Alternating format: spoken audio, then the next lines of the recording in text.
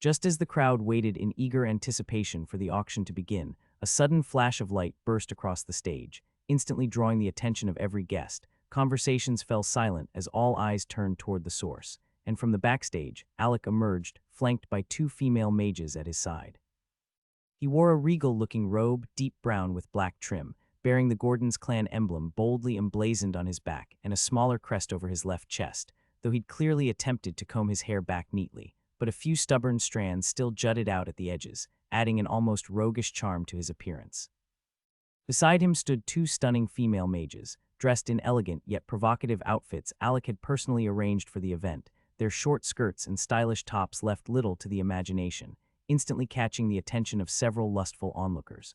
But these women weren't just decoration. Their job for the day was to assist Alec in presenting the auctioned items. Ever mindful of image and theatrics, Alec had made certain their appearance would draw attention of the crowd and keep the Gordon's clan in the spotlight. While the rest of the audience was momentarily dazed by the alluring assistance, one person wasn't so easily distracted. From one of the 5 VIP booths reserved for the city's most powerful figures, Alistair Dragonmere sat stiffly, his gaze locked on Alec. His shock was carefully hidden, but his mind raced. Alec looked completely unharmed, no injuries, no fatigue, not even a scratch. The city lord, Alistair, along with the mage who'd liaised with the Dark Guild's agents, had been the only ones who knew that an assassination attempt was supposed to take place, and they had been certain Alec wouldn't survive an ambush by 3 high-ranked Tier 7 assassin mages. Though Alec's reputation had grown recently, but most who refused to believe his strength felt his slaying of Tier 7 zombies came majorly from the contribution of his 2 uniquely powerful dual Tier 6 golems, and not from his personal combat abilities. To them, Alec was still a Tier 5 mage, formidable enough to ace Tier 6 mages, but not enough to survive a direct assault from assassins of that caliber, especially since they went as far as to hire 3 of them to show how much they weren't underestimating Alec. And yet here he stood, untouched and composed, forcing Alistair to wonder what truly happened in the shadows that night. But all of that had changed now. Not only had Alec survived the assassination attempt, but it was clear he was the one fully in control of today's event. Realizing he was probably the only one in the hall with such a visibly stunned expression, Alistair hurriedly tried to mask it, but he was a second too late. Alec was already looking in his direction, a faint, knowing smile tugging at the corner of his lips. Alec, having been the target of a deadly ambush, had been warned by the Grand Elder to carefully observe the expressions of those attending the auction, as the one who looked most unsettled at the sight of him alive would almost certainly be connected to the plot. And Alec, already harboring suspicions, had been scanning the crowd, his gaze methodically sweeping the faces before finally locking onto Alistair Dragonmere. That flash of shock in Alistair's eyes was all Alec needed to confirm his suspicions that the City Hall's heir knew about the attack. Of that, Alec was now certain, but this wasn't the time to act on it.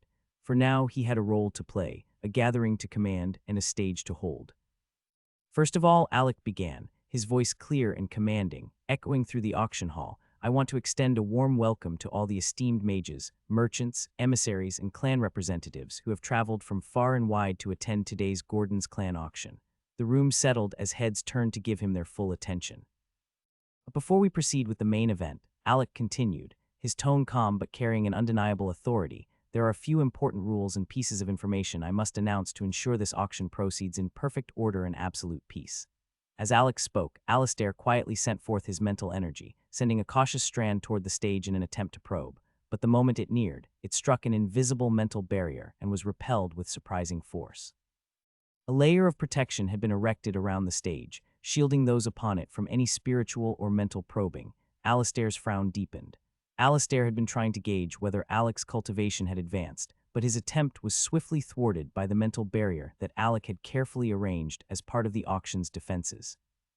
That screen hadn't been ordinary. It was helped put in place through the combined effort of 3 elders, each infusing their mental energy into a control panel designed for the barrier by the builders, another blueprint Alec had provided them with, though it could only last 24 hours, but in that time it was solid enough that even a Tier 7 mage like Alistair knew forcing his way through would risk dangerous backlash.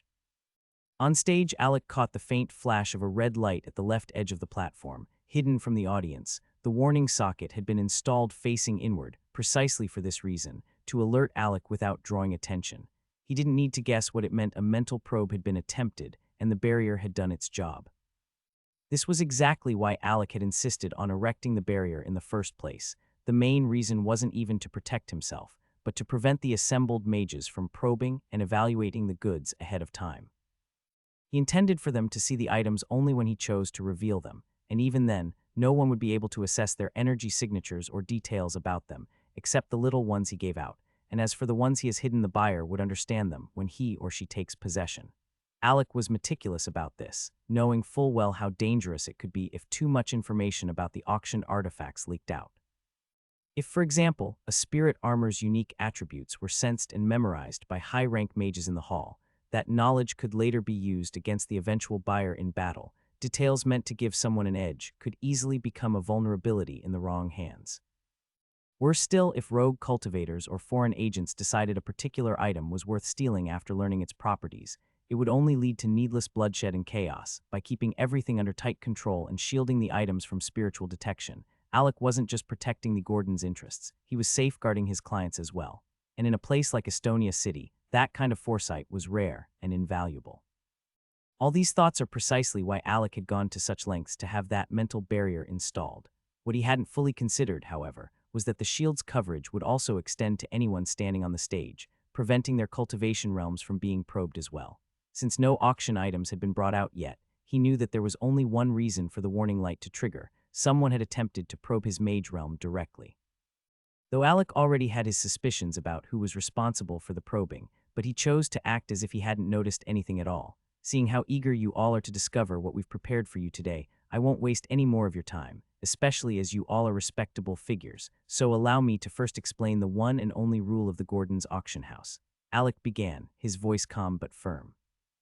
No matter who you are or what position you hold outside these walls, once you step into this hall, you've accepted to be under our care, and with that comes our expectation of a little respect back from you. It's quite simple, really. Our one rule is this: there will be no fighting inside the auction hall. If anyone believes themselves to be above reason, they are free to try gathering mana in a bid to attack, but just know, whatever happens after that, we won't be held responsible. Alec's tone was firm, a quiet authority threading each word as he addressed the crowd. Despite facing a room filled with Tier 7 mages and high-ranking figures from across Estonia City, Alec showed not even the faintest trace of nervousness. He delivered his message with the ease of someone chatting with an old friend, confident, composed, and unapologetically bold.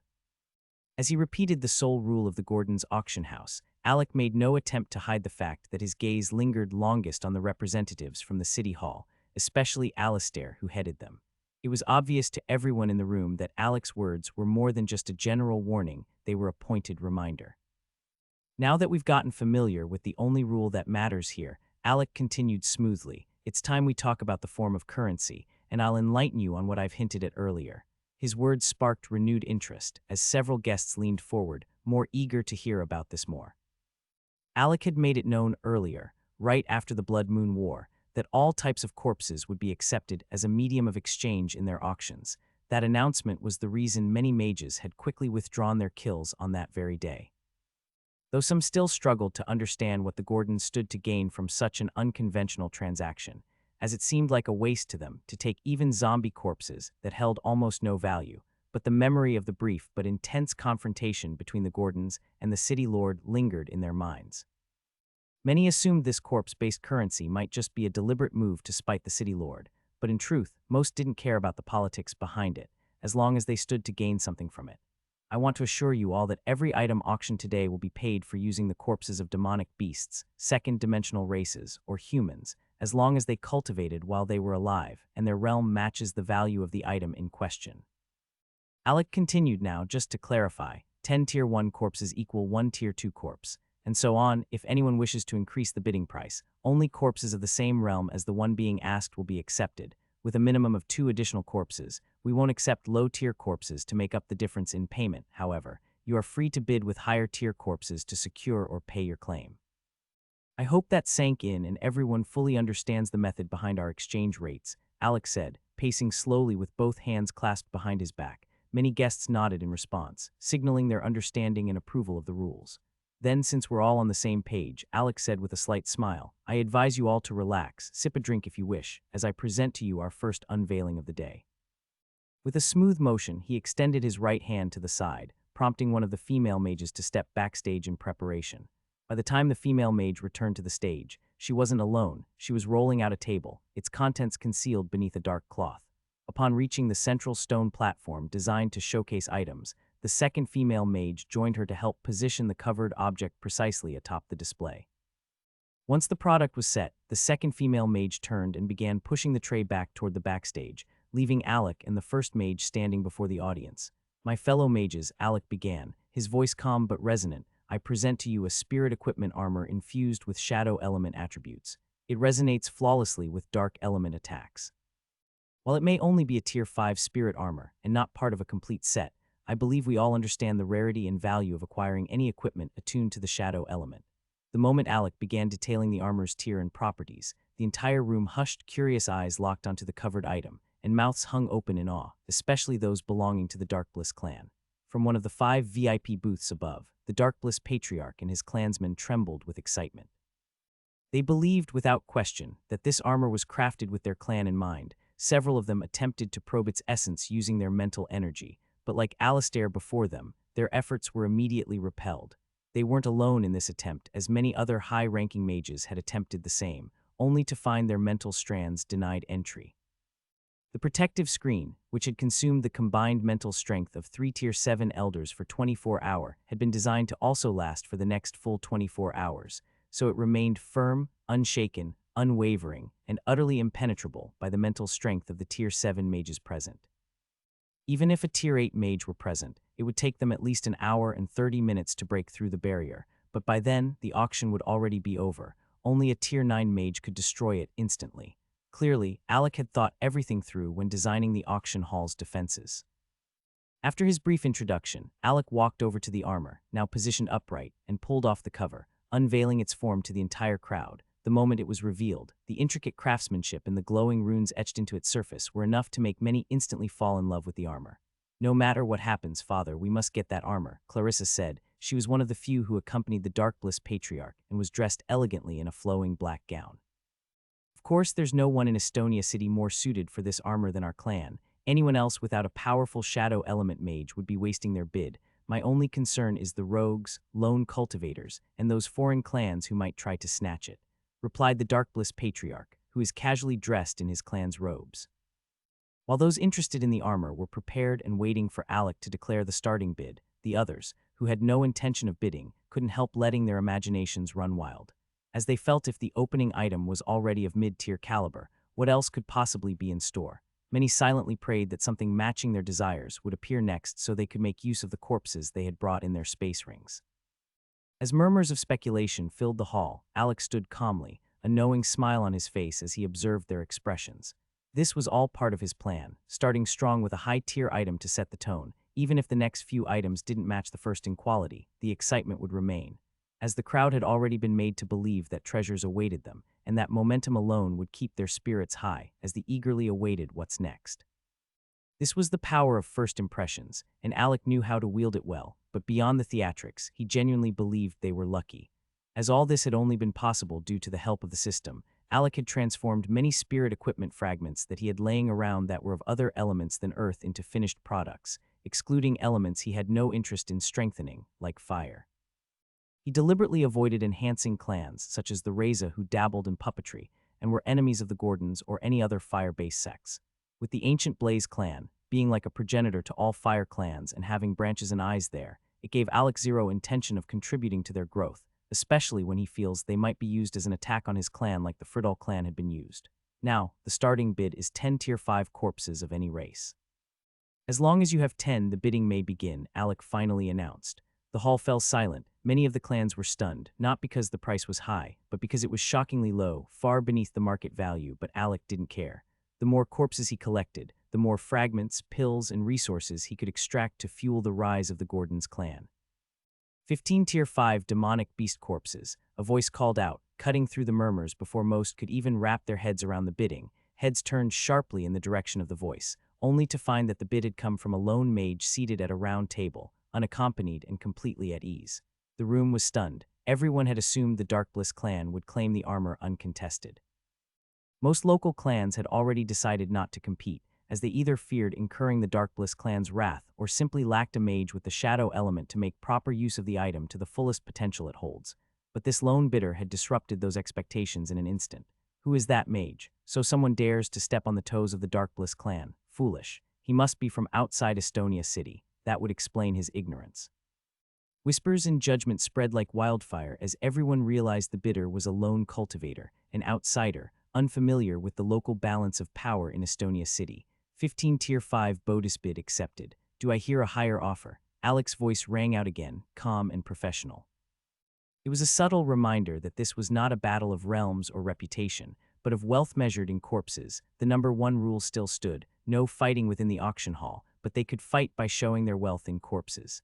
Alec didn't care if the bid risked offending a major city power. In this moment, he wore the face of a businessman and nothing more.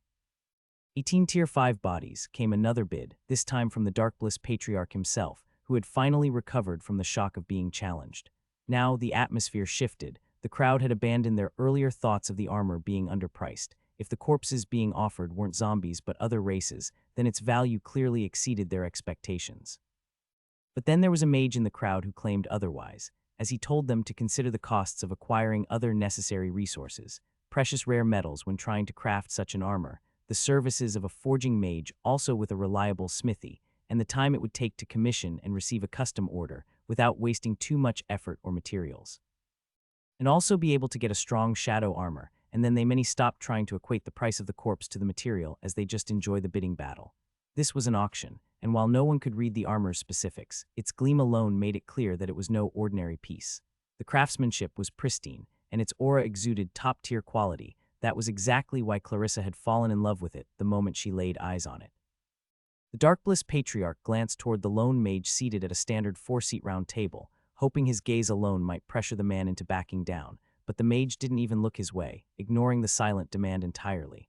21 Tier 5 bodies, the man announced almost instantly, drawing gasps from the crowd and even shaking the Dark Bliss patriarch. Woo, now this is getting intense. 21 Tier 5 bodies. Do I hear a higher bid? If not going once, Alex's voice rang out, his tone light, but his eyes sharp as he watched the tension build. The Dark Bliss patriarch realized he could no longer remain passive if he truly wanted the armor. It wasn't for himself, as his cultivation was far beyond the armor's limits by being in the high ranks, and wearing it might even suppress some of its benefits. No, this was for his daughter, to help her get accustomed to high-level equipment before advancing to Tier 5. So he resorted to what he believed was the only move left. Now please, show this old man some face. This is meant to be a gift for my daughter, he said, trying to appeal to emotion rather than escalate the bidding war, as he felt it wasn't worth exhausting their Tier 5 corpse reserves just to win a contest of pride. But the lone mage had no intention of letting sentiment sway him. He clapped back without hesitation. You tell me to give you face like you're someone I know. You seem to forget I don't owe anything to you or your clan, so you're not entitled to any courtesy from me, the mage replied with a small smile. Unlike your prestigious clans, I worked hard for everything I have. If I had to give up every opportunity just to appease someone's pride, I wouldn't have made it this far. Seeing the lone mage's unyielding attitude, the Dark Bliss patriarch gritted his teeth and withdrew from the bidding. Cause no matter how much he wanted the armor, he knew better than to spend all his Tier 5 corpses on the very first item.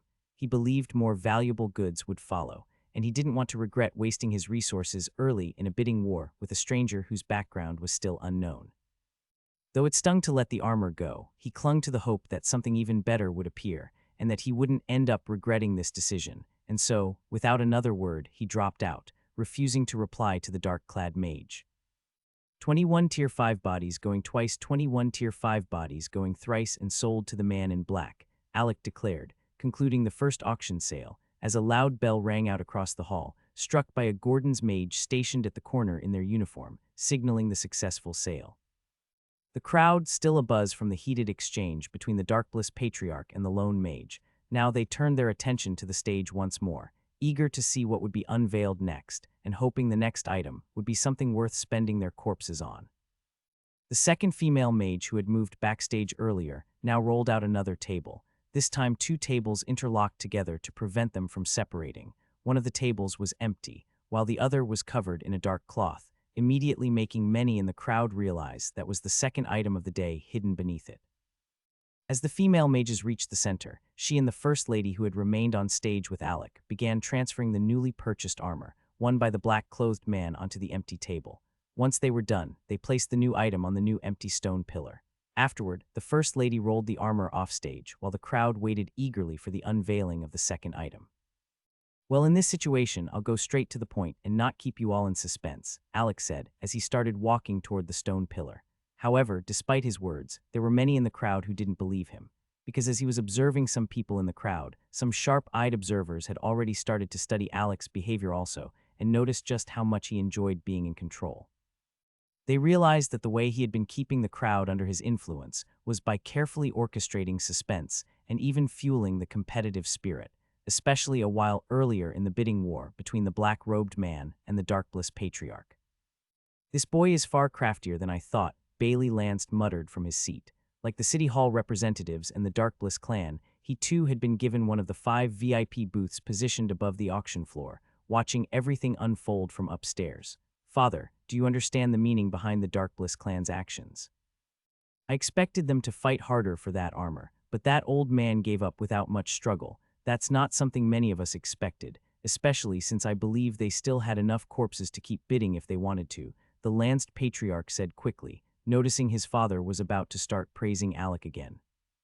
He deliberately steered the conversation away from Alec. He was feeling guilty enough already for having offended Alec, who clearly now seems to hold significant influence within the Gordons clan, so hearing his people constantly talk about Alec's achievements was starting to haunt him.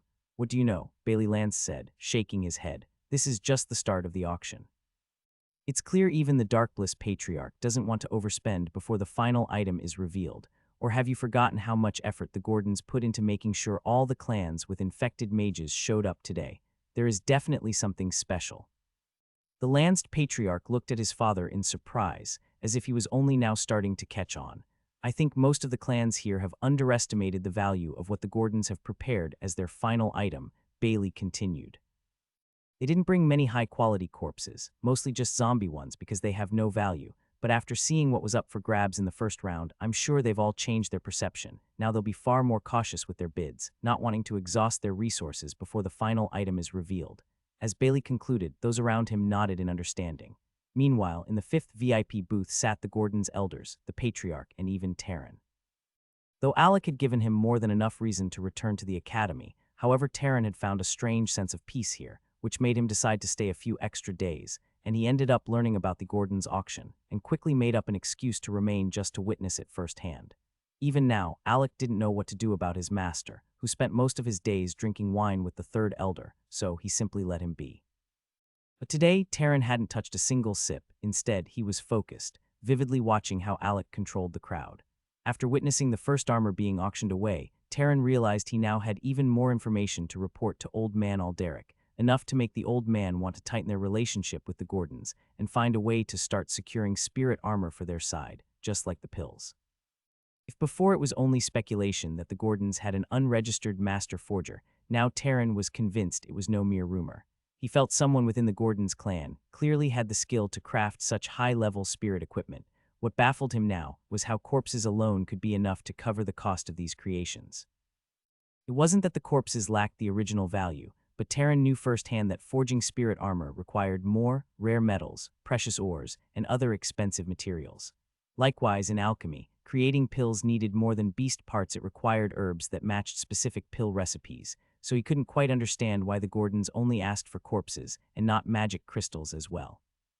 After all, it wasn't like every business partner they dealt with would be willing to use corpses as their currency. This lingering thought refused to leave his mind. "How such disturbing thoughts," Taryn muttered under his breath, reflecting on how the War God Mage Academy would never run out of corpses if they made a rule for their students to always bring back corpses for entering the second dimension portal. After all, they were constantly fighting battles at the dimensional portals which was guided by them.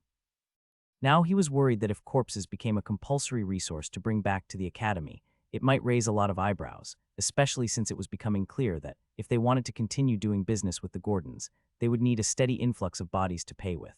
And they couldn't keep relying on the corpses they had stored from the past. From now on, they would have to ensure that no one casually left corpses lying forgotten inside the second dimension but their space rings. Corpses were about to become a rare and precious commodity, all because of the Gordons' unique choice of medium for trade. In the 5 VIP booths above the auction hall, seating had been given to those the Gordons deemed worthy of their respect and courtesy. The recipients were the representatives of the City Hall, the the Lanced clan, the Darkbliss clan, the Coral clan, and finally, the Gordons themselves in the last booth. Though the Gordons had distributed the booths this way, it didn't reflect the true order of strength within Estonia City. Even so, many were unhappy, especially seeing clans like the Coral and Lanced clans enjoy such privileges. The Reza clan, for instance, had to sit among the regular round tables, with their new patriarch kept casting resentful glances toward the fifth VIP booths, his face dark with suppressed anger. Just you all wait. I'll make sure this auction doesn't end well, the Reza patriarch thought to himself bitterly. For the second round, I've prepared a batch of various items to speed things up. Alec began as he walked towards the stone pillar and pulled off the black cloth that had been covering the items. I have here 3 different items for the second round, and as you can see, there are 3 bottles, each holding cultivation pills. The first bottle contains 10 Tier 3 cultivation pills. The second bottle holds another 10 Tier 4 cultivation pills, while the third bottle contains 5 Tier 5 cultivation pills, and these 3 bottles will not be sold separately but as a joint sale, and the starting bid is 6 Tier 5 bodies. Alec finally concluded his introduction of the second item, which happened to be a bundled sale. After his statement about the contents of the 3 pill bottles, the entire auction house fell silent. The breaths of many inside hitched as they could hardly believe their eyes. All this while, when they wanted to cultivate, they had relied on power stones harvested from the chests of the enemies they fought. One of the major reasons zombies were considered worthless was because their cores were infected, making it unsafe to cultivate with them. Even though cultivation with power stones helped mages break through realms, it was said to come with many disadvantages, as it was seen as a primitive method of cultivation. As it's the process of taking in all that raw energy without proper refinement, so there was always a high chance that more than 30% of the energy would be lost during absorption, and not everyone had a system like Alec's that could absorb such foreign energies without repercussion. Constant use of such methods without a long gap caused mages to accumulate a lot of impurities within their bodies, impurities that, if left unattended, could block future breakthroughs, damage a mage's foundation, or even leave behind long-standing internal injuries. This was why 90% of mages, who relied solely on power stones to cultivate, never advanced beyond the Tier 6 realm to enter the high ranks, as their foundations had been irreparably damaged.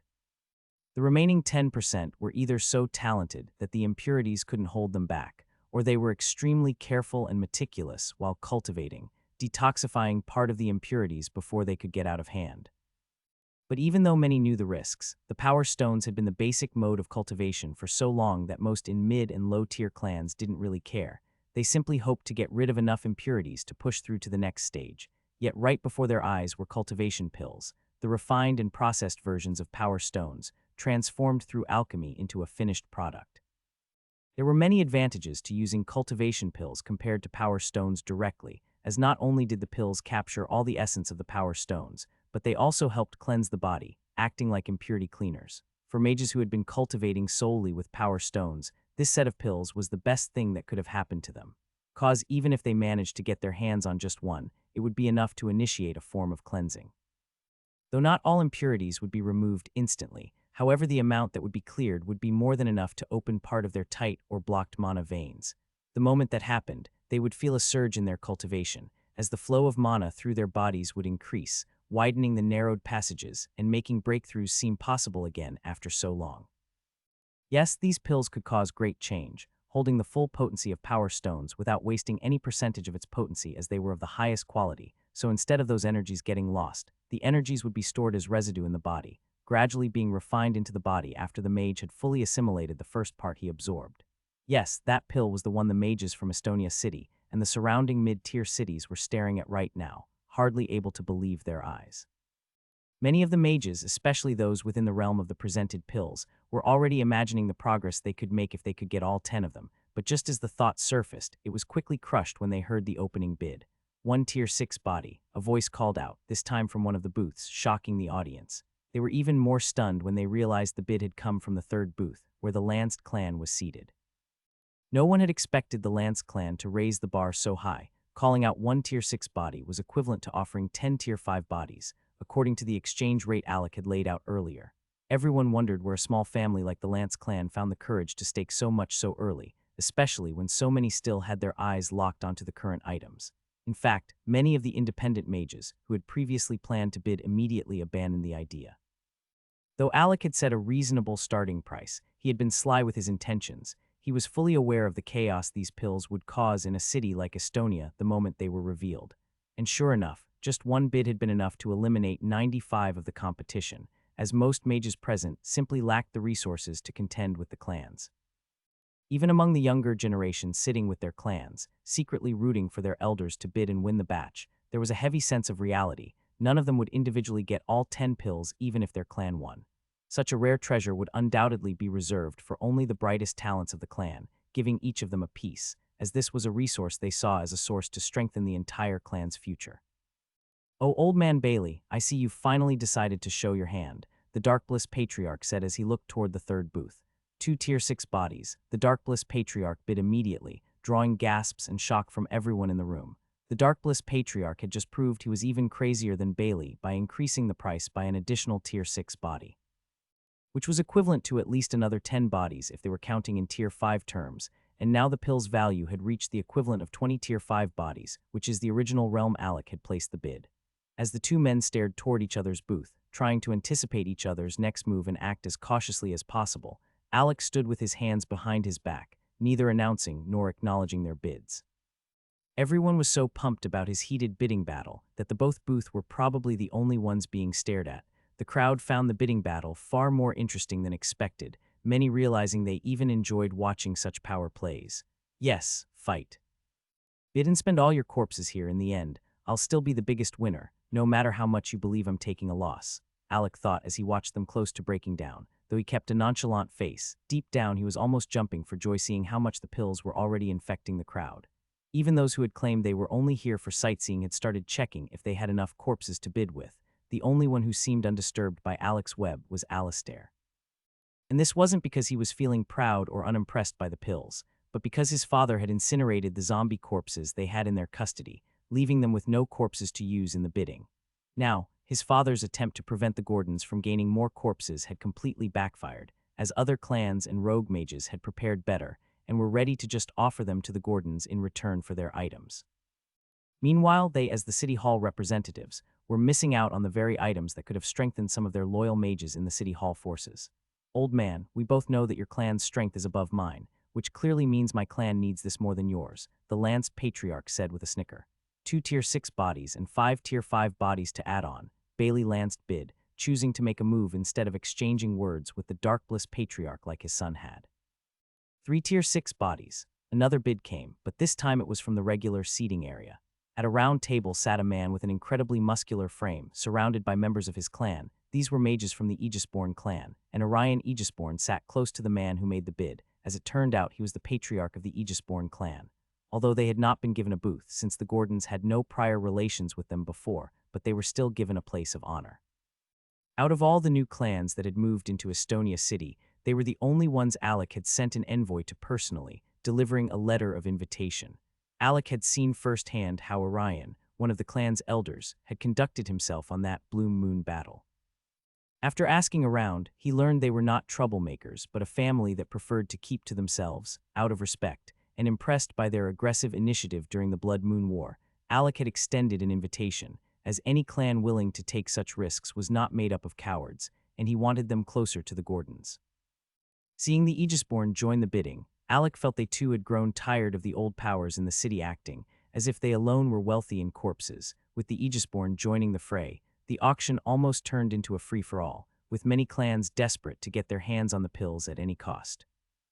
Before anyone knew it, the bidding had climbed to 10 Tier 6 bodies, equivalent to 100 Tier 5 bodies, with Bailey Lance laying down that bid, causing the Darkbliss Patriarch to grit his teeth in frustration, as he didn't want to lose in both rounds. But all the other clans that had joined the bidding, including the Aegisborn, had backed down when the price hit 7 Tier 6 bodies.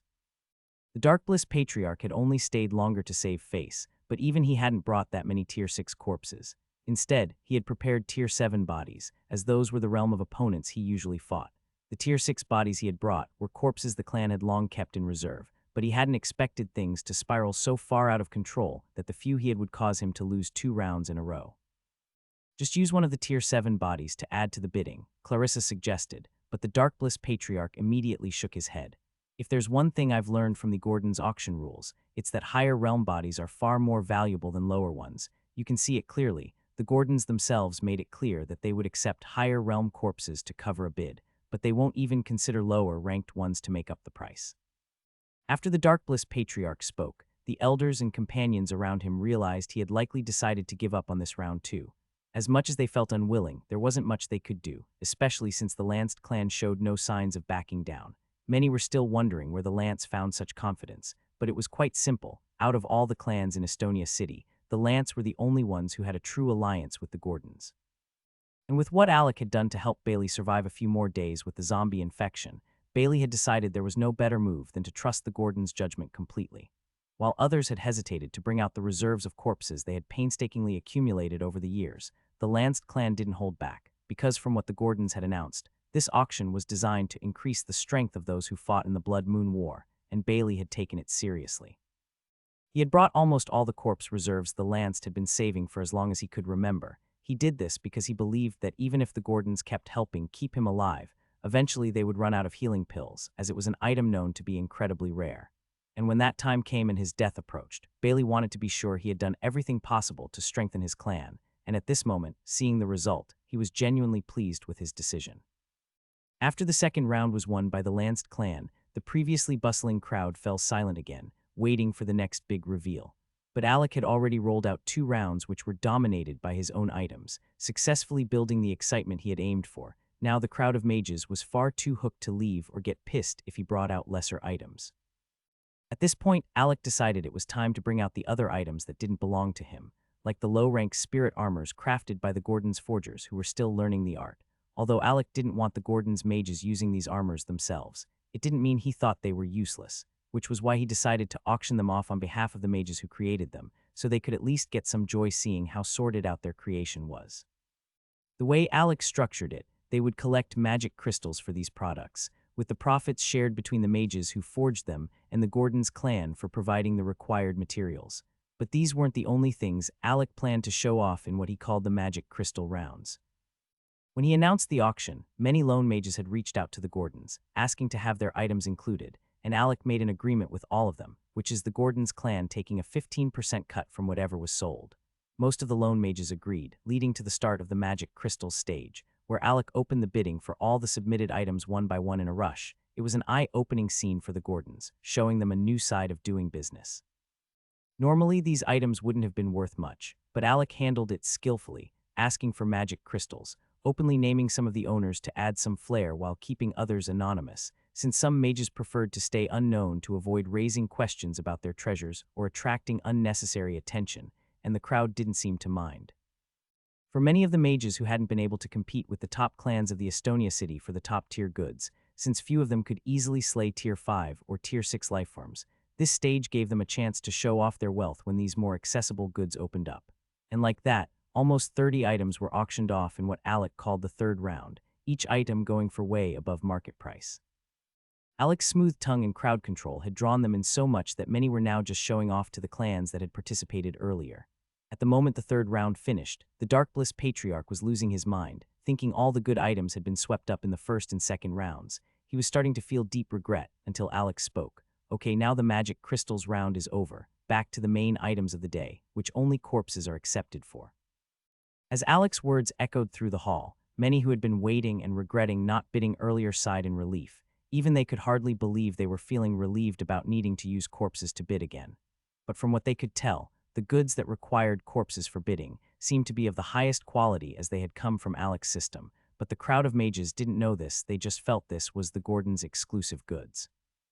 And like that, the 2 female mages assisting Alec went backstage to bring out 2 tables each. As the 4 tables were rolled over, they were positioned on either side of the stone pillars, clearly not in a rush to take them back as they began to unveil what lay beneath the clothes. 4 different Tier 6 spirit equipment sets were displayed, 2 on the right, 2 on the left side of the stone pillars. Seeing such a setup, the crowd, who thought they had seen enough, held their breath, their eyes almost popping out in disbelief. Now, a simple question burned in everyone's mind: where and how had the Gordons managed to get such treasures? And if they were auctioning off such equipment sets, what kinds had they kept for themselves? These thoughts swirled through the minds of the mages as from time to time, glances were sent toward the 5th booth, where the Gordons' Patriarch sat. Even if I have such a thick skin, I never expected things would turn out like this. This grandkid of mine actually used the Gordon's clan as a front to auction off such great treasures that should have been kept within the clan's treasury. The patriarch almost looked as if he was about to cry staring at those 4 equipment set as he sent a mental message to the Grand Elder, who was sitting in the booth with him, along with the other Gordon's elders and even Taryn. That was why he had used mental messaging, as he didn't want Taryn to hear what he had to say. Alec had already made it clear that he was using the Gordon's clan as a front to sell these things. He had also made it clear to his grandfather that his teacher was not responsible for him learning this specialized profession. After Alec lied about possessing such skills, his grandfather had been happy, even suggesting Alec teach the novices in the clan. Alec had quickly dismissed the idea, claiming he was busy with other matters. Since his grandfather believed him, he wasn't too worried and remained completely unaware that Alec wasn't the one truly creating these treasures, nor did Alec feel any need to expose the existence of the system. He figured that when the time came, he would find another excuse. For now, he was just happy to have the Gordons bearing all the attention of the auction's success, as he knew that no matter what investigation was conducted against the Gordons, they would never find anything, because there were no master alchemists nor master forgers among them. Just Alec and his system. Why are you whining like a little kid? Have you forgotten what Alec has done, and the number of mages who now have full-body spirit equipment sets after that Blood Moon War, with a corresponding earth element no less? He made it clear that the auction was essential, not only to build relationships, but also to give us a good image among some clans that are worth it, especially after the city lords spent so long trying to ruin our reputation in the dark. Imagine how hard he's pushing to get this done. And he also mentioned that the auction isn't only about building relationships or putting the Gordons out there, but because he needs all of this to increase the strength of the clan, so why don't you just enjoy the results this brings? Besides, we both know Alec always comes up with his ideas and he always succeeds. You had also already given him full control over the outer region. The Grand Elder sent back another mental message. Yeah, that was all because I wanted him to see how hard it is to manage the clan, but he's clearly doing way better than I intended, the patriarch shrugged. From the side, Taryn could already tell that these 2 old men, who were so close, were having a conversation, though he couldn't tell what it was about. All he knew was that every time he thought he had seen the peak of this auction, Alec would introduce something else that surprised him and made him wonder just what secrets this clan had been hiding, as this wasn't things that even a newly promoted high-tier clan can be in possession of, yet here they were treasures being auctioned away by the Gordons, a mid-tier clan. They had just laid out 4 full spirit equipment sets, not just a single piece of equipment, but full sets that could link up with a mage, and it was baffling him greatly why no one knows this clan that can produce such genius younger generation members and still have such treasures. These were highly sought-after commodities, and for some mages, this was the first time they were even seeing a full equipment set, let alone 4 at once, and just when they thought it was over, Alec walked up toward the stone pillar. As Alec approached the stone pillar, he used his body to block the crowd's view. Whispers and quiet conversations stirred as everyone waited for him to move aside, but Alec deliberately took his time. Eventually, he stepped away, revealing 5 pill bottles neatly arranged on top of the pillar, staring back at the eager crowd. I'm glad to inform you all that we've reached the final round of today's auction, and if you didn't manage to acquire anything before the end of the auction, don't worry, there will be another opportunity in the next auction, Alec said as he addressed the room once again.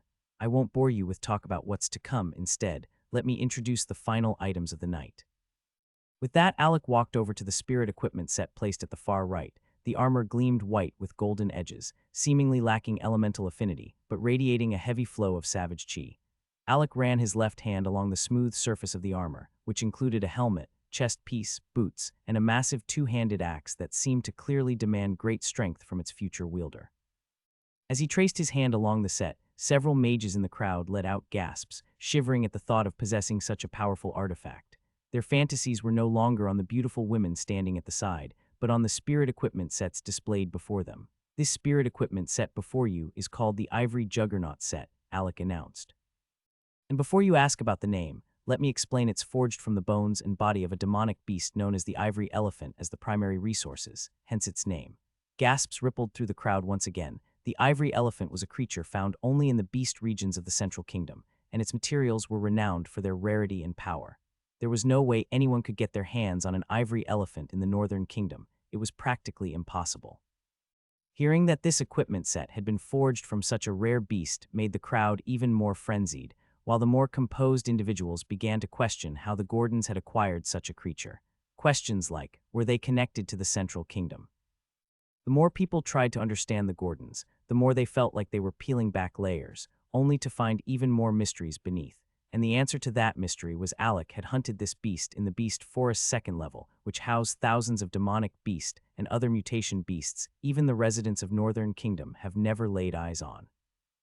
Once the crowd had absorbed the shock, Alec continued, as you all can see, this is a 4-piece spirit equipment set, consisting of a helmet, armor, boots, and a 2-handed battle axe. The helmet is called Juggernaut's Ivory Crown, the armor Ivory Bastion Plate, the boots Pale Stomp Greaves, and the weapon Behemoth's Fang. I'm sure everyone here knows that when a full spirit equipment set is worn, it unlocks an additional augment effect. The Ivory Juggernaut set comes with its own special abilities. It's best suited for mages who rely heavily on strength in battle, as not only does it provide exceptional defense, it also ensures that its wielder is brimming with chi reserves to enhance the lethality of every strike. And with that, I'll end the description here, as I don't intend to reveal too much just to sell such a magnificent piece. Only its future owner will have the privilege of discovering all its fearsome attributes, Alec concluded, cutting his explanation short. Many in the crowd, already drooling at what they'd heard, were left frustrated, not because Alec had stopped talking, but because they knew they didn't have the means to even compete for such a prize. They had already seen how much the first spirit armor sold for, and it was only a piece, and compared to this spirit equipment set, the earlier piece which was won by the black-cloaked Mage seemed lacking. Starting bid for the Ivory Juggernaut set is 70 Tier 6 corpses, and remember, if you wish, you may pay with higher tier bodies, but lower tier ones will not be accepted, Alec announced. Many lone and rogue mages who had expected Alec's usual modest starting bids were caught off guard by the steep price he called out, but then again, this was no ordinary spirit equipment set. Just as the shock began to ripple through the crowd, a voice broke the silence with a bid that settled everything. 100 Tier 6 corpses, declared the patriarch of the Aegisborn clan. This time, unlike earlier, he had gone all in, making it clear he had never lacked the resources. Many suddenly realized that perhaps he hadn't dropped out of the previous rounds due to scarcity, but because he'd calculated the pills weren't worth contending against the Lanced or Darkbliss clans. Some had assumed he was just a stingy man who backed out when prices rose beyond his valuation, but that assumption was shattered now. If he were truly stingy, would he have offered 100 Tier 6 corpses so decisively? 100 Tier 6 bodies, going twice sold to the Aegisborn clan. Alec's voice echoed through the room, snapping the crowd from their thoughts. They were still trying to decipher the Aegisborn patriarch's motives for bidding so high, only to realize with a jolt that one of the 4 Tier 6 equipment sets had just been taken, without even a single competitor. What's really going on with these clans? Earlier, they were dead set on fighting for every new item, and now they just let the Aegisborn win without a fight, someone in the crowd muttered. Maybe they know something we don't, another mage replied, answering the bewildered question with a thoughtful frown. While many in the crowd were busy wondering why no bidding war had erupted over such a high-caliber spirit equipment set, Alec only smiled. Only the top clans and a few insightful mages in the audience had grasped what truly happened. Most of the clans hadn't shown much interest in the Ivory Juggernaut set simply because it lacked elemental affinity but was more biased towards chi manipulation, making it a poor match for their mages. Alec had given a brief explanation to stir some enthusiasm, and while a few had indeed shown interest, they remained hesitant. The Aegisborn patriarch, however, saw the armor as a perfect blessing, as its abilities seemed tailored to enhance his clan's innate strengths, so when he noticed a few other patriarchs preparing to bid, he acted swiftly, calling out 100 Tier 6 bodies without hesitation. In truth, that was the full amount his clan had brought to the auction. His brother Orion had warned him not to allow too many parties to get swept up in a bidding frenzy or they might not win it, so he took the risk, by betting everything they had at once. The move gave off the impression of a wealthy patriarch going all in for a treasure he wouldn't let slip to the other clans that were thinking of bidding. To the other patriarchs, who weren't overly eager to claim an armor designed for close combat, the decision was simple: step back. They figured they would just bid for the better-suited equipment sets that would follow later on. Besides, the corpses they had were limited, and with it being such a valuable currency in the Gordon's auction, it wasn't something they wanted to waste against a patriarch that seems willing to go all out for a spirit equipment set without an elemental affinity. And just like that, the Aegisborn patriarch's bold gamble earned them the first equipment set. Alec kept smiling as he looked around. He had arranged this intentionally, choosing that particular set as the first up for bidding to give the Aegisborn clan their opening. Because if Alec had saved that equipment set for last, the Aegisborn clan might never have had a chance to bid for it. The competition would have been overwhelming. Because no matter how incompatible the other clans were with it, a certified Tier 6 spirit equipment set presented as the final item would have driven everyone who missed out on the earlier 3 into a frenzy, causing the Aegisborn to be forced to fight tooth and nail for it, losing the easy edge they had just enjoyed. That was the true scheme behind clearing the first spirit set early that it had an owner. All attention shifted to the remaining 3. Without delay, Alec walked toward the second equipment set beside the Ivory Juggernaut set, while one of the female mages rolled the Ivory Juggernaut set backstage. This second spirit set had a light green hue, accented with streaks of white across the centerpiece of the armor. Unlike the previous 4-piece set, this one had 3 components, but the weapon was a dual set, effectively making it 4. Still, in classification, dual weapons of the same type are grouped as 1. It consisted of a full body armor, boots that reached up to the knees, and a pair of wide, curved sabers. Moving on to the next spirit equipment set, this one is called the Gale Wolf Regalia. As you can see, it comes in 3 parts, with the weapon being a dual piece. Alex said the primary beast used in its creation is the Azure Wind Wolf, so it's clear this set is compatible with wind elemental mages. Not only that, but its abilities lean heavily toward wind-based enhancements, Alec explained. And just like I always say, this is an auction, so I won't be giving away too many details. Let the owner have the privilege of discovering its secrets, he added, glancing at the red light that flashed again at the side. Though many of the mages in the crowd already knew a mental shield was preventing them from scanning the item's properties and its special ability details, but a few mages still tried from time to time, hoping it had dropped. But it remained firm, unwavering. The full body armor is called Windhowl Aegis, the boots are Zephyrstride Greaves, and the weapon Tempestfang Blades. These 3 complete the Tier 6 spirit equipment set known as the Gale Wolf Regalia. Starting bid begins at 65 Tier 6 bodies, Alec announced, cutting straight to the chase. Almost immediately, Bailey Lansd called out, 100 Tier 6 bodies, clearly hoping to snatch the set without a fight, but this time, the other clans weren't going to let him win so easily, just like the Aegisborn had done earlier. There were only 3 equipment sets left, and while wind elemental mages were rare in Estonia City, they weren't about to let the Lansd clan walk away with another prize without contest. There were even some clans that weren't wind element affinity type, or having any wind element mages in their clan joining in the bidding, desperate to walk away with at least 1 piece of spirit equipment set before the end of the auction. The only ones who remained silent were the representatives from City Hall, the Darkbliss clan, and the Aegisborn clan. The Aegisborn had already secured their spirit equipment set and were out of corpses to offer, so it was understandable why they were not bidding, while the Darkbliss had their sights set on one of the 2 remaining sets. But Alistair, who hadn't placed a single bid since the auction began, had started to draw curious glances towards the first VIP booth. As many in the crowd wondered what message the City Hall was trying to send by attending the auction without participating in the auction at all, but all speculation faded once the Gale Wolf Regalia was claimed by the Lansd clan. Despite fierce resistance, the Lance were relentless in their pursuit, as their patriarch believed the set would greatly enhance his power, and he made sure his father outbid everyone, securing the item at a staggering price of 180 Tier 6 bodies. The sheer cost sent a ripple through the room. With an 80-body price jump from the previous item, it became clear to everyone that the competition was only getting fiercer, and the price for the remaining 2 sets would climb even higher. After 2 of the spirit equipment sets had been claimed by the Lansd and Aegisborn clans, the competition for the remaining 2 rose to an entirely new level. Of the last 2, one stood out instantly, completely dark, as though it had swallowed the light around it. Its presence radiated an ominous charm, and the intricate craftsmanship made it clear this was no ordinary set.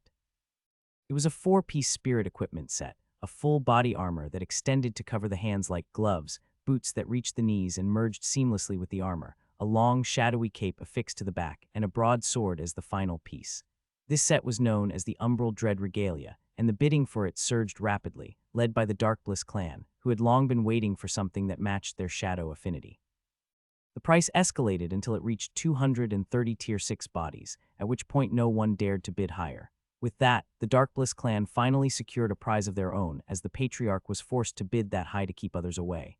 Some mages and clans from visiting cities, who had attempted to snatch the set away, were visibly disappointed, but this wasn't their territory. Despite being informed of the auction's medium of exchange, many hadn't come prepared with as many bodies as the native factions. They had learned a hard truth today. Next time they attend the Gordon's auction, they'd better come fully stocked or leave empty-handed once again. Without wasting time, Alec moved toward the 4th item, another spirit equipment set, this one aligned with the water element. It consisted of 5 pieces: body armor, knee-high boots, a cloak, and a unique ninja-style mask designed to cover the mouth and nose. A thin fabric was attached to the mask, wrapping around the head and leaving only the eyes visible. Its primary weapon was a whip, which led many to assume it was crafted with a female mage in mind. Still, many visiting clans felt hopeful about this one. Because unlike the other elemental sets, Estonia City had only one clan known for its water affinity, which is the Coral clan, and if the previous bidding rounds had taught anyone anything, it was that the Coral clan had only made a single attempt at bidding earlier before dropping out, allowing the bidding to continue until the Lanced clan to won that round. Since then, the Coral clan hadn't bid again, leading most to believe they lacked the resources to compete for a high-tier spirit equipment set. Everyone waited eagerly for Alec to announce the starting bid, but what he said next stunned the entire room. This spirit equipment set is not for sale, so I won't be going into detail about its abilities or the affinity it augments. The Gordons have decided to gift this to the Coral clan for their service in the Blood Moon War, Alec announced. They have always stood firm when others faltered, always rising to defend the city when asked of them, and many mages from their clan have fallen, and in the last Blood Moon War they lost their final high-ranked mage. The city should never forget the sacrifices of such clans, and so, on behalf of the Gordons clan, I gift this to your clan, with the hope that it helps restore your strength and retain your legacy. Inside the booth where the Coral clan sat, soft whispers and quiet sobs could be heard. Alec's words had stirred painful memories. The loss of their last elder still weighed heavily on their hearts. Now, only the Patriarch remained, a lone Tier 6 mage leading a clan whose strength had drastically diminished. And yet, the Gordons still treated them with respect, as not only had they been offered a booth of their own, but now Alec had gifted them a Tier 6 spirit equipment set. It was a deeply emotional moment for many within the clan, though the Patriarch alone managed to maintain his composure. I also want to take this opportunity to thank the Gordons' Patriarch for this grand gesture. This humble one will never forget your grace, the Coral clan Patriarch said, turning toward the fifth booth and cupping his hands in sincere gratitude. You don't have to thank Methies, was all the doing of that little rascal on stage, the Gordons' Patriarch replied immediately. Though he wouldn't have minded accepting the praise, however, he didn't want the Coral clan Patriarch to misunderstand and assume there was any political maneuvering behind the gift.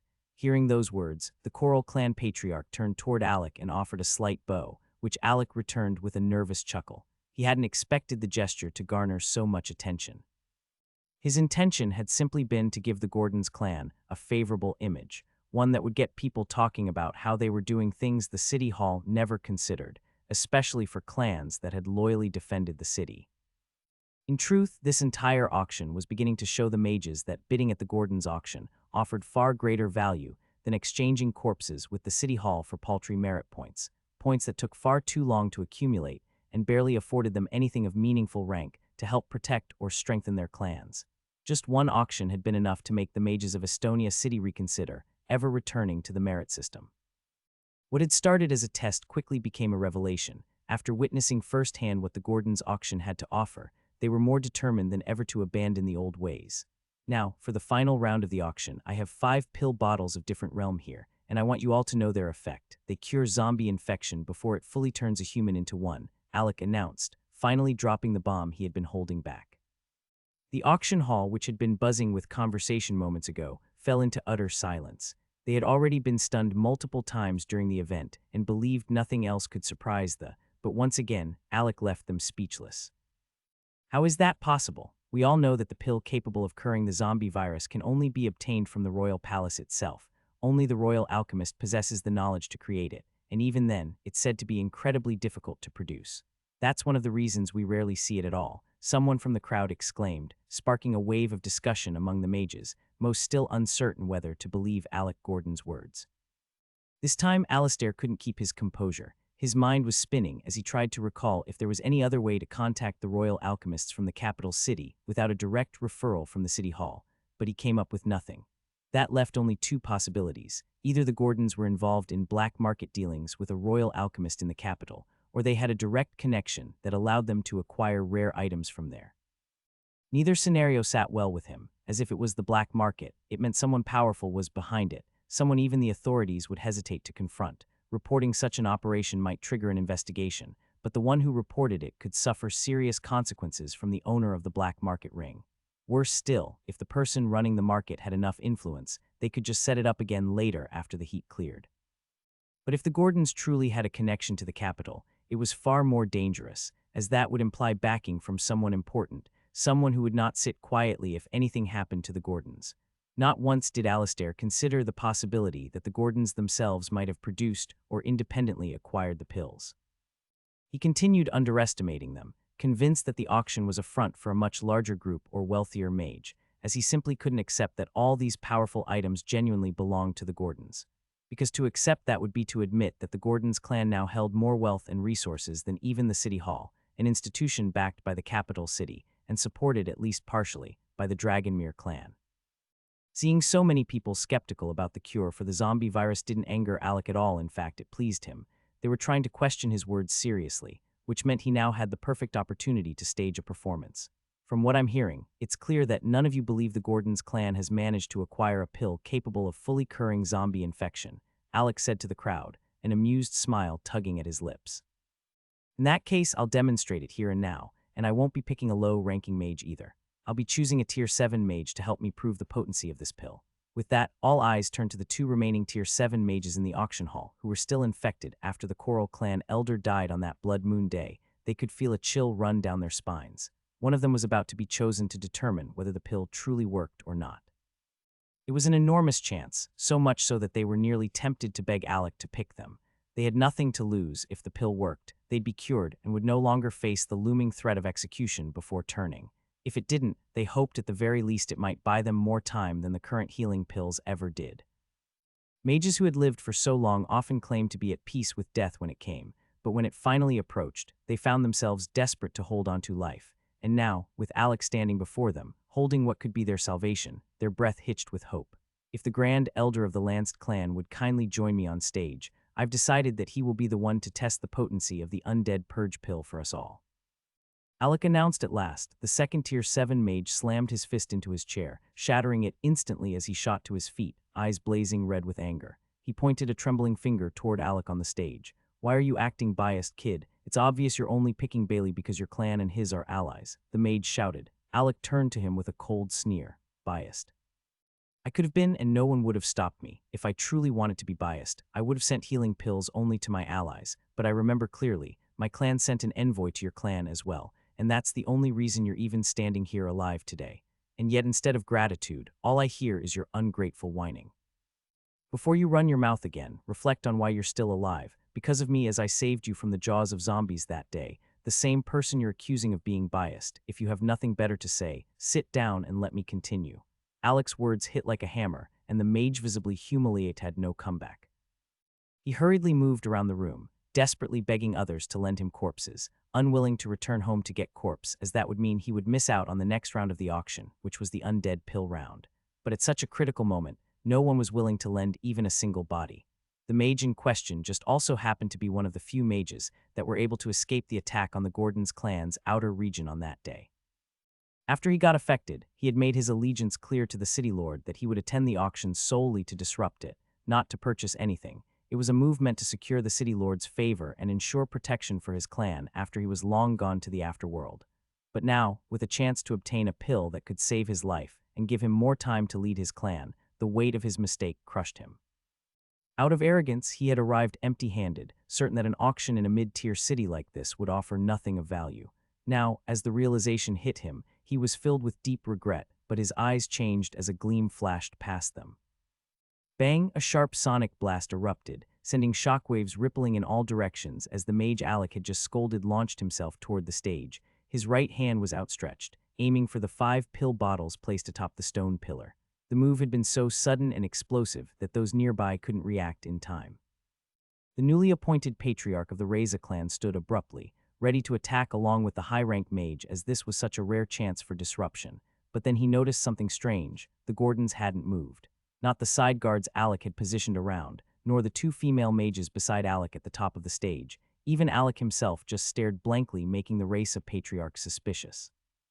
From the corner of his eye, he could see that none of them so much as flinched. It was almost as if they were waiting for this. The high-rank mage, unaware of the danger, let a smirk curl across his lips. His special ability is temporary invisibility, and once activated within those few crucial minutes, no one could see him or stop him. He was confident that the moment his fingers wrapped around those bottles, he'd vanish without a trace. All he needed was 1 pill, and if it cured his infection, it would be worth the risk. Should the Gordons try to retaliate, they'd be forced into negotiations by the city lord to collect compensation with the excuse that it would be a big disadvantage for the city to lose a high-rank mage, and this would give him a bargaining chip to escape with only a penalty to pay for pills.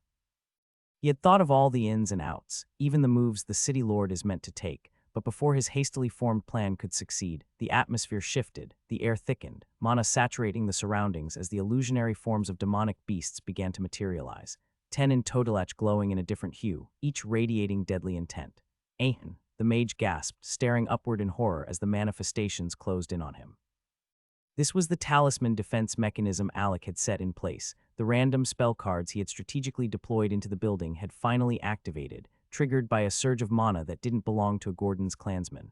Swish! In an instant, the summoned beasts attacked. 10 different forms struck at once, their elemental strikes converging on the Tier 7 mage. Though he reacted swiftly, crossing his arms in front of his chest to defend, but the force of the combined assault was overwhelming, and the sheer impact flung him backward, faster than he had moved forward, causing his body to crash down on the Reza clan's table with a deafening thud.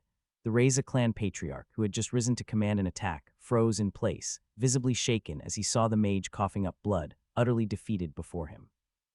As I mentioned earlier, any attempt to attack in here is prohibited. If anyone dares to break that rule, we won't be held responsible for what happens to them. Alec's voice echoed coldly through the auction hall. His words reminded everyone of the rules he had clearly stated before the first auction round had even begun. Looking at the bloody Tier 7 mage, no one could argue. He had brought this upon himself. "Throw him out, would you?" Alec added casually.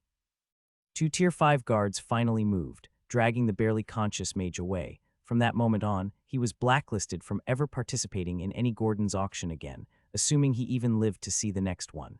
The entire incident had unfolded so rapidly that many were still processing what had just happened.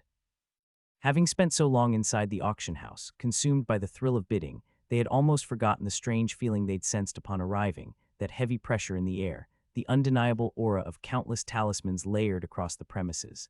Just like the Tier 7 mage, they too had forgotten the overwhelming energy that had stunned them at the entrance, until now. A few of them tried to imagine themselves in the shoes of the fallen mage. Even now, after learning about the talismans, many still couldn't picture surviving such an onslaught. The image of 10 fierce demonic beasts charging forward, claws outstretched, was burned into their minds, and no matter how they envisioned it, they didn't see a version where they came out alive. "Is there a problem, Mr. Reza?" Alec asked, turning to face the Reza patriarch, who was still standing with a blade in hand. "Ain't no," the patriarch replied with a forced chuckle. "I was about to help apprehend the mage, but fortunately, you already had things well prepared." He laughed awkwardly, doing his best to mask the truth that he had been seconds away from launching an attack himself. Because if someone a full realm above him had been dealt with so easily, without anyone even lifting a finger, what chance did he have? It was clear they had more than enough power to crush him without hesitation. Twisting the narrative was his only option to avoid suspicion. Luckily for him, Alec didn't seem interested in digging deeper. He had already proven his point, that the Gordons were fully in control, regardless of the presence of Tier 7 mages, so the rest would think twice before trying something funny again. "Well, apologies for that little disruption," Alec continued. "If you all don't mind, let's give a round of applause as Bailey Lansd finally joins us on stage to help demonstrate the potency of the undead purge pill, which I've claimed to be the cure for the zombie virus." The crowd erupted in cheers, louder and more excited than before. They were finally going to witness the pill's effects firsthand. Bailey Lansd stepped onto the stage, loosening his clan robe slightly to reveal his infected shoulder. The skin there was pitch black, laced with dormant green veins, a clear sign of the zombie infection, though his head was covered in white hair. But his chest was still firm and muscular, defying his age and showing the strength he still carried. Only the left shoulder area looked saggy and decayed due to the infection weakening him. Seeing that Bailey was ready, Alec finally summoned the bottle containing the Tier 7 undead purge pill from his space ring.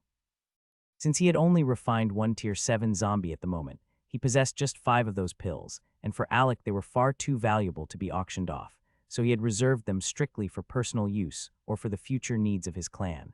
Just because he was willing to give away some of his lesser creations from the system didn't mean he was foolish. Alec always kept the best for himself and the Gordons. The auction was simply a strategy to stock up on more corpses, which could be used to craft additional resources for the clan before he returned back to the academy. Without wasting any more time, he handed one of the pills to Bailey Lansd, who stretched out his palm. The moment the black pill touched his skin, his hand trembled slightly as he stared at the thin stream of green medicinal smoke rising from it. To being cured, Bailey said before swallowing the pill whole, less than 10 seconds after receiving it, as he didn't even bother much about the details around it. He was just as eager as the rest of the crowd to know if he would be cured by the pill. Everyone had their eyes fixed on Bailey after he swallowed the pill, each person eager to witness what would truly happen to him. Many in the room were genuinely hoping that, for the city's future and its chances against the zombie horde, the cure would prove effective. However, there were a few, like the Raisa clan, who silently wished for the opposite. With all the recent success the Gordons clan had enjoyed, from their pivotal role in the Blood Moon battle to the overwhelming impact of this auction, clans like theirs were desperate to see the Gordons fail at something anything that would drag their name through the mud for once. It stung that the Gordons were thriving even while other clans were still struggling to recover from the losses of the Blood Moon War during previous month's battle, and naturally, this only intensified the resentment of those clans, who had never been on good terms with the Gordons to begin with. Though Alec couldn't read minds, he had a strong sense of what those types were hoping for right now. But he was more than prepared to disappoint them, as he wasn't the type to present something he wasn't absolutely sure about. Long before he had confidently introduced the pill he had gotten as part of his loots, from the ancient primordial tree and verified by the system inspect skill, he had also tested it thoroughly. And what better way to test it than on a few infected mid-rank mages within his own clan? 10 of the Tier 6 version would have achieved the same result as well. In fact, they were more cost-effective to produce, since the refining process for Tier 6 corpses wasn't as limiting and restraining as the Tier 7 corpse, as they belonged to the high-rank realm, which means he had a larger stock of Tier 6 undead purge pills. But since he wanted to make a clear demonstration, Alec chose the most effective method to showcase the cure. After all, the difference in effect between taking one pill to cure the infection and taking 10 over time would vary significantly during an active infection. By curing a Tier 7 mage like Bailey Lanced with a single dose, Alec wouldn't just prove the pill's potency, his credibility would skyrocket, and his word would carry the weight of law in this topic in future. At first, after Bailey swallowed the pill, nothing seemed to change. He stood as before, calm and unmoved. Before everyone's eyes, Bailey's infected shoulder began twitching violently, as the green veins thrashed underneath his skin, visible even from a distance. The blackened area pulsed as his unaffected veins surged to the surface, poking and prodding at the corrupted flesh trying to battle the virus. The pain grew unbearable, and Bailey could no longer suppress his cries, and a loud wail tore from his throat.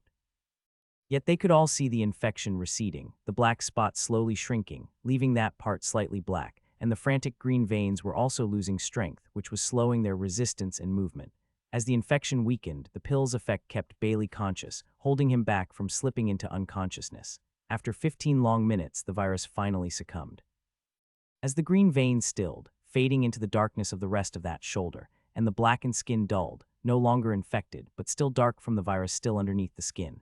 As of this moment, I'm proud to tell you all that he is cured of the zombie infection, and the virus is dead, Alec announced, his voice clear and firm. But understand, just because the infection is dead doesn't mean the process is over. There are still steps that must be taken to ensure a smooth recovery. Bailey was resting on one knee, catching his breath, when he noticed a sudden flash. Before he could react, the remaining blackened flesh on his shoulder was sliced clean off in a swift motion, exposing the bone underneath. I apologize for doing that without warning, Alec said calmly to the exhausted Bailey, who stared back with a dazed, pained expression.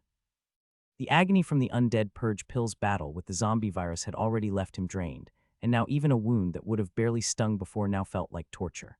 Once the virus is cured, it dies within the infected area of the body, but even though the virus is dead, the tissue it occupied is still contaminated with residual zombie cells. That flesh must be removed immediately, as foreign cells like that shouldn't be allowed to linger and parasitize the body any longer. Alec continued, addressing both Bailey and the crowd. He straightened, raising his voice just slightly. Now that the infected flesh is gone, the wound will heal naturally, however, because this is a demonstration, and since I've inflicted harm, I'll make an exception and give Bailey one of the only 2 Tier 7 healing pills currently in the Gordons clan's possession to speed up the recovery.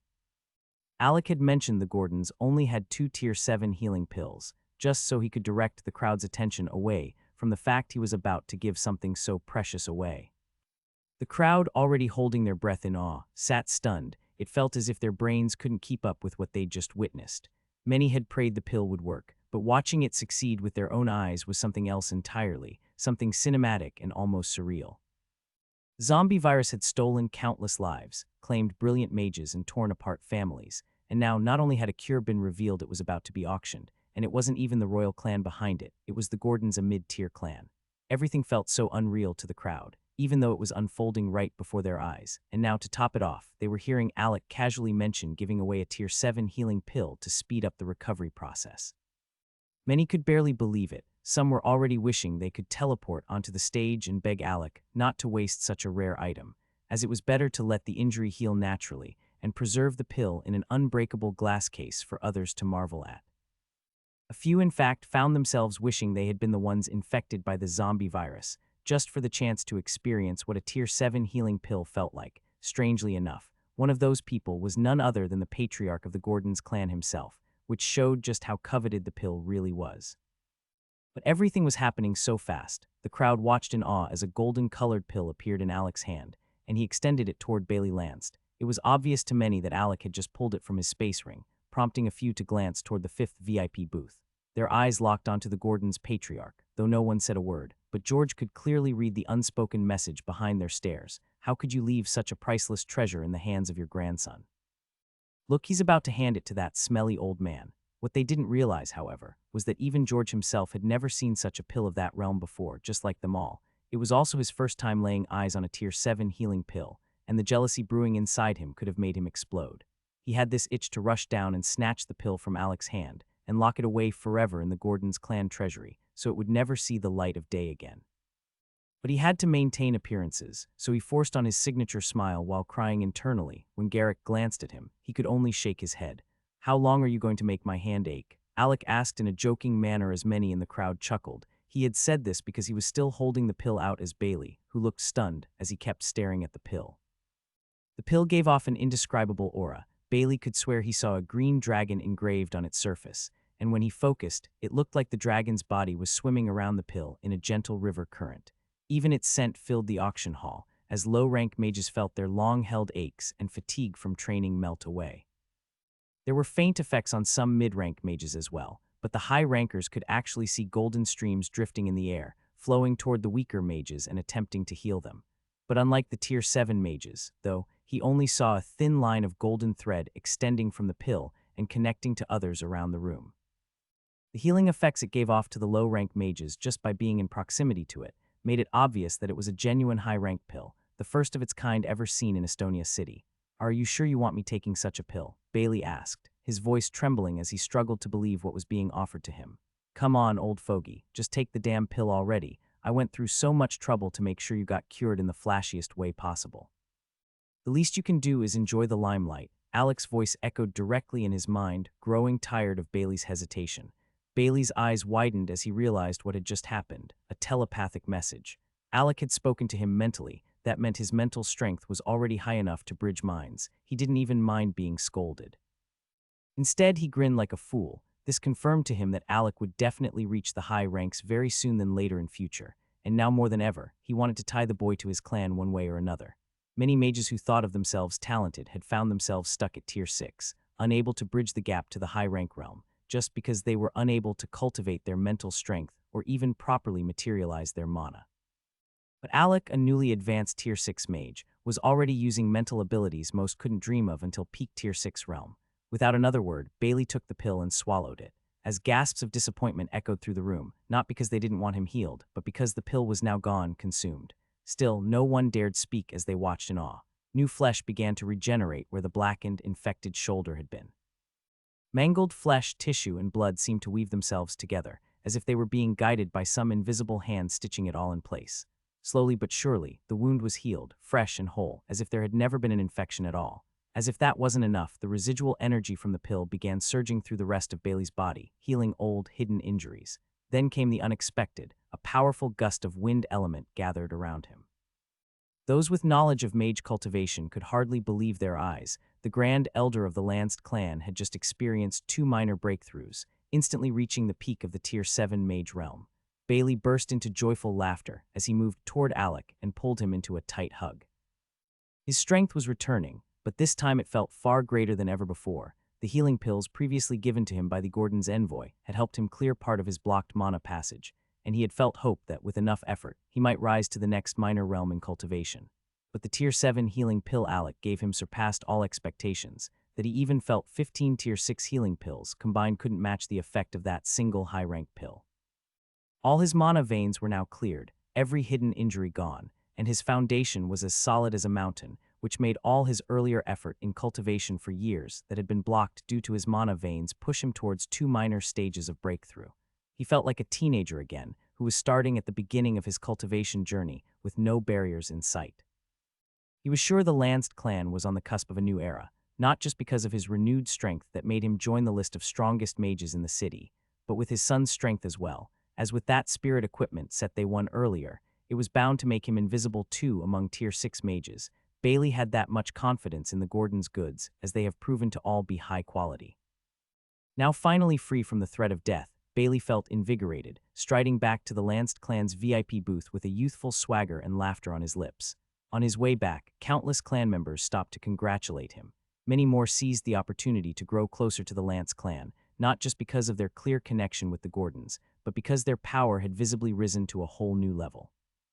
Many believed the Gordons were closely allied with the Lance clan, especially after hearing, and in some cases witnessing how the Lance had clung to them during the last Blood Moon War, giving off the wrong impression. Though the Gordons had never formally acknowledged such battlefield tactics or alliance, but the shameless Lance didn't seem to care, as long as it helped them survive, and now, Bailey was clearly enjoying all the attention. After the incident with the Lanced clan's Grand Elder being cured, Alec had been able to successfully assure each mages present that the undead purge pills truly worked against zombie virus. Inside the 5 different bottles were Tier 1 to Tier 5 undead purge pills. The Tier 1 bottle alone contained 50 pills. Though many clans were eager to bid, but Alec clearly stated that only clans with Tier 1 infected members still alive were eligible to participate. Those hoping to hoard the pills for the next Blood Moon War lost their chance like that. Eventually, the bottle was sold in exchange for 10 Tier 2 corpses. Alec even went as far as to say that if the winning clan cured their members and still had pills left, they were free to resell them to help other infected clans. However, he made it clear that he wouldn't tolerate price gouging or exploitation. To prevent that, Alec set a fixed market price, 10,000 magic crystals for 5 Tier 1 undead purge pills. The winning clan felt restricted, knowing that if sold on the open market, just one pill could fetch more than that. But Alec didn't care, since the pills were bought with corpses that were low in value, so he refused to give power to opportunists who might exploit others using a cure his auction had provided. He even threatened that if they inflated prices and word got back to the Gordons, their clan would be blacklisted from future auctions. That warning quickly sobered the winning bidder, who had no intention of losing access to the Gordons' auction. Everyone present could see the value of what the Gordons were offering, and anyone willing to jeopardize their spot clearly wasn't in their right mind. Like that, the rest of the pills followed the same structure. It was no longer just about winning the auction. It was about earning the right to distribute the pills later for extra gains. Both the Tier 2 and Tier 3 bottles contained 100 pills each. Alec had been more generous with these tiers. Even though he chose not to auction off too many, his reasoning was simple. The Gordons had actively dealt with the low-rank zombies on that battlefield, so he believed that while many were infected, the numbers weren't overwhelming. The Tier 2 bottle eventually sold for 40 Tier 3 corpses, despite the starting bid being only 5, and the Tier 3 bottle went for 100 Tier 4 bodies, a bid won by the Rasa clan. Though the starting bid was 30 Tier 4 corpses, the new Rasa patriarch raised it to 100 instantly, scaring off anyone who might have competed for the Tier 3 pills. He placed that bid out of fear, because after the high-rank mage had been thrown out earlier, several cold stares had turned in his direction, though no one said anything aloud. But it was obvious that many mages in the audience didn't buy his excuse about wanting to help apprehend the rogue mage, and they weren't wrong to be skeptical. After all, he was only a Tier 6 mage claiming he wanted to challenge a Tier 7 mage for the Gordons with such an impossible gap to bridge. Plus, it was no secret that the Rasa clan had issues with the Gordons, so the overbid served as a strategic distraction, drawing attention away from himself. Surprisingly, it worked, but not because he secured an item from the auction. It worked because it was finally time to bid on the Tier 4 and Tier 5 undead purge pills. As soon as the bidding began, the prices surged rapidly. This time, Alec didn't restrict the bidding to only clans with infected mages, so the clans that had been sidelined during the low-rank, undead purge pill bidding auctions jumped back into the fray. Alec had only limited access to the lower-tier pills, because if he didn't do that, the larger clans would hoard them and would have completely shut out the smaller clans. And once those powerful clans had control of the pills, even if Alec tried to enforce a fair market price, they could exploit loopholes, pretending to sell at the official price while laundering profits through backdoor deals. But when it came to the mid-rank undead purge pills, Alec didn't care how the winners handled them, because he had plans to control that market himself. The Tier 4 undead purge bottle, which contained 20 pills, was won by the Dark Bliss clan. The Tier 5 bottle, with 10 pills inside, was also secured by them. Few could match the sheer number of corpses they had left, as the Dark Bliss Patriarch had been saving up specifically for the final round. The Tier 4 pills sold for 100 Tier 5 bodies, and the Tier 5 pills for 100 Tier 6 bodies. To the Dark Bliss Patriarch, it was good business. Having those pills meant he could dictate distribution, but Alec wasn't about to let anyone make excessive profits from his hard work. He immediately set an official price for the mid-tier pills, and announced that the Gordons would now be using their newly renovated business region, formerly the Outer Region. Alec renamed it after his renovation as the hub for all related trade and oversight. The first shop scheduled to open in the newly established business region was a pill shop, and for a few days, and it would only sell Tier 4 and Tier 5 undead purge pills at the market price Alec set. With this move, Alec not only prevented the Dark Bliss clan from monopolizing or extorting others with their winnings, but also used the opportunity to give the Gordons clan more public exposure. Alec believed that the pricing he set still allowed the Dark Bliss clan to earn a reasonable profit from their investment. However, he had no illusions; they were likely to attempt shady dealings. That's why he strategically opened the Gordons' pill shop as both a counterbalance and a warning, cause if the Dark Bliss tried to hike their prices, customers could simply turn to the Gordons instead. Though the Dark Bliss clan was clearly displeased, there was nothing they could do. They had no choice but to grit their teeth and settle for the profits allowed by Alec's set price, because if they didn't, they risked losing customers entirely. With that, the auction came to a close. Many left with satisfied smiles, others with valuable knowledge they hadn't expected to gain. But one thing was certain: news of the Gordons' auction would spread far and wide after this day. As for Alec, he headed backstage waiting, while the Gordons' mages and enforcers who had served as guards for the day began their final task, calling forth each winning clan and lone mages one by one to come present their corpses backstage and collect their hard-won items. Days passed after the Gordons' auction, yet it remained the city's hottest topic, as if it had only just happened. When the city lord of the Estonia city finally heard the full account of what happened at the auction, he found himself completely at a loss. At first, he could hardly believe what his son told him about the quality of things that were auctioned off, but with nearly the entire city echoing the same story, he could no longer feign indifference. And one thing became crystal clear to him, and that was the fact that he had gravely underestimated the Gordons' clan. Every time he felt like he had overestimated them enough, and they'd just come up with another thing to make him worry about. While Estonia City and even nearby cities buzzed with discussion about the Gordons' methods and their auction, major changes were quietly unfolding within the Gordons' clan itself. To begin with, the clan's hierarchy had evolved again, as they now have 9 elders, 1 grand elder and 8 regular elders, all under the Patriarch's command. Both Zach and Draco had advanced in their cultivation journeys, with Zach becoming a low-tier Tier 6 mage and Draco stepping into the low-tier Tier 7 realm, officially adding another high-rank mage to the Gordons' ranks. Alec had personally passed on a set Tier 7 cultivation pill to Draco, enabling him to ascend swiftly and without restriction. Unlike during the Grand Elders and Third Elders breakthroughs, this time the clan was well prepared for Draco's ascension into the high rank, and that was because they now had multiple Tier 7 mages available. With that much, they had constructed a mental energy array barrier, following a similar pattern to the one Alec had made them construct for the auction. They used this one instead to shield the surrounding area from the disruptive phenomena of Draco's breakthrough, which made the news of the Gordons getting another high-rank mage among them a secret between the clan members, and only those that made up the top brass that were aware that he was attempting to break through in the first place. Upon entering the Tier 7 realm, Draco had awakened a hybrid elemental affinity as a sub-ability from his 2 elemental affinity, Earth and Fire. Magma was the sub-ability he awakened, just like Alec. However, his control over it was far more destructive as he had a higher mana, experience, and mental energy. Eventually, his mental image took the form of an erupting volcano.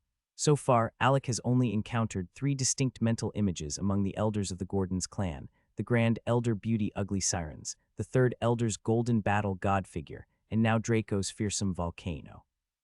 Though the Fourth Elder's and his grandfather's mental images still remained a mystery to him, though curiosity gnawed at him, but he chose to wait until they summoned it or they showed him of their own free will.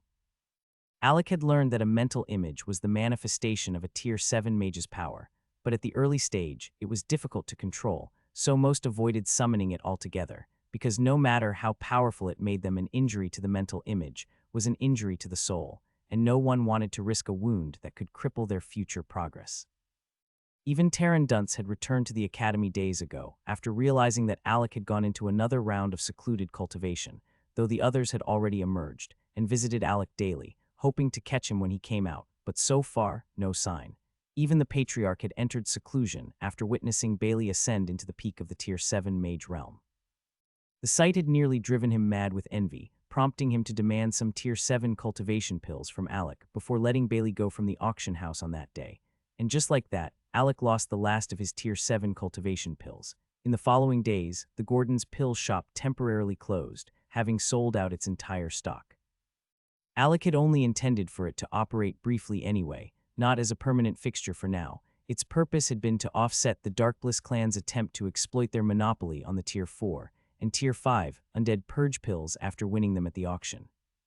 Back at the academy, Old Man Alderic sat quietly in his chair at the logistics department shop inside the second dimension the War God Mage Academy had access to, still processing everything Taryn had told him.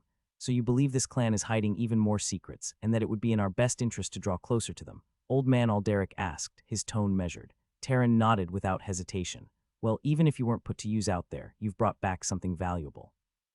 Alderic said before tossing a small pill bottle toward Taryn. Unlike the white-colored cultivation pills or the golden-colored healing pills, this one had a light blue hue, though not as bright, but it was there. The moment it landed in Taryn's palm, his eyes nearly popped out, even though there were only 2 pills inside. Old Man Taryn began, but Alderic shook his head, cutting him off. You're not allowed to return them. I heard how you've been getting pushed around by those faction lackeys and still haven't gained access to the mental cultivation room. You know I can't throw my weight around there due to my identity, but this is the least I can do. I'm giving you my own share of this month's mental cultivation pills.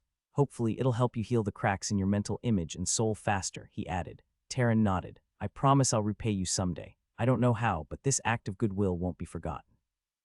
I swear I'll give everything I have to meet your expectations and reach the Tier 8 mage realm, he said with a bitter smile.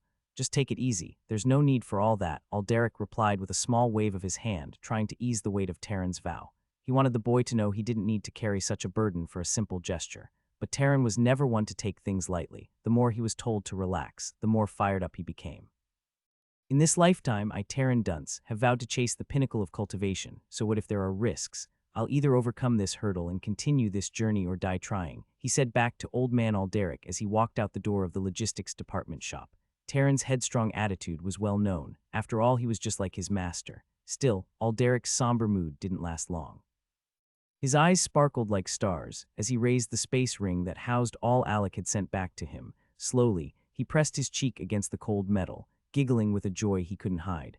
When he had decided to rely on Alec to help with the pill shortage at the academy, Alderic hadn't expected such a swift response returning back to him. Everyone knew the success rate for refining those pills wasn't high, and based on the capabilities of the academy's own alchemists, it usually took a long time to gather that quantity, at least. That's what he had assumed.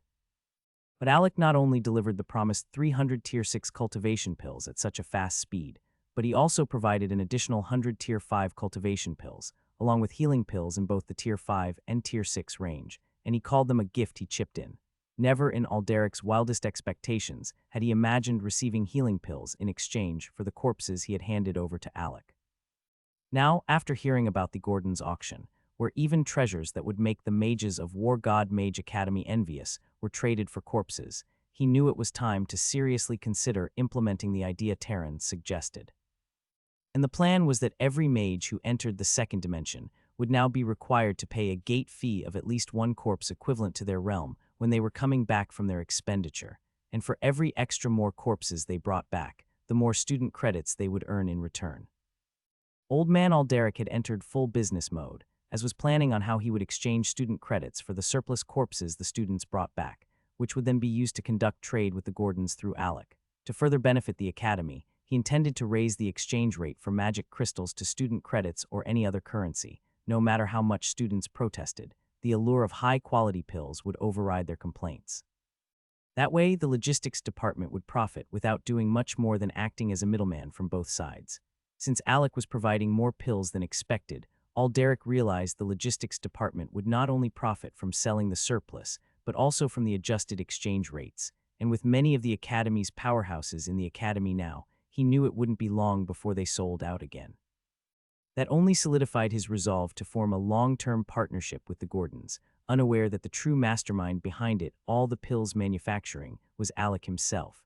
But how could he even suspect Alec? He already believed the Gordons clan had many specialized profession type of mages within its ranks. The idea that Alec alone was orchestrating it all never crossed his mind, and while Alderic was busy building a profit-making system, he was unknowingly creating a corpse supply line that saved Alec the effort of gathering them himself. After all the scheming and planning, Alderic finally leaned back, content for now, as he cozied up with the space ring once more, using his mental energy to admire the contents inside like a child with a newfound treasure.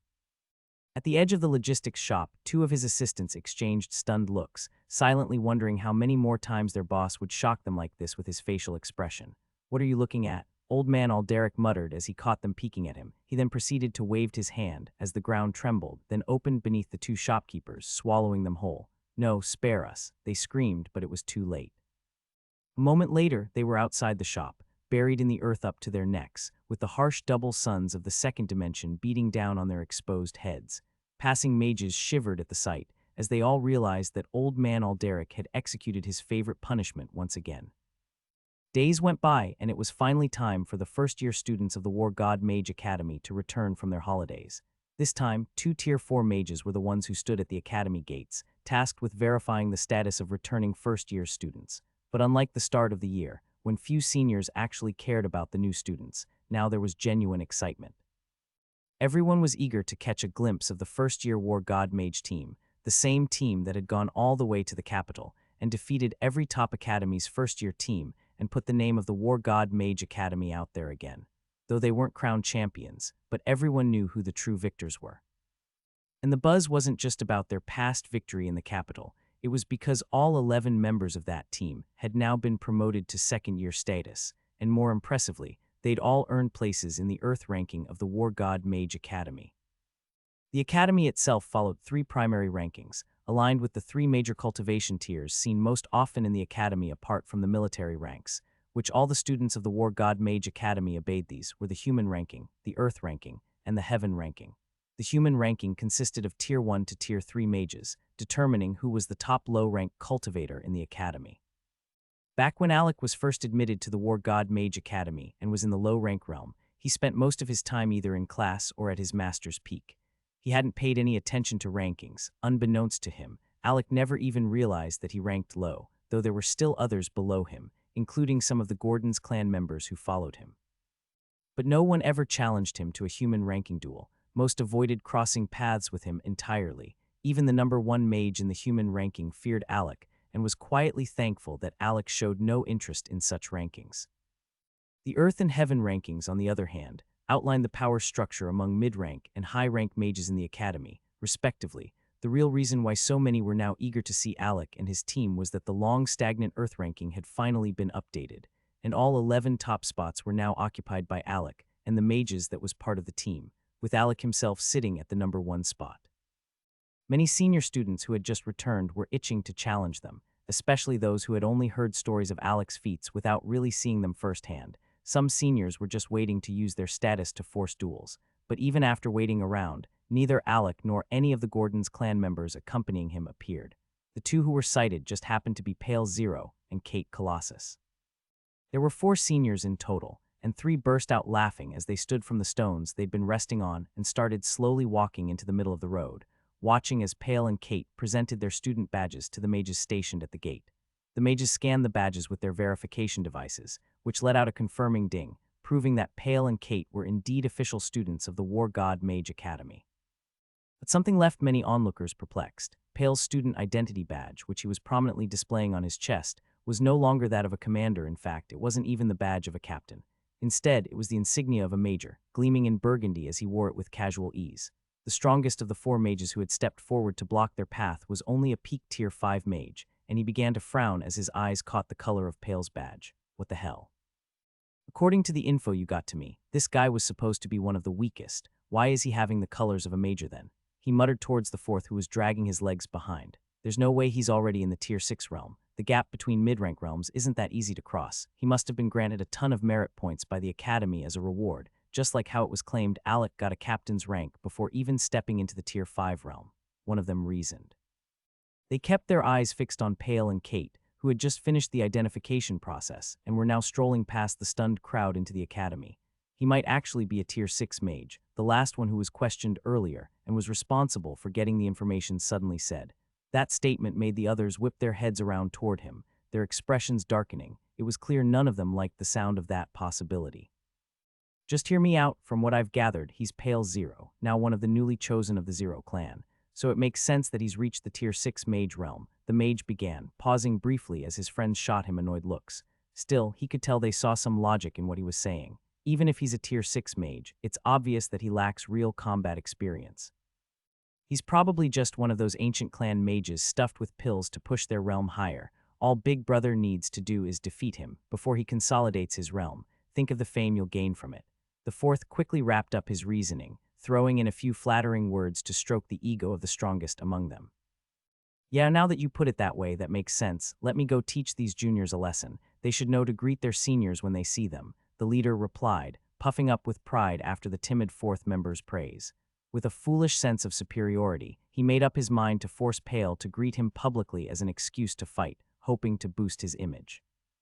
He didn't dare pick fights with those he considered the real elites of the academy, those who had just graduated or those who joined the War God Mage army as battle mages or mercenaries after graduating, but bullying fresh juniors. That he could do with pleasure. Unfortunately for him, he picked the wrong people to mess with as he moved toward Pale. Two of his friends followed behind, while the fourth quietly stayed back, touching his neck and pretending to feel dizzy. Though they noticed he wasn't coming with them, they didn't care. In their arrogance, they believed they could handle everything on their own.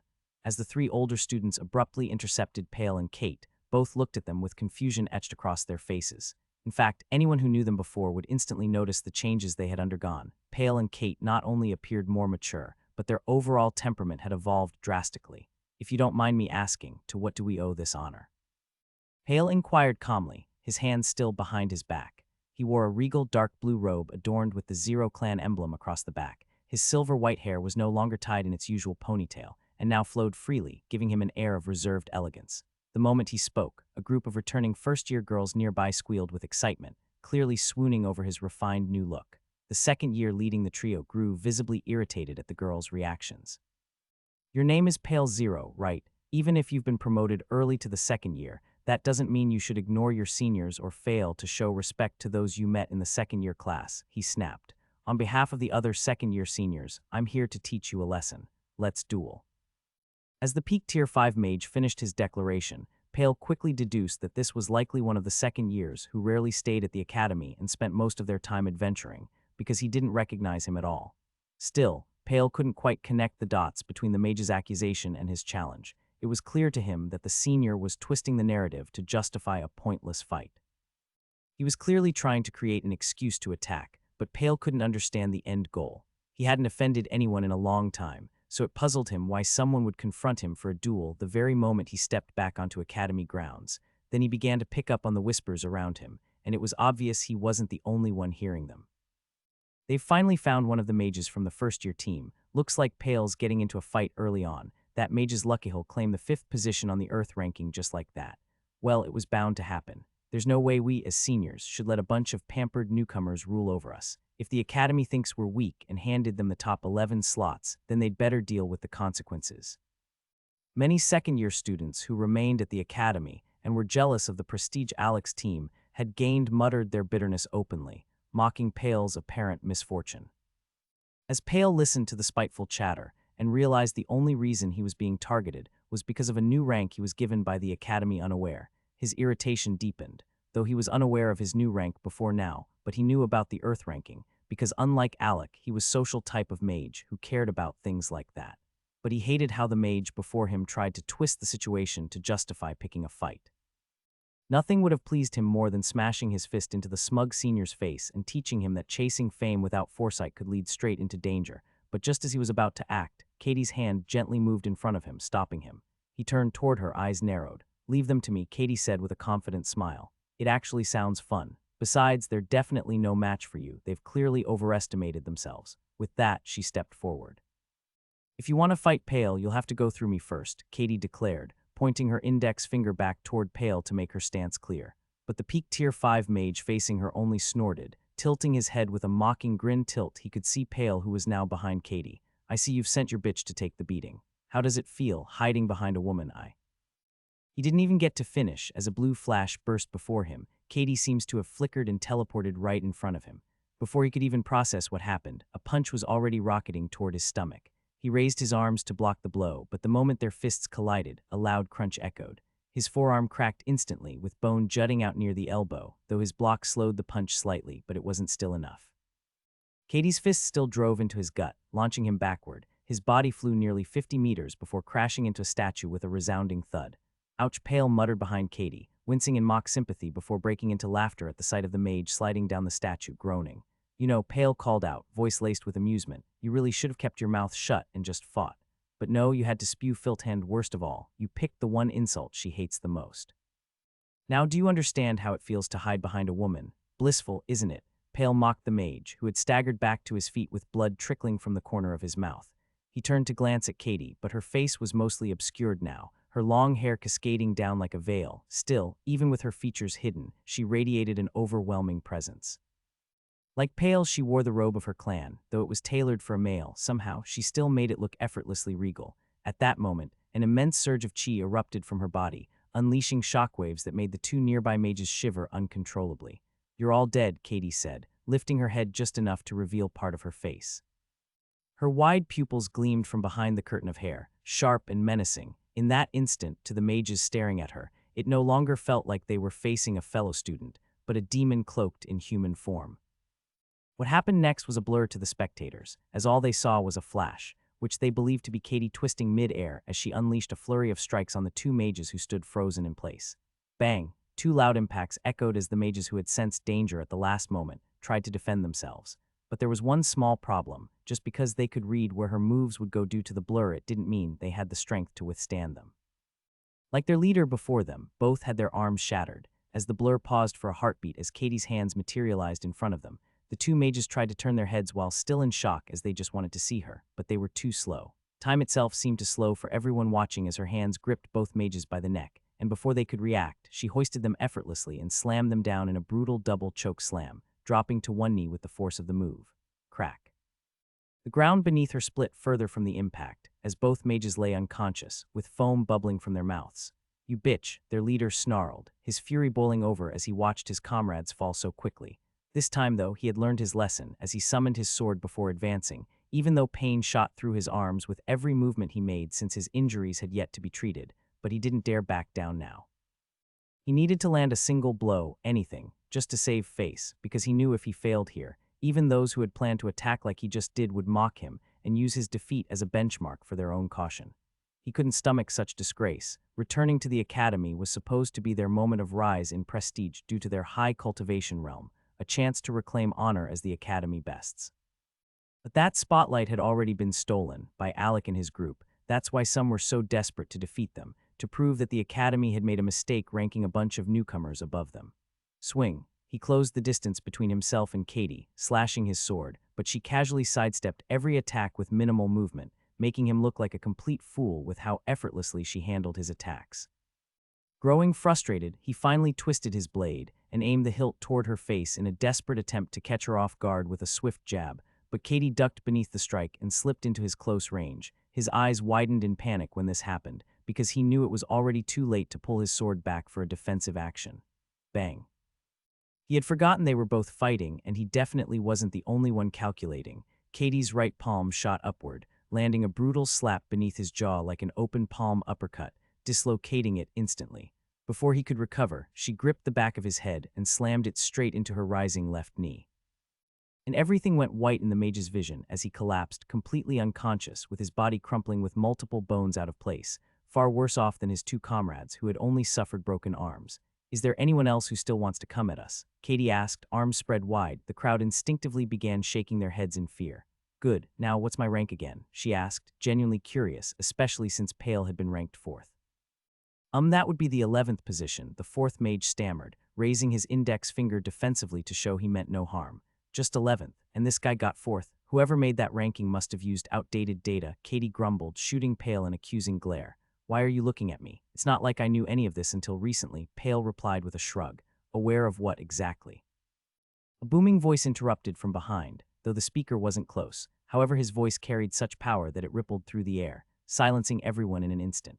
The booming voice caused Pale, Katie, and many others watching the scuffle to turn toward its source. As they looked back, they found themselves face to face with Luca's blade, as he appeared noticeably taller and far more muscular, with a long glaive and a massive great sword strapped to his back in an X formation that caught everyone's attention. He strolled forward casually, but many of the girls around couldn't take their eyes off him, as his muscles looked as though they might tear through the fabric of his clothes at any moment. Well, it seems I'm not the only one who's grown, Pale muttered, as his attention was on something else entirely. His gaze locked onto the student badge hanging at Lucas's waist, showing the major rank and confirming what he suspected, and that was the fact that Lucas was now a Tier 6 mage like him too. To the onlookers, Lucas even embodied the aura of a Tier 6 mage far more convincingly than Pale. With wild, oppressive chi swirling around him, most believed that if Lucas had entered the scene first, those three seniors wouldn't have even dared to provoke him, as his aura alone was enough to frighten the crowd. Unlike Pale, who carried the appearance of a charming prince more likely to flirt than fight, Lucas, on the other hand, exuded raw battle intent. We were just talking about our ranks. We made it into the Earth ranking, and apparently we're in the top 11, and that somehow pissed off some hot-headed seniors who think they're more deserving of the monthly rewards that comes with those positions, Katie said, while brushing her hair back into place as she gave Lucas a quick summary. That's cool and all, Pale said, his attention sharpening as he turned to the fourth mage, who was now trying to drag his three unconscious friends away. But what's this guy's rank? He's ranked number 2, the mage stammered. Pale's eyes twitched, and a faint glint of icy light flashed in the air. In the next instant, he appeared before the mage, gripping his collar tightly. What? That barbarian is ranked 2 spots above me, not even just 1. Pale complained, pointing at Lucas, who was still trying to process the new information with a confused look. Well, I'm not the one who made the list. I just kept track of you guys because I'm a big fan, the mage replied defensively, clearly feeling like luck had abandoned him after narrowly escaping a similar trouble moments earlier. Let him go before you freeze him into a sculpture, Katie warned, her tone calm but firm. There's no fire element mage strong enough here to undo your damage fast enough. She'd noticed the mage trembling uncontrollably and turned her gaze to Pale's hand. It was coated in frost, deep white with cold energy seeping from it, chilling the mage's body just from being in close proximity. By the way, where is everyone? Katie asked, shifting the topic. From what I can tell, it seems like the 3 of us are the only ones from our team who have shown up. Her words swiftly drew the attention of both Pale and Lucas, as Pale reluctantly let the mage go.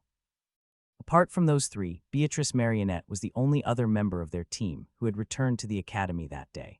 Unlike Pale and Lucas, which could hide their Tier 6, she was merely a low Tier 6 mage who had just broken through, and it was evident from her unstable aura that she hadn't consolidated her realm yet or gained full control over her new strength to be able to hide her realm. Still, after Katie had thoroughly beaten the 3 mages who tried to block her and Pale, the number of challengers looking to test their strength against the top 11 dropped significantly. Most decided it was better to remain uninjured than to risk their pride all for ranking by underestimating someone they couldn't gauge properly. Ironically, that made Katie the most challenged member of the team. Being ranked 11th, many saw her as a benchmark to test their strength against. But when the stream of challenges became relentless, Katie started responding with brutal counterattacks, leaving her opponents with injuries that wouldn't heal easily. This shift in her approach forced the others to change their target, and with the Gordon clansmen still absent from the academy, they turned their attention to the next in line, Pale. Many assumed Pale would be an easier opponent than Katie due to how reserved he has been acting, but they quickly realized the silver-haired Prince Charming was actually a wolf in sheep's clothing. He faced 10 mages simultaneously and left them all frozen in place, literally without lifting a finger. He had casted a massive ice spread spell that transformed the place they stood into a frozen wasteland. Though his spell was amplified by his Tier 6 realm, but that alone shouldn't have stopped skilled mages from leaving the range or surviving the attack. After all, it was just ice spread, a low-tier spell, but what caught them off guard was Pale's unique ice variant ability. While the wide area spell acted as a distraction, he unleashed a hidden strike, 10 small black ice spikes. They were tiny, but they didn't disintegrate or melt like ordinary ice attacks. Nothi's black ice spikes latched onto their targets after hitting a part of the body and clung tightly to the mages. The black ice clung to the mages' bodies that were coated with mana to survive the cold like a magnet, desperately absorbing any mana it touched, and that was when the 10 mages' downfall began. They had felt insulted by Pale's arrogance in accepting their challenge only on the condition that all 10 fight him at once, yet, despite their numbers, they couldn't last a single move. Their focus had been entirely on the large-scale ice spread gathering momentum across the field, and they paid no attention to the small, seemingly harmless black ice shards. But the moment they tried to dash out of the ice spread range, the consequences hit hard, as it felt like they were dragging massive weights with each movement sluggish and forced. The more they pushed their mana to escape, the more the black ice drained it and spread across their bodies. Worse still, because they were still within the ice spread zone, the freezing effect of the black ice doubled in strength. In a matter of seconds, all 10 were trapped, immobilized and transformed into frozen black ice sculptures. Fortunately for them, Pale hadn't cast the spell with lethal intent. The temperature, while punishing, wasn't set to kill. Throughout the fight, he had simply stood there, staring at the cloudy sky, as if he were more interested in the weather than the duel. When it was over, Pale walked away silently, leaving behind his frozen challengers. It eventually took the combined effort of 20 instructors, experts in fire magic and chi mastery, to thaw and rescue the 10 mages. Some students had tried to help before the instructors arrived, but quickly realized they lacked the strength to melt the black ice. Luckily, the Academy's call for its top-ranked experts to return meant there were reinforcements capable of undoing the damage nearby. Ever since that incident, no one had dared challenge the top 11 again, as the current members in the Institute were just too terrifying. Katie, ranked 11th, was infamous for breaking the bones, especially the hands, of anyone who challenged her, and recovery wasn't easy or cheap. That even after paying for treatment, those injured still couldn't cultivate properly for a period of time. The damaged mana veins in their broken limbs caused too much pain to channel energy until fully healed.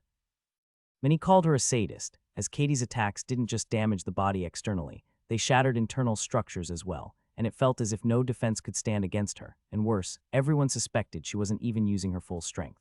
As for Pale, who was ranked 4th, no one dared to approach him for a spar after the black ice incident. Watching him defeat 10 peak tier 5 mages without lifting a finger made it clear just how vast the gap between them truly was. Anyone who had still harbored hopes of challenging him quickly let go of the idea. Lucas and Beatrice weren't even considered. Lucas's raw aura alone made others feel weaker. His chi seemed to naturally exert pressure on anyone nearby. Beatrice, though not as flashy as Pale or as overwhelming as Lucas, possessed something undeniable. She was the genius many instructors believed to be on par with Alec Gordon, the #1 ranked student in the Earth rankings and the vice-captain of their team, and there was even a rumor which had even begun to spread that she might be Alec's girl, and everyone knew one thing: no one messed with Alec's people without facing consequences, even if the topic was just a gossip. Besides, they didn't believe they could defeat her, as Beatrice was never alone. Her tier 6 wooden puppet spider, known for carrying a coffin on its back, was always by her side. Just the sight of it was enough to convince most people that challenging her wasn't going to end in their victory, so they saw no reason to infuriate Alec, not with his return looming. While many students waited eagerly for the Gordons to return to the Academy, a week passed with no sign of them. And it was only then that word spread that they had sent a letter requesting a few more weeks at their clan before resuming. Even the faction which is known for opposing anyone linked to the punishment hall chose to back off, as they didn't want to jeopardize the budding relationship between the logistics department and the Gordons, as it promised benefits for them too. Meanwhile, contrary to what the Academy students believed, the Gordons weren't enjoying a leisurely break. Alec had emerged from closed-door cultivation and started issuing commands for one reason: he wanted to lead them into another Blood Moon War. This time, however, it wasn't just about harvesting a large amount of experience to boost his power now that the Gordons' mages would always be under his command. But because Alec had realized that by participating in the war, he could extend his clan's exemption period time to fight further. Currently, the Gordons have a 3-month exemption from any Blood Moon-related battle after being named MVPs in the last battle, earning them an extra month beyond the standard 1 exemption. Their performance had been so outstanding that even the City Lord couldn't force their return to the battlefield if they chose to remain on break. But Alec had bigger plans. He was determined to lead the Gordons into battle again, not just for victory, but to earn another MVP title and stretch their exemption to 5 months. And he was confident enough to make that happen, as he was certain the Gordons' clan could dominate once more with the new strength he and his inner circle had now. But Alec had no intention of informing the city that he was preparing to fight, not when his clan now held all the leverage, and the City Lord knows at this moment. He was short-handed, as many clans which fought previously would be taking their break now, leaving the city defenses group to a bunch of amateur clans with no deep experience. So Alec preferred to wait and see if the City Lord would attempt to rope them in with a formal plea. Only then would he put his plan into motion. Though the Blood Moon War was fast approaching, many clans that had won the bidding war still remained confident in case battle comes their way. This was largely due to the introduction of the Undead Purge pill, which gave them hope that as long as they stayed alive and endured if they are infected, then survival was assured once they swallowed the pill. This sense of security and confidence was the direct result of the Gordon's auction, which had made them the hottest topic in the entire city. Now, with just a few days left before the Blood Moon, night had fallen over the Gordon's clan. With most of the clan's mages, those who had been continuing their training following Alec's methods despite their daily responsibilities had gone to rest. Balancing rigorous duties with intense training, even for a short period, was exhausting and they were learning it the hard way. But Alec and his inner circle weren't even thinking about sleep. Their secondary training was just beginning. Alec sat at the center, surrounded by his core team, every one of them radiating the powerful aura of a Tier 6 mage. No one at the academy could have predicted such a development, no matter if they were given hints. So since they couldn't challenge the members of War God Mage team who were currently in the academy, the students of the War God Mage Academy turned their attention to speculating about the strength and realms of the others who had yet to return. Many assumed that the absent Gordon's mages hadn't even reached peak Tier 5 yet, believing most were either mid or high Tier 5 at best. None of them dared to believe that even a single one among them had stepped into the Tier 6 realm, except from Alec. To them, that level of rapid cultivation was simply unrealistic for youths from a mid-tier clan. Many even argued that Katie's position at rank 11 wasn't justified, suspecting she had already surpassed some of the Gordons who hadn't resumed yet. They believed this because she was from a high-ranked clan and that her background gave her an edge over those from mid-tier clans. But all those assumptions failed as Agnes, Knight, Indric, Sophia, Arthur, and Brandon had each shattered the limits set upon them in the imaginations of the students. And it was all because of one person, Alec Gordon, the one seated at the center of their formation. Today, Alec had made it his goal to conquer the second door of the Beast Forest. At his command, a branch of the primordial ancient tree emerged from the space behind him, firing wooden spikes that impaled the surrounding mages, not to harm them, but to render them unconscious and pull them into the amulet world. Once inside, they awoke to find the world had once again expanded. The most noticeable change was what Alec no longer called a mana pool due to the fact that now it is a vast, flowing mana river, wide and teeming with potential. With Alec's breakthrough into the Tier 6 realm, new possibilities had opened up to him in the amulet world, expect from the time ratio to the outside world now increasing from 110.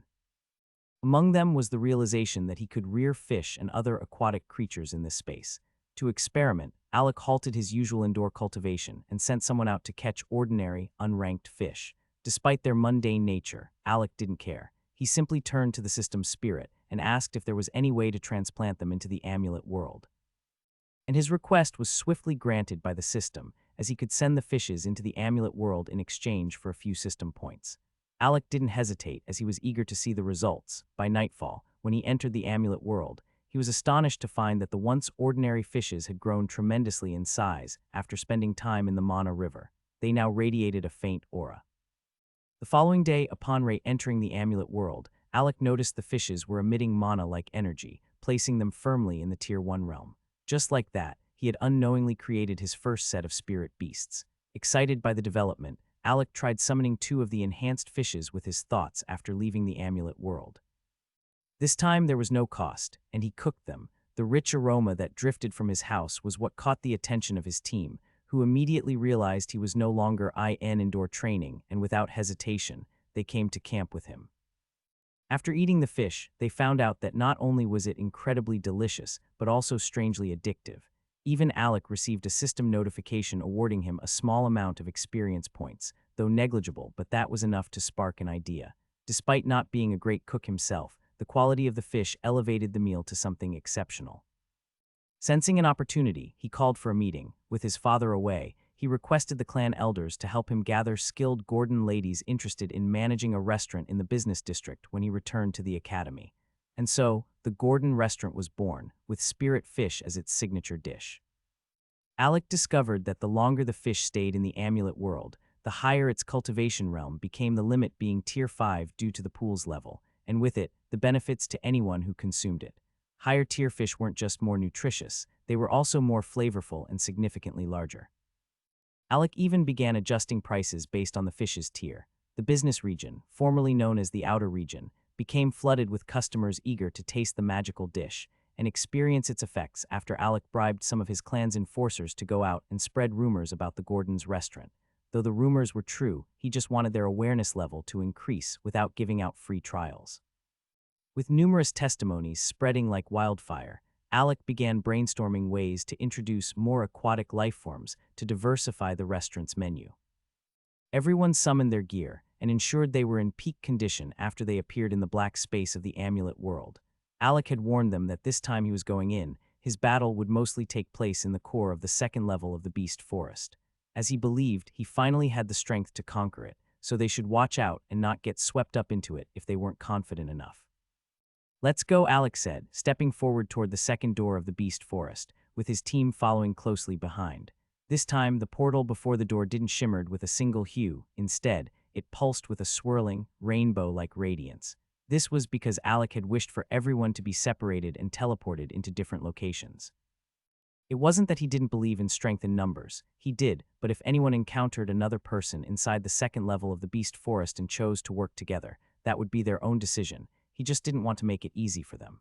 As they were all Tier 6 mages now, though still at the low rank of the realm, but Alec believed they each had the ability to navigate danger and survive on their own when things got tough. As Alec opened his eyes after awakening from passing through the portal, he squinted, trying to take in his surroundings he was dropping into. And unlike the rest of the forest, which was full of vibrant green trees, the area he seems to be landing to is filled with twisted black trees that looked as if they'd been scorched by thunder. Mid-air, Alec twisted his body, adjusting his descent, as a wave of purple energy pulsed beneath his feet as he neared the ground, cushioning his fall. He scanned the desolate landscape, but Alec wasn't a novice hunter in this forest anymore, and he knew very well that appearances were always deceiving here, so he closed his eyes and spread out his mana sense. His mental energy hadn't reached far when a sharp sense of danger jolted through him, causing Alec's eyes to snap open as his Changdao appeared in his hand in a flash. With practiced precision, he drew the blade partially, dragging the flat edge in front of him into a defensive stance as sparks flew a second later. All Alec could see was a blur, a brown beast streaking past, with golden lightning crackling across its fur like a living flash sign. The blur vanished before he could pursue it, but more presences lit up across his expanding mana sense. "I see," Alec muttered with a smirk, realizing he was surrounded. About 100 kangaroo-like beasts stood around him, but what stood out most was the fact that many of them radiated Tier 6 energy. Alec had encountered many packs of demonic beasts led by stronger ones, but those groups always included Tier 4 and Tier 5 beasts among their ranks.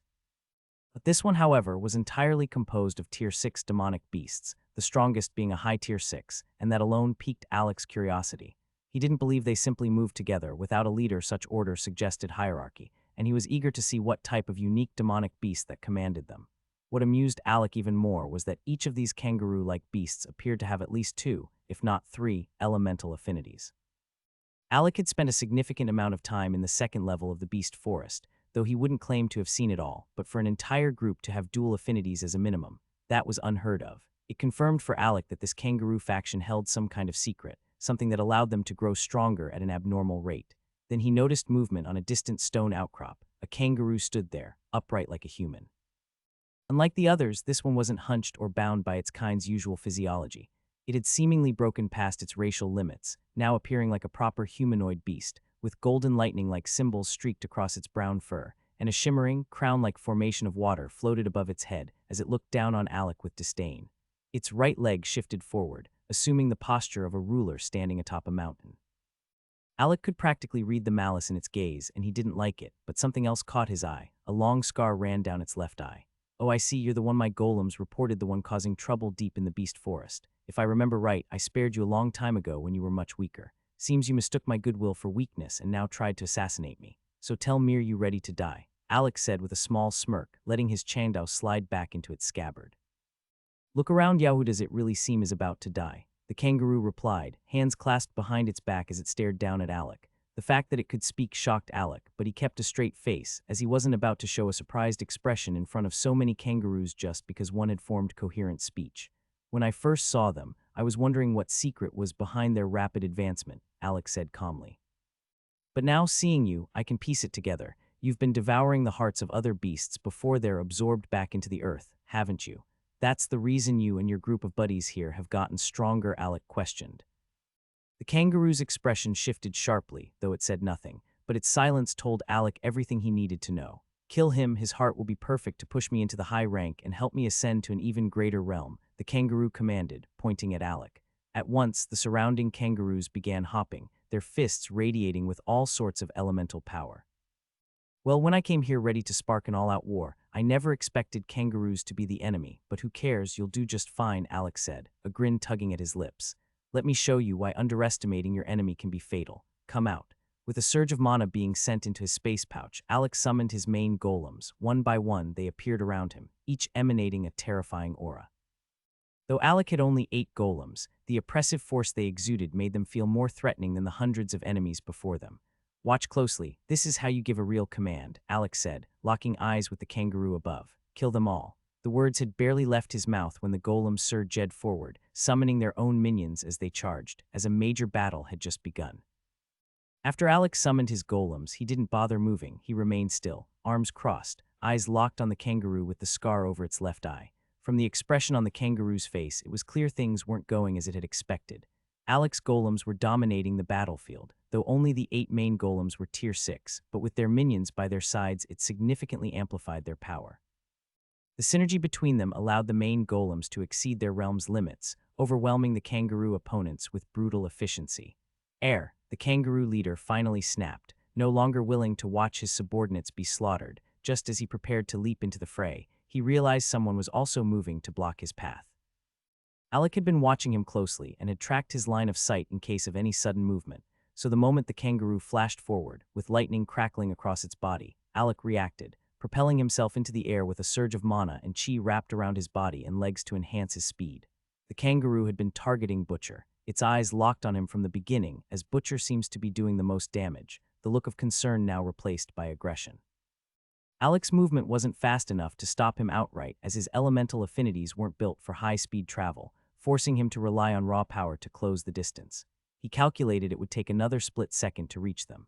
Meanwhile, Butcher, who is flanked by his 10 Storm Knight golems in a battle against a set of kangaroo demonic beast, sensed the danger just in time, and he withdrew backwards, barely dodging a strike from another tier 6 kangaroo in front of him.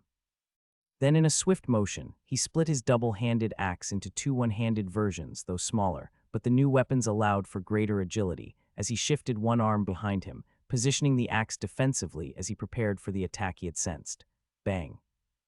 A shockwave rippled through the air as the kangaroo's figure appeared, fist clenched and slamming into the base of Butcher's thunder axe, sending the massive golem flying backward, and causing Butcher to crash into his golems who he'd been fighting with, scattering them like pieces on a board. In the very next second, Alec was already in motion, twisting mid-air, as he angled his body and launched a straight kick with his left leg toward the kangaroo leader. The kangaroo reacted quickly, turning his other hand to clamp down on Alec's leg. Mid-tier spell Gravity Shock.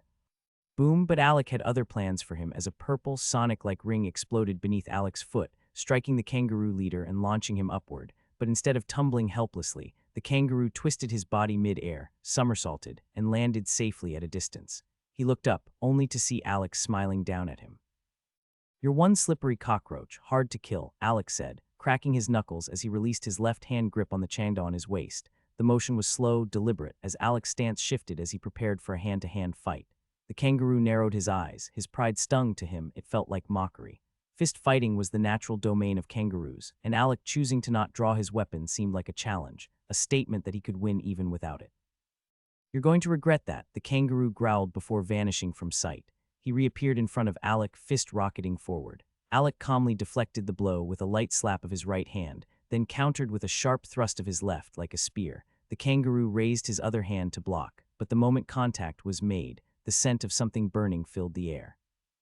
The kangaroo's expression twisted in pain as he recoiled instinctively, flinging his arm backward to withdraw Alec's fingers from his flesh that was scorched. From there, a fierce exchange erupted: punches, kicks, spells, and sudden feints. And to the kangaroo leader's growing frustration, Alec was losing, but not by much.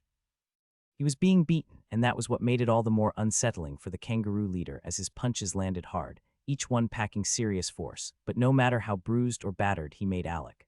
Alec took them all with a smile, as he even barely countered, almost as if he were letting the fight drag on. Meanwhile, the kangaroo leader grew increasingly agitated, realizing that his subordinates were on the verge of being completely wiped out. Why are you smiling? I'll wipe you off the face of this realm, Evan, if it's the last thing I do, the kangaroo leader snarled. Then, all of a sudden, Alec's movement, which was once clearly slower, seemed to shift. His speed hadn't increased, but his reaction time seems to have sharpened dramatically. At the very last moment, he tilted his head and narrowly dodged a punch aimed at his face. From the corner of his eye, he saw the lightning arcing off the kangaroo's fist, crackling inches from his cheek, but now Alec was in perfect position to counter. Mid-tier spell gravitational shriek.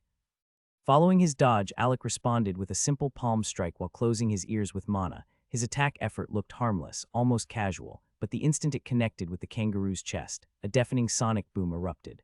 The blast was so intense that the surrounding kangaroos screamed in pain, with blood trickling from their ears.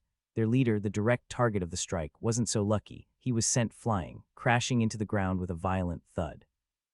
Alec, who had just compressed the surrounding air to form a devastating sound-based attack, didn't even flinch. He glanced calmly at his notification window. Ding! Close combat mastery has evolved into the intermediate stage. He had been using the kangaroo, an opponent with higher mastery in hand-to-hand combat, as a training tool, deliberately taking hits to push himself further.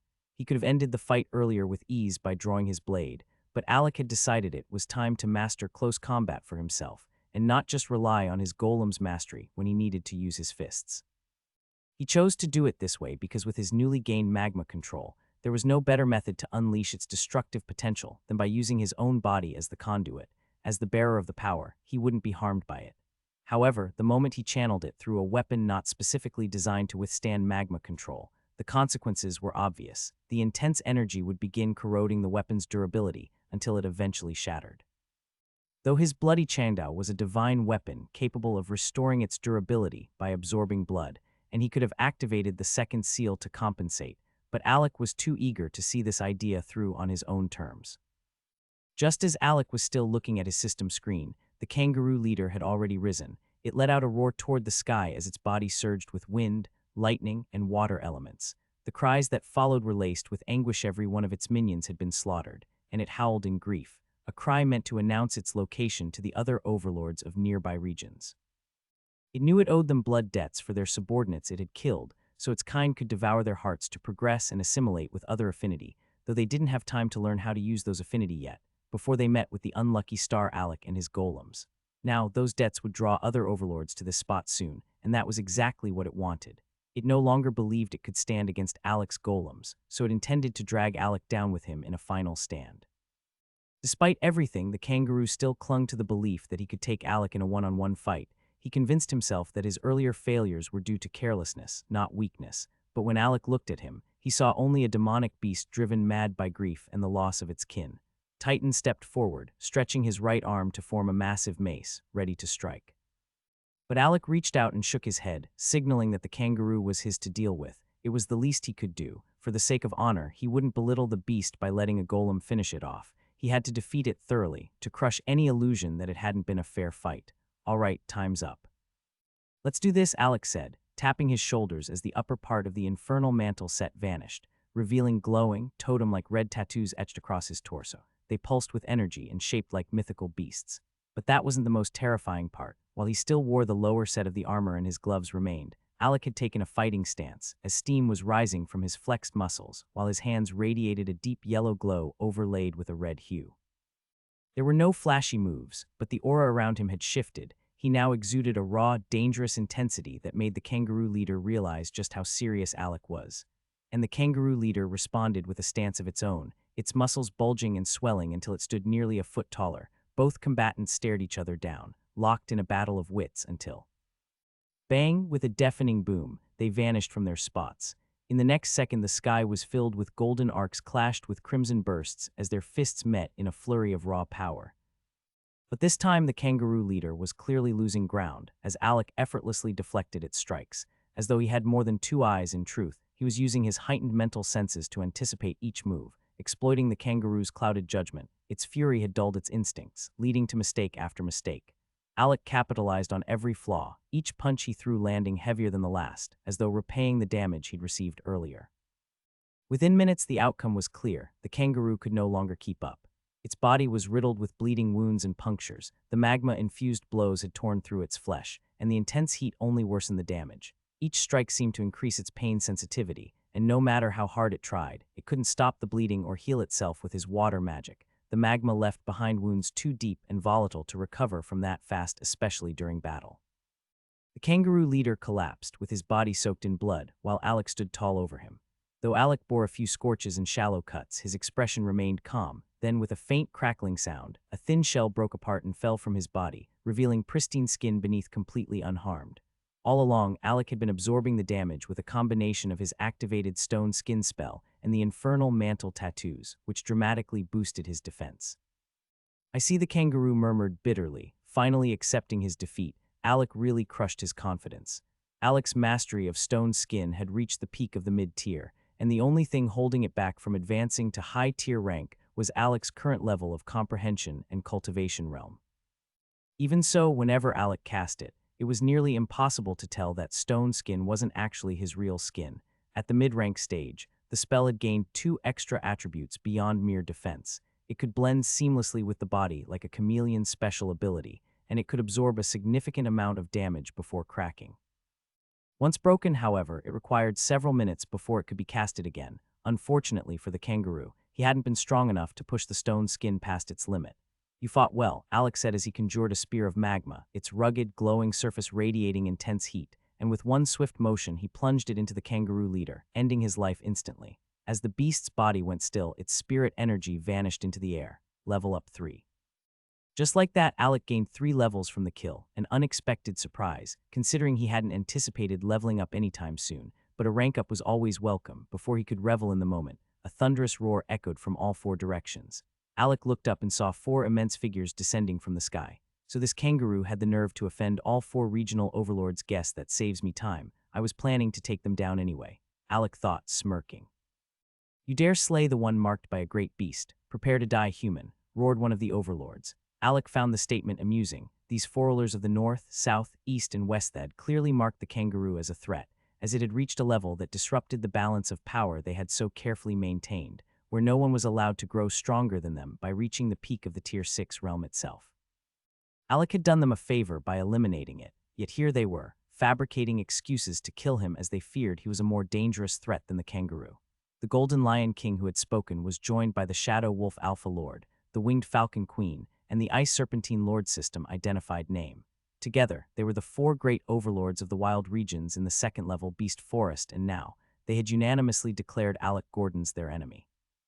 "I've come a long way and I appreciate the attention. When I first entered the 2nd level, I wouldn't have dared face any of you who stood at the peak of the Tier 6 realm, but look at us now, you're all here just for me.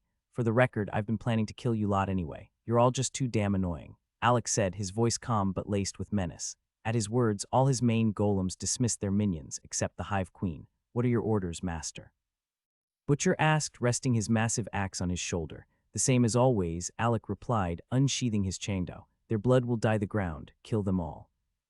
Unlike how Alec had ensured they all entered the 2nd gate of the Beast Forest separately, so each of them would be pushed to their limits in order to survive, he hadn't anticipated what was happening now.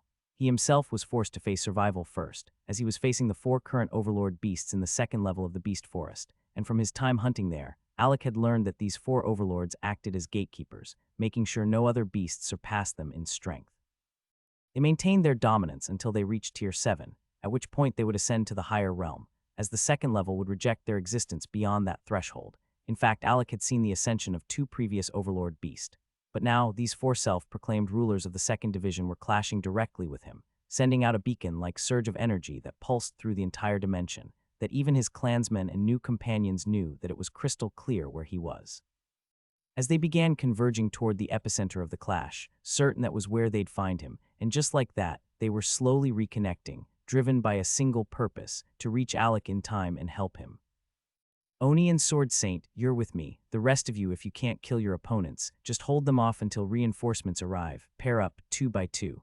Alec gave out orders, his eyes locked on the Golden Lion King. Without wasting another second on trying to gauge his opponent's strength, a tactic common among other human mages and fighters, he charged forward, as he preferred learning the difference in power through battle. This is the Beast Forest, not the real world. After going through many deaths here, few things really made Alec scared. Bang. He propelled himself into the air with gravity control and using the ground beneath him, by launching several earth pillars that shot upward with explosive force. This time, his ascent was faster than ever. But he didn't let the pillars go back into the ground and vanish. Instead, they followed him, circling his body mid-air like a constellation of jagged, earthen satellites. Beside him were Oni and the Sword Saint. Alec had ordered all other minion golems to be unsummoned because against an Overlord-class opponent, they would only serve as cannon fodder, and recreating a destroyed minion golem and retraining it to its former realm was an exhausting task Alec had no interest in repeating. Only the Hive Queen's guard golems remained, as they were intrinsic to her combat strength and had no qualms about self-destruction if it gave their queen even the slightest advantage. That loyalty and utility made it impossible for Alec to ask her to dismiss them. The Golden Lion King quickly understood it was Alec Gordon who was coming for it, and with a guttural roar, it opened its maw wide and unleashed a golden wave-like sound blast, a sonic attack, similar in principle to what Alec had just invented using his gravity magic. Alec halted mid-air and thrust his left fist forward. Using gravity magic, he distorted the air around his punch, generating a pressure wave tuned to disrupt the frequency of the incoming sound wave. It wasn't a pure sound-based counter, but Alec's finely spread mana sense had helped him calculate the exact mana threshold needed to neutralize the impact.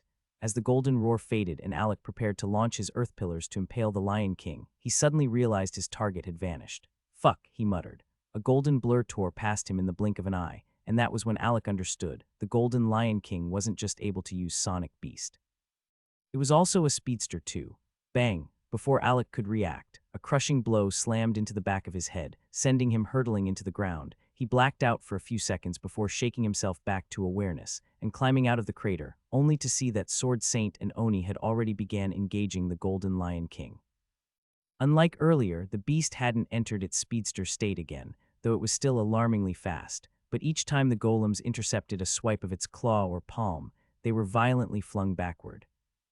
Alec's mind snapped into analysis mode. He began to suspect the Golden Lion King couldn't maintain its high-speed state for long, likely due to a cooldown limitation of a kind. If that was true, Alec had a short window to bring the lion down before it could activate its ability again, so he doesn't get himself overwhelmed. Oni Saint, fall back, trade places with Hive Queen and Hunter. I need you two here, Alec commanded, swapping out the golems mid-battle. Though Oni and the Sword Saint were capable, but Alec estimated that continuing with them would only prolong the fight and force him to use abilities he wasn't ready to reveal. Queen and Hunter, on the other hand, were specialized for this sort of pressure. That was the advantage of having golems tailored to specific combat roles. Without hesitation, Oni and Saint retreated. As the Golden Lion tried to pursue them, it was suddenly hit with immense pressure from above. Still mid-air, it felt as though its bones were on the verge of snapping under the weight. But the beast was too prideful to yield. It let out a furious roar, its golden mane whipping wildly, but this time even its sound wave dissolved into silence, lost within the thick field of gravitational distortion. Mid-tier spell Gravity, push X100. Immediately, Alec activated an upgraded version of Gravity Push, and Hunter's left hooked arm sprang, along with a barrage of web-like strings from the Hive Queen burst forth, latching onto the Golden Lion's body. In the next instant, it was violently yanked from the sky and slammed into the ground. A thunderous boom rang out, and a thick cloud of dust swallowed Alec's view, but amidst the haze, he caught sight of that golden blur again, and it realized the Golden Lion King had re-entered its speed state, and it was coming straight for him. Mid-tier spell Earth Dome. Without hesitation, Alec stomped his right foot into the ground, summoning a solid earth boulder that rose swiftly to shield him, but just as the dome was about to seal shut, a sharp golden line cut across the surface. In the blink of an eye, the rock burst apart as the Golden Lion King tore through it. However, it had walked right into a trap. Alec hadn't formed the dome for defense. It was bait. The dome's true purpose was to force the lion out of its speed state, which rendered it intangible to physical attacks and too swift for most magic attack. Now it was grounded and exposed. The beast had lost its advantage. Out of its speed state, the Golden Lion King's body was fully exposed, as Alec stood poised, both hands gripping his Changdao, and the moment the beast emerged, he thrust the blade forward, aiming straight for its skull. Caught off guard, the blade pierced deep, but not completely due to the Overlord beast defense. The Overlord's eyes widened with fear as it began to claw and bite at Alec in a desperate attempt to retreat, hoping to dislodge the blade. But the weapon, already impaled in its head, was greedily absorbing its blood, weakening the beast and clouding its judgment. With every drop drained, the force behind the blade intensified. Alec released his left hand from the hilt, summoning his bone katana and driving it into the creature's neck. he maintained steady eye contact as the beast gasped its final breaths, one blade devouring its bone structure from below, the other draining its life essence from above. Its efforts to re-enter speed mode failed repeatedly because Hunter stood nearby, casting magic nullification to prevent any escape. The lion was completely counter-red helpless and eliminated with ruthless precision. The moment its spiritual essence vanished, and the remaining 3 overlords sensed its death, though they were still locked in battle, they wasted no time fleeing for their lives, none willing to suffer the same fate. The first to escape was the winged Falcon Queen, but she was swiftly pursued by Magneto and Legion, as Alec had made it his mission to purge the forest of the old overlords and restore balance before he starts entering the 3rd level of the Beast Forest, as he was paving way for 4 new overlords to rise. As for the Ice Serpentine Lord, it failed to slip away unnoticed. Titan, still in his base human form, conjured an ice skateboard beneath his feet and gave chase, as he had already marked the serpent as his prey. The Shadow Wolf Alpha Overlord wasn't stopped by golems, but by Alec's own Shadow Wolf, which had grown from being a low-rank Omega. It had long expressed the desire to challenge another potential alpha of its kind, and now, it finally had its chance.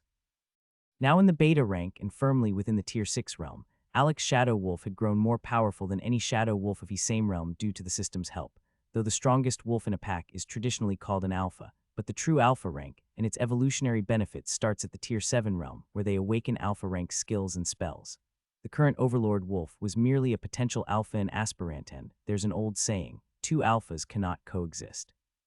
So Alec had no intention of intervening. He let his Shadow Wolf handle it alone, knowing that if it could defeat when devouring the Overlord's beast soul, it would gain a significant chance at refining the mid-rank beast quite easily, as it was responsible for its death. The moment Alec gave permission, the wolf was overjoyed. The tattoo on Alec's back, which represented the Shadow Wolf, began to shift and writhe. In a burst of dark energy, the beast leapt forth from Alec's back, and as it landed, it expanded to its full size. With black mist swirled beneath its feet as its soul form slowly fused with physical matter, though both wolves shared the same bloodline, but Alec immediately sensed that his Shadow Wolf's lineage felt purer, likely due to its continual absorption of other wolves' souls. By draining their essence, it had gradually refined its bloodline, strengthening itself and fueling its progression to higher realms. This was why, despite being of the same species, noticeable differences appeared in their forms. Don't worry. Go make sure the others don't survive. Midnight and I will handle this, Alec said to his golems, as they quickly split up, heading in pursuit of the Ice Serpentine Lord and the Winged Falcon Queen.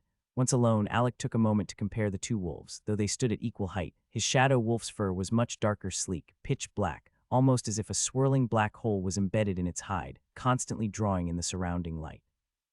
That was the impression one would get upon staring at it too long, its fur so dark and consuming it seemed unreal. On top of that, gray flame-like wisps flickered above its claws, unlike the Overlord Alpha, and it radiated a distinct aura of bloodline suppression that bore down on its opponent.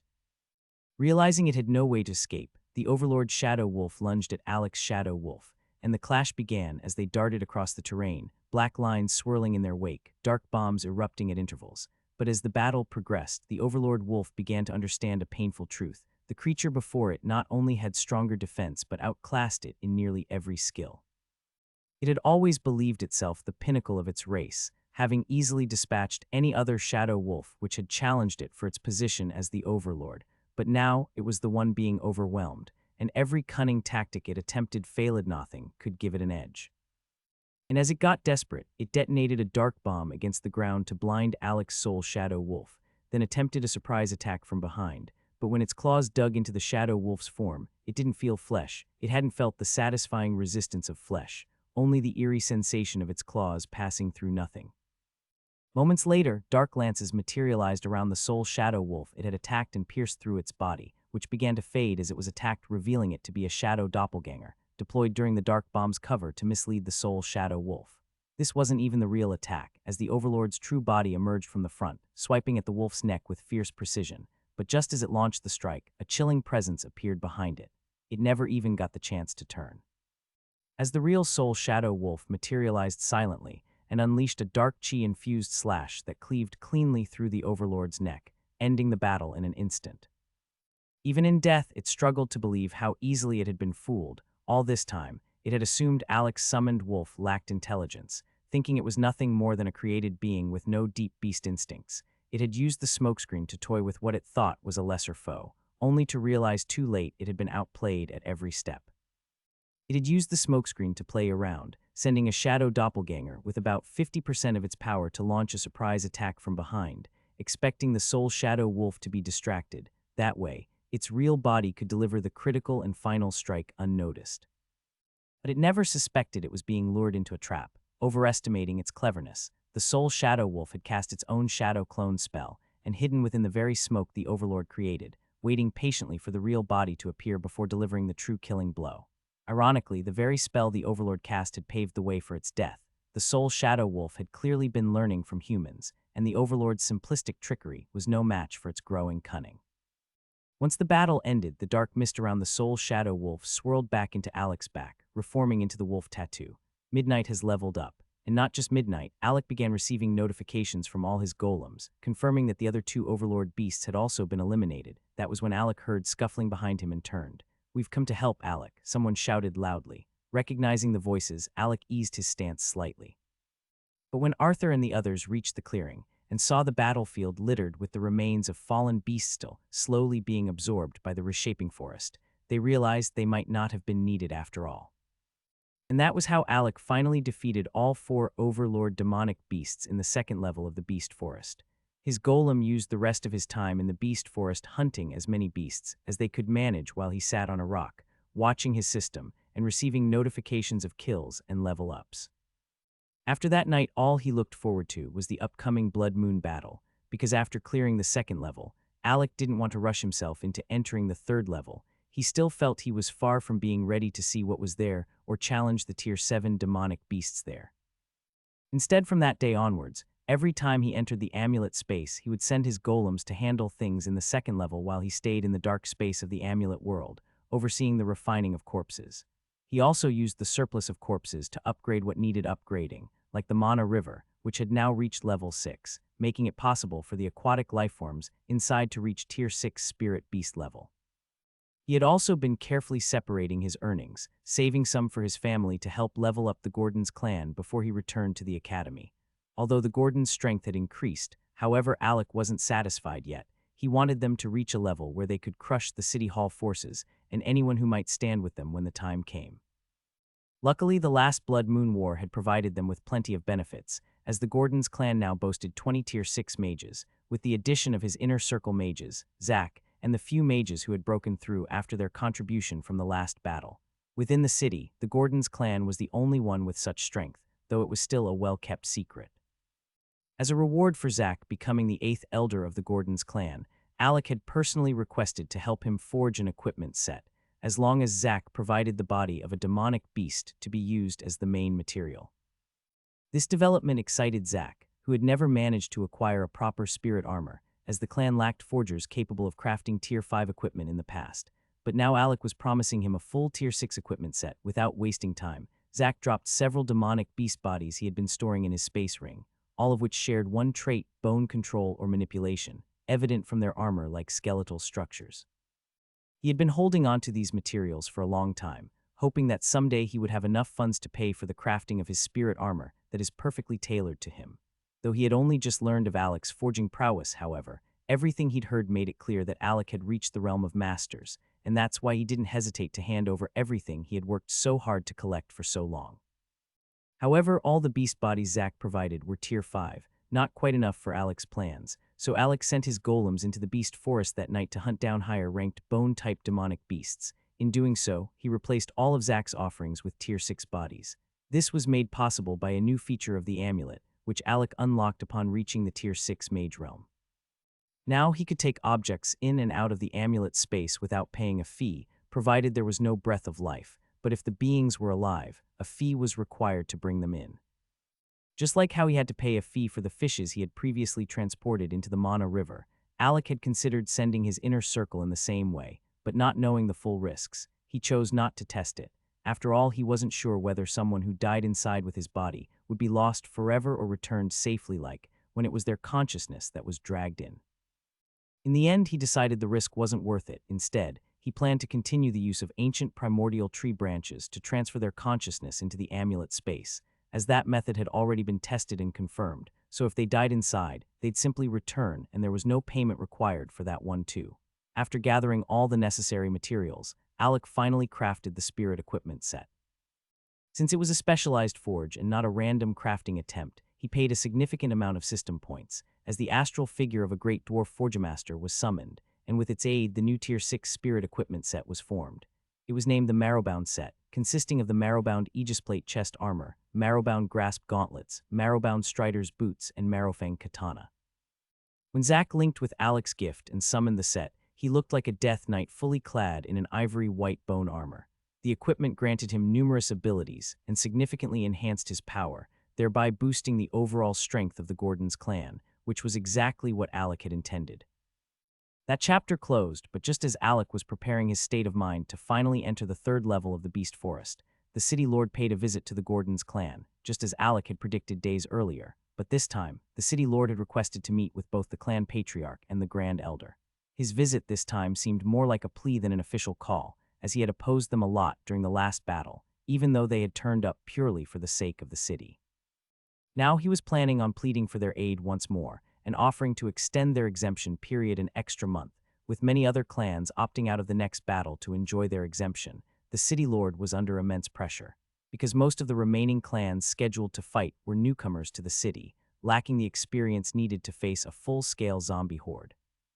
Though this clans had only heard stories of the zombie horrors from those that lost, but the city's recent victories had made them overconfident, and these inexperienced clans believed that if others had survived the onslaught, they could do the same, failing to grasp the true weight of what was coming. Though the readings from the City Hall forces showed that the Space Gate's energy had significantly decreased, but the City Lord knew that if he engaged in the upcoming battle with the current lineup of inexperienced clans, it would be his own City Hall mages who would suffer the most, since they always stayed in the front lines like the city's shield. All he truly wanted was to preserve his strength, but he hit a roadblock when the Gordon's clan patriarch claimed he couldn't leave his cultivation and asked the Grand Elder to allow Alec to represent the clan in his place. And so, it was Alec and the Grand Elder who sat opposite the City Lord, and as much as he tried to maintain a smile, the City Lord was internally gritting his teeth in frustration, as it felt like a carefully planned grudge was being acted out against him. It was known that the City Lord had visited the Gordon's clan, but the content of their discussion remained a mystery to the people of Estonia City. No one could say for sure what had been offered, yet the result was clear. The Gordon's clan announced their participation in the upcoming battle despite already having a 3-month exemption after the visit of the City Lord. This declaration brought unexpected relief to some of the clans who had decided to use their exemption period and not participate. Unconsciously, they had all begun to see the Gordon's clan as miracle workers, feeling as long as the Gordons were involved, a sense of calm and hope would settle over them. Such was the reassurance the Gordon's clan now provided to the long-established clans of Estonia City. Meanwhile, inside the Gordon's clan meeting room. I heard we're going into battle again. Aren't we supposed to be taking a break? Even if we didn't lose many mages last time, we still need to be careful about battle fatigue, the First Elder remarked. There's no cause for concern, First Elder. I assure you this battle will be different from the last. Our clan is now stronger than ever. You all can tell from the fact that Draco and Zack have come out from their secluded cultivation much stronger, and I've also grown much stronger as well. It's no secret that every victory the city gains also weakens the energy of the Space Gate. I just want to let you all know that we're fully prepared this time. Plus, we now have the Undead Purge Pill, so there's no longer any need for our clansmen to lose their lives to beheading. Because of zombie infection, Alec explained as the elders began to murmur. Eventually, they all came to an agreement, because if there was one thing they had learned, it was that Alec always delivered on his promises. So what did you ask that made that old man leave looking so gloomy, huh? My cunning student, the fifth elder asked, smirking as Alec simply smiled. Simple, he came here asking us to participate, claiming he was willing to offer an extra month of exemption just for agreeing. This doesn't even include the possibility of being crowned MVP of the battle, Alec said, instantly piquing the interest of the elders. The thought of earning an additional 3 months of exemption through battle stirred a wave of excitement, but then Alec's next words struck like a thunderbolt. So I asked him to increase it to 3 months, Alec said casually, raising 3 fingers with a harmless smile. Heh, knowing that bastard, he must have flared up and broken something, right? The third elder asked, clearly amused. On the contrary, he didn't. It looked like he would have loved to break the young master instead, the Grand Elder chimed in. Fortunately, he held in his anger once he realized he truly needed our help, and since Alec wasn't pressing him over past grievances, a negotiation took place, and they settled on 2 extra months. The fifth elder nearly spat out his drink. The City Lord agreed to that, George has never managed to negotiate more than a single extra month. Now we might gain 4 months just from one battle. Oh, please just become the patriarch already, he said, unable to contain his joy. If things went as planned, the Gordons could enjoy a long stretch of peace without shedding blood or enduring the hardships of war. Well, it's settled then. You'll hold on to the promise and lead the clan mages into battle once more, the Grand Elder said. But this time, who do you propose should serve as the Tier 7 representatives alongside you? If it isn't too much trouble, I'd appreciate it if you two elders could once again grace the battlefield with your presence, Alec replied as he looked towards the third and fourth elder, prompting the Grand Elder to nod in acknowledgement. With the patriarch still in seclusion, Alec was making decisions that were typically left to his grandfather, though he hadn't immediately caught on to the true intent behind the Grand Elder's question. But to Garrick, Alec had already passed the test without a doubt. If it had been any other hot-blooded youth from the younger generation, they might have used the opportunity to showcase power by selecting different Tier 7 mages or changing the team for vanity. But Alec's choice preserved the hidden strength of the Gordons clan in his eyes, though Alec had only chosen the two elders again because of their experience and effectiveness against zombies, but the Grand Elder was already thinking further ahead. With only a few days left before the Blood Moon battle, Alec was now more determined to begin equipping the mages that fought last time without a spirit equipment set. Unlike the last battle, where not all Gordon's mages had received full gear, this time he was determined to change that and had already begun preparations, since he had surplus of spirit equipment fragments for Tier 6 and Tier 5 demonic beast now. Meanwhile, in the second dimension, the zombie army, which was still weakened after their clash with Estonia City's forces, was ambushed during their return by the Goblin army, who had been lying in wait for just such an opportunity. The fight for the space gate had been stalled for a while, as the zombies had maintained an overwhelming advantage. But upon noticing the weakened state of the zombie horde, the Goblin scouts quickly reported back to their leaders. This prompted Red, the Goblin chief's favored and first son, to lead the charge against the battered horde. The Goblins aimed to cripple the zombie army further, hoping to reduce them to a state where they could no longer contest the gate's control. After all, the Goblin clan's growth had been stagnant due to a lack of recent wars. Meanwhile, the zombie territory continued to thrive on death energy and environment that greatly benefited the undead and accelerated their strength. That was the nature of the space gate. For every human mage killed by the resident of the second dimension, a portion of their essence would seep into the killer, while the rest would be consumed by the gate itself. This accumulated energy from the killings of an army of second-dimension races is what fuels the prosperity of an area, shaped by what best benefits the dominant clan of that area. Ever since the Goblins lost control of the space gate, their growth had stagnated, and due to the fact they were weaker than the zombie army, they hadn't dared to make a move, knowing that a prolonged battle would only weaken them further due to the special traits of the zombie army. But today, an opportunity presented itself, and they seized it. However, contrary to the Goblin chieftain's expectations, the zombies didn't fight back. Instead, they began a full-speed retreat toward their domain. The Type 3 mental zombie left behind about 1,000 low-rank zombies to buy time for its stronger forces to escape. It glanced back with hatred in its eyes, powerless as the Goblins refused to give chase, satisfied with what they had achieved. The Goblin chieftain then approached the space gate, embedding his aura into it, marking his race as the new holders of its usage rights. It was finally the day of the Blood Moon War, and as usual, the other clans had already assembled outside the city gates waiting. This time, however, the city gates didn't appear battered and worn like they had during the last Blood Moon battle. That was because the zombie horde had failed to breach them in the last war, giving the repairmen time to continue their work uninterrupted from where they had stopped. By now, the city gates had been fully restored, though at a steep price, as the city lord had emptied much of his personal savings to make it happen. With the clans no longer leaving beast corpses for City Hall to process, one of the city's primary income sources had dried up, forcing him to shoulder the burden alone since he had spent all that was given by the capital to boost his strength. As always, mages from the City Hall led the front lines of each tier battlefield. Though the Gordons clan had announced they would participate, but even as the battle was fast approaching, and they were still nowhere to be seen, whispers began to spread among the gathered clans, as some boastful claimed they didn't need the Gordons at all. But then, the heavy creak of the gates echoed across the field as the Gordons clan finally marched out. Just like the last blood moon, all eyes turned to them. Gasps spread through the crowd, mouths fell open, as every mage of the Gordons clan was fully clad in spirit equipment sets. It was as if they all wore matching uniforms, though of varying tiers. However, each set bore the signature earthy glow showing that the spirit equipment was forged from earth elemental beast fragments, giving them a unified brown shimmer. The higher tier sets bore clear higher enhancements, yet still echoed the design of the lower ones. Only the sub-leaders of each tier stood apart and didn't have matching spirit equipment set with the rest of the group, as Alec made sure their spirit equipment sets were customized to suit their personal preferences. And just like the last time, Alec was still the commanding mage of the entire Gordon's mage force.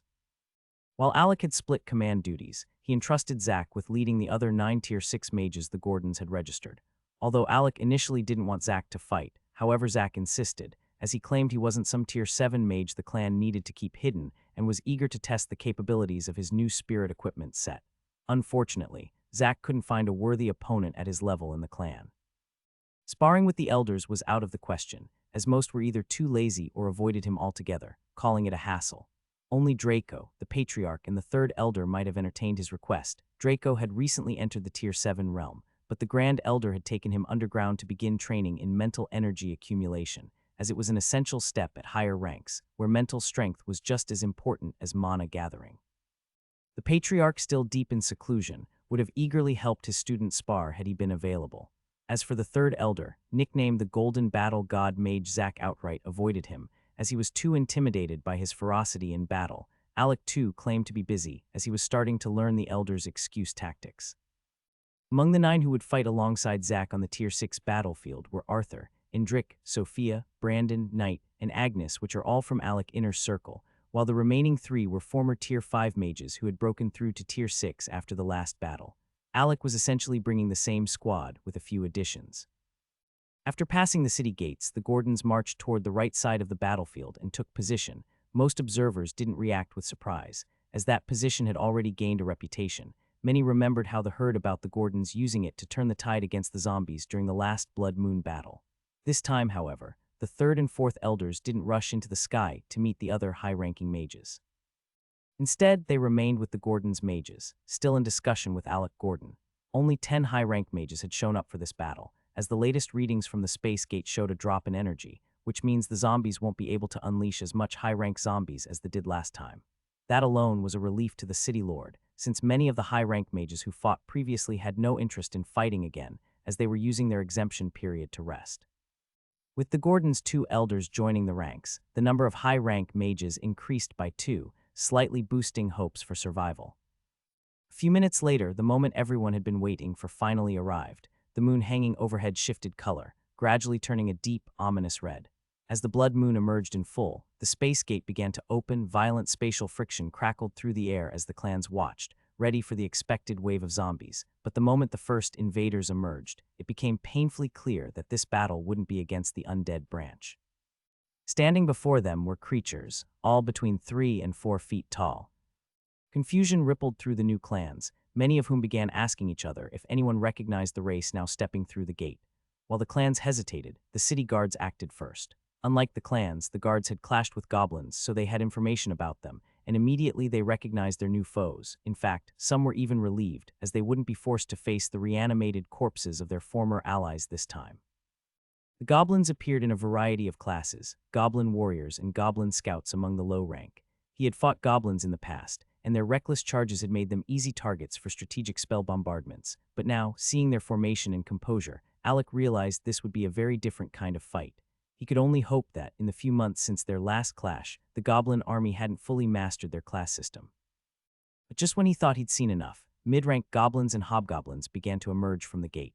That's when Alec noticed new classes, goblin shamans, and others that appeared to be tanks of the formation, boasting larger, mutated bodies likely enhanced through their evolution, and he realized these weren't just ordinary goblins anymore.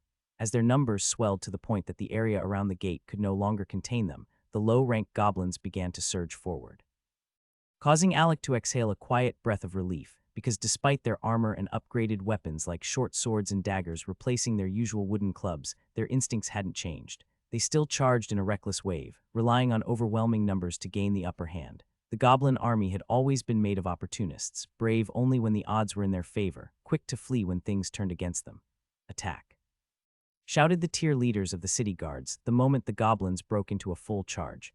Their command stirred the rest of the clans into action. With a unified roar, the mages followed behind the advancing city guards, who moved forward with shields raised, ready to meet the onslaught.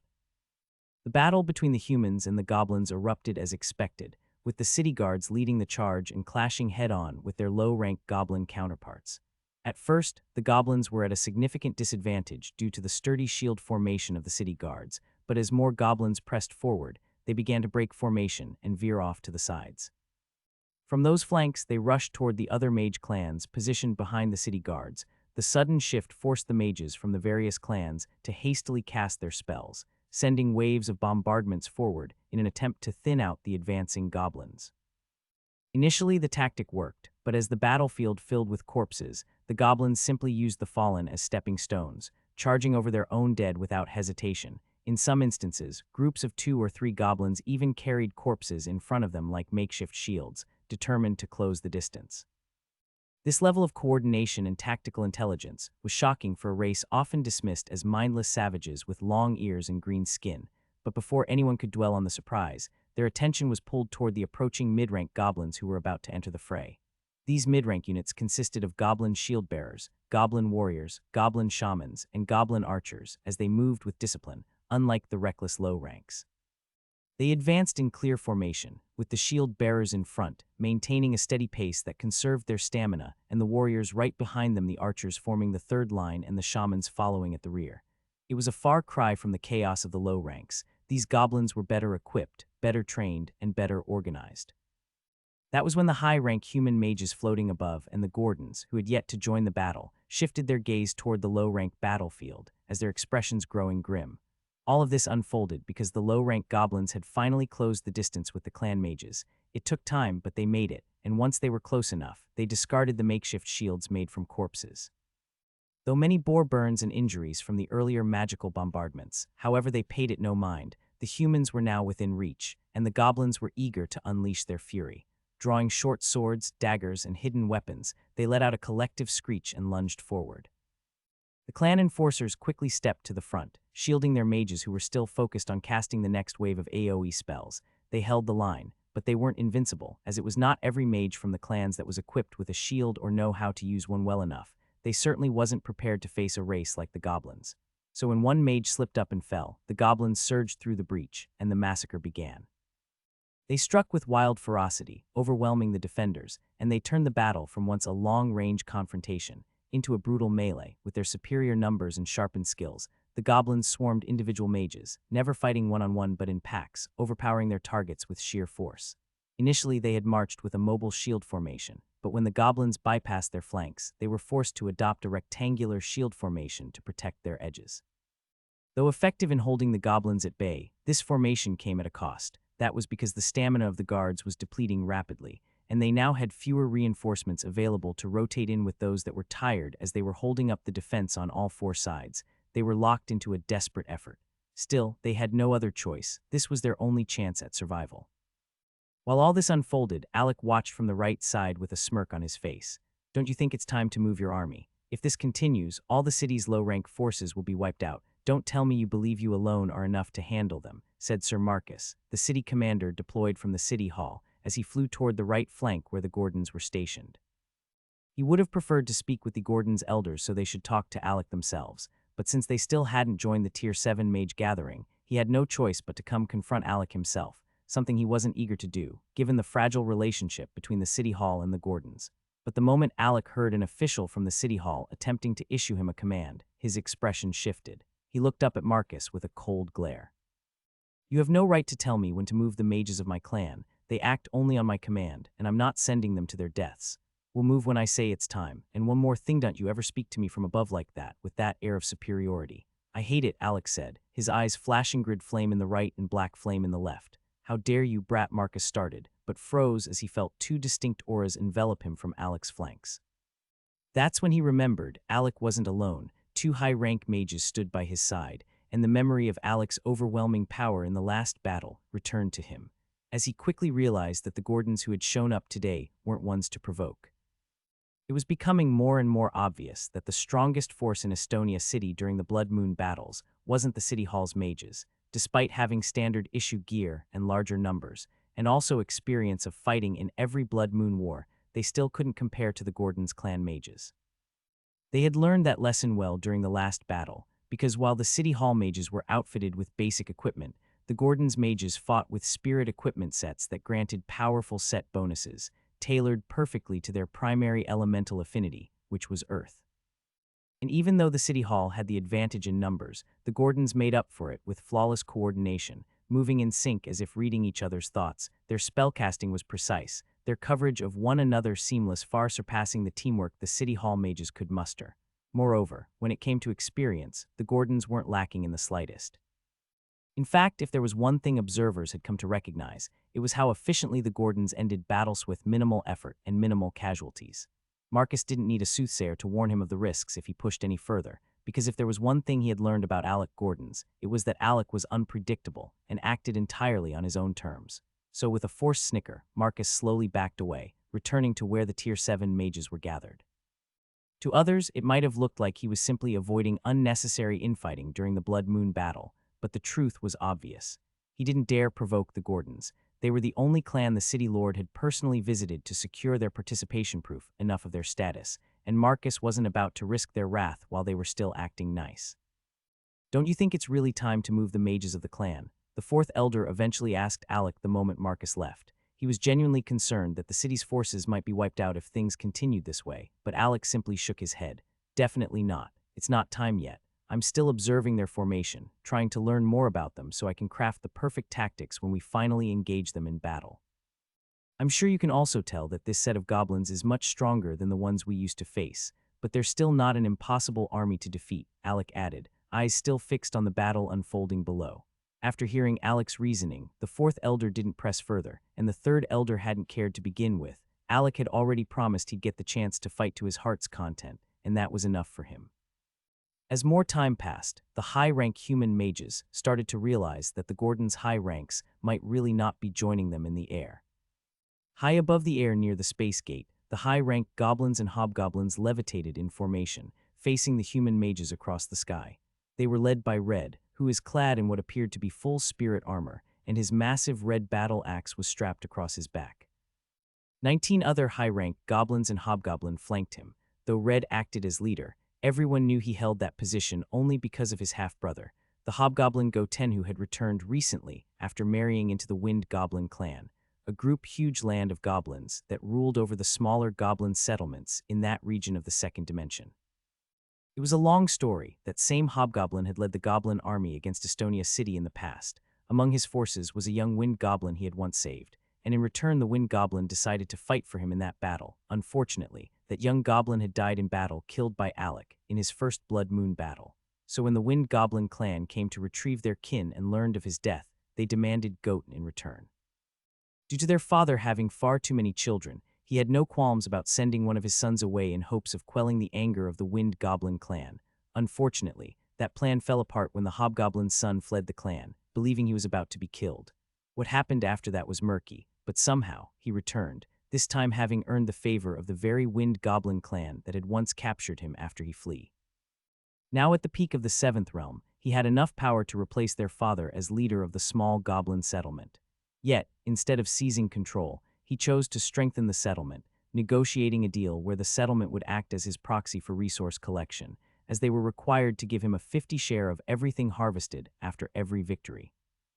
As an official envoy of the Wind Goblin clan, he wielded enough authority to make those demands end. With their father being spineless, he accepted the terms without resistance.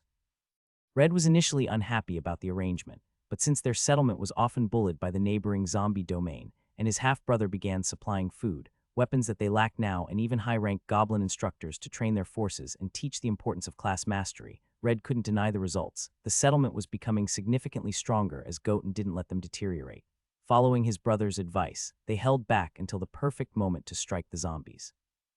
Now Red felt like he was on top of the world. He had taken the warrior path after lessons, gained countless combat skills linking to the path, and was put in command of a powerful unit of Tier 7 goblins and hobgoblins. And now, they were crushing the same human army that had previously defeated the zombies. It all felt too good to be true.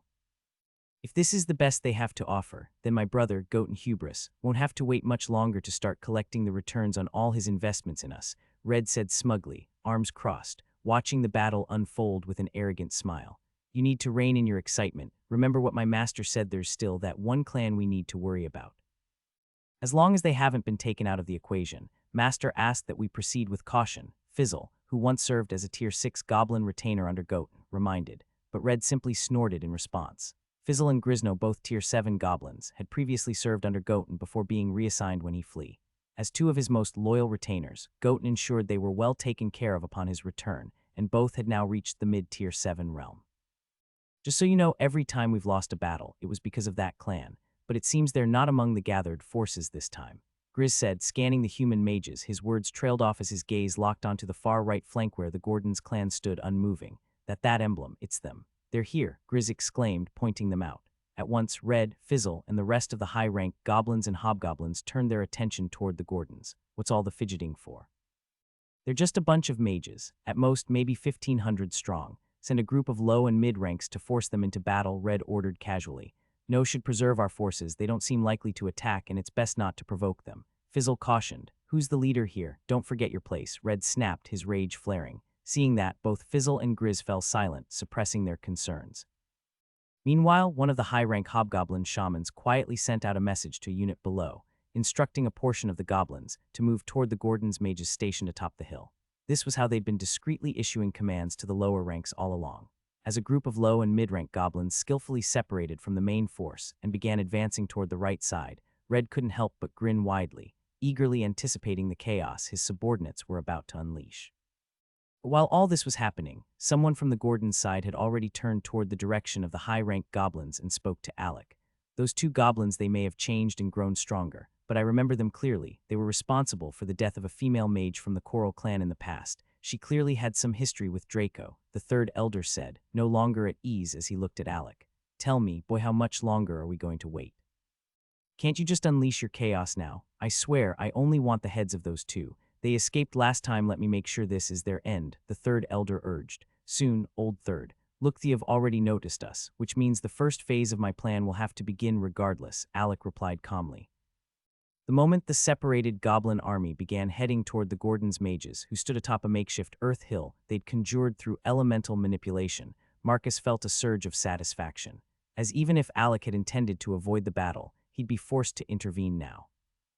Marcus silently hoped that this time, the Gordons would finally lose at least a portion of their forces, as the only reason they'd maintained their elevated status for so long was that most of their members always survived the Blood Moon unlike the other clans. And those survivors seasoned by each event were the very veterans that made the Gordons clan so deadly in large-scale warfare. Tier 1, 2, and 3 execute the first plan, Alec ordered calmly, without even bothering to look up, as the three sub-tier leaders stepped forward with the surrounding mages parting, giving them space to advance. Alec had already drilled them through multiple scenarios, and now it was time to act. The goblins, seeing the movement, grinned smugly, confident in their charge. From their vantage point, the Gordons watched the advancing enemies. The grotesque grins on the goblins' faces only fueled their determination. You guys know the drill, let's work together and aim for the highest kill count among all the tiers. Who knows, maybe one of us will win the MVP prize the young master promised, said the leader of the Tier 1 squad, rallying his group. The Tier 1 mages moved in organized sets, taking turns as they stomped their feet into the ground, summoning earth boulders. The rocks weren't massive, but they were solid and well-formed. Raise, barked the Tier 2 leader once the Tier 1 group finished. The Tier 1 mages stepped back, and the Tier 2s moved in, making swift hand signs and controlled movements, channeling their magic toward the row of conjured boulders. And just like that, they shouted in unison, ending what looked like a coordinated battle dance with a synchronized right leg stomp. Their mana surged into the ground, racing forward toward the boulders, and the moment the energy reached the base where the boulders had been placed, it was as if a volcano erupted not with flames, but with compact boulders launched skyward. Strike, came the command from the Tier 3 sub-leader. As his voice rang out, brown blurs exploded from the ground, shooting into the air. It was only then that the observers, both friend and foe, realized what those blurs actually were, the Tier 3 mages of the Gordons clan. They hadn't simply leapt into the air, they had launched themselves with precision. Each mage led with a right leg thrust, twisting into a mid-air kung fu kick as they strike the boulders aimed downward at the goblins charging up the slope. In that moment, time seemed to freeze, the flawless synchronization across the three tiers, culminating in this explosive ambush, stunned everyone, and not just the goblins caught mid-advance, but also the high-rank human mages still watching the boulders spin through the air. The goblins charging hesitated, momentarily paralyzed by confusion, as the rocks hurtled down toward them unsure of what to do. Even the shaman failed to give commands on time to avert this disaster, proof of just how completely caught off guard the high-rank goblins were. Bang, chaos erupted as the boulders slammed into the goblin ranks, crushing bodies on impact, and then continued to roll, unstoppable as they followed the hill's natural slope. It was like a meat grinder barreling through the battlefield, pulverizing any goblin unfortunate enough to stand in its path. It was gruesome and swift, catching the goblins completely off guard. Fortunately, the mid-rank goblins at the back lines quickly took control, barking orders for the shield bearers among them to move forward. They rushed to the front line, forming a tight triangle shield formation with their big body. The boulders, once terrifying harbingers of death, were diverted off course by the sturdy shield wall, sparing the rest from the initial salvo. But while they managed to neutralize the threat, the damage had already been done, as over 40 of their numbers had been wiped out in a single devastating strike. The Gordons still being the Gordons. Come on now, we can't let them outdo us. Push forward, slay as many as you can before they get here. The Tier 3 City Guard's leader shouted from atop his steed, positioned at the center of the rectangular shield formation. His rallying cry reignited the morale of the City Guard mages, who pressed on with renewed vigor, thrusting their weapons through gaps in their shields in an attempt to pierce through the enemy. Meanwhile, friction stirred within the goblin army targeting the Gordons. The earlier boulder strike had inadvertently split their force into two groups. The first group, still at the base of the hill, had merged into the triangle shield formation. This section was primarily composed of mid-rank goblins, a few bluish dark-skinned mid-rank hobgoblins, and low-rank goblins who had managed to slip into formation just in time to avoid the boulders. They could only stare at the now motionless boulders, covered in blood and gore, with the remains of their fallen comrades. The sight chilled their blood as fear coursed through them, but with mid-rank goblins still holding formation, they steeled their resolve. The second group consisted of those who had already crossed a certain point on the hill before the boulders were launched, so they had been spared the chaos entirely and were now the closest to reaching the Gordons at the top. But now they stood frozen deep in their mind. They didn't even want to move a single step forward, but they still showed an expression of being unsure whether to charge ahead or wait for the others below to catch up. When they looked up, they were met with the sight of the Gordons' clan mages, specifically the Tier 3 group standing near the edge of the hill, each wearing wild, taunting smiles as they posed. It was as if they were mocking the goblins, mimicking the exact grins the goblins had flashed just moments earlier. These bastards are even more fragile than the zombies, one Gordon mage scoffed. So what are we waiting for? Let's finish off the ones that survived, another added. Every mage above was already holding a pulsing earth spear, charged with chi. The threatening hum of energy made several goblins instinctively gulp. Some even began retreating toward the triangle shield formation, lacking the courage to face the Gordons head-on. They didn't see humans atop that hill. What they saw were demons, smiling like madmen, but to the Gordons' mages, these goblins were nothing more than moving practice targets, and turning their backs only made them easier to hit. Fire, the sub-leader of the Tier 3 mages shouted, and in perfect unison, the mages launched their earth spears like javelins. Each projectile shot forward with deadly precision, impaling targets on impact. Without pause, the mages conjured new spears and hurled them again, targeting fresh enemies with terrifying speed. With Earth Spear being a basic spell, it had a minimal mana consumption, but the Gordons had long pushed it to the limits of the low tier due to the training Alec had them on. Empowered to the peak of the low-ranked tier, the spell now carried explosive force, and with over 100 Tier 3 mages unleashing them simultaneously, as the hill turned into a thundering storm of destruction. The air filled with rapid bangs as explosions tore through the goblin ranks, smoke erupted across the field. Alec's training regimen had drilled near instantaneous casting into them, and now the results were devastating, as they could just instantly cast the Earth Spear again and again. In moments, another 30 of the goblin force was wiped out, those outside the triangle formation reduced to smoldering remains. The hill's base vanished under thick smoke, as the high-rank human mages floating above could hardly believe what they were witnessing. The goblin detachment had been almost annihilated in less than 5 minutes. Only a fraction of them remained, some mid-rank goblins and a few lucky low ranks, none of whom had even touched the hilltop. Meanwhile, the Gordons still stood untouched, not a single casualty, not even a scratch. Let's retreat. These are demons, not humans. We shouldn't be fighting them, one of the mid-rank goblins' leaders cried, already trying to withdraw, as the shield bearers held their defensive line as they retreated, wary of a follow-up attack. You think you can just leave after charging at us and ruining our show? Jokers, Alex said coldly. Kelvin, your boys are up. Kelvin, who retained his position as the sub-tier leader of the Tier 4 mages, nodded. Without delay, the Tier 4 mages reached into their space pouches with their mana, and this time, what they summoned was unlike anything they had revealed before. Before each Tier 4 mage of the Gordons' clan stood an iron golem sculpted in the image of a beast, specifically, a rhinoceros. These iron rhino golems were the result of Alec's foresight and planning. knowing that mobility would be crucial in future battles, especially against zombies which he thought they would still face. Alec had sent the Tier 4 mages to train under the 5th Elder, whose specialty lay in bestial golem crafting. Alec's initial thoughts had been about considering using mounts to improve their battlefield mobility, but dismissed the idea, as traditional mounts would be vulnerable without proper equipment. They could get easily scratched, which would leave them getting infected in battle, which can lead to his mages dying. Instead, he turned to Golem since they had an elder who could help them overcome this weakness. The 5th Elder, though reluctant to take on more work, but agreed later to Alec's request after being promised Tier 7 cultivation pills. It was an enticing offer, especially since he, the 6th Elder and the 1st Elder, were the only ones in the old generation stuck at peak Tier 6 Mage realm, while Draco, a junior Elder, had already surpassed them.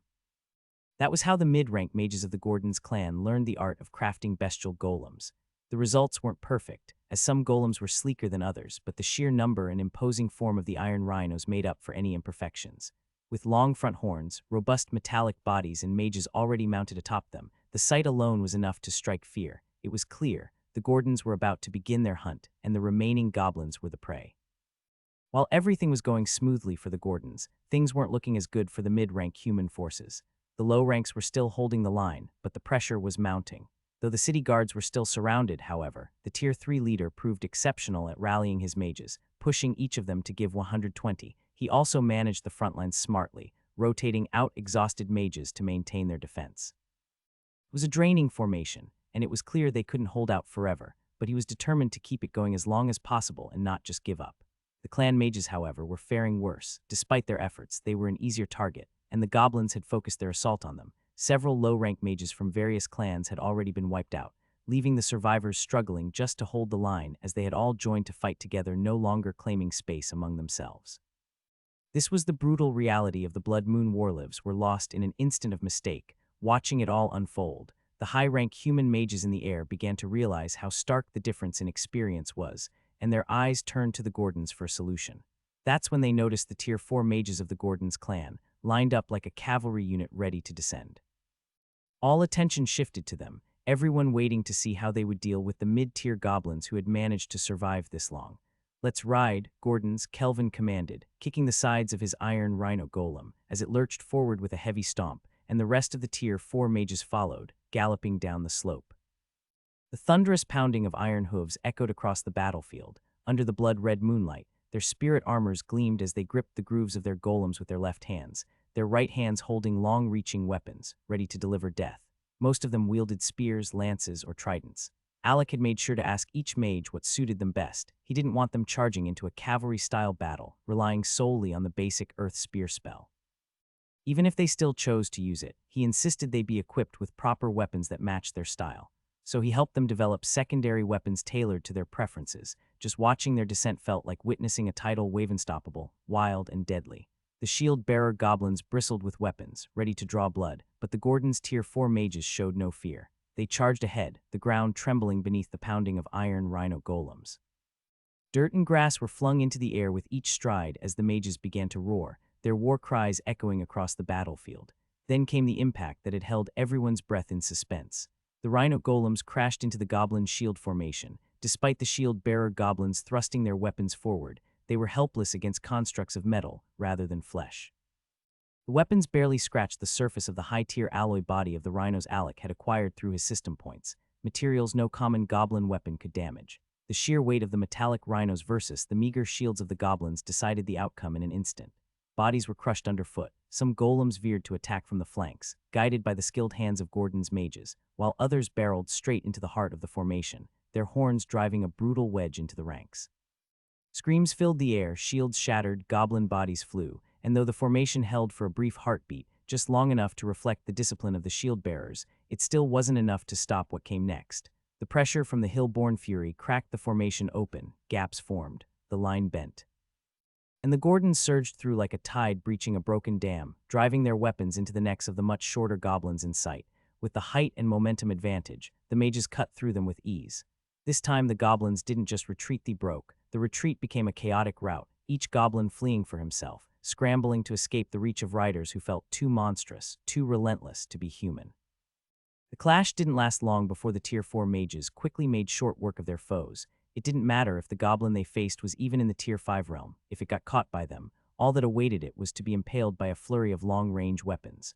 While many wondered how the Gordons were so skilled at this, despite it clearly being their first time fighting in such a cavalry-based style, Alex simply smiled, as only he knew the truth behind their fast progress.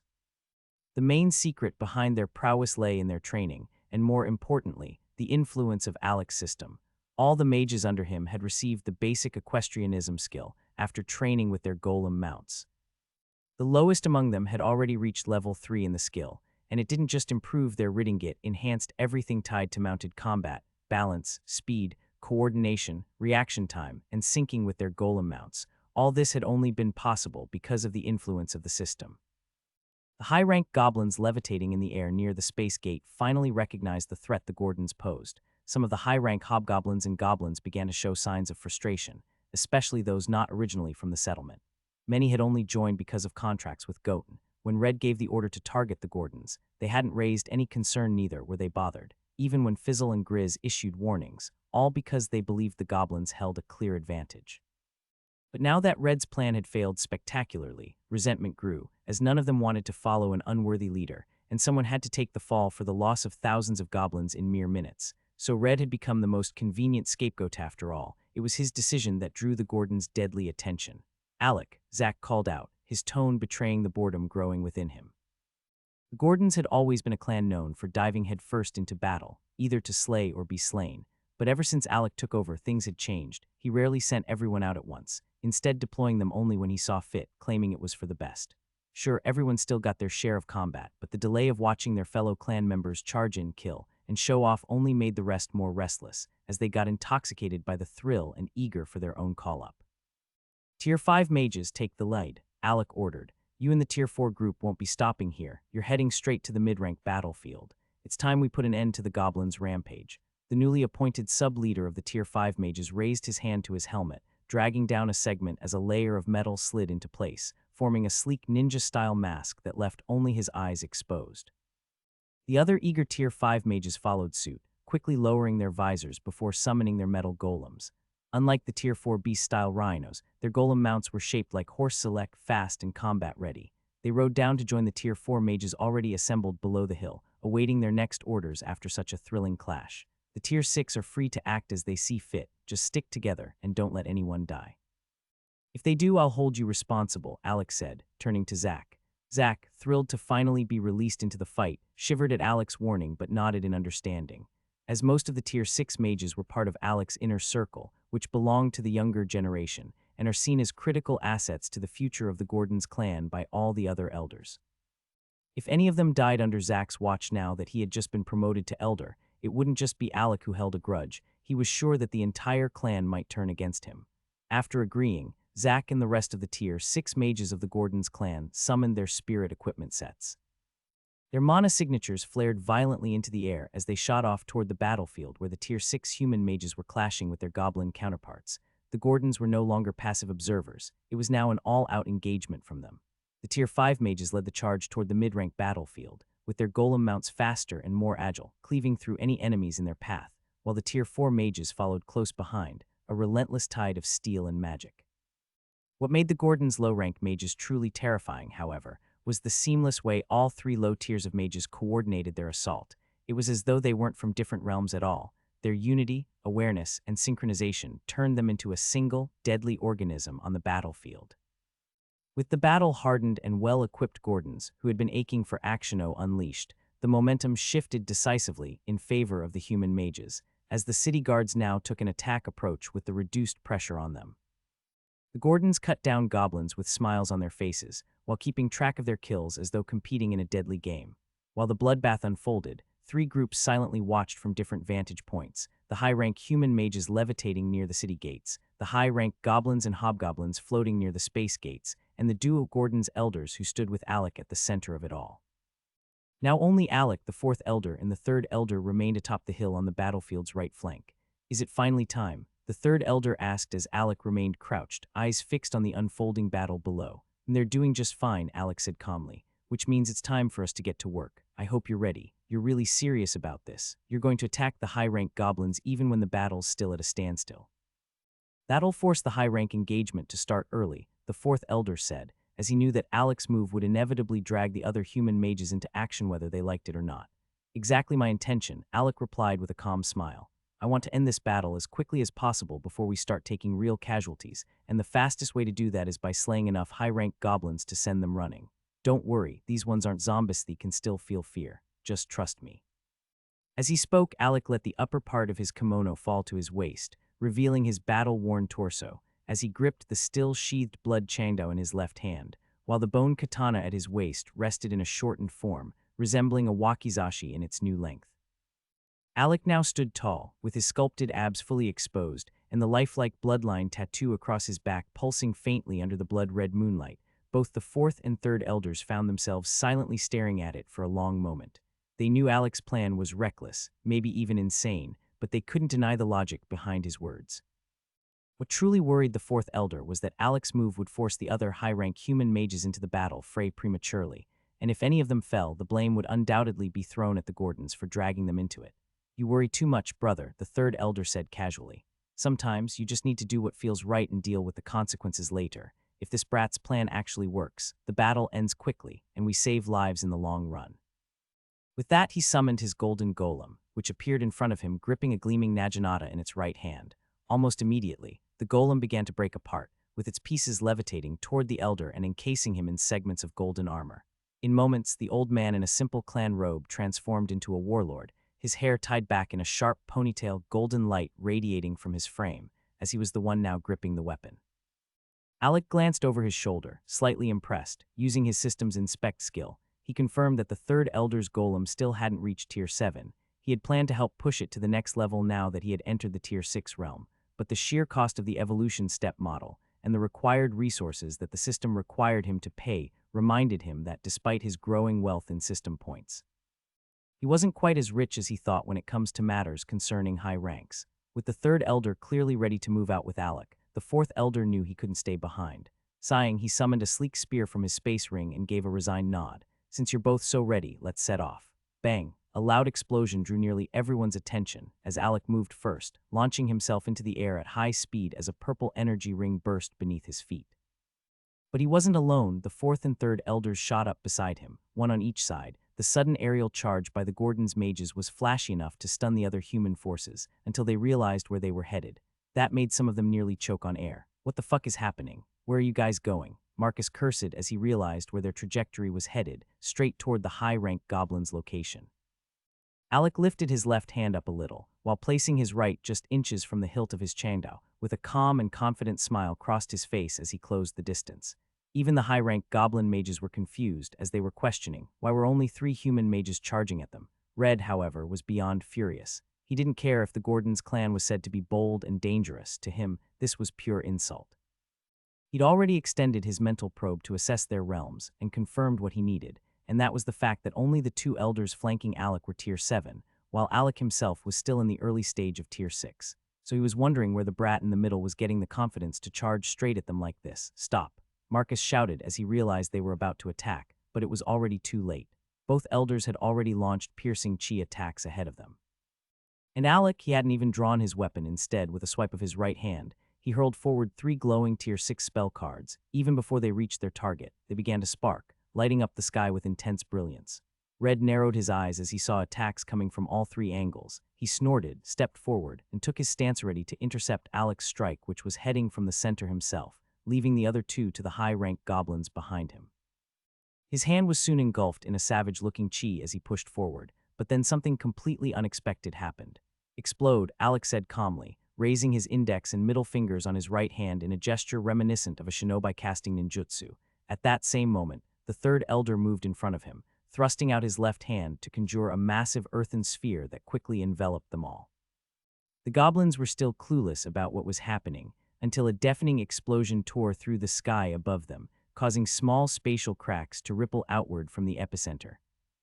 The 3 random spell cards Alec had sent forward weren't meant to strike like they normally do, because before launching them, he had infused each with a concentrated blast of his blood-killing intent, something he had discovered worked. After using the inspect skill on mid-rank random spell cards many times, the analysis had revealed just how versatile the random spell cards could be, beyond the offense and defense forms they took. He had also figured out how they could serve as energy nodes for protection arrays, like those used in the Gordon's auction hall. That insight had led Alec to begin experimenting, and he eventually discovered that with the proper Savage Chi infusion, the spell cards could be detonated, essentially turning them into floating time bombs. The only downside, once activated by such Savage Chi, they couldn't distinguish friend from foe, but such a thing wasn't a problem to Alec, who came from a world where grenades are a war tool, which was why Alec had warned both the third and fourth elders to keep a safe distance. He'd planned the detonation with surgical precision, but Red and the two high-rank hobgoblins that had stepped forward hadn't been given the same courtesy. They were not just exposed, they were at the dead center of it all. Just from the sound, Alec shook his head slightly, waiting to see how effective the sneak attack had been, and when the thunderous echoes finally faded, the massive earth sphere that shielded them now had cracks and the third elder retracted it as it crumbled. Seeing how damaged their defense was, despite being far from the blast, left both elders stunned. If their barrier had nearly failed at this distance, then what had happened to the goblins who took the full brunt of it? In fact, the entire battlefield seemed to freeze, as all eyes turned toward the slowly clearing smoke, each soldier and mage straining to catch a glimpse of the aftermath, eager to see the result of the Gordon's audacious attack. It was quite surprising that the actions of just 3 mages could bring the entire battlefield to a standstill. Clearly, the high-rank battle was the most crucial and often determined the true victor in any large-scale clash. As the smoke began to clear, the state of the goblins behind it slowly became visible to the many who had been watching. Red, who had been at the center of the explosion, stood with his right hand completely blasted apart, with exposed bone jutting from his mangled limb. Though he was coughing up blood, however, it seemed he had managed to survive the blast, as he had been protected by a flickering, transparent, oval-shaped barrier, an indication that the spirit armor he wore was of high rank. It was clear to those observing that the only reason he was still alive was because of that armor, though even it had not been enough to spare him from serious injury, as he must have activated it only at the last moment after realizing he had been deceived. He had assumed Alec's attack was similar to the chi strikes launched by the 2 elders from the flanks, but Alec's move had been a trap, and Red had fallen for it. Had he been better prepared, 2 things would have prevented such damage. First, if he had activated his defenses in time, he might have suffered some internal backlash, but he would have remained whole and not be in such a critical state. Second, the spell cards Alec sent were definitely no super fast. Instead, he had thrown it at a normal speed, as the only acceleration it had was the chi and arm strength from Alec's throw, which means he could have easily dodged them had he not been so focused on demonstrating his superiority. Fortunately for the goblins, Red had been the only one at the front. If not, the damage would have been worse. Even the 2 hobgoblins who had moved to intercept the Gordon's elders' attack, the flanks had been caught in the blast radius even if they weren't the targets of the explosion, and it left them badly injured, just not as Red. They were clearly bleeding, as their armor was unable to withstand the brunt of the blast, due to it lacking the high-tier resilience Red's gear had provided. The rest of the high-rank goblins who had yet to move felt a cold shiver run down their spines, as they couldn't comprehend what had just happened, let alone how fast it had all unfolded. Bang! Everyone was still frozen when 2 distinct gunshots rang out, fired in rapid succession with only a second between them, but that 1 second was all it took for chaos to reign. The first shot jolted them back to awareness from the shock, and before they could process the source of the sound, one of the 2 injured hobgoblins at the flank dropped dead, with his body crashing. With frightening speed, Legion had already racked the bolt of his sniper rifle, adjusted his aim, and fired again, his second shot tearing through the air and killing the second hobgoblin instantly. It was only then that the goblins fully grasped the danger that had appeared, but by the time Legion lined up his third shot, Frizzle and Grizz had already appeared in front of Red. With Frizzle swiping his hand and summoning a powerful gust of wind that surged upward to deflect the incoming shot, though the wind formed a thick barrier, but the bullet had been coated in refined chi, so it continued to push forward with resistance, and after 3 tense seconds, it began to pierce through the veil. Just before the bullet could reach its target, Grizz swung his spiked club, which seems to have been made of black obsidian, and deflected it, yet the bullet didn't stop. It continued flying, now off course, but still deadly, its momentum carrying it downward toward the battlefield below, where every soldier had paused to watch the high-rank clash in the sky. Without warning, the bullet embedded itself into the skull of a Tier 6 hobgoblin, killing him instantly with no chance to react. That was the sheer power of the sniper round, unstoppable, even after being deflected twice. "Alec boy, I hope you haven't forgotten those 2 are mine," the third elder called out with a wild grin, eyes fixed on Grizz and Fizzle like they were already corpses. "Tell your golem not to steal my prey." And just like that, Alec swatted his hand, signaling Legion to stand down. And Legion calmly dismantled his weapon, breaking it into components before swiftly reconstructing it into a fragment gun, a close combat firearm in the same category as shotguns and pump guns. On Alec's left stood Titan, now in his human-based form, with his half-ice crown levitating above his head. The summoning of both Legion and Titan had been instantaneous. Now the Gordon side had 6 individuals on the battlefield. The 4th Elder had also summoned his wooden golem facing off against 18 remaining high-ranked goblins. Red glared at Alec, who stood calmly at the center of this formation. Resentment burned in his eyes as blood dripped steadily from his ruined right arm, which now hung limp at his side. Deep down, he knew that if not for Fizzle and Grizz, he would already be dead. So he did the only thing that made sense to him at that moment. "Kill them all, none must leave here alive after delivering themselves to us," Red roared. Immediately, over 15 high-ranked goblins surged forward. In response, Alec turned to the stunned high-rank human mages behind him. "What are you all waiting for? Don't tell me you need a personal invitation to join the fight," he said, just as the 2 elders dashed ahead while Titan and Legion remained at his side. The high-rank human mages clearly didn't appreciate taking orders from someone of a younger generation, but they couldn't deny reality. Alec had already taken out 2 Tier 7 enemies, and with 2 goblin elites staying back to guard their commander, that left 15 high-ranked goblins charging toward what was now 12 human high-ranked mages. And if they included Alec, the human side had 13. This was what fueled their confidence to move. Human mages had never fought under such favorable terms before. They were almost always at a disadvantage, forced to hold their ground against 2 enemies of the same realm or more, but now, for once, the odds weren't stacked against them. This was the kind of injustice the human ranks had long endured. Their only saving grace was that most who ascended to the high ranks were top-tier geniuses, and those who were greenhorns among them usually were the pampered children of rich clans who wouldn't even dare step out under a blood moon unless escorted by a squad of elite guard mages. So even though they resented Alec for acting like their leader, that grudge quickly faded as they joined the 2 Gordon elders in restraining the high-ranked goblins and hobgoblins. With the high-ranked battlefield now engaged, Alec summoned the Hive Queen and sent her to assist on the mid-battlefield, while he, Titan, and Legion levitated toward Red, who was being guarded by Grizz and Fizzle. "You little demon, I see you've got even scarier than before," Fizzle said, eyeing Alec, who remained bare-chested. Alec, though, raised an eyebrow at the comment. Clearly, the goblin claimed to know him with that statement, but Alec had no memory of him, not that it mattered since he had a mission. "I'll say this once. If you want to live, move out of the way. My elder has his eyes on both of you, so I don't want to incur his wrath. I just have some unfinished business with that stubborn bastard behind you who refuses to die," Alec said, pointing at Red with his right hand, but they both shook their heads. "I don't know where you get your confidence from," Grizz replied, grinning, "but we can't let you do that. And really, you're threatening us with 2 Tier 6 golems. Come on, this'll be over before it even begins." He laughed wildly, casually spinning his spiked mace. "I got that one," Titan said as he extended both arms, forming small spiked mace heads connected by icy chains to the handles he gripped. Though Titan was in his humanoid form, however, even though he was shorter than his usual golem size, still towered over Grizz. "I guess that leaves me with you," Legion's mechanical voice echoed while talking to Fizzle as he swung his left arm, materializing a series of magazine clips for the fragment gun. The idea of being casually picked out like prey by 2 golems felt downright insulting to Grizz and Fizzle, and they were already imagining how they'd tear the golem constructs apart, until Alec's next words nearly made them cough up blood in disbelief at how lightly they were being taken. "Just take it easy on them, you know we're not supposed to kill them. Don't want that old man breathing down my neck," Alec said. With that, Titan and Legion advanced, drawing Grizz and Fizzle away from Red. "You look down on us too much," Grizz growled, swinging his spiked club horizontally as a wave of flames surged toward Titan. But Titan swung one of his maces in response, as the chain wrapped around the flaming club, restraining Grizz from pushing forward.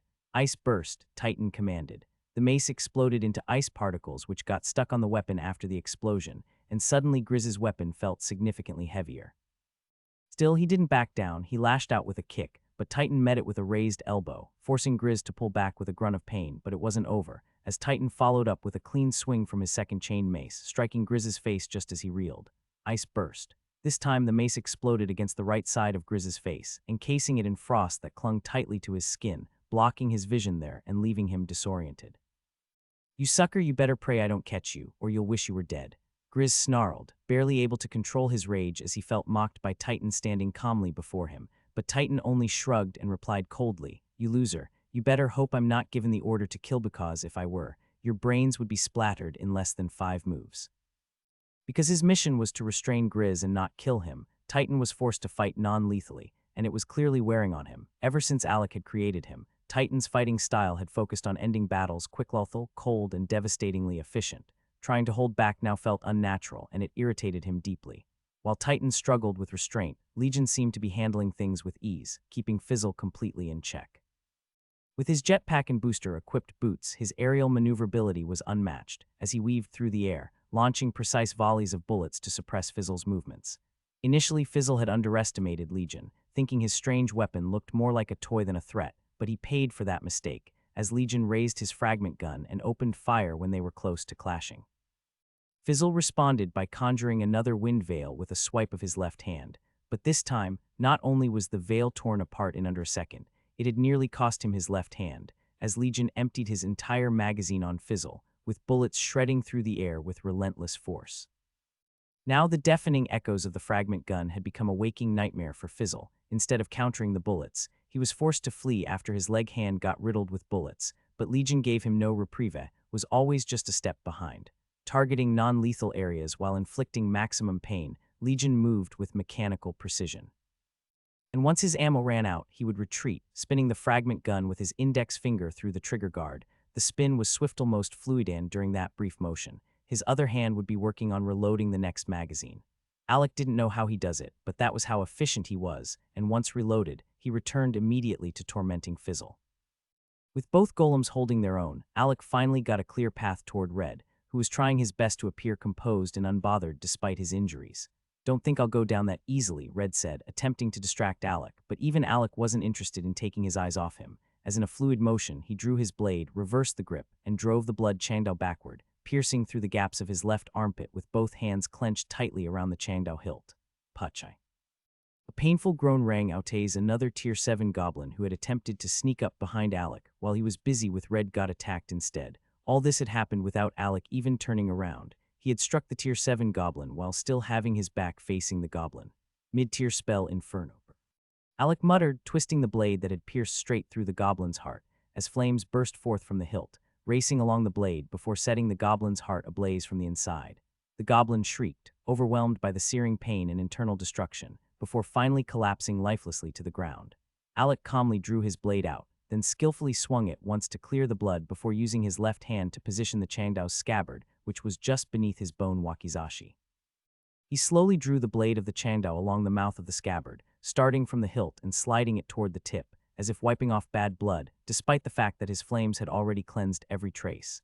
When he reached the end, he sheathed it in a single smooth motion, giving off the air of a master samurai, and that wasn't the merging of his bloodlust and chi had created a suffocating aura radiating from him. "You were saying?" Alec asked Red in a mocking tone, with his left hand still pressing the scabbard down slightly, while his right hovered just above the hilt waiting, as if daring Red to make the next move. "Oh, you damn monster," Red roared, realizing that avoiding a clash with Alec was no longer an option. He unhooked his battle axe from his back with his left hand. Despite the pain etched across his face, his resolve was clear as he lunged at Alec, swinging his axe in a wide horizontal arc. Finally grew another pair of balls. Alec taunted, tapping the hilt of his Changdao with his left thumb, sending the blade slightly upward just as Red closed in.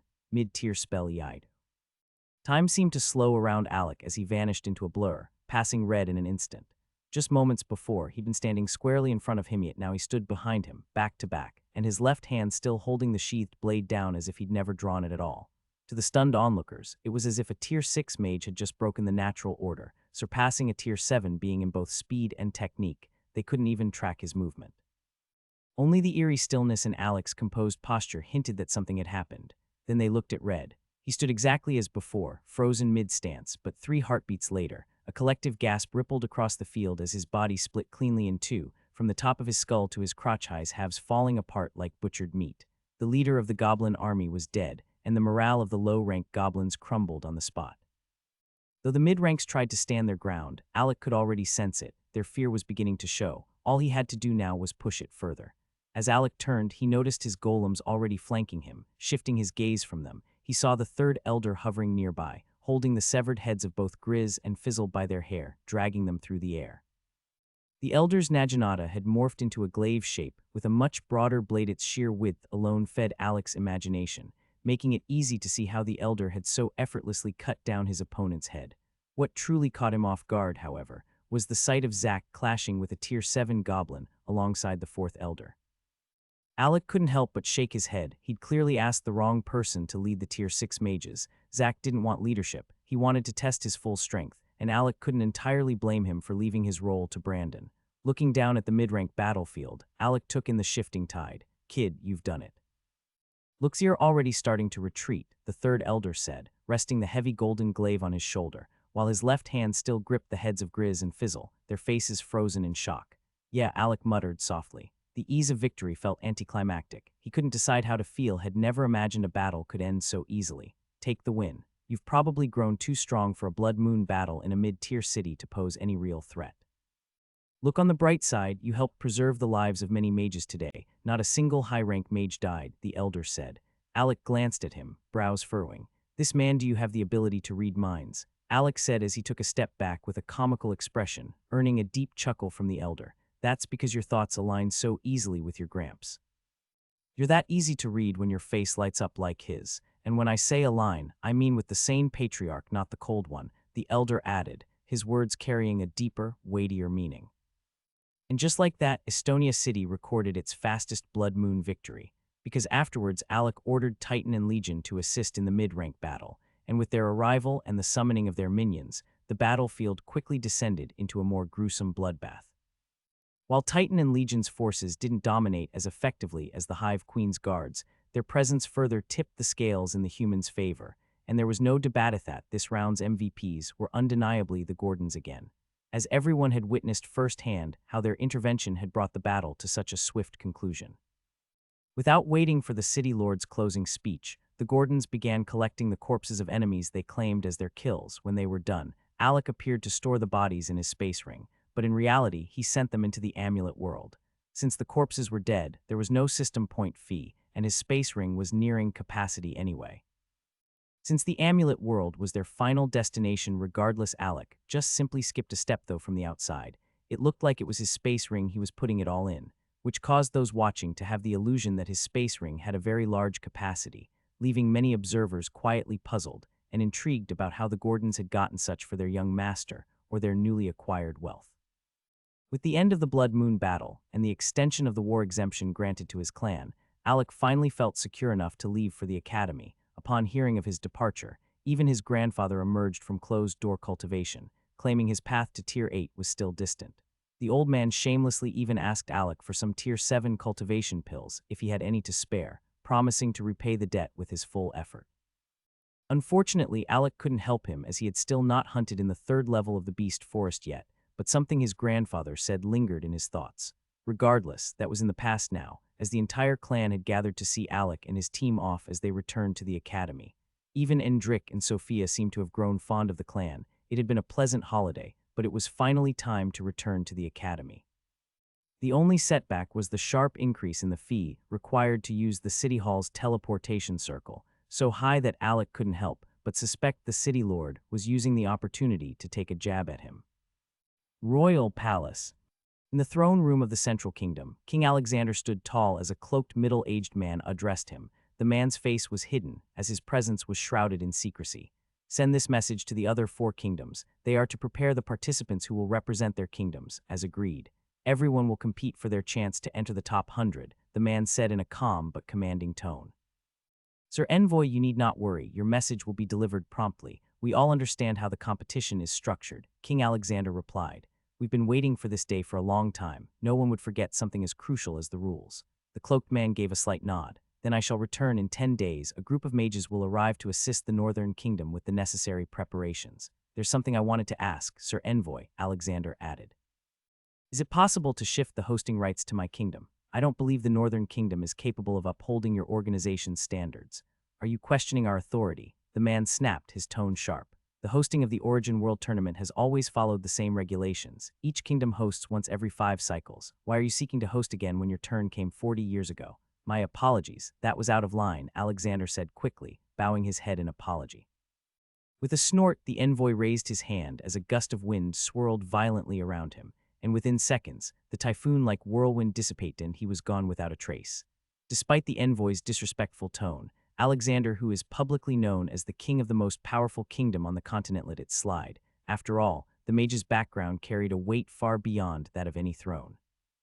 Alexander was dressed in regal attire that reflected his royal status, with his curly blonde hair left loose to sway gently with the breeze.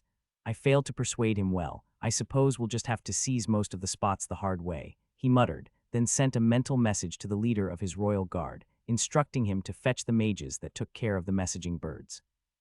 Though displeased that his suggestion had been dismissed, he didn't view it as a major setback. Instead, he was more determined than ever to ensure the news was sent across the continent as swiftly as possible. Meanwhile, as a storm that would shake the fate of all 5 kingdoms began to brew, the king of the Northern Kingdom, who is the designated host of this round of the Origin World Tournament, had reportedly entered closed-door cultivation, refusing all audiences with his court. While commoners remained unaware of the implications, the ancient clans had already begun to see the signs. They had been counting the years and knew this silence from the royal clan wasn't without reason. Regardless of the king's seclusion, the ancient clans were prepared to ensure their members secured a place in the Origin tournament. Alongside the ancient clans and the royal family, the other group with a right to participate in the Origin tournament was the Great 8 Academists, though many believed at least one of them no longer deserved the title. The informed few in the capital buzzed gossip once again with talk of the war god Mage team, but as the academy drew attention, a significant battle was about to unfold within its walls to determine a new hierarchy. With all the senior students having graduated, the top position was now up for grabs. Normally, such battles were reserved for the end-of-year exams, where the third students tested themselves against one another to determine who reigned supreme. But this time, things were different. Students had been summoned back early, as the academy appeared to have entered a conflict with the kingdom itself. This spat resulted in many graduates choosing not to stay and work for the academy. Instead, they opted to become freelancers or marry into other high-ranked clans, especially those without strong backgrounds, whom the academy usually took in and treated like family. Even the new dean didn't see a reason to blame them. He believed they made those decisions with their futures in mind. Now back to the current issue. The third-year seniors who had been denied advancement to the next-year classes until they proved themselves in the upcoming war in the second dimension, returned to find an unfamiliar newcomer sitting at the top of the Earth rankings who wasn't even a member of their year. The Heaven rankings were mostly reserved for high-ranking instructors, making the Earth rankings the true battleground for student supremacy, though a week had passed without Alec attending classes or officially resuming. However, it did nothing to calm the ambitions of the mages, who were eager to challenge him for the #1 spot. Due to the academy's ongoing feud with the kingdom, resources were stretched thin in the academy, as old man Alderic hadn't brought out the new batch of pills. Yet as he was waiting for the war the academy planned on having, even their mercenary operation zone of their major sources of magic crystals had been halted since of the recall and command from the academy. Now the #1 position has become even more desirable, as it offered a reward of 100 magic crystals per month to the one who stays in that position. But the problem was Alec, despite returning to the academy, had refused to leave his master's peak. His silence made everything more mysterious. From morning to night, students gathered at the mountain's entrance, skipping classes just to wait and see when he'd emerge. They believed he couldn't stay holed up forever. With so many top mages neglecting their duties, the situation reached a point where the academy could no longer ignore it, and old man Alderic finally decided it was time to take action as he stepped in. Alderic mysteriously appeared at the top of Terran's mountain peak, making his way toward Alec's residence. He knew the location because he had visited the other day when Alec first returned to the academy to discuss potential business deals. However, Alec had claimed it would be difficult to finalize anything until he returned home, in which Alderic agreed readily without much stress, with happiness from the last batch still on his face. He even suggested they assign one of the academy's message birds to Alec to relay orders to his clan, which Alec rejected as he felt it was inappropriate for him to take such a priceless gift.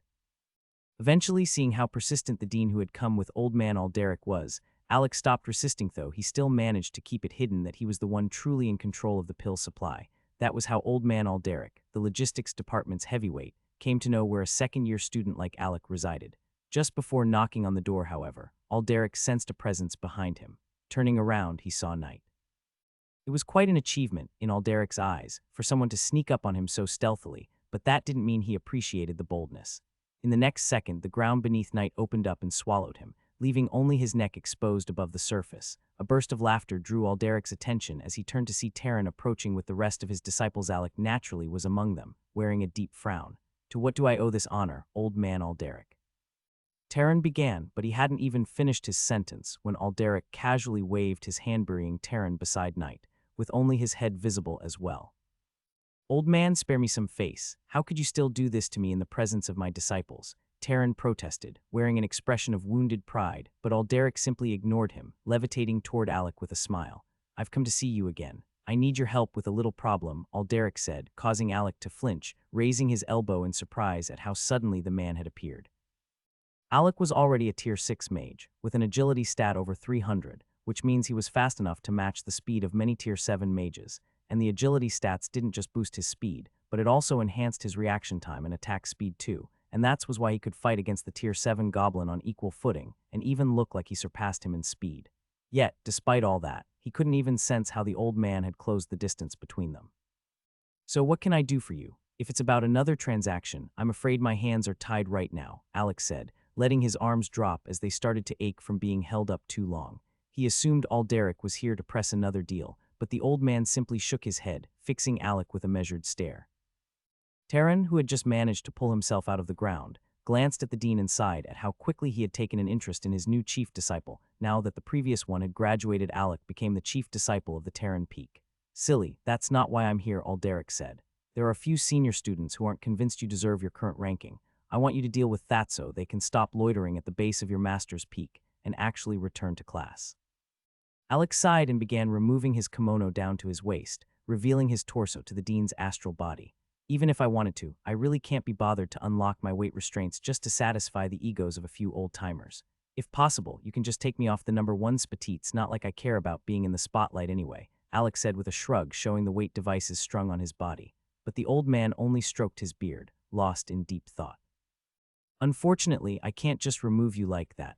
The Academy's ranking system isn't controlled by any executivates tied to the student badge you wear, and it follows you everywhere and automatically logs your performance, Alderic replied.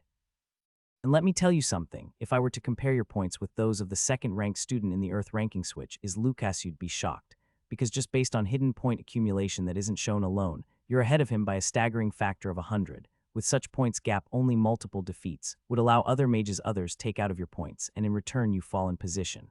He added. Alec blinked, puzzled at what could have caused such a gap. Then it hit him the badges were linked to their blood essence and also tracked kills, and even if he had never thought of it, that moment he started to think that maybe the badge was also measuring every creature he killed inside the amulet world, and since they have been counted, it made his points so staggering high.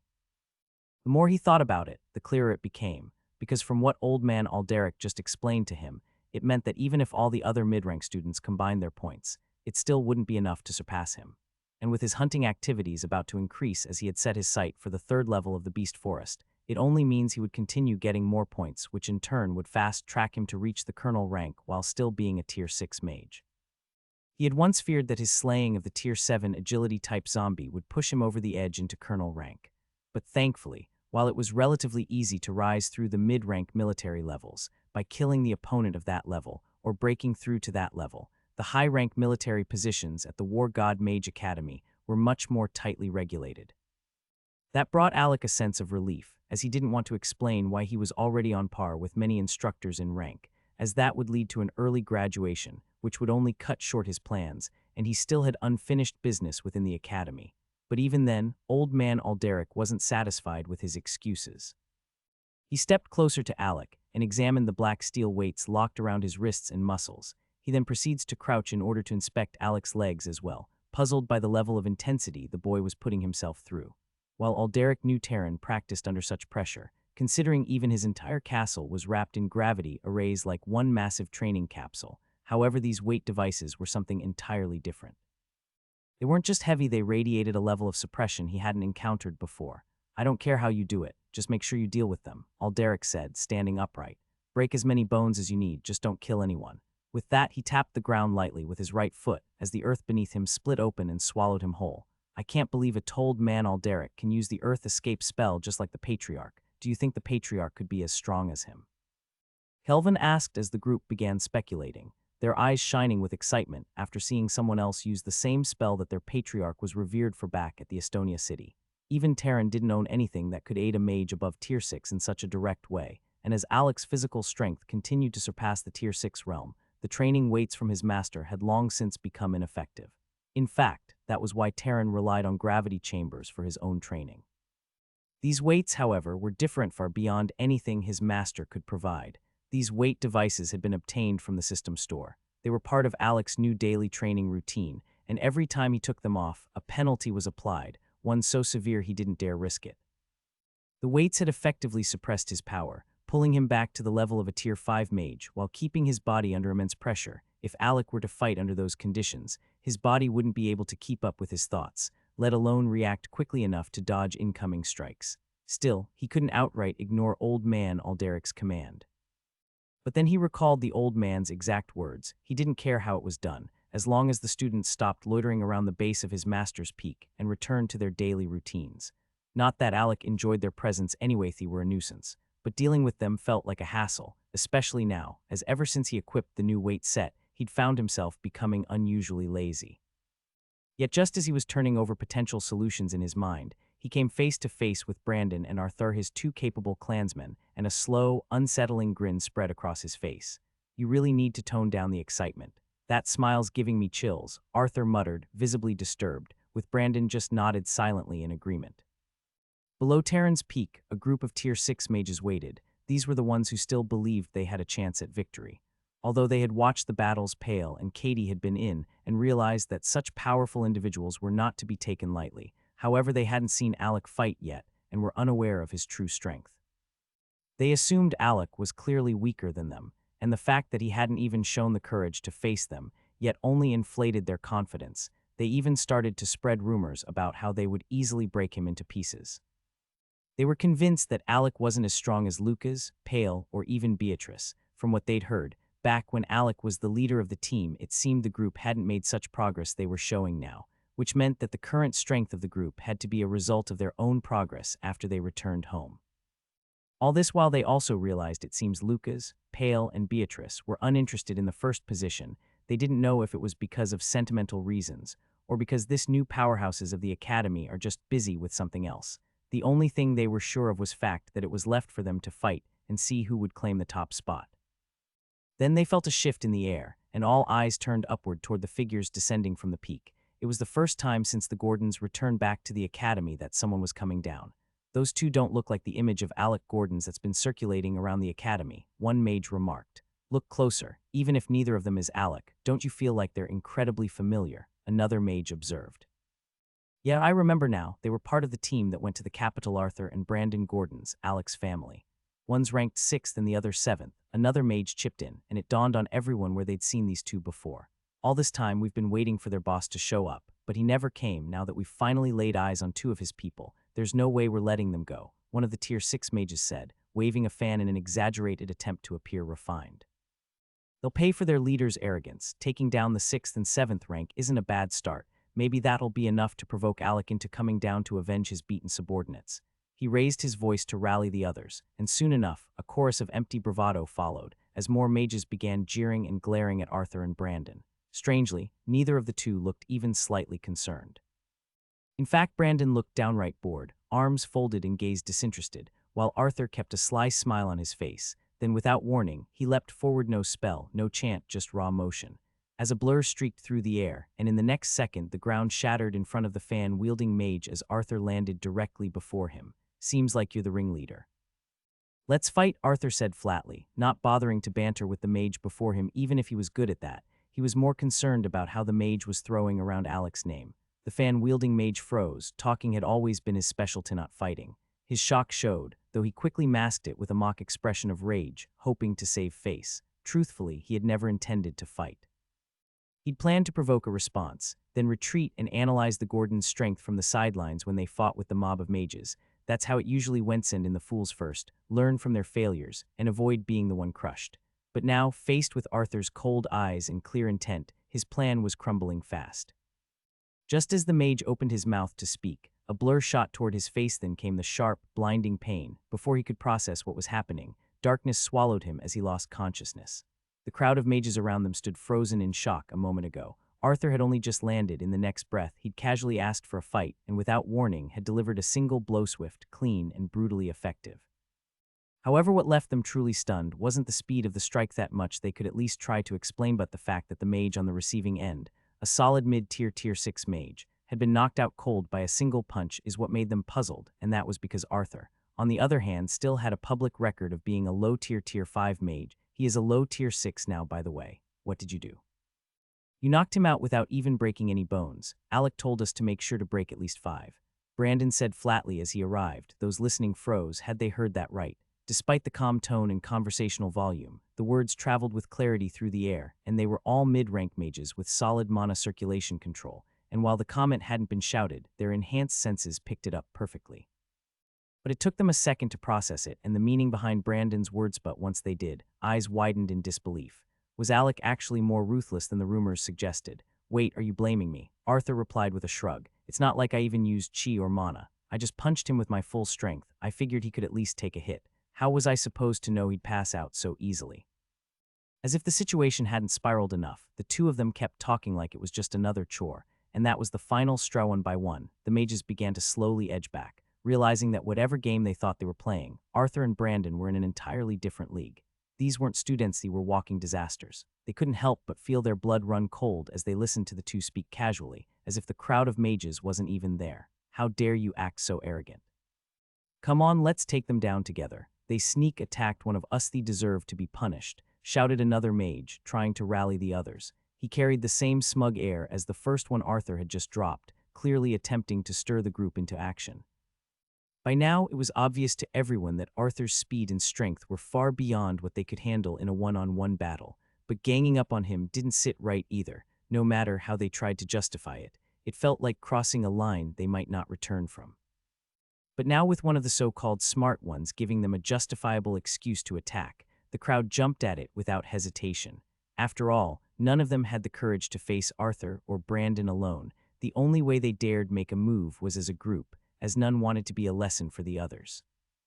As a portion of the mob surged toward Arthur and Brandon, two hung back, including the one who incited the charge, subtly distancing themselves from the fray, and those were the ones Arthur and Brandon really wanted in the first place, the ones pushing this so-called challenge from behind the scenes, including the mage Arthur had already knocked out. That made 4 key instigators. Now that they had their targets, the first step was clearing out the expendable mob in front of them. Come, Arthur said with a grin, dashing into the incoming wave of mages, and what happened next was far from what anyone watching from afar would have expected. One hit, that was all it took. Every strike from Arthur rendered his opponents unable to continue fighting. He wasn't holding back. Ribs snapped, hands shattered, jaws dislocated, and through it all, he laughed. Some mages got spooked by Arthur's overwhelming brutality, and swiftly broke off from going to him as they made a move toward the seemingly calmer-looking Brandon instead. However, seconds later, they regretted it. The moment they stepped within a certain range, they felt themselves sinking into the ground. That's when they noticed a swirling aura of sand emanating in all directions from Brandon's feet, as if he were the eye of a desert storm. The more they struggled, the deeper they were dragged into the spiraling quicksand-like trap. Even the manipulation of their mana did nothing. Their resistance only seems to make matters worse for them, and soon they were begging to be spared. But Brandon stood still, calm as ever, as if he hadn't heard a thing as he picked his ears. It hadn't even been 2 minutes since Arthur had smashed his fist into the fan-wielding mage, and already the mob lay sprawled across the ground. Those that were not unconscious were writhing in agony, groaning from broken bones and the searing pain that came with them. It was funny how they were wishing they were the ones knocked out instead, as those who couldn't feel any pain at the moment. While over in Brandon's area, his opponents lay completely unconscious, many of them with sand trickling from their mouths along with deep fingerprint-shaped bruises stamped across their bodies. Though they were all tier 6 mages, however, none of them had reached the high or peak stages of the realm. Hey, I thought this was going to be tough, but this wasn't even half as pressing as our last Blood Moon battle. Arthur said, cracking his knuckles as he turned his gaze toward the last 3 mages they had purposely saved for last. Well, that's obvious. Against those goblins, every move was life or death. Each attack was aimed to kill. You can't compare that kind of pressure to fighting a bunch of mages pretending this is some playground. Just then, another voice rang out, causing every conscious mage to turn toward its source, and there he was, most sought-after mage in the academy, the one they had all been waiting to see, Alec. Behind him stood 2 figures, but as those mages staring took a closer look, they revealed they weren't humans, they were golems. Alec wore the academy's uniform, but it had been customized into a kimono-style outfit. For some time now, Alec had developed an interest in samurai aesthetics. Since both his weapons leaned in that direction, he figured his attire might as well follow suit. Technically, uniform customization started from the third or fourth year, but Alec was no ordinary student either. As the most publicly acknowledged strongest disciple in the academy and the key liaison to the logistics department's new supply chain of Pill's old man, Alderic hadn't hesitated to approve his request when he asked for it.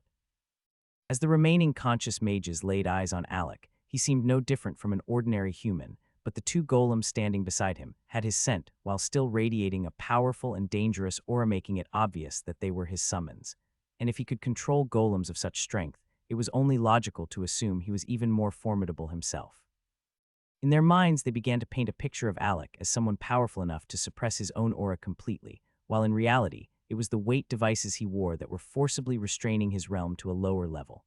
And since he was also consciously avoiding the use of mana, his presence gave off nothing but the illusion of a regular person. Without sparing a glance at the groaning mages on the ground, Alec calmly walked toward the final three still standing. Titan and Legion moved in closer, herding the mages toward Alec, as he leaned in and whispered a few words to each of them. Whatever he said left them visibly shaken, as the dread in their eyes unmistakable. Arthur and Brandon couldn't discern or hear what was said, but from the look on their faces, it was clear those three wouldn't be showing up again anytime soon. Just as Alec felt the weight of responsibility lifting from his shoulders, the loud toll of the Academy's soul bell echoed through the air. Despite its name being the soul bell, it didn't mean that it did ring inside a person's soul. Rather, it emitted a sound that could only be heard by those carrying either a student badge or an executive badge tied to the War God Mage Academy. And whenever it rang, it signaled the occurrence of an important event, an order for all who heard it to report immediately to the arena square at the heart of the Academy grounds. Alec turned to Arthur and Brandon, whose expressions told him they'd heard it too. I seriously need a long vacation from all these earthly troubles. Now I understand why those old men in books always retreat into deep seclusion, claiming they don't want to be disturbed. Alec sighed. Arthur just laughed and started dragging him along, while Brandon shook his head as Arthur muttered, "He's blabbing nonsense again." After all, it's not like they were from Alec's old world to understand what he was making reference to. Behind them, Titan and Legion followed closely. With his battle strength currently restrained, Alec didn't feel secure moving around without the protection of at least two of his golems, and since he was keeping his newly gained prowess hidden, it made sense to stick with the two golems already well known throughout the academy due to their growing popularity. Before Alec, Arthur, and Brandon reached the center of the arena square, they were joined by the rest of the Gordon clan members who had also been in the team that was created by Selene. The moment it happened, Alec felt a wave of nostalgia, as he felt like this call was more of an old team gathering, and he wasn't wrong. Because when they arrived at the arena square, the others were already in position. Pale and Katie stood off to one side, Lucas sat alone with his arms crossed on another side, and Beatrice lingered quietly in another corner, her eyes fixed on the two figures standing atop the small raised stage in the middle. As Alec and his group entered the square, only Endrick and Sophia stepped forward to greet them with smiles. The rest didn't bother moving. Lucas simply sent a curt nod towards Alec, which he reciprocated in acknowledgement, while Pale smirked at Alec, who was giving off a deceptively ordinary aura. The others who had recently been defeated earlier couldn't sense Alec's true power, but Pale could. Beneath that calm exterior, he detected a peak Tier 5 aura as he forced his mana energy to cover Alec. Pale felt a flicker of pride, believing he had finally surpassed Alec in cultivation speed. He knew he couldn't beat Alec in a real fight, but this small edge still felt like a win to him. However, his confidence quickly vanished when his eyes scanned the mages standing behind Alec. The moment he sensed their cultivation levels, his composure cracked. Every single one of them had reached the Tier 6 realm. Suddenly, even Pale found it hard to believe that Alec was still just a peak Tier 5 mage. Finally, Alec took his seat, as he was joined by the rest of the Gordon mages, with Indrick and Sophia settling in beside them. Though Pale wanted to ask a lot of questions, he was cut off when the two figures at the center of the arena finally decided to speak. These individuals were none other than the new Dean and General Edward W. Dunstarin's brother and the Master of Selene, who had just recently graduated. Welcome. I appreciate that every one of you answered the call. Now, I won't waste time and will get straight to the point, Edward said, swiping his hand as a strange device materialized and began to levitate, projecting an image into the air. Can anyone tell me what this is? He asked. Though they were all staring at the image, but none of them seemed to understand it. A long silence followed until Alec, noticing that no one else was willing to speak, finally broke the silence. A map, he said. Just as Edward was growing tired of the silence and about to speak again, Alec's quiet voice reached him and the entire arena. Yes, clearly this is a map. Naturally, this is a very sensitive matter, and many patriarchs who know the workings behind this map have kept it hidden. I'm surprised you even have an idea about it, Edward said, turning a sharp gaze toward Alec, as though silently interrogating him to see how much he really knew. Realizing that he might have overstepped, Alec quickly shut his mouth. Truth be told, he didn't actually know anything special about the map. He had only guessed it was a map based on the way it was drawn, especially the depiction of water bodies surrounding it. Despite the fact that he just spoke up because no one else did, it didn't mean he was a star student. He wasn't exactly known as a model student. He missed most classes and only showed up for exam, something that had earned him more than a few cold shoulders from his instructors, who saw him as an unserious student. If not because their hand are tied, they would gladly fail him. But since he was doing academic duties, he was exempted for such crimes as missing classes. Well, I'll continue the explanation for General Edward from here, the new dean said, stepping forward to ease the air. This map you're looking at shows the entire Five Kingdoms continent. Every city and region under the control of the five great kingdoms is represented in this small projection. His words caused a stir of confusion among the gathered mages. Many of them struggled to believe that such a small drawing could represent all the lands of the five kingdoms. Because most hadn't even visited all the cities within the Northern Kingdom alone, yet they were well aware of how vast their own kingdom was. I'm here to inform you all that the five kingdoms are merely a small outer island under the broader domain of the human race, and there are many more like it, the dean continued, deepening the confusion on everyone's faces, Alec included. Let me put it more simply, there is a higher realm that is above our continent. It's a realm where even the five kingdoms combined cannot even begin to compare to one established kingdom there. It's a place where the top human organizations, sects, guilds, and kingdoms reside. This realm is called the Origin World, or the Realm of Kings, and it's not just humans who live there. Numerous other races from the second dimension dwell there as well. Since their numbers far surpass ours, they naturally control more territory. Luckily for us, the races of the abyss in that realm aren't as united as we are. They often battle among themselves. But beyond that, there's something even more important for you to understand. Even the multiverse races of the abyss and the humans share one great enemy, and that enemy is the Zerg race. The dean looked around, observing the stunned expressions on the young mages. He could tell something had shifted. The sheer weight of the information he'd just revealed was overwhelming, and many of them were still trying to process what it all meant. Well, I won't bore you with too many details, the dean said, his tone sharpening. Let me get straight to the point. In the Origin World, monarchs who have reached the sun level of the monarch realm are allowed to select 100 individuals each year, but most of these monarchs don't bother with our world, because there are many smaller realms like ours to choose from, and taking someone in means taking responsibility for their growth. Naturally, they don't see the value in investing in us. However, there is one human monarch who reached the sun level from our world back when the laws here were still intact. For every world, the rule is the laws would become flawed after a sun-level monarch expert is born, pushing them to the Origin World. The laws of this small world have definitely helped that mage break through and move to the Origin World. So to show his appreciation, every 10 years, he holds a competition for the most promising mages across the five kingdoms. His goal is to nurture the potential of those from his homeland within the Origin World. With his authority, he can only accept mages who are tier 6 or lower. Now, the 10-year cycle has come again, and the competition is about to begin. We were supposed to have a guaranteed slot to participate after winning the Inter-Academy competition, but due to certain actions by the royal family which we all know, that privilege was revoked. Fortunately, the envoy sent by that monarch saw through the royal family's slander and decided to give us a chance. A trial to determine whether or not we deserve a quota to compete. The dean finally paused, though everything he had just said was a lot to absorb, but their curiosity now burned brighter than confusion. What's the trial about? Alec asked, breaking the silence with the question that had crossed everyone's mind. It's a 5 versus 5 match against the Royal Mage Academy, the dean replied. We have to defeat their representatives to prove we're more worthy of the opportunity. The moment the words left his mouth, a wide smile spread across Alec's face. He had been waiting for another chance to face the Royal Mage Academy, and clearly, he wasn't the only one.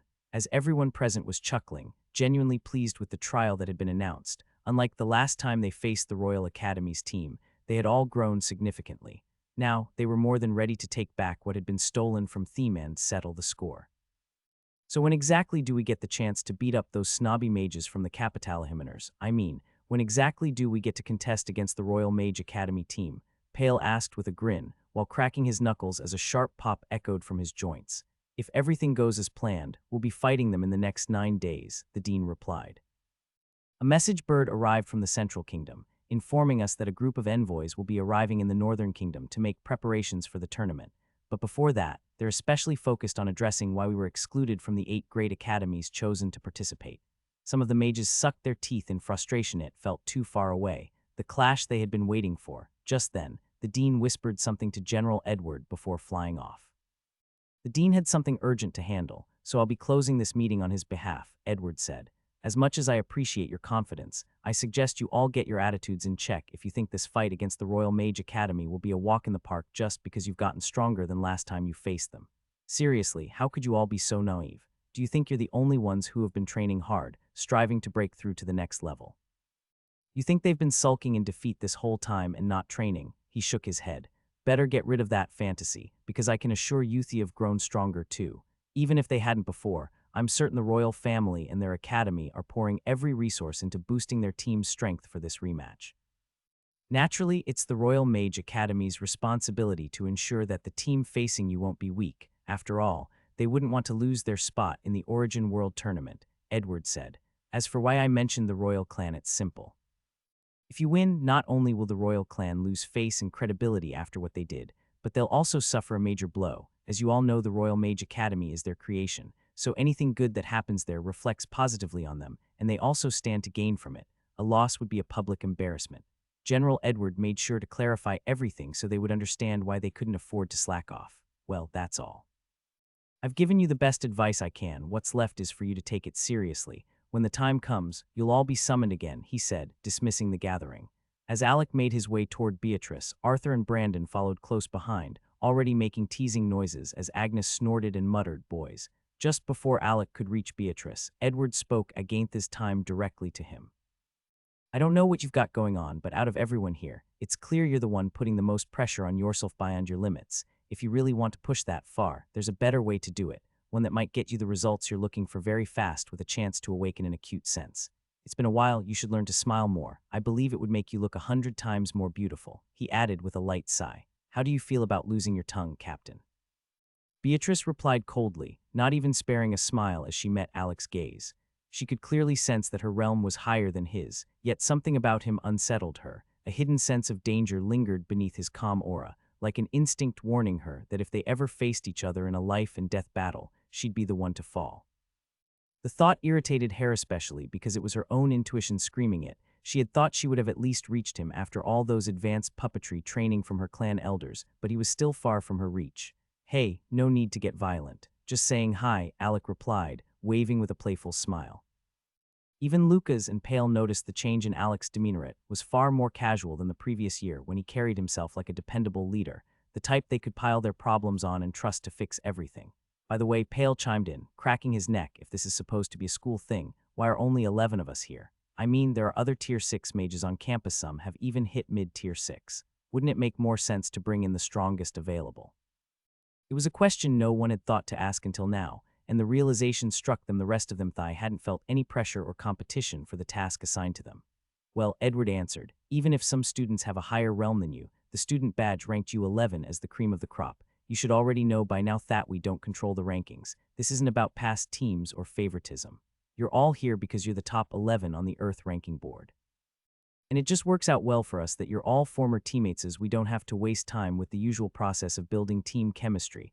Edward finally replied to Pale's question before turning to leave as well. It's nice knowing we're teaming up again, Beatrice said, brushing her hair back, but I need to get back to the peak quickly, or my master might slack off and sleep through his responsibilities. With that, she dashed off. I guess it's back to my specialized training, Lucas added, rising from his seat. Same here, Pale said, stretching. Even Katie gave a small nod toward Alec before heading out with the others, leaving only Alec and his core group behind. Don't give me that look. If you're waiting for me to suggest something, forget it. Go do your own specialized training or whatever. I'm heading back to the abyss and I'm dragging Arthur and Brandon with me, Alec said, catching their expectant stares. Without warning, Alec leapt onto Arthur's back, slamming his heels against his sides like a rider urging a steed forward as he recalled his golems. Arthur's mouth twitched in protest, but he complied, lifting off toward the direction of the space tunnel under the control of the academy, with Brandon following as he waved to the rest of the group as he soared after Arthur. Do you think he even knows what specialized training is? Agnes asked Sophia, who stood beside her, causing Sophia to burst out laughing. Hell no, if we had to take practical exams along with the physical exams, Alec would definitely have flunked ages ago. The katana specialization instructor has dropped him so many invites, and the guy doesn't even check his mail. How would he suddenly know what specialized training means? Knight shook his head as he finished blasting Alec's clueless state about a lot of the War God Academy facilities, with a faint smirk on his face. Embarrassing. The three of them couldn't help but laugh together after that. The main reason General Edward had rushed off so abruptly was because he received a sound transmission from the dean, urgently summoning him. Upon arriving at the peak where the dean resided, Edward was surprised to find Selene already there, though not in the War God Mage Academy uniform. Instead, she wore a distinct robe marked with the insignia of the Battle Mage Academy, indicating she now held a position in the Battle Mage Academy. So you finally found a way to reconcile with your father. I had hoped that stubborn man would be too blind to see your worth and push you back into the waiting hands of the War God Mage Academy, Edward remarked as he landed gracefully on the platform, with his hands clasped behind his back. Selene chuckled. Oh, I'm sorry, but my family still leads the Battle Mage Academy, while I'm allowed to study outside. If I ever declared I wanted to pursue a career with the War God Mage Academy, I think we both know my father wouldn't hesitate to start a war over it. Enough with the pleasantries. We're here on official business. Selenaho had arrived alongside her sister interrupted, cutting off what could have been a long, sentimental exchange between the former master and student. We're aware your academy has been given another chance to participate in the Origin World Tournament. What we've come for today is to form an alliance between our academies. While we're strong, this isn't just another inter-academy competition. This will be a clash involving the top forces across all 5 kingdoms. That alone should tell you how serious this is. We made this journey in hopes of securing a worthy Algion whose values align with ours, she continued. The fact that the Battle Mage Academy had sent 2 of their new instructors to seek an alliance despite the fact that the War God Mage Academy had not yet defeated the Royal Mage Academy spoke volumes about their faith in the War God Academy's potential. It laid the foundation for mutual respect and a promising partnership between the 2 institutions. We at the War God Mage Academy want to assure you that we fully understand your intentions and would be honored to form an alliance with an academy as distinguished as yours. The dean, who had remained a silent observer until now, finally spoke, extending his hand toward Selena with a calm smile. By the way, where is Alec? Since he's now considered the uncrowned leader of the War God Mage Academy, I would have expected him to be present for such an important agreement, Selene asked, her curiosity piqued. She had been the one to predict that Alec would rise to lead the student body in the War God Mage Academy, and now she wished to see him in person since she returned for a brief moment. Well, if what he told me holds true, he should be heading into the 2nd dimension soon on my recommendation, Edward replied casually, but the moment he said that, the dean's expression darkened instantly. Even Selene froze for a second, stunned by the revelation. Please repeat what you just said. Did you just mention Alec is planning to enter the 2nd dimension? The dean asked, his tone turning sharp as he fixed a serious gaze on Edward. Yes, that's exactly what I said. Is there a problem? Edward replied, puzzled. As soon as Edward finished speaking, the dean fell into a deep, troubled thought. Nothing is wrong, it's just that there's a message stating that the boy must not be allowed to enter, no matter the excuse, although he's not banned, however. Old man Alderic insists he stay out of the abyss. I believe it's because he's grown fond of him and doesn't want to see him die young, the dean said. That boy probably doesn't need anyone's concern. He's capable enough to navigate even mid-level orc villages and the more advanced cities in that region, Edward replied, still not understanding the reason behind the caution. He couldn't believe such an order would come from Alderic, the old man in charge of the logistics department, especially in a place like the War God Mage Academy, where training was grounded in blood, grit, and survival. While Alec was being discussed at the War God Mage Academy, another conversation about him and his team was taking place within the royal palace of the Northern Kingdom. The king had just received the letter from the Origin World envoys and had abandoned his closed-door training to read its contents. After going through the message, he was visibly displeased by the demands it made. However, unlike his previous impulsive display during the Inter-Academy finals, he knew better than to act out this time, and that was because these envoys were not people to be antagonized. If he angered even one of them, the other 4 kingdoms wouldn't hesitate to unite against the Northern Kingdom, just so they could prevent a negative report from reaching the Sun-level monarch who supported their realm. Standing before the king was the dean of the Royal Mage Academy. Although his face was solemn, but it was clear he couldn't understand the king's anxiety. In his mind, he felt there was no way the Royal Mage Academy could lose to the War God Mage Academy. You have to understand something, team of mages you've assembled is not allowed to lose. I don't care how they get it done, but I want complete domination over whatever team the War God Mage Academy sends. Is that clear? The king said through clenched teeth. Your Majesty, there's no need to worry. There's absolutely no way the War God Mage Academy can defeat us. I can confidently say they won't even see it coming, the Dean of the Royal Mage Academy replied. The entire team has improved significantly since the last time we faced them. There's no chance we'd lose to a group of lowlifes abandoned in that barbaric academy.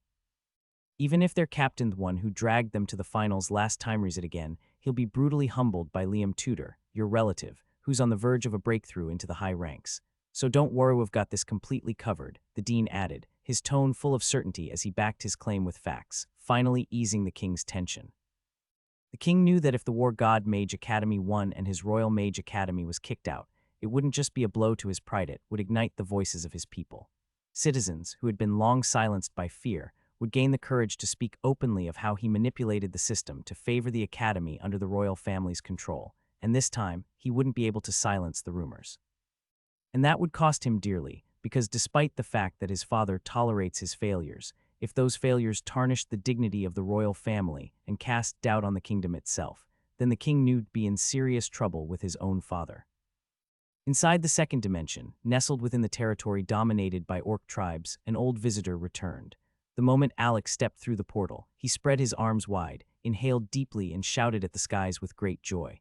The air was thick with mana-rich, potent, and far denser than in the human realm. The very atmosphere seemed to embrace him, as mana here was more than 3 times as abundant, and while that hadn't made much difference when he was still in the low ranks, now that he had reached the mid-tier, it felt like a divine gift. Though Alec wasn't a conventional cultivator, environments like this made it far easier for him to draw in and manipulate mana. And even though he was technically restricted to the Tier 5 mage realm, he could already feel his Tier 6 mana pool responding within him. It was a welcome sensation unlike what he had been feeling these days. Around him, the black armored guards stationed near the teleportation hub stared in surprise, but none approached to reprimand him for his outburst. Though he stood at the very edge of the teleportation zone, his student badge made all the difference. The deep burgundy color marked him as a major, which shows he is a high-ranking mage of the War God Mage Academy with authority. The highest-ranking officer of the black armored guards at this outpost was only a captain, and in wartime, someone like Alec would outrank even their commanders. To add to that, etched on his badge beneath his name was a new marking, 1. Alec had barely paid attention to it, but even Brandon and Arthur bore numbers along with their names. It was a privilege reserved for the top 10 ranked mages in the Earth rankings. Seeing 3 such figures arrive together, the guards didn't dare correct Alec, no matter how disruptive he seemed. Should we go see Old Man Alderic now that we're in his base? Brandon asked. The moment the words left his mouth, Alec's body jolted. He spun and slapped a hand over Brandon's mouth, eyes wide in alarm. Arthur and Brandon both looked at Alec in surprise as his eyes darted nervously toward the logistics department that was just a gaze away. He stared in that direction for a few tense seconds, and when no one emerged, he finally sighed in relief. Phew, he's not around. Just remembered something while we're still in this city. Don't mention his name. That old man's mental strength is terrifying. If his name is spoken in the city, he'll know we need to avoid him for now, Alec said, issuing a firm warning. Then he pointed at Brandon and ordered him to head over to a nearby vendor in the market square to buy 2 low-rank space rings from a mage trader. Still, money had its uses, especially for buying basic necessities like these, so he always kept some on hand. Even so, acquiring space rings wasn't as easy as just flashing cash. Why are we sneaking around like fugitives just to go shopping? Arthur asked, clearly suspicious and knowing Alec too well. However, he got his answer in the form of a sharp smack to the back of his head. Ow, even Agnes doesn't do that anymore, Arthur protested. Stop questioning me too much. Just because we've come back to the second dimension stronger doesn't mean we're invincible. Today, we're each going to be doing something that will put serious pressure on us. That means it's going to be risky, so we need to hide our identities, just in case anything goes wrong. We don't want the city outpost pointing fingers at us when the time comes. Though Alec's explanation sounded simple enough, however, Arthur and Brandon weren't entirely convinced. They'd known him the longest and were fully aware of how much trouble they'd end up in just by sticking around him and how shameless they'd have to be to survive it. Seriously, Alec, what exactly are we doing this time? Arthur asked, already getting a bad feeling. But Alec only brushed the concern aside, telling him not to worry as they exited the human outpost city. The guards who checked their badges as they exited the city had been left stunned, still reeling from the unexpected appearance of 3 of the Earth ranking's top mages. All they could do was stare at their backs as Alec, Arthur, and Brandon skidded off toward the path that led into the orc forest. The moment they entered the lush forest, memories of their last visit resurfaced, stirring mixed emotions. But there was no time to dwell. Moving at full speed, they were bound to encounter orc warriors patrolling the area in order to hunt demonic beasts back to their villages or goblins lying in ambush, hoping to catch human adventurers off guard. Humans, one orc shouted, just as a silver blade flashed through the air and slit his throat, before returning cleanly to Arthur's hand without him even breaking stride. Every low-rank orc that crossed their path was swiftly dealt with by Arthur's precise strikes. In just 15 minutes, they had crossed the low region and reached the borders of the middle region. This was their first time stepping into the edge of the mid-tier zone. A greenish light shimmered in the sky above a barrier that restricted mid-rank lifeforms from entering the low regions. It's not entirely invincible if a Tier 4 lifeform that isn't human persists long enough. It can eventually push through, but the true purpose of the light barrier wasn't really restriction, it's to prevent the denser mana of the mid-region from leaking into the lower zones. This containment keeps the mid-region rich in mana, making it the ideal habitat for mid-ranked beings. That way, any creature which has entered the mid-ranks and wanted to seek advancement further in their realm would naturally gravitate toward where mana concentration is higher, which is the mid-regions. Of course, the high region boasts the most powerful mana density, but venturing there without the strength of a true high rank would be suicide, as any intruders would simply become food for the monsters that dominate that area. Alec glanced at his two partners in crime before stepping forward, as the green light washed over him without resistance. Brandon and Arthur followed right after, and the barrier let them pass through just as easily, marking their entry into the mid-regions. Old Man Alderic finally arrived at the Dean's Peak, just as the alliance between the War God Mage Academy and the Battle Mage Academy was nearing completion. The Dean had summoned him via sound transmission to serve as an elder witness for the final signing of the agreement between both academies. However, upon realizing that Alec was nowhere to be seen, Alderic's mood soured. He had hoped to see the boy and continue persuading him to produce some spirit equipment sets like the ones that had been auctioned off at the Gordon's Clan auction house for the Institute. But with Alec absent, that plan quickly fell apart. Though Alec always gave the same evasive answers, Alderic never stopped trying his luck each time they met. If I knew Alec wouldn't be here, I wouldn't have even bothered to come. As the current leader of the War God Mage Academy student body, shouldn't he be present for something this important? Why didn't you call for him? Alderic questioned sharply the moment he sat down, frowning at the dean's position. Watching Alderic's behavior, the dean couldn't help but recall how Taryn had often sent him sound transmissions complaining about Alderic's extreme bias when it comes to Alec. Now being on the receiving end of that favoritism, the dean understood how frustrating it truly was. However, before the dean could respond, Edward spoke up. I thought you two would naturally cross paths, given your relationship and the place he is heading, but since you're so curious, let me inform you Alec should have already entered the second dimension by now. Alderic froze after he heard that statement, as his gaze sweeping across everyone present as though he couldn't quite believe what he had just heard. Please tell me this is a joke, and you didn't just say that little brat is where I think he is. Old Man Alderic finally spoke after regaining his composure. His voice was low, but the cold edge in it was impossible to miss. I believe he's capable of protecting himself, so I advised him to enter the second dimension to hone his skills, Edward replied, standing up as he spoke, his earlier casual tone completely gone after seeing how the rage on Alderic's face deepened with every passing second. You fool. You actually thought I restricted his access to the second dimension just because I wanted to protect him. Alderic flared up, and by now, everyone present was beginning to sense that something far more serious was unfolding. The real reason I wanted him kept out is because Alec is a bigger magnet for disaster than even his master, Taryn, ever was in the second dimension. Since his very first entry, there has never been a peaceful visit. Every single time, it ends in some large-scale battle. It's as if trouble actively seeks him out wherever he goes, and just so you know, he's been triggering these large-scale conflicts just when he was still in the low rank. It was already troublesome back then, but at least manageable. Now imagine the level of chaos that could erupt if another large-scale battle happens because of him again, and given the power he currently holds thanks to your wonderful advice. Alderic snapped before dashing into the air, his direction clear as he headed straight for the second dimension portal leading to the Orc territories. From his knowledge, this was the region Alec was most familiar with. If Alec was planning anything, it would undoubtedly begin here. Behind him followed the Dean, Edward, and the twin sisters. Normally, entering another academy's space portal required numerous formalities and permissions, but at this moment, no one cared about protocol. The only thing on their minds was making sure that the disaster Alderic spoke of hadn't already begun. Inside the second dimension, a towering tree, nearly 50 meters tall, red in color with black totem-like tattoos swirling around its trunk, suddenly began to sway violently at its center. A gap opened, revealing a small, orb-like head with facial features that were neither fully male nor female. Finally, that little brat has returned. I will have my revenge. The red tree hissed as waves of energy rippled through the surrounding forest. In response, the nearby trees crackled and groaned. Within seconds, over 50 trees uprooted themselves, their forms shifting into more humanoid shapes. These were Treant warriors, elite melee fighters of the plant race under the command of the towering tree, which had now fully evolved and gained dominance over this section of the mid-region.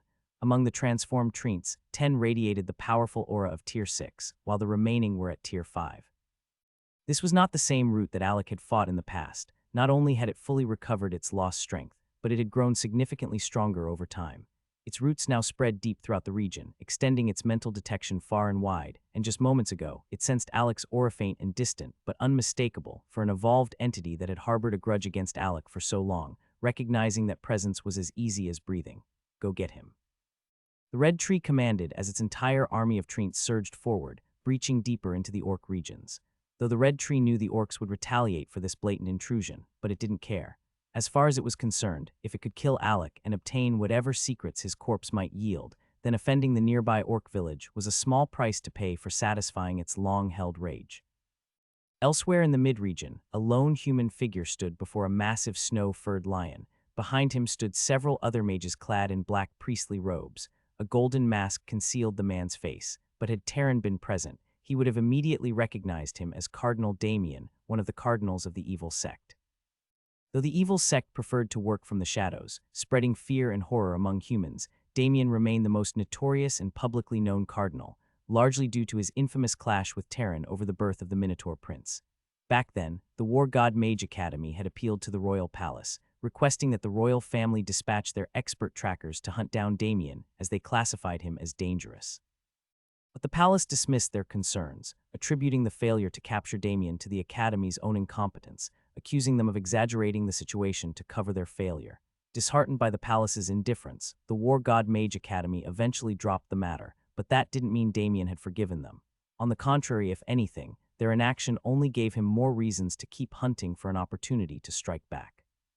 "So what's it going to be?" Damien asked, staring at the snow-furred lion, but the beast merely shook its head.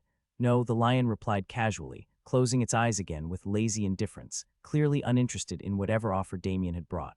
"I'm sure you're well aware of how your pride fares against the other rising forces of the high region," Damien continued calmly. "Though your pride resides mainly here where the mana concentration is at its peak, however, you're the only reason they've survived this long in the high regions, and that is because not only are you only a high-ranked demonic beast, but you've also awakened an exceptionally rare bloodline." He leaned forward slightly, his tone growing colder. "Now, imagine what would happen to your pride if, let's say, you were to be injured or killed. If your bloodline is wiped out, who will protect them then?" At those words, the lion's lazy eyes snapped open, and the aura surrounding him changed instantly, as 100 meters around them turned into a frozen wasteland, with Damien standing right at the center of the encroaching frost. The lion's piercing eyes locked onto him, radiating a primal menace. "Never ever think you can threaten me," the snow-furred lion growled, his voice layered with a roar-like vibration that unleashed waves of sonic pressure outward as its light blue mane danced furiously like it could detect its mood. "And the next time you speak to me like this, know that you will not leave this forest alive." Though Damien stood his ground, seemingly unfazed, however the 5 priests behind him were not as fortunate. A deep, irresistible drowsiness crept over them as a frigid chill invaded their bodies. Despite Damien bearing the brunt of the lion's aura, they were still caught in the edge of the oppressive energy and could barely keep themselves upright. "Well, I've heard you. We'll take our leave now," Damien said as he walked towards the priests. In the next moment, a green flame engulfed them all, and when the flames vanished, they were gone without a trace. The snow-furred lion calmly lay back atop the mountain, closing his eyes once more, not even acting like it was just threatened. In another sector of the mid-regions, Alec and his 2 companions crouched behind a cluster of rocks, peering down at what appeared to be a mining site. Outside the mine stood 2 lion-type demonic beasts. The one on the left was sleek, with fur so dark it seemed to absorb all surrounding light, while the one on the right bore the familiar golden-brown fur of an ordinary earth lion. But nothing about these creatures was ordinary. Both stood as tall as cars, and Alec could easily sense that each was at Tier 6 due to his high mental strength despite them being far.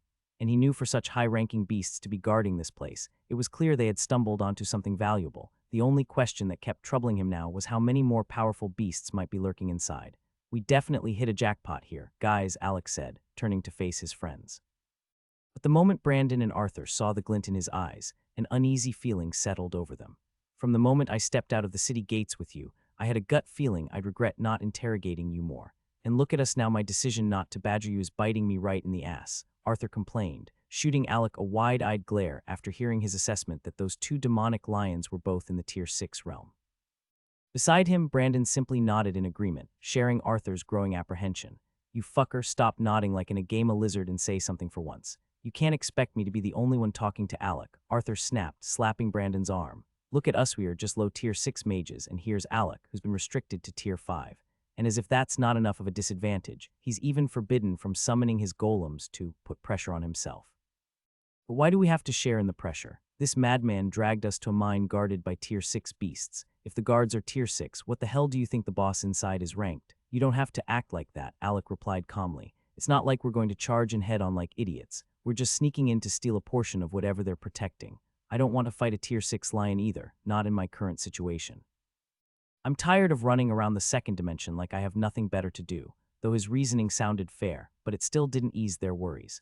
Both Arthur and Brandon continued staring at him with blank expressions, making it clear they weren't convinced. Seeing their reactions, Alex sighed and slapped his hand over his face. He could tell they had been with him for too long. They'd grown thick-skinned to his usual nonsense, and his old tricks didn't work anymore. "Look, it's obvious this is a mine they're guarding. I've read about the kinds of resources found in second-dimension mines, and every single one of them is priceless. Just think about the materials we could get, how rich you could get, or the tier of demonic beast I could capture." He stopped mid-sentence, realizing they weren't buying any of it. With that, Alec dropped the act and got straight to the point.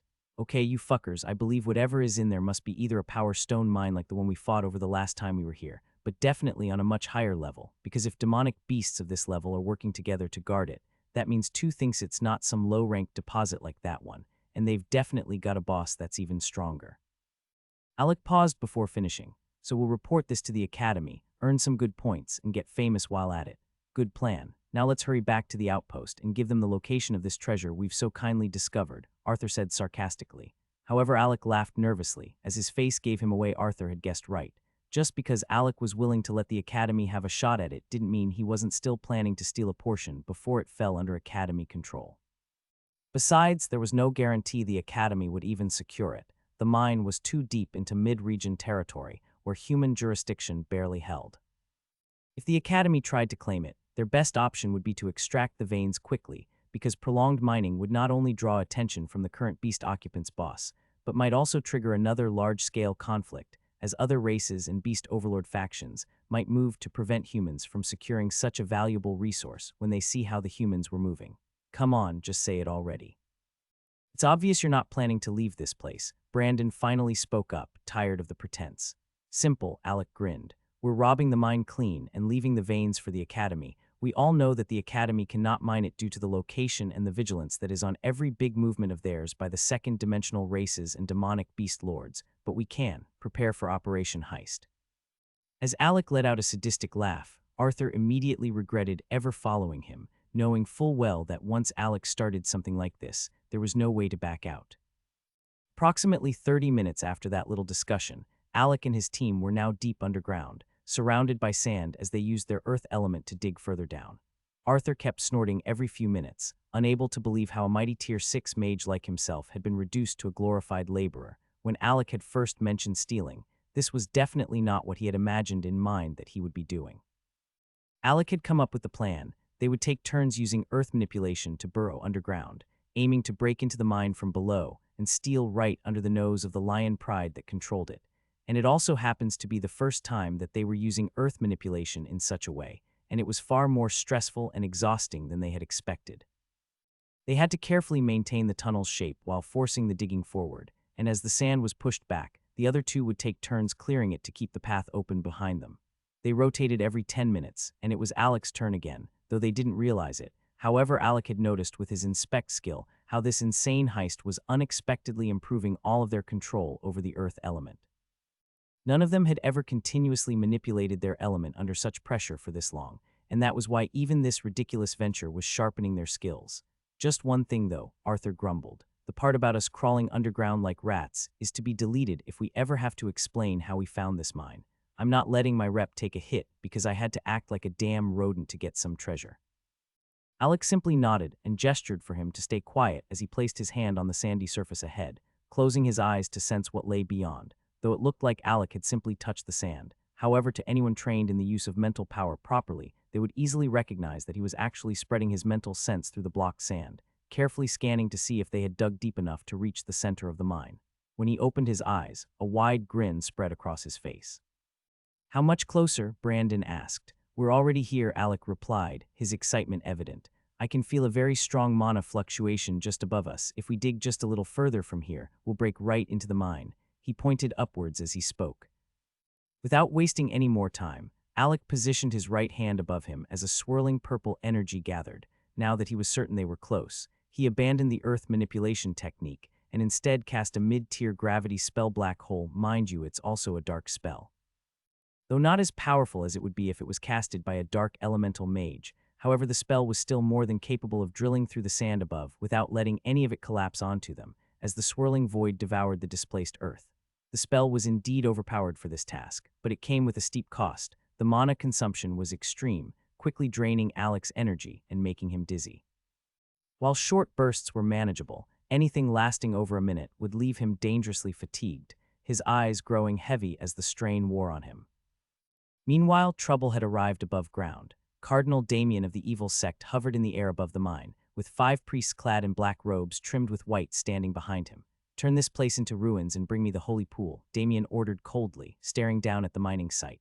"Yes, Lord Cardinal," the 5 priests responded in unison as they descended. Even before they reached the ground, the pressure radiating from them had already alerted the lions guarding the site. Roar. The black-furred female lion on the left was the first to sense something abnormal. She let out a loud roar to alert her companion as she retreated backwards, but the second lion wasn't as fortunate. Before it could react, it was pinned beneath the combined aura of the 5 priests, each of whom were Tier 7 mages.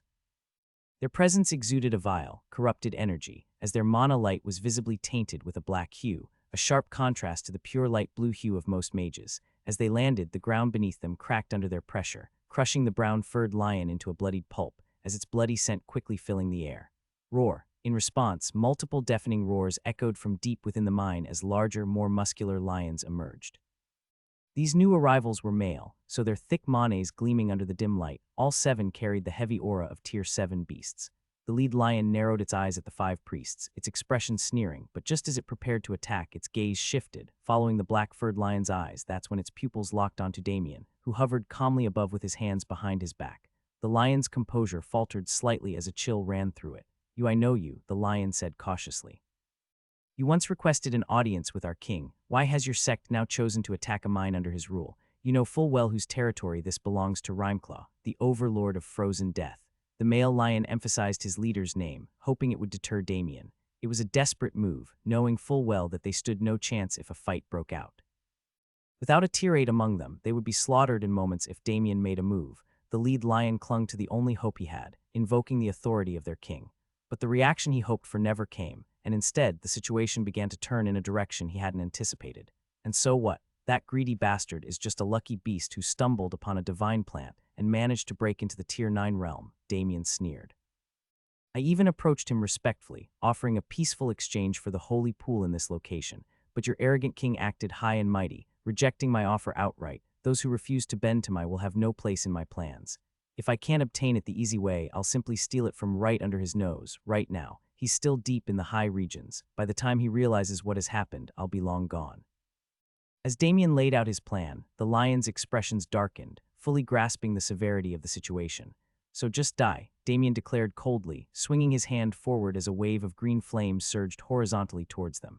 At the same moment, the 5 priests dashed ahead, weapons drawn, aiming to finish the battle swiftly before the overlord lion could be alerted. While this was happening, the red tree stood about 200 meters away, shivering as it observed the chaos unfolding. After sensing Alec's presence, it had dispatched its most mobile units Treant warriors to pursue him. Unlike most of the plant race who suffered from limited mobility, the Treant warriors didn't share that weakness, making them ideal for tracking Alec. As they followed his trail, they realized it led to a mine guarded by lion demonic beasts.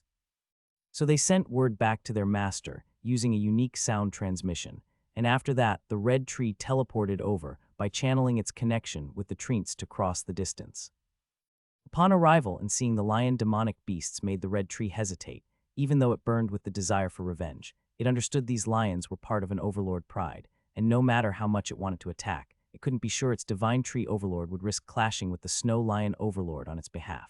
As it wrestled with its decision, Damien appeared. Even from a distance, the red tree could sense that Damien was far more dangerous than anything it wanted to challenge. Damn it, is this how I lose my chance for revenge? The red tree lamented bitterly, but it still couldn't bring itself to leave. Though unable to reach Alec, whose presence it could still sense deep inside the mine, it resolved to stay and see how events unfolded. While all this was happening, Alec had finally drilled his way up just inside the mine. As he carefully poked his head above the surface, he realized the mine was completely empty as there was no sign of life nearby. The sounds of intense battle echoed from outside, and the shockwaves radiating inward made it clear the ones fighting were all high-ranking powerhouses. He couldn't tell if the gods were favoring him or just playing tricks, but the fact that such chaos erupted right as he and his team came to rob the place felt too perfectly timed to be coincidence.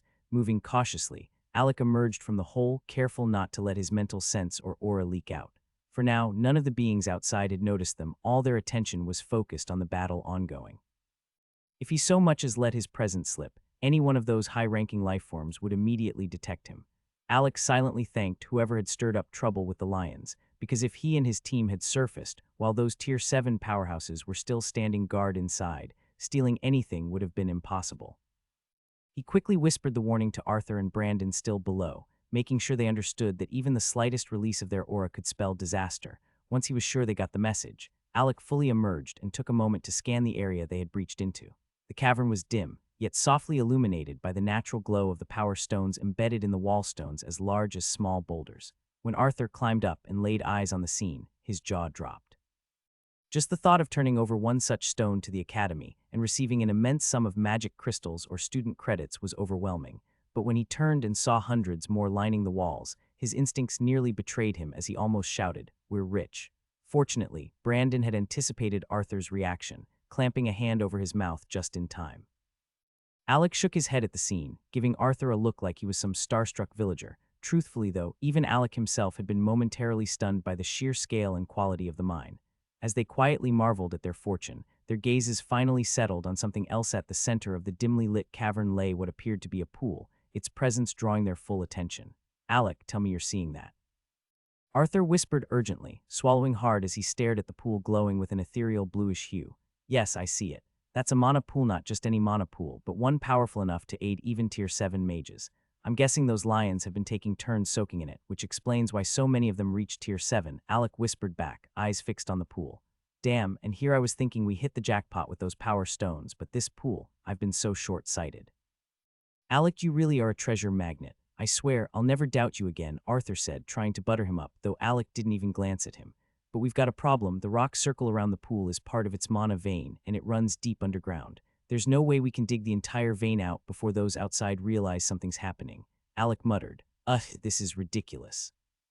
After all this stress, we might not even be able to take the whole pool, Alec added, his voice low, clearly frustrated as his mind raced. The longer Brandon and Arthur listened to him, the more concerned they became for their own sanity. Alec, we obviously can't take everything. Let's just grab what we can and get out of here. Don't forget there is still the academy, Brandon urged quickly, hoping to stop Alec's greed from spiraling into disaster. Miraculously, his words seemed to snap Alec out of it, as Alec swiftly summoned a pair of pickaxes and handed them over. Screw it. Grab as many power stones as you can and fill your space sacks. I'll handle the pool, Alec ordered as he summoned his golems. The golems appeared instantly, and Alec handed each of them pickaxes as well, commanding them to summon their own minions and start mining without delay. On the side, Brandon and Arthur couldn't help but wonder if Alec had planned all of this from the start and simply dragged them along, because they couldn't comprehend why any sane mage would keep that many pickaxes inside their space ring. Unfortunately, they'd never know the truth. Alec had only recently come up with the plan while brainstorming how to maximize his haul from the mine. Luckily, he had the system store, which provided him with all the necessary equipment. So while it looked like he was pulling them out of his space ring, that wasn't exactly the case. What happened to not summoning your golems because you wanted to experience pressure? Arthur couldn't resist throwing a snide remark as he grabbed a nearby power stone and started chipping away. Fortunately for them, the ongoing battle outside was loud enough to drown out the noise of their pickaxes clanking against the power stones as they worked to pry them free. Forget pressure for now, money's more important. I'll think of another way to pressure myself that doesn't involve not summoning my golems, Alex shouted back as he dipped his hand into the pool at the center. The moment his hand touched the water, a suction force activated, as the amulet around his neck glowed faintly, and Alec could feel it swaying on his chest as though savoring a satisfying meal.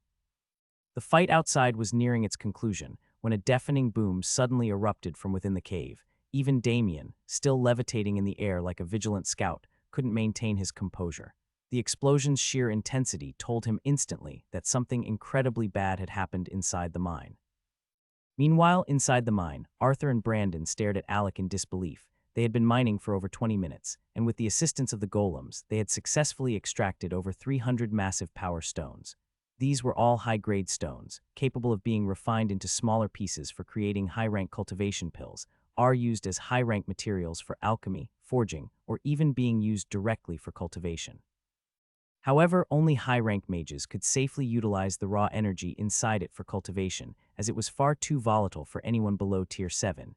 Even for those capable, absorbing raw power stones came with risks, as residual energies would eventually linger, potentially impeding the future breakthroughs of the person if not managed properly. Fortunately, mages had developed careful methods of slowly drawing from such energy, allowing it to integrate into their bodies safely though. It required avoiding any additional cultivation pills during that period to allow the body to fully adapt and absorb its effect fully. Their space sacks were filled to the brim, bulging like overstuffed pouches. Even the low-rank space ring Brandon had been given was completely full, and several power stones still lay scattered across the ground, unable to fit into storage. But then, disaster struck. The loud explosion erupted just moments after Alec finished draining the mana pool dry from its bowl-shaped mana veins. The explosion wasn't simply the result of Alec absorbing the remaining pool. It occurred because the very foundation of the cave had been destabilized. Alec's golems, aided by Arthur and Brandon, had excavated so aggressively that they had almost completely uprooted the structural veins anchoring the entire cavern. The enormous high-rank power stones embedded in the walls, and the bowl-shaped mana veins that housed the glowing, miracle-like mana water seemed to share a symbiotic relationship. The mana veins had existed underground for an incredibly long time, and the environment prolonged exposure to the rich veins had naturally led to the formation of such extraordinary cultivation resources appearing in its surroundings. After being born because of the mana pool veins, the massive power stones steadily absorbed ambient mana from the world, drawing in the surrounding energy while simultaneously channeling part of it into the attached mana veins as some form of payment. In turn, these veins continued producing more power stones with this energy, while leaving small to upgrade itself, creating an intricate network through the walls, feeding off the cycle of absorption and release. Over the years, this process allowed the pool's effects to grow increasingly potent, transforming it into the highly enriched resource of high rank it had now become. But Alec and his group had completely disrupted that balance. First, they had mined out nearly all the power stones that had acted as both anchors and suppliers of energy to the pool. Then, Alec had drained the accumulated spirit water that had taken countless years to amass. This sudden and total depletion caused the entire delicate system to destabilize, resulting in the loud explosion that shook the mine. It was then Alec realized that the mana veins might not have been entirely mindless. They may have already developed a rudimentary form of consciousness to make such noise. Unfortunately, this was not the best time to reflect on that discovery, as they had already been exposed. The sight of Arthur and Brandon still crouching with pickaxes in hand, frozen in place like guilty thieves, made the scene unintentionally ridiculous. They didn't dare move or even strike their pickaxes again, as the battle outside had come to a halt. 3 Tier 7 lions had been killed, though none of the human priests accompanying Damien had died. However, they had all sustained serious injuries. After all, fighting a single Tier 7 lion was no small feat, let alone facing 7 of them while being only 5 in number. Their survival had only been possible due to Damien's constant assistance. Now both sides of the surviving lions and the evil sect priest stood in a tense standoff, shifting their attention toward the loud explosion that had echoed from inside the mine. The lions gathered on the left, while the priests stood on the right. Although the darkness inside the cave obscured their vision, they all extended their mental senses to investigate what had happened within. Even Damien, still levitating with his hands behind his back, projected his mental sense into the cave. The moment it swept through, Alec felt a chilling wave washing over him, probing his very being. Instantly, he knew they had been discovered, and staying any longer would be suicidal. "Move out, time's up," Alec shouted, quickly swiping his hand to recall his golems. Arthur and Brandon, who had been frozen in place, hoping the fight outside would resume without bothering about the explosion, so they could get back to stealing, immediately sprang into action, scrambling for one overloaded space sack each. Alec then rushed toward the third sack, slinging it over his shoulder before quickly swiping his hand to collect the remaining power stones piled in the center of the room, even though there was barely any storage space left in his space inventory. One after another, they dove back into the hole they had tunneled through earlier, disappearing like sneaky thieves sliding down a chimney sept without the red and white suits. As soon as Alec was inside, he manipulated the earth to swiftly seal the hole behind them. Meanwhile outside, Damien's expression darkened as he swiftly descended into the cave. The Tier 7 lion demonic beasts tried to block his path, but with a flick of his hand, dozens of green flaming needles materialized, shooting through the air and piercing the lions instantly. Their massive bodies collapsed one after another, lifeless. Damien had already sensed the auras of 3 human mages inside the cave, which made no sense. He knew the Snow Lion Overlord's pride wouldn't associate with, let alone permit, mid-rank human mages into their domain. It didn't take him long to piece together the truth. While he and his priests had been fighting the lions outside, someone else had used the distraction to steal what he had come for, and that thought infuriated him greatly. He dashed into the cavern, floating effortlessly, his 5 injured priests trailing behind. When they saw the state of the cave, their eyes nearly bulged out of their sockets. The once treasure-filled mine was now almost completely stripped bare, but what stung Damien the most wasn't even the stolen power stones, it was the empty hollow where the holy pool once gleamed. Arggh. Damien roared, his voice trembling with fury. The sheer force of his rage sent vibrations rumbling through the ground, shaking even the narrow tunnel where Alec and his crew were desperately tunneling away. Arthur, Brandon, and Alec were pushing themselves to escape through the tunnel as fast as possible. Even while fleeing, Alec carefully manipulated his earth element to collapse sections of the tunnel behind them, creating blockages in hopes of masking their escape route. But the plan didn't hold up for long, as not long after Damien's furious outburst, an attack followed.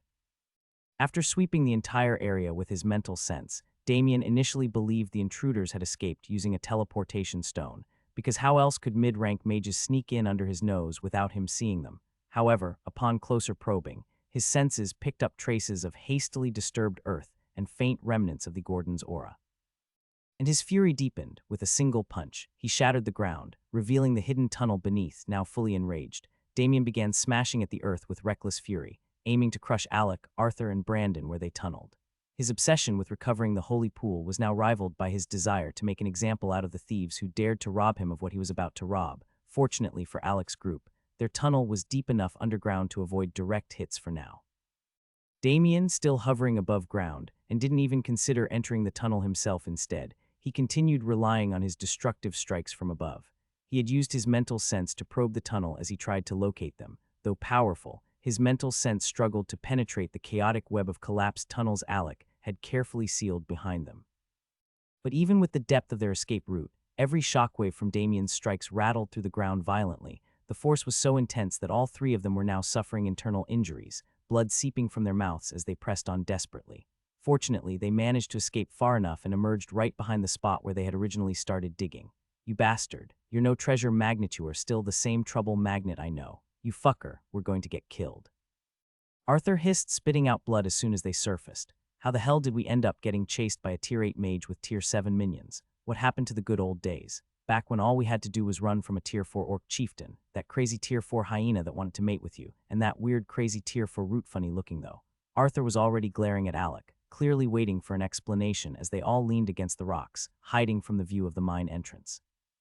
Before Arthur could continue his rant, something flew towards him from Alec's side.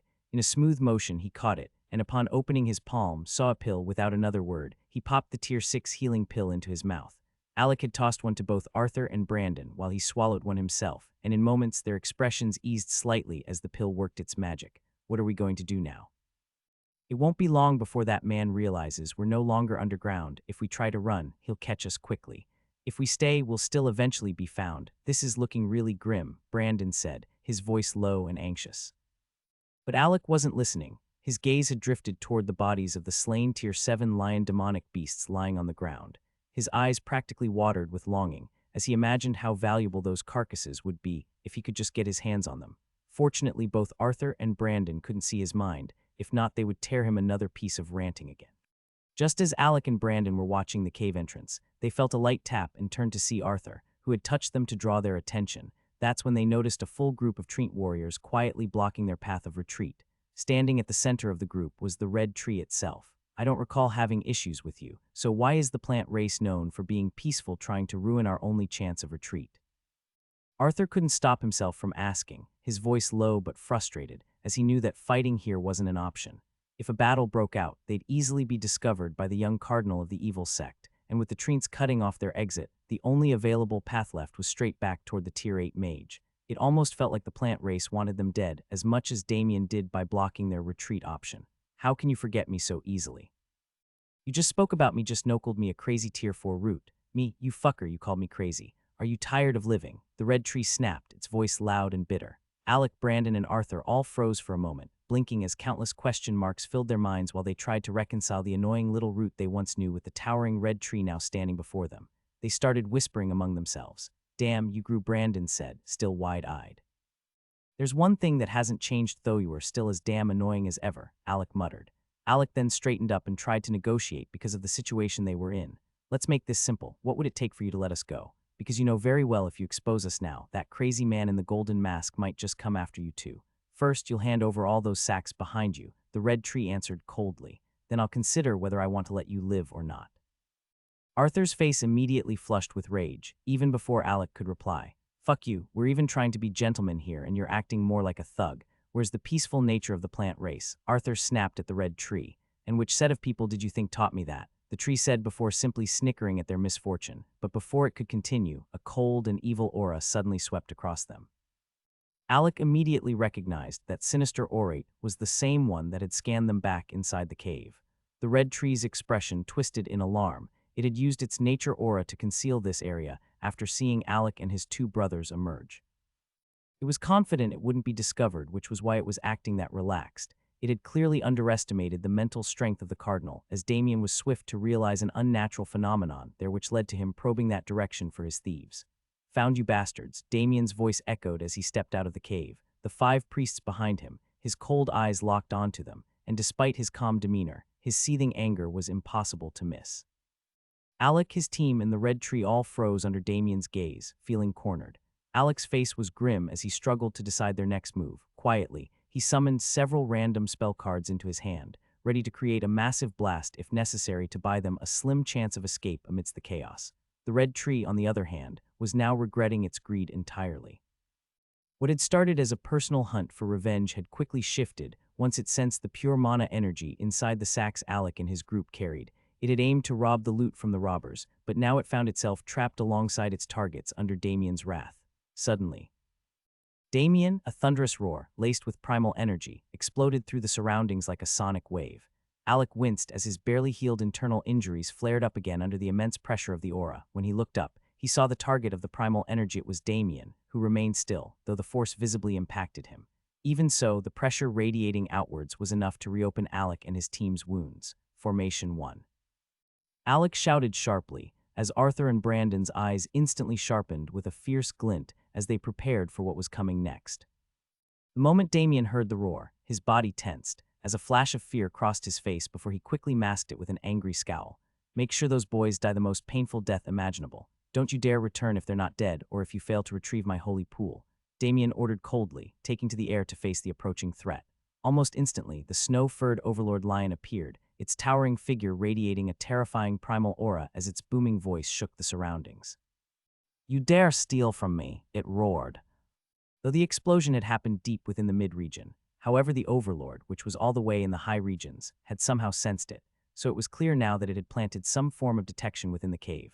So the moment the cave's mana veins were disturbed, the overlord lion had raced to the scene, extending its powerful Tier 9 mental senses long before its physical arrival, just showing how much stronger its mental power was than even Damien.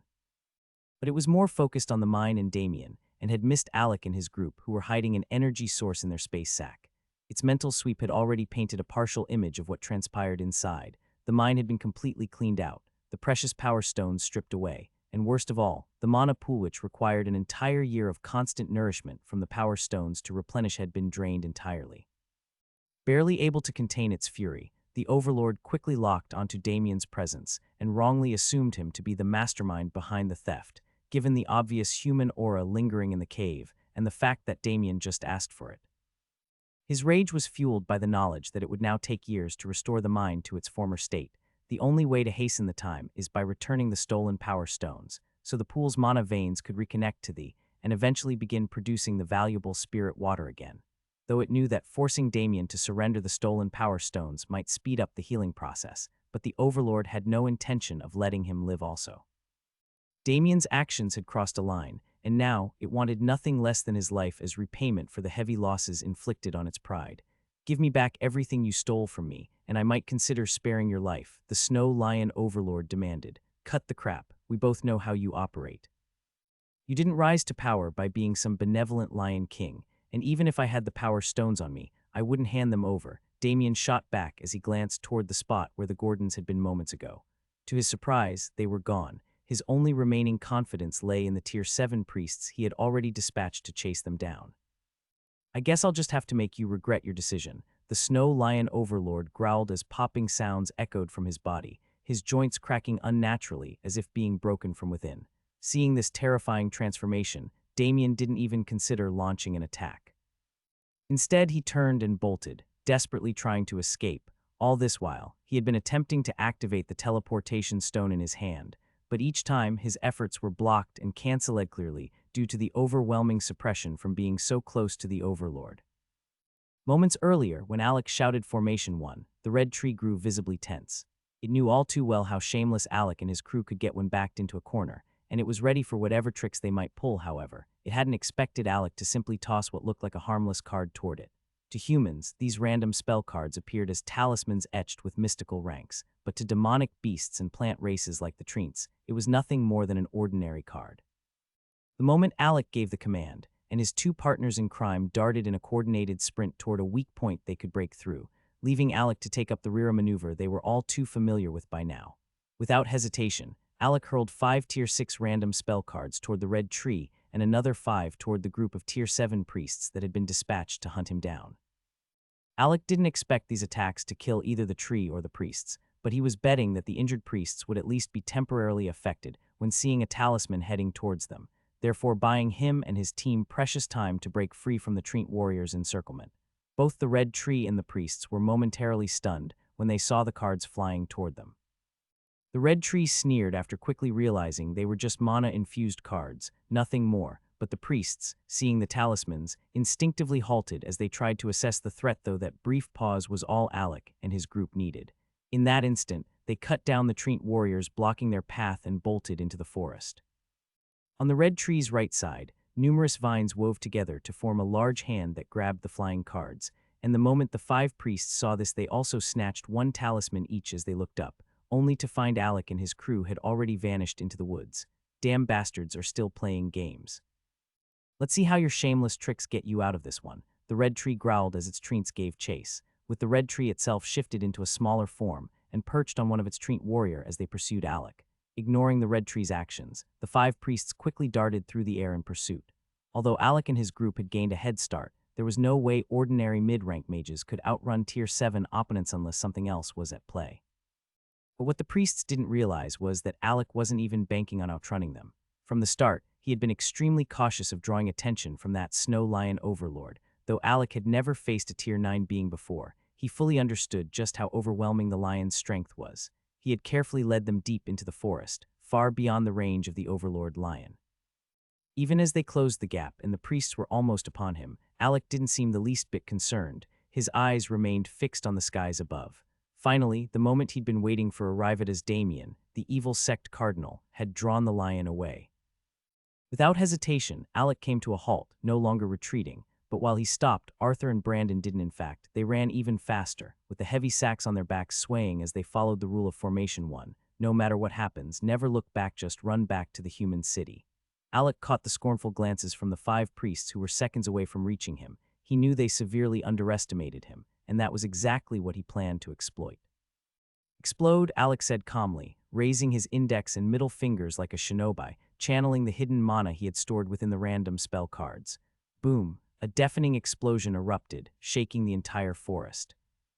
The moment Old Man Alderic entered the city, he headed straight for the city gate to question the guards responsible for checking the identification of everyone exiting the city. He needed to confirm whether Alec and his group had already left or were still within the city. However, his luck wasn't that good, because when he asked, the black armored guards at the gate did describe Alec in detail because he had been there, even going on to mention that they had verified his student badge, which was clearly unique due to his Earth ranking number etched on it.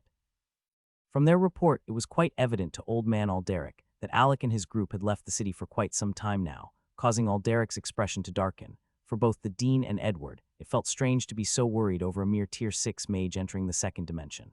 Because if they had to be this concerned every time a Tier 6 entered the second dimension, then they would never find peace. Even the newly appointed captain of the outpost had been dragged into the matter by Alderic.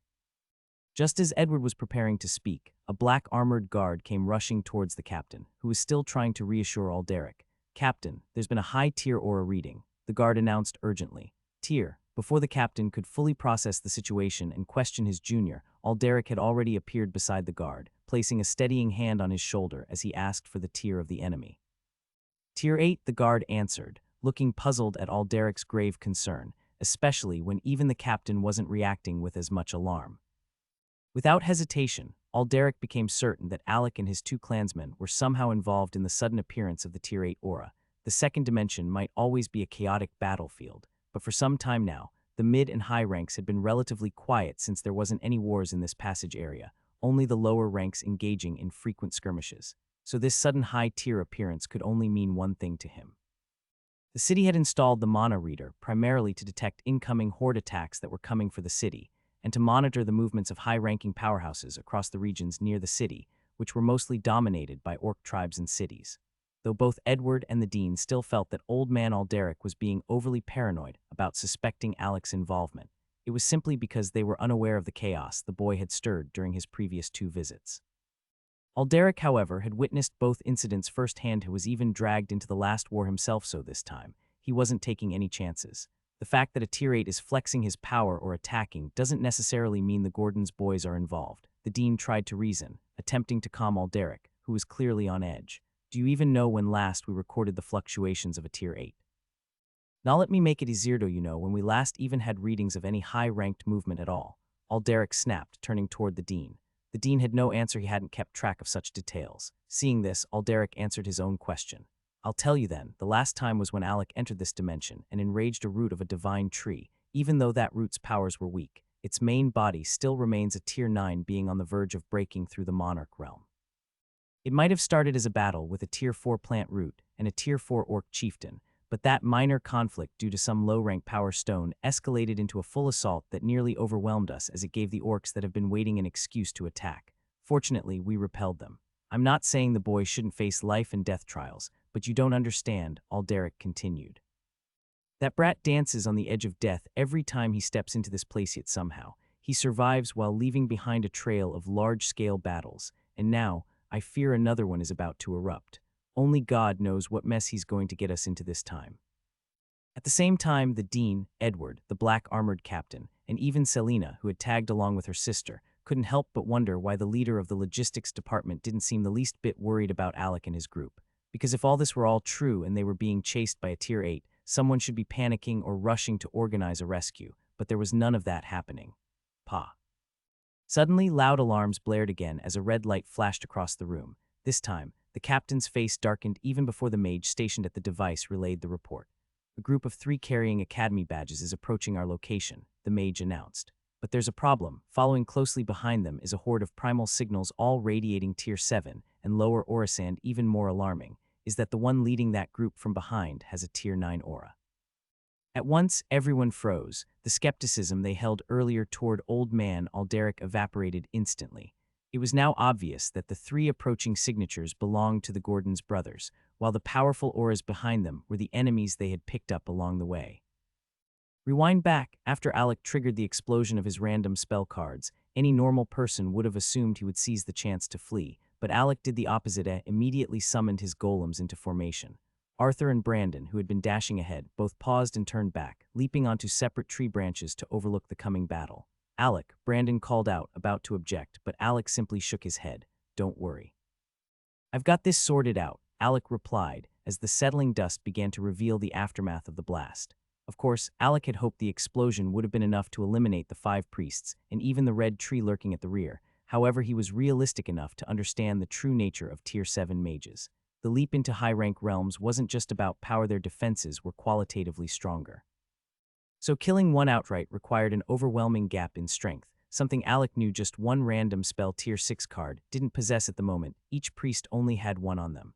But while that explosion wouldn't have killed them outright, it was enough to significantly weaken the already injured high-rank priests, making them vulnerable and easier to pick off. From the start, Alec had still deeply regretted not being able to collect the corpses of the Tier 7 lion demonic beasts outside the mine. So when these injured priests came after him, he made up his mind to recover his losses by harvesting their bodies instead, and Alec had already confirmed they were from the evil sect, so he felt no guilt or hesitation for what he was about to do. To him, they were nothing more than valuable resources, soon to be refined. As the smoke cleared, the 5 priests were revealed struggling to stay on their feet, blood staining their black robes.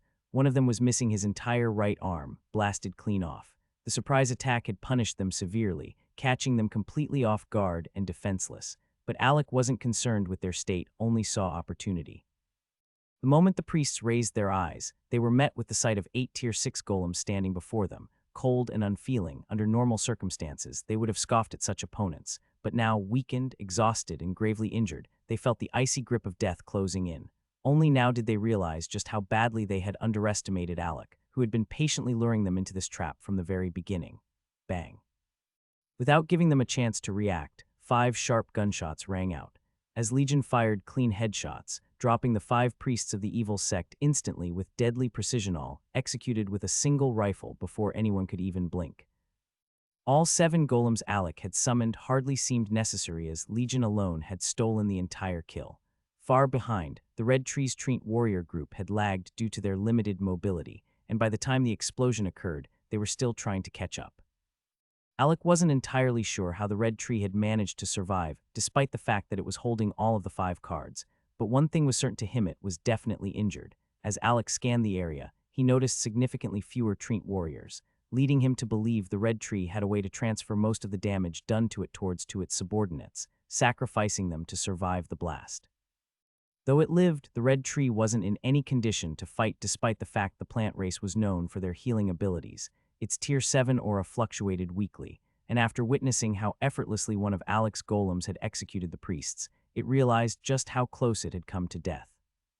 All this time, it had assumed Alec was the one in danger, never realizing that Alec had only been restrained because of the Tier 8 mage nearby. Now that Damien was gone, Alec had finally bared his fangs. "Quick, let's get out of here," the Red Tree shouted to its remaining subordinates. They swiftly turned and fled. The sight of a giant tree running was comical. It was really satisfying for Alec to finally be the one watching the Red Tree flee.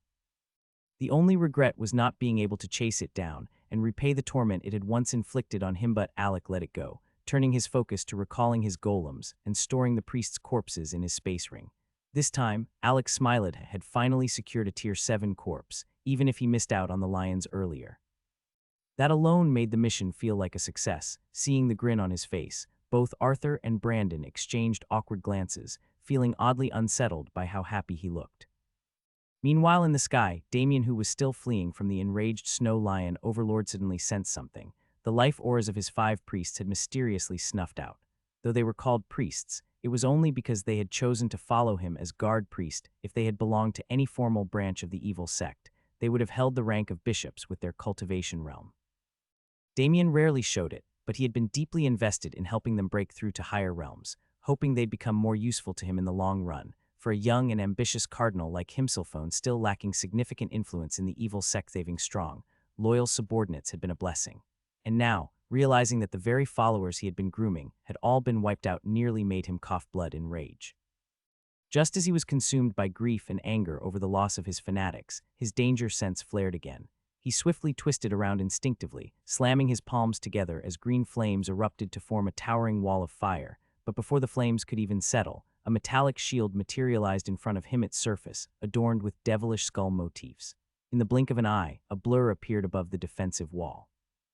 And a moment later, a thunderous explosion tore through the sky. The shield shattered into pieces, its fragments scattering like shrapnel. Something had come crashing down from the heavens like a falling meteor, and that something was Damien himself, sent hurtling through the air with brutal force. Hovering in midair where Damien had stood just moments earlier was a figure 6 feet tall, upper body bare and clad only in rugged, tribal-looking trousers. His body was lean, muscular, and imposing, but not in the typical chiseled, heroic way. Instead, he radiated a raw, primal energy, like a beast wearing the shape of a man. Long, spiky white hair flowed down to his waist, and his fingers, more like claws than human hands, glinted menacingly in the sunlight. This fearsome and savage presence was none other than the Snow Lion Overlord, now fully transformed. All Tier 7 demonic beasts gain the ability to assume a humanoid form, but the extent to which a demonic beast can resemble a human depends entirely on the strength of its mental power. Most Tier 7 demonic beasts struggle in that regard, and often feel their battle capabilities are hindered when in humanoid form, which they're not accustomed to. As a result, many prefer to remain in their beast forms, except for a few races that enjoy mimicking humans to blend in society or pose as one. You're too late. We've both been played, Damien said, staring at the Snow Lion Overlord, who now looked more like a dangerous man than a monster. Hearing Damien laugh while saying this caused the Lion King to pause, narrowing his eyes as he once again activated his mental sense. However, this time, instead of casting it widely as he did before, he focused it entirely on Damien standing before him. What he discovered shocked him. No matter how many times he scanned, there was nothing on Damien that belonged to him. No residual aura of the Power Stones, no lingering trace of the stolen mana pool. Nothing. I swear on my pride, the Lion King growled, voice low and heavy. If it wasn't you, then tell me who stole from me. Do that one thing and I'll spare your head today, in honor of my pride juniors you had killed. A chorus of lion roars echoed in the distance, growing louder as the Lion King twisted his neck and smiled faintly. The Snow King Lion Pride is finally here, he muttered, realizing his second in command, who was also his firstborn, must have sent scouts to find him. He sighed, knowing he must have caused worry among his kin. Among all the Overlord's beasts, he was known as the laziest, rarely leaving the Lion Mountain, so his sudden disappearance must have certainly raised alarms. I'm not telling you this for mercy. I'm telling you because I want to use your rage to punish someone, and as much as you hate being used, you don't have much choice. You'll have to do it if you ever want to get your precious power stones and holy pool back, Damien said coldly. The ones who stole your power stones were a trio of Tier 6 human mages. I'm sure you sensed their auras earlier, but you ignored them because you were too focused on me, Damien said bitterly. Unfortunately, I also believed I could snatch their loot for myself, so I acted as bait to draw you in while my subordinates secured it. But now I've just realized they're all dead, which means we've both been played. He stood from the rubble his body had smashed into during the Lion Overlord's earlier strike, dust and blood clinging to his robes. Now get out of my sight, because the next time I see you, I'll be coming for your head. You don't have to remind me, because the next time I see you, I'll be the one coming for your head. I swear I'll use your power crystal to craft the most glorious spirit weapon ever made, Damien replied, his voice laced with venom. The sheer hatred in Damien's tone caused the lion's eyes to narrow dangerously. Without a word, an enormous ice saber formed in front of him, and he swung it downward in a flash of killing intent as an enormous ice blade materialized and moved towards Damien. The Lion King didn't care about promises anymore. Damien had made his intentions clear, and for someone like him, it was best to remove the threat before it matured, and all this was just a plus as he was deeply enraged by Damien's comment. But just as the blade was about to hit, a light green glow surrounded Damien's body as he began laughing maniacally. Too late, I've been activating a long-distance teleportation. I will go. Before he could finish his sentence, the green light shot into the sky, taking Damien with it and vanishing without a trace. He escaped, the Snow Lion King muttered with clear irritation. He then turned his gaze toward the direction his pride was arriving from, extending his mental sense toward the forest's edge. There, he detected the 3 human Orithos who had escaped with his power stones, the true perpetrators slipping out of the forest and making their way toward the human city. Back to present. This was how the Gordons ended up with the entire Snow Lion Pride chasing after them. Alec and his group were dead set on reaching the city as fast as possible, all fully aware of the disaster that would unfold if the Lion Overlord King finally realized they were responsible for what happened at his mine and came for them. But what they hadn't anticipated was that even before the Lion King arrived, an entire horde of 500 lion-type demonic beasts was already coming for them. If I survive this, I swear I'll place a proper curse on you, Alec, Arthur shouted while sprinting for his life. He didn't know what else to do with the overwhelming panic building inside him besides cursing to cope. Up ahead, the city loomed still, about 300 meters away from the gates. Alec couldn't help but wonder how the human outpost would handle the crisis they'd brought upon them. The three of them had single-handedly triggered a monster wave against a city that had enjoyed peace for so long. "No need to hold back. Curse away, you bastard," Alec shot back. "All you ever do is push blame. When you saw those power stones, your eyes lit up the most, but now that we're in trouble, suddenly you hate me again. Common, pick a side, brother. Both of you shut up and focus on the drill." "We've got one incoming, hop on," Brandon snapped, unable to tolerate their bickering any longer. With Brandon, who rarely spoke up, finally raising his voice, the other two quickly composed themselves, but that wasn't the end of it. Incoming meant another long-range attack had just been launched at them.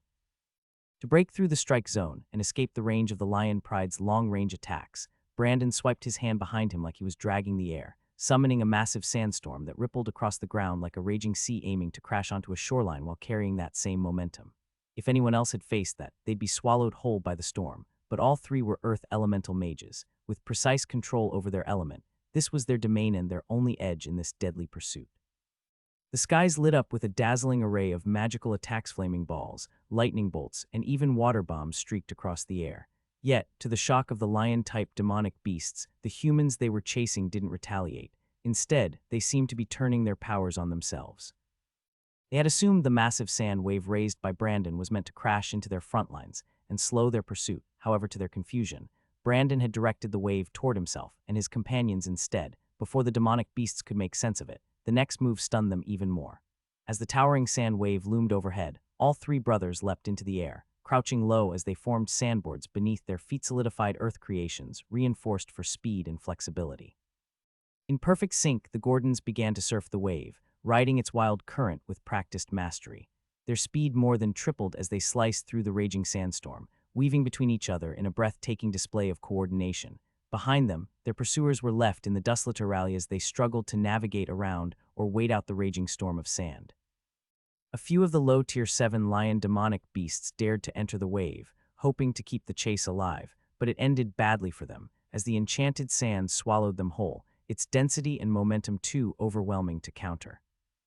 Although Brandon had only conjured a move equivalent to a mid-rank spell, however, the sheer range and environment made it devastatingly more powerful. Being at the manipulation stage of earth magic, and surrounded by a sea of natural sand, allowed him to draw power far beyond what would normally be expected. This wasn't something a standard Tier 7 could brute force through. Only those at the peak of Tier 7 or higher could hope to fly above the wave and keep up. And just like that, Alec and his brothers created an enormous gap between themselves and their animerecap that brought them significantly closer to the city gates and a chance at safety. Back to the city outpost view.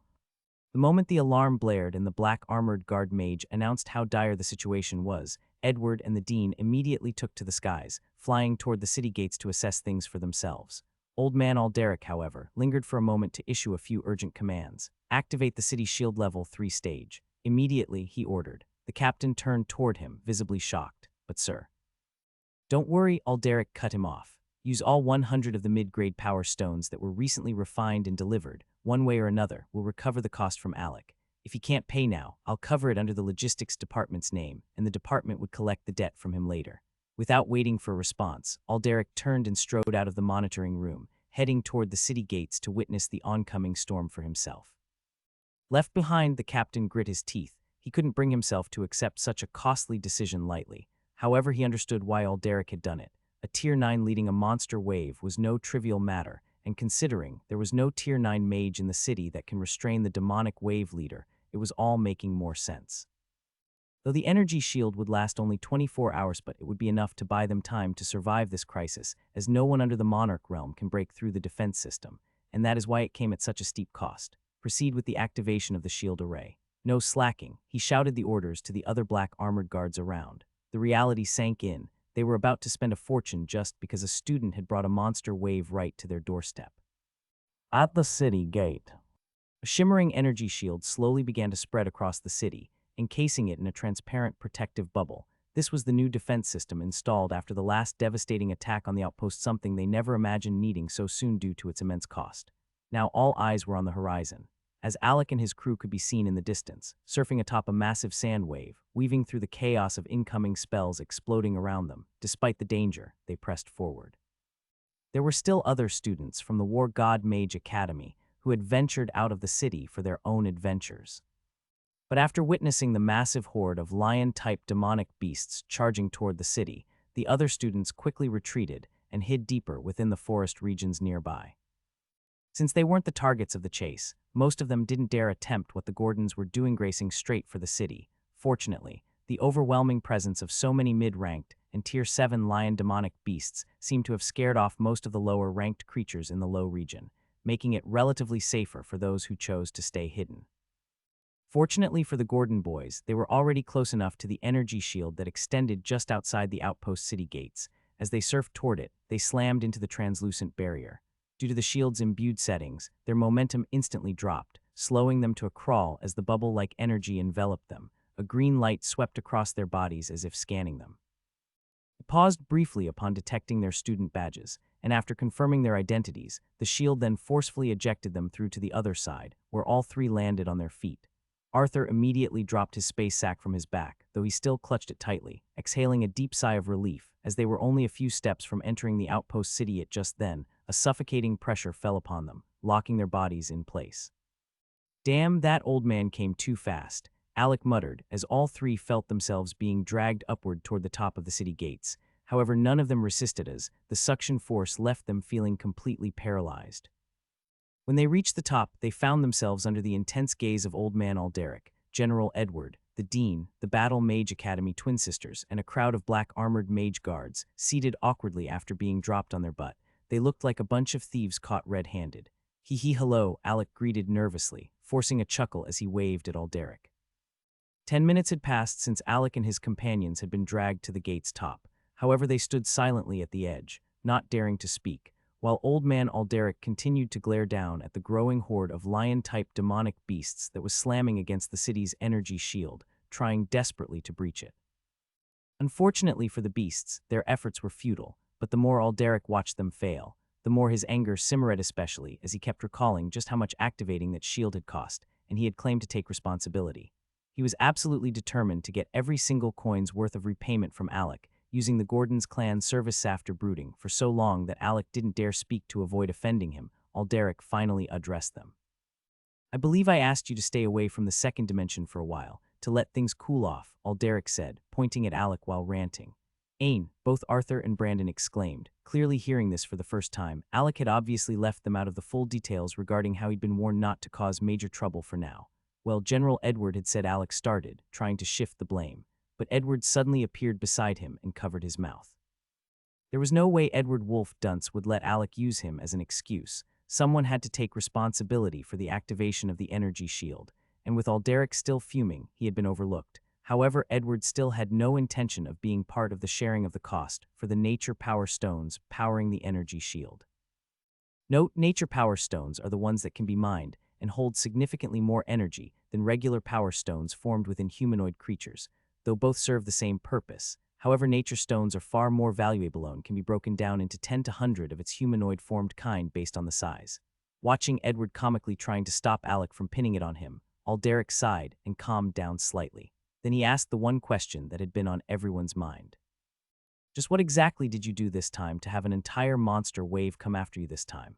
Alec didn't even try to explain. He simply smiled nervously and pointed behind Alderic, causing him to turn toward where Alec was pointing. This time, what he saw made him freeze. It was the Snow Lion King, in his humanoid form, with his upper body now draped in a regal robe made from thick fur, standing in mid-air and staring down at the mages gathered atop the city gate.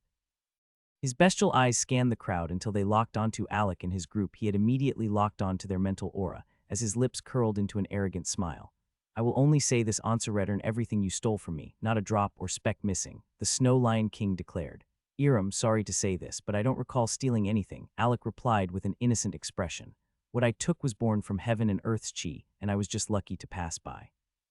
Seeing such heavenly treasure without an owner, I thought it best to acquire it and put it to good use." Old Man Alderic and the others nearby could hardly believe their ears. They were still struggling to process the absurdity of what was unfolding before them. "Tusk, I see the stance you've chosen, then forget ever knowing peace in this realm. My pride will do everything it takes to hunt you down. You now have a bounty on your heads issued by the Snow Pride, the Snow Lion King growled. He made sure to memorize the faces of Alec and his companions, then twisted his fingers as three glowing images formed in mid-air from manhwarecaps of their appearances. All the lion-type demonic beasts nearby stared hard at them before the Snow Lion King finally retreated. He wasn't foolish enough to declare war on the outpost city alone. Facing a top-tier city under the war god Mage Academy's control would require more than one overlord army. If not for the energy shield, he wouldn't have hesitated to attack on the spot, knowing the city wouldn't have had time to respond fast enough. But right now, he was certain that before the energy shield's power wore off, the city would have already deployed Tier 9 human experts to keep him in check, exactly the kind of situation he was trying to avoid, a full-blown war that would affect his still-growing pride. Though he already knew the chances of recovering the stolen treasures were slim after the boys entered the city, however he still tried his luck, and he made his threat clear. The Gordon brothers now had a bounty on their heads for their actions. The Snow Lion Pride, which had long remained indifferent to the human mages adventuring in the forest due to most of their territories being in the high regions which had lesser human activities, would now take a far more aggressive stance. From this day onward, human mages entering the second dimension would have one more dangerous race to watch out for. As the Snow Lion King vanished into the horizon with the retreating monster wave, Old Man Alderic slowly turned toward Alec's previously calm expression, shifting once again to one of utter disbelief. Though it had been a while since the Snow Lion Pride began its retreat after the lion-type demonic beasts realized there would be no war today, however the mages atop the city gates were still stunned. Old Man Alderic, in particular, felt numb from the shockwaves running through his mind. The black-armored mage guards standing with them stared at the Gordon brothers with eyes full of reverence. As frontliners in the constant conflict against second-dimension creatures, these guards had built up a deep-seated hatred for the demonic beasts and orcs that ruled this region after lost battles against them in the past. But despite their resentment, they lacked the strength to do anything significant. This outpost had not gone to war in a long time, and the higher-ups seemed to have long since accepted their role as defenders in every attack, grateful just to hold onto this patch of land. And this was all because the mages from the academy, especially the mid and high ranks, benefited from residing in such a mana-rich environment greatly. Over time, many of the guards had buried their thirst for revenge. Even if they had lost someone close to them, they simply endured in silence. But today, hearing that the Gordon brothers had actually stolen from an overlord, not an ordinary demonic beast, but the leader of a powerful pride of many lions, was something else entirely. The idea that an overlord could suffer a loss, even through theft, felt surreal to them. Let me get this straight, you little punks entered the second dimension, and the first thing you did was steal from an overlord, not just any beast, but a leader with an entire army under him, Old Man Alderic said, narrowing his eyes. Alec and his brothers exchanged looks, unsure if this would lead to praise or punishment. HMPH, it's honestly unbelievable, Alderic continued. What you just did, even many high ranks wouldn't dare try it. No matter their chances, they'd hesitate. But you fearless brats not only stole from him, you pissed him off enough to lead a monster wave back to the city. Good, like master, like disciple. Wait, no, even your master never reached this level of madness, offending an overlord. You lot have officially overthrown and inherited the title of troublemakers of the abyss from your master, Old Man Alderic said, pacing as he spoke. His tone bounced between sarcasm and backhanded praise, keeping their emotions swinging from pride to guilt. Now that I think about it, you guys already have bounties on your heads and you're just tier 6 mages. Me, a tier 8 mage, doesn't even have a bounty yet. Wow. Edward chimed in at this point. You no longer have any excuse to enter the second dimension. If I see you lot near the space portal again, I might just run mad from the stress of having to do damage control. Alderic continued. The Gordon boys couldn't tell if he was threatening them or celebrating their banishment, but one thing was clear: Alderic was serious, because like their master who had a bounty, he rarely entered the second dimension, and now similar reasons was being applied to them. And their own bounty even came from an overlord, which seems more of an overkill when people thought of how they were still tier 6 mages. Alderic feared that letting these kids return might trigger another disaster.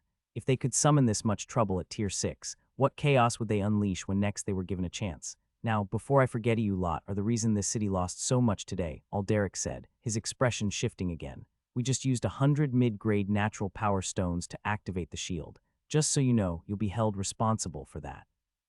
For now, I'll pay for it myself, but that means you owe the logistics department. Though his voice was stern, there was a glint of satisfaction in his eyes. If there was one upside to this mess, it was that he finally had a way to pressure Alec into talking to his clan in helping the Academy craft proper spirit equipment sets. The logistics department had long suffered with outdated low-rank gear on their shelves, and since the Academy lacked a high-quality forger or a student talented enough in that profession, this was his golden opportunity. The mages from the Academy often had to rely on external forgers to fulfill their forging needs when they needed a new spirit equipment, requests they couldn't get in the Academy. It had always been a source of inconvenience for Alderic. However, from the information Taryn had provided him, it seemed the Gordons clan might have what the Academy lacked. Taryn had claimed that the clan's smithy was staffed with forgers of very low skill, but both he and Alderic suspected that was a smokescreen to hide the clan's true forging master. After all, both Alec and Brandon were known to possess top-grade Tier 5 spirit equipment sets. Even Knight and Agneswitch were less prominent members of the group, and the Academy had Tier 4 spirit equipment sets that didn't come from the Academy. While those sets might no longer fully match their current power levels, it still proved the Gordons had access to a highly skilled forger within their ranks. As Old Man Alderic's excitement grew at the thought, Alec finally raised his right index finger slowly, speaking in a cautious tone. Please, if you don't mind me asking, what's the exchange rate for one high-rank power stone to mid-grade power stones? The moment Alec asked that question, silence fell across the group. It was at that moment they all realized they still didn't even know what had actually been stolen. But Alec's mention of high-rank power stones made them wonder if that was what had provoked the Overlord. Still, they couldn't understand why an Overlord would go so far over a few high-rank power stones. At that level, such resources were common and often mined in vast quantities under an Overlord's territory, mostly used as rewards to empower subordinates. Then Edward turned the question back toward Alec, his voice steady. If you don't mind me asking what you stole from the Overlord Snow Lion, was it high-rank power stones? Natural high-power stones, Arthur answered quickly before Alec could. They'd been under pressure all this time, but now that it was time to speak up, Arthur didn't mind doing some bragging, especially as he saw the shocked expressions on everyone's faces. The moment Arthur mentioned natural power stone send of high quality at Thaetrion around sucked in a sharp breath, their minds nearly imploding from the shock. Each natural power stone could be broken down into at least 10 regular power stones of the same rank, usable for cultivation or various high-level activities. The weight of that value alone was staggering. While the crowd was still reeling from the revelation, one voice cut through the silence, unsatisfied with just knowing the type. How many natural power stones did you lot manage to get, by the way? Old Man Alderic asked, his tone deceptively casual as he was trying to see how many power stones had been able to drive in the Overlord mad enough to send a whole pride against the Gordons boys. Should be around 550 to 600, Alec replied, scratching his head lightly. At that moment, it felt like reality had glitched. Minds blanked, jaws dropped. The silence that followed was almost reverent, as though the sheer number had punched the breath out of everyone present. Many of the veteran mages wanted to crawl into a hole and bury themselves. The Gordons boys had hauled in more wealth in one trip than most of them combined over years of dangerous expeditions. No wonder the Snow Lion King had placed a bounty on them. Alderic didn't even try to scold them anymore. He had a number in mind and felt he was overestimating them enough, but he still didn't realize he was underestimating them. He simply turned toward Alec with a straight face. Alec, we'll need to talk. Privately, Old Man Alderic said as he felt the conversation could not continue in such an open place anymore. Even the topic of the energy shield was discarded as he dragged all the Gordons boys inside the logistics department shop in the second dimension. Old Man Alderic had brought the 3 Gordons brothers to his shop, which was under his jurisdiction, and had a sound barrier to prevent those outside from hearing anything going on inside. The moment they entered alongside the Dean, General Edward, and the Battle Mage Academy sisters, immediately ordered his shop assistants to step outside. And none of them dared to question the sudden eviction. They knew that too many questions could earn them a shallow grave, with only their heads left exposed to breathe. Once the room was cleared, Alec recounted the events of how they discovered a mine deep in the middle regions. He even explained how the distraction caused by the sudden clash between evil sect mages and the lion-type demonic beasts gave them the chance to sneak in and pull off the heist. Of course, Alec conveniently skipped the part where they had to crawl like rats, as Arthur had firmly warned him not to mention that part. Even without every gritty detail, the version Alec delivered left everyone in the room completely stunned. The experience they recounted was enough to dazzle even seasoned veterans like Alderic and Edward. What didn't surprise them, however, was the part about the evil sect was able to invade a second-dimension location under the control of the War God Mage Academy. They had long suspected the evil sects possessed space portals of their own that allowed them to intrude into such locations. There was no other logical explanations for how their members were able to grow in power if they didn't have such access. After all, every beginning from a certain stage, all mid-rank mage needed access to the second dimension to grow stronger due to certain cultivation resources that can't be gotten in the Earth realm. Those who didn't venture in themselves were usually backed by wealthy clans who provided them with second dimension resources anyway, or they would have a hard time breaking through, except they fought in constant blood moon battles.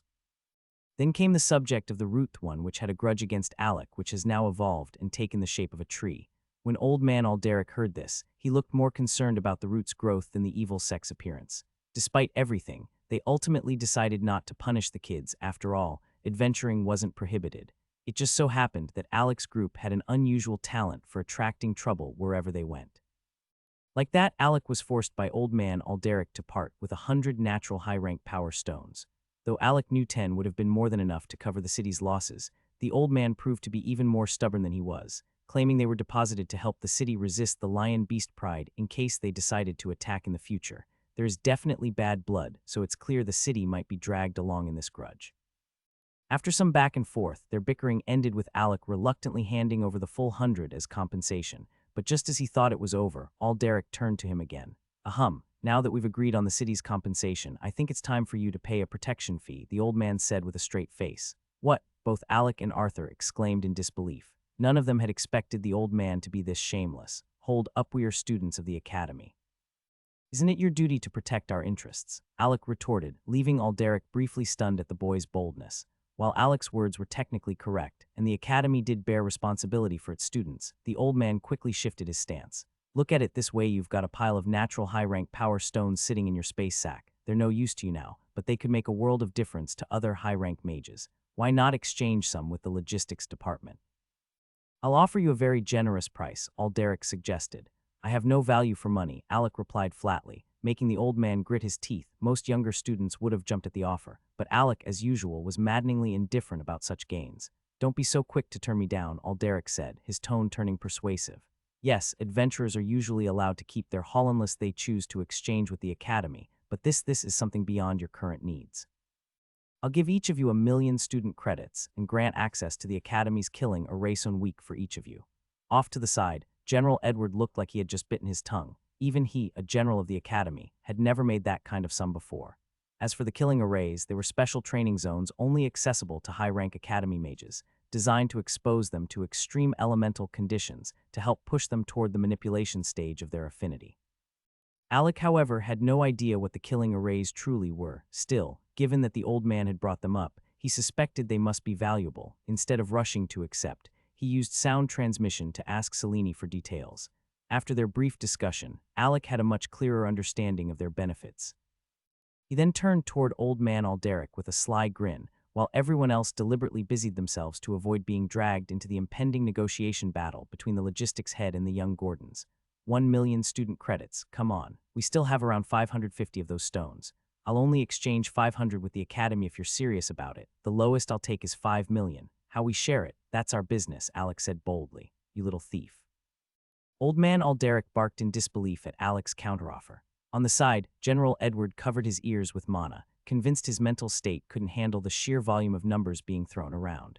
It was at that moment Edward truly realized how broke he was. And as for the killing array, it won't do much for me or Brandon, as we have both reached manipulation stages. It would take a while before it's of any use to us again. So throw in something else, an addiction like a tier 8 demonic beast corpse, Alec added with a grin, rubbing his palms together in anticipation of the loot. Hearing Alec's request shocked Alderic. He had known Alec possessed earth manipulation, but it hadn't occurred to him that someone else in the group had reached the manipulation stage too. The Gordons might appear ordinary, but they kept displaying feats beyond even what top-tier geniuses could achieve. Fine, it's a deal, Old Man Alderic finally agreed after some internal struggle. In the end, the Academy stood to benefit immensely. With the location Alec had provided, they would soon send a team of high-rank mages to see if they could extract the mana veins for themselves. If they succeeded, it would be a major achievement for the Academy. Note, natural mana stones can be used by any mage within the corresponding tier range of the stone's rank. For example, high-rank stones can be used by tier 7, 8, and 9 mages. However, the amount of benefit a mage, especially one at the peak of tier 9, can gain from such a stone depends heavily on its purity. In a world where Tier 9 beasts rarely die and high-ranked natural power stones are extremely rare, I hope this helps you understand why they are so highly sought after. The news of the Gordon boys stealing from an overlord-ranked demonic beast had spread throughout the entire academy by nightfall. Those who had previously been beaten up by Arthur and Brandon felt a cold shiver run down their spines upon hearing it. They suddenly realized they had survived an encounter with a group of madmen because no normal high-rank mage would dare provoke an overlord-class demonic beast, not to talk about a bunch of mid-rank mages. In the second dimension, overlords were not only leaders of their respective races in specific regions, but they also possessed the bloodline and strength to back their position. Most overlords existed at the peak of Tier 9, desperately seeking that final step to ascend into the monarch realm. Once they succeeded in doing so, they would no longer be confined to one region, but would join the ranks of their race's rulers, assuming their race already had monarch-level powerhouses, which was more common among humanoid abyss races. The academy buzzed with discussions, and the Gordons became the center of gossip. Stories about them ran wild. Some exaggerated the wealth they had acquired from their adventure, others their recklessness. The one most pleased with all the attention was Taryn, who had found a brand new topic to brag about the next time he drank with Elder Alfred. He felt like he has been on a winning streak lately because not only had he received rare mental pills from Old Man Alderic to aid his mental image recovery, but now his students had become the academy's most talked about figures. While other masters might have been worried that their students were now being hunted, Taryn felt the opposite. To him, the fact that the forces of the second dimension were already reacting to his disciples only meant one thing: they were on the right path. Pride lit up his face as he listened to Arthur narrate their adventure to other Gordon clan members who hadn't gone with them. If Old Man Alderic were to see him now, he'd probably bury him underground all over again. Old Man Alderic had long believed that Taryn was a bad influence on Alec. If he had any say in the matter, he wouldn't have hesitated to place Alec under the guidance of a more experienced instructor. The only problem was that, despite everything, he couldn't think of anyone more suited to handle Alec than Taryn. Taryn wasn't exactly the ideal role model for a teacher. In fact, the number of lectures he had given to the Gordon boys could be counted on one hand, but somehow he had managed to bond with them in a way that worked. At the top of Taryn's peak, a strange yet heartwarming scene was playing out. All of his disciples sat around a bonfire, sharing stories of their recent adventure. Knights and Indrik who stayed behind couldn't help but feel envious, not of the danger their peers had faced, but of the rewards they had gained, as they felt they could have had a share in the bounty if they were there too. Alec himself had only taken 1 million credits from the total sum he'd negotiated out of Old Man Alderic, a figure so large it almost made Taryn consider becoming a beggar. Lying in a hammock near the fire was the young Minotaur prince, silently listening to the conversation. Lately, he had been growing restless, and the chaotic lives of the Gordons were his main source of entertainment. Despite his cold demeanor, no doubt a result of his bloodline, was still a child at heart, having only recently been born. Even if he had spent a very long time in hibernation, growing up around humans had clearly begun to shape his behavior. Arthur took on the role of storyteller, while Brandon sat nearby cultivating in silence, away from the bonfire. Alec, the third and most central figure of the recent heist, had retired early to bed, leaving the others to bask in the warmth of camaraderie and flames. Though that was what Alec told his master, he had given a different explanation to his inner circle. Tonight, he planned to enter the third level of the Beast Forest. He had been postponing this for a while, but now he finally felt ready to take on the challenge. Inside the amulet world, Alec smiled as he realized that all 6 branches of the primordial ancient tree had borne fruit after successfully refining the corpses he left behind for them. Each branch now held a massive flower, an unusual occurrence, since every main branch has up to 20 sub-branches capable of refining a corpse each. But Alec understood what this meant. Such a transformation only happened when the tree branches were fed corpses of a higher realm than its current level. Each of the 6 branches had refined a Tier 7 goblin corpse he had obtained during the last Moon War in Estonia City. With an unfamiliar new competition approaching, Alec was beginning to feel the pressure to push forward and not slack off. That was why he aimed to refine higher-tier corpsesto, obtain higher-grade cultivation pills, which held far more energy than the Tier 6 ones he usually consumed for boosting his cultivation. While the jump in potency between Tier 6 and Tier 7 pills was significant and could overwhelm a normal mage, Alec had no such concerns. Pay 600,000 system points to harvest your gains YN. Alec wasted no time agreeing to pay the fee as all 6 enormous plants began to blossom. He approached the closest one and gently tapped its bud. Immediately, sparkling lights burst from the blooming flower, dancing in the air.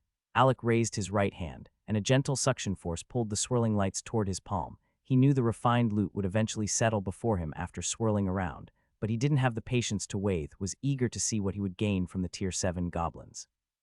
Though he had previously refined a Tier 7 lifeform zombies, however, the rewards had been underwhelming, likely due to the corruption of their bodies by the zombie virus. Now, he wanted to use these goblin corpses to confirm if the yield was different with pure Tier 7 beings. Ding, 1x memory card, 10x Tier 7 cultivation pills. Alec hadn't even seen the full list yet, but the moment those 10 Tier 7 cultivation pills appeared, he clenched his left fist and shouted, yes. He didn't fully understand what a memory card was or how it differed from the memory orbs he used to receive, but he made a mental note to check it after sorting through the rest of the rewards. 5x Tier 7 mental pills. Alec's eyes widened in shock. It was his first time receiving such pills called the mental pills, and he immediately recalled how the last time he refined Tier 7 zombies, he got a unique pill too, the Undead Purge pill. Though unfamiliar with the specifics of these new pills, he was clearly thrilled to be receiving rare items. 2x Tier 7 healing pills, 1x random Tier 7 astral spell card, 50x Tier 7 humanoid type, weapon fragments, 50x Tier 7 humanoid type armor fragments. Seeing the rest of the loot, Alec sucked in a sharp breath. He had been hoping for a fully formed Tier 7 weapon like he had gotten last time. However, he had gotten fragments. His only compensation is that they offered potential, which made him feel like this haul was a little bit better than what he'd gotten from zombie corpses, and this was only from one tree branch. When Alec thought about how he could one day equip the entire Gordon clan with high-rank equipment, a wide smile stretched across his face. He knew the clan had a rich heritage, but that didn't mean they were wealthy-far from it. Even mid-rank equipment was scarce in their clan, let alone high-rank gear. Currently, the only members with high-ranking weapons were the Patriarch and the Third Elder. The Patriarch's katana, much like Alec's own bloody Changdao, was a faulty divine rank weapon. Alec still planned to question his grandfather soon about how they'd managed to obtain not just one, but 2 divine weapons. Even if they were damaged, it didn't change the fact that these weapons were above anything found in the first 9 tiers of power. Divine weapons were built to harness the full might of monarch-level experts, and if word got out that Alec possessed one of it in a damaged status, ancient clans of the Northern Kingdom would stop at nothing to wrest it from him. Fortunately, its damaged condition concealed its true identity. Alec was convinced that divine weapons were likely unknown in the Northern Kingdom. In fact, he suspected his grandfather didn't even know the true nature of the weapon and had unknowingly handed over such a priceless treasure. Because given how selfish the old man could be, Alec found it hard to believe he would willingly part with something so valuable unless he had no idea what it truly was. If not for the system, Alec himself might have just assumed it was just another incredibly durable and unusual weapon. As for the Third Elder, his weapon hadn't truly reached the high rank yet, it merely possessed the potential to, since he fought by merging with his golem during battle. He also wielded the golem's weapon, which is a naginata. Its strength increased in tandem with the golem's growth, making it a weapon with evolving potential rather than fixed power. Tier 7 memory cards. Memory card, a device used to store attack spells or skills purchased from the system store. Once stored, it transforms into either a skill scroll or a book, depending on the nature of the ability. It can then be extracted and then given to others to learn. Because the knowledge originates from the system, it also accelerates the user's learning speed. Note, only skills or spells up to high rank can be stored. Limit, 1 person per memory card. Alec finally opened the description of the memory card as he touched one. It was wide, about the size of an ATM card, but also transparent, almost like an empty box. He figured this was likely because he hadn't stored anything in it yet. Still, he could tell it was a big deal as he was no longer limited to just spirit equipment when he wants to gift something to his inner circle. Now he could introduce top-tier skills and spells from the system store to his inner circle, which would significantly boost their combat capabilities. Alec knew he wouldn't always be by their side, so giving them more tools and techniques to rely on made him feel relieved. As for the mental pills, he noticed they glowed with a light blue hue. He quickly summoned a pill bottle from his system inventory and sealed them inside. From the description he'd read, these pills were meant to heal a mage's soul energy that normal healing methods can't do, strengthen their mental image after reaching the Tier 7 mage realm in case of an injury to their mental state, or help develop their mental power at Tier 6, making them bridge the gap to break into the high ranks easily before then. At higher tiers, just having strong mana and a solid foundation wasn't enough. A mage's mental strength had to reach a certain threshold to advance into Tier 7. Most mages couldn't meet that requirement as they couldn't get their hands on a mental pill and got stuck in the mid-ranks for life. Unlike Alec, who could rely on the ancient primordial tree for rare pills. Others would need a high-rank alchemist. But even then, such alchemists rarely refined mental pills for others, as the process was 10 times more difficult than making cultivation pills of the same rank. This was evident in the fact that the lowest rank of mental pills started at Tier 7. Realizing their potential uses brought a satisfied smile to Alec's face, especially since his current mental stats were already high for his realm. This way, he could begin cultivating his mental strength well before reaching the peak of the Tier 6 realm, eliminating the major bottleneck that most mages struggled with at that stage. He also thought of his group once he was strong enough to consistently hunt Tier 7 demonic beasts in the Beast Forest. He planned to share the pills with them. This would allow them to begin their mental training early and solidify their foundations long before hitting the Tier 6 peak. He chuckled at the thought of the Gordon clan's Tier 6 mages, many of whom had long abandoned the idea of ever advancing to Tier 7, receiving the mental pills. He just knew they were in for a surprising wake-up call. Suddenly, the image of his master flashed through his mind, stirring a new thought. Could this help him recover? Alec mumbled to himself in the quiet of the amulet world. Alec's mind drifted in that direction because he knew Terran's problem was clearly linked to a soul-related issue. From the pill's description, he had a strong premonition that it might just work. With that in mind, he reminded himself to discuss it with his master first and observe his reaction. If it truly had the potential to help, Alec wouldn't hesitate to do everything in his power to restore Terran to his prime condition. He believed that if Terran's injuries could be cured, then his breakthrough into the Tier 8 Mage realm was just around the corner. After all, Terran issues been dubbed the Prince of Earth, not just for show or out of respect, but because of his exceptional potential, even if he acted like a lazy ass. With that, Alec made a silent decision to reserve a place for Terran in his future, plants especially if the pill proved effective. Looking at the number of Tier 7 healing pills he had received, Alec muttered, so petty. It wasn't entirely unjustified, as healing pills were considered top-tier treasures, rare and highly coveted, but he had hoped for a more bountiful yield. Next among his rewards was a random Tier 7 astral spell card. From its description, Alec quickly understood it was an upgraded version of the random spell cards, as in the high-rank version. Normal random spell cards were viewed by humans as one-use talismans, and when activated with mana, they tapped into the refined essence of a fallen lifeform to release a single, powerful technique that the being had learnt while being alive. However, the spell chosen was always unpredictable, hence the name random. In contrast, the random astral spell card went a step further.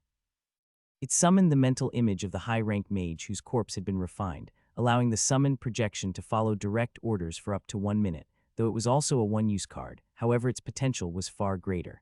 Reading the description, Alec couldn't help but shout good. Twice, his excitement palpable. The random astral spell card was without a doubt a massive upgrade from its predecessor. And its effect and origin might not be as highly sought after by others, mainly because it resembled a talisman in function, just in a more advanced form, which would make others believe it had been created by a talisman master of high grade. As for the fragments, Alec finally noticed a major difference. They weren't like the typical low or mid-rank fragments he'd collected before. These high-rank ones came just in time when he had gotten a new tool linked to fragments. Alec probably felt it was likely given to him to make them more versatile. It was clear the system had taken into account how long Alec had hoarded his lower fragments without finding a use for Themental. He eventually used the Earth Elemental Own to fully equip the mages in his clan, and some for the auction. Still, that didn't mean all the old fragments were gone. Alec still had several lying around, unused. But now, the system had introduced a new tooled annex cube that made life a lot easier. As with the cube, Alec could fuse 10 lower-rank fragments to create one higher-rank fragment, e.g., 10 Tier 4 fragments could produce one Tier 5 fragment by simply paying a small system point fee. This new tool allowed Alec to finally put his excess lower-tier fragments to good use.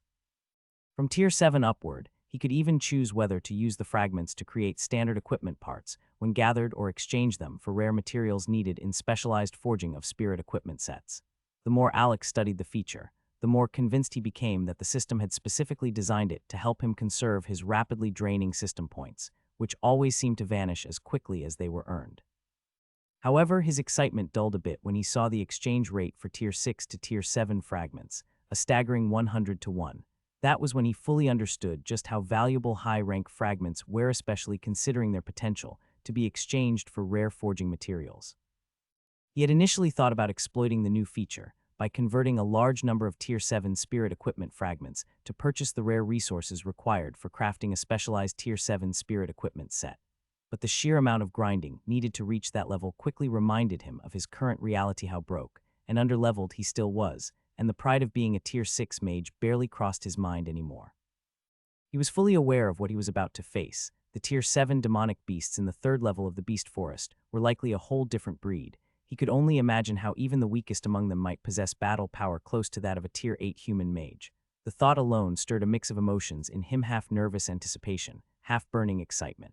He couldn't help but imagine launching an attack on one of those beasts alongside all his golems. Could he slay a Tier 8 demonic beast? He thought, as the mere possibility brought him a sense of thrill he hadn't felt in a while. He knew that the moment he succeeded in doing so, it would mark the beginning of his ascension. Now that he had reviewed the first hall of rewards, Alex saw no point in dragging things out any further. He stored the items in his space ring and summoned the suction force again with his right hand, dragging the next wave of swirling lights toward him at an accelerated pace. Ding. 5x memory card, 50x Tier 7 cultivation pills, 25x Tier 7 mental pills, 10x Tier 7 healing pills, 5x random Tier 7 astral spell cards, 500x Tier 7 humanoid type spirit equipment fragments.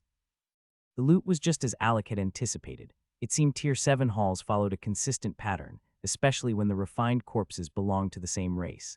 With that done, Alec glanced to the side and noticed that his mana pool had evolved to level 6, and he could already feel it teetering on the edge of breaking into level 7. All it needed was a final push. A faint smile crept onto his face as he felt a strange sense of gratitude toward the Snow Lion Overlord. He had never imagined he could push his mana pool to this level so quickly, but even now he felt no guilt about it. To Alec's, strength was all that mattered, and if he had to strip the second dimension bare to achieve it, he wouldn't hesitate for a second. After settling himself with a short meditation, he exhaled a breath he hadn't realized he'd been holding. Then, stepping toward the third door, he pressed forward into the swirling mass of light, letting the portal consume him. The familiar sensation of space turbulence wrapped around Alec's body as he was pulled through the fabric of space. He kept his eyes shut during the transition, but the moment the feeling vanished, he immediately snapped them open. Once again, he found himself free falling from the sky, but Alec no longer considered himself as the same clueless novice who was on his first visit to the Beast Forest. He now considered himself a seasoned hunter. With practiced ease, he twisted mid-air, shifting into an upright position, as a wave of purple energy burst from his feet while he activated his gravity manipulation, smoothly cushioning his descent. While still descending, Alec took in the vast expanse of the third level of the Beast Forest, and he was stunned instantly. From his high vantage point, he could already make out at least more than 4 distinct regions. To the north lay a snow-covered zone. Beside it stretched a dry, desert terrain. Southward, he spotted a region bathed in holy light, with another adjacent zone cloaked in dark, ominous energy. He also noticed a volcanic area radiating an overwhelming yang energy that made him think any fire elemental spell cast there would gain a significant boost in power.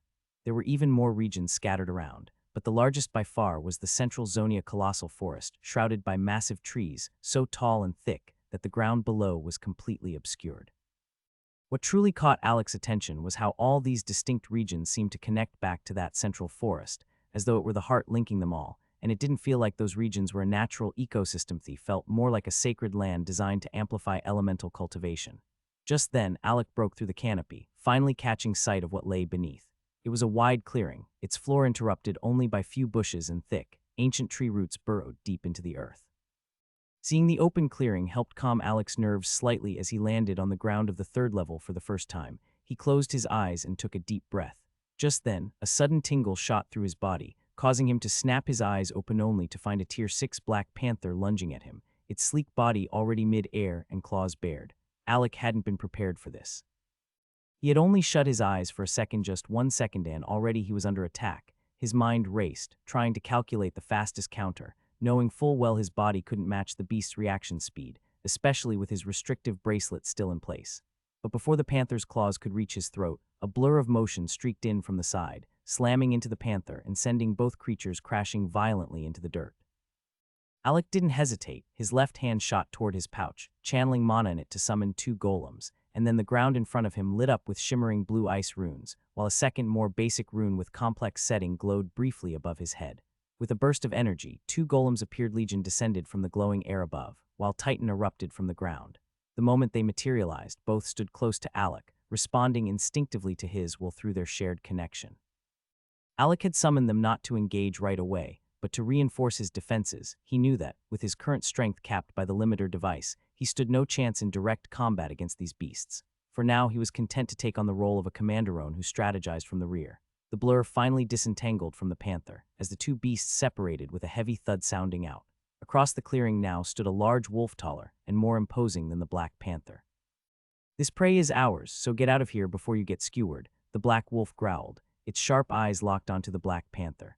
The two beasts held a silent, tense stare for a few seconds before the panther finally turned away, slinking into the nearby bushy forest with an unreal burst of speed, making Alec feel like he just witnessed a speedster, as he realized this must be how he had been almost ambushed. Only then did more black-furred wolves begin to emerge from the shadows of the surrounding trees, making Alec finally understand what the first wolf mean had been marked as their prey, and it seemed the spot where he had landed was part of the wolves' hunting grounds, and the panther's attack had been an opportunistic intrusion. Alec quickly scanned the area, noting that all the 10 wolves were Tier 6 demonic beasts. He then let out a small sigh of relief. He'd initially assumed that the lowest-ranked beasts in the 3rd level would start at Tier 7, but clearly that wasn't the case. Still, even if they were only Tier 6, he knew beasts in the Beast Forest often possessed combat prowess beyond their realm, and judging by their confident stance, these wolves were clearly underestimating him based on his apparent Tier 5 cultivation level on show. Alec was more than ready to shatter that illusion. "Kill him," the lead wolf commanded without hesitation. 5 wolves sprang forward in unison. In response, Alec immediately summoned Oni, Tempest Butcher, and Saint. He didn't want to reveal all his cards just yet, which is why his plan had always been to let the wolves lower their guard, and now that the first wave had pounced, he intended to take full advantage of that. With a flash, he drew his bone katana, which was at a lower level on his waist, his stance shifting into one of readiness. Not only had he caught the wolves off guard, intended to cut several down before they even realized the strength of who they have marked.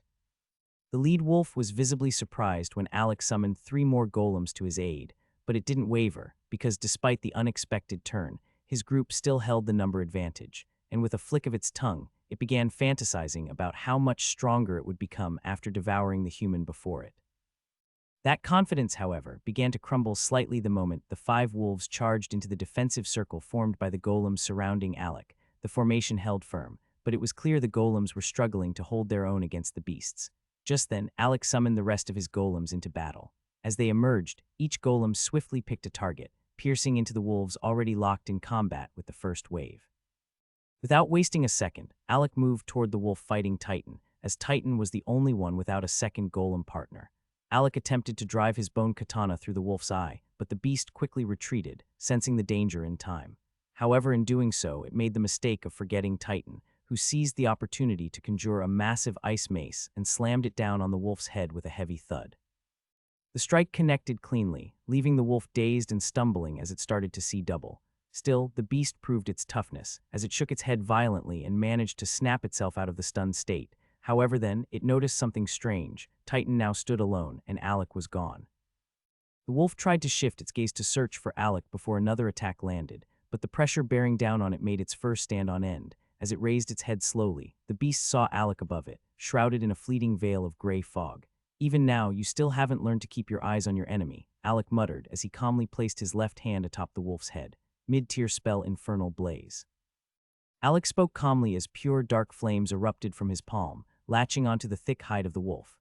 The beast thrashed and wailed in agony, as the black fire consuming it rapidly, its cries echoing through the clearing.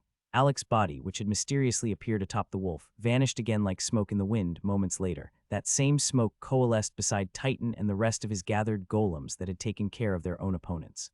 "Please end its suffering," Alec muttered, unable to bear the haunting screams of the creature. As the devouring flames showed no sign of relenting, the remaining wolves, who hadn't yet attacked, began to inch backward except for the first one that had spoken. Fear was slowly taking root in their hearts as they watched their comrade being devoured alive, unable to extinguish the black flames even with its mana. Bang. Just then the sound of Legion's rifle rang out. The sharp crack of the headshot echoed across the trees, silencing the wolf's wailing instantly as its lifeless body collapsed to the ground with a thud sound. Alec thought that might be the end of it until the lead wolf tilted its head and let out a chilling howl, fury and pain woven into its voice. One by one, the rest of the pack followed, howling into the sky. At first, Alec assumed they were only calling for reinforcements until he saw the change. Every wolf's eyes shifted into a blood-red hue. That doesn't look good," Alec muttered, tensing up. "They killed one of ours in such a cruel way I won't let them die easily. Flay them alive," the lead wolf snarled. The entire pack charged, and to Alec's horror, wolves began appearing from multiple directions, more reinforcements, more madness, all in a berserk frenzy. They were hopelessly outnumbered, as the golems created a circle defense around him and clashed against the beasts. Fuck, Alec hissed as the reality sank in. With no time to hesitate, he placed his hand on each of his limiter devices in rapid succession, putting them into his space ring, though the ring wasn't on his finger. However, his link with it allowed him to summon or withdraw items from his body with ease, especially in moments like this. There was no room left to fight with limiters. The battlefield had changed. Shackling sounds echoed through the clearing as each restrictive device on Alec's body detached and vanished into his space ring. Thick black smoke began to seep from his pores, a sign that he was shedding his limiter sand, revealing his true strength. Alec didn't particularly like casting spells with his black flames. He had discovered that they carried more than just destructive power and an extra effect. His flames, known as hell flames, were the same variant his father had awakened flames infamous for their undying nature and the searing, excruciating pain they inflicted. They clung to their victims, burning them alive unless the caster willed them away or death claimed the afflicted, or the afflicted was way stronger than Alec to retrain them. Though Alec knew he'd just caused the wolf's death, however, guilt never crossed his mind. In the beast forest, it was a dog-eat-dog world. The lead wolf's attempt to rally its pack against him, while pretending to act self-righteously offended, only fueled Alec's irritation. After all, it had been the wolves who first marked him as prey. Now, because one of them died in such a way, they acted as if Alec had violated some unwritten rules. If only they had the right to kill, and he was supposed to offer up his life willingly. Mid-tier skill shuffle sword. Beside Alec, Saint raised his blade and swiped it in reverse as a shimmering sword chi burst forth, its hue a pale blue edged in white, like frost kissed by dawn. It arced through the battlefield, not toward the front lines of charging wolves, but straight toward the leader at the rear. The leader's eyes flicked toward the approaching slash, and without panic, it stepped aside with casual grace, letting the blade pass harmlessly by. The attack sliced clean through the tree behind it, which groaned, tilted, and slowly collapsed in two, and it became clear to Alec that the wolf leader wanted to appear composed, brushing off the strike as if it hadn't just grazed danger. "Master, what are your orders?" Saint asked calmly. "The longer we wait, the tighter their encirclement becomes." Even Legion, who had been silent, gave a firm nod of agreement to Saint's words. Alec finally snapped out of his thoughts. He had been silently analyzing the situation, waiting, hoping for a Tier 7 demonic beast to appear. That was the entire reason he'd held back, and even asked the golems go easy and feign weakness to lure out stronger reinforcements. He had wanted pressure from facing a true Tier 7 opponent. "Wait, don't tell me this is it. You mean there's no Tier 7 among you?" Alec stepped forward, his tone dry with disbelief. The faint look of fear that had previously lingered on his face was gone, replaced by an unwavering killing intent. Unbeknownst to him, a faint blood mist began to swirl behind him, triggered by his rising aura. The leading wolf, unable to understand Alec's intent, took his words as mockery. It snarled in fury, feeling insulted that Alec would dare belittle it for not reaching the Tier 7 realm. "What are you waiting for? Kill him." It barked, still rooted in place and unwilling to make a move itself. Alec sighed. To him, the leading wolf was already sounding like a broken record, and clearly not the threat he had hoped for. He'd had enough of this farce, and dying in such a pointless entanglement during his first real foray into the third level of the beast forest would be an insultone that would severely shake his mental foundation if he even allowed it. With a cold, resolute expression, Alec walked out of the defense circle toward the wave of wolves. To him, it was now time to end this. This time, Alec had truly run out of patience. The act of playing prey to lure out a Tier 7 demonic beast was over. The moment he stepped out of the encirclement, the wolf pack's attention zeroed in on him. But Alec didn't flinch. Calmly, almost casually, he walked toward the lead wolf at the rear, swinging his bone katana with graceful ease. Each swing was followed by a flash of sword chi, cutting down the demonic wolves that lunged at him one after the other. While these wolves might possess battle power comparable to Tier 7 beasts, they were still fundamentally Tier 6. They hadn't yet undergone the qualitative transformation that marked a high-ranked demonic beast. Their defense, though formidable, still remained that of top-tier Tier 6 creatures. And now that Alec himself had entered the Tier 6 realm, with his power much stronger than before, dealing with mid-level beasts that didn't even belong to the apex of their realm posed no significant challenge to him in the slightest. 1 minute. That was all it took. In less than 60 seconds, Alec had turned the battlefield into a massacre, and none of his golems had even summoned their minions. Alec and his 8 core golems had acted, and that was more than enough. Now Alec stood before the lead wolf, the only one left alive. The beast trembled in place, staring at him with wide, fearful eyes. Alec's bone katana was now soaked in blood, hissed as he casually sliced the air to clean it before sliding it smoothly back into its scabbard. "I won't kill you," Alec said flatly, locking eyes with the wolf, "if you tell me where I can find a tier 7 demonic beast." This time the wolf didn't take it as mockery, not anymore. It knew with bone-deep certainty that no tier 6 hunting group in the central region could stop this human and his terrifying golems. The Holy Land is where the Lord ranked demonic beasts and above gather and reside. Though some may occasionally come to the central area, it's rare. The only reason multiple lords would descend into the central region is if a war breaks out, the wolf explained, still trembling. Alec fell into deep thought as he recalled his descent into the third level, how he'd seen various smaller regions that seemed connected to the central zone. They might have been smaller, but they were undoubtedly linked in some meaningful way. "So the lord-type demonic beasts you refer to, what tier are they exactly?" Alec asked, intrigued by the wolf's intelligence. "Tier 7, the wolf replied without hesitation. "Let him go," Alec ordered after he got his answer, and then the laser spear that had hovered threateningly behind the wolf vanished as it was retracted, causing the wolf to waste no time, bolting from the clearing without looking back. "I guess I'll have to head into one of those regions then," Alec muttered to himself. He tried to ascend into the air, but immediately felt a denser pressure pressing down on his body, stronger than what he was used to. Still, after channeling more energy, he finally managed to take flight, scouting the area from above. The closest region appeared to be an endless stretch of desert. Without hesitation, Alec unsummoned his golems and shot off alone, a blur through the treetops, holding his katana at the midpoint with his left hand. His speed was terrifying, so fast that many demonic beasts didn't even register his presence until he was long gone. Alec was clearly showing off his high agility stat.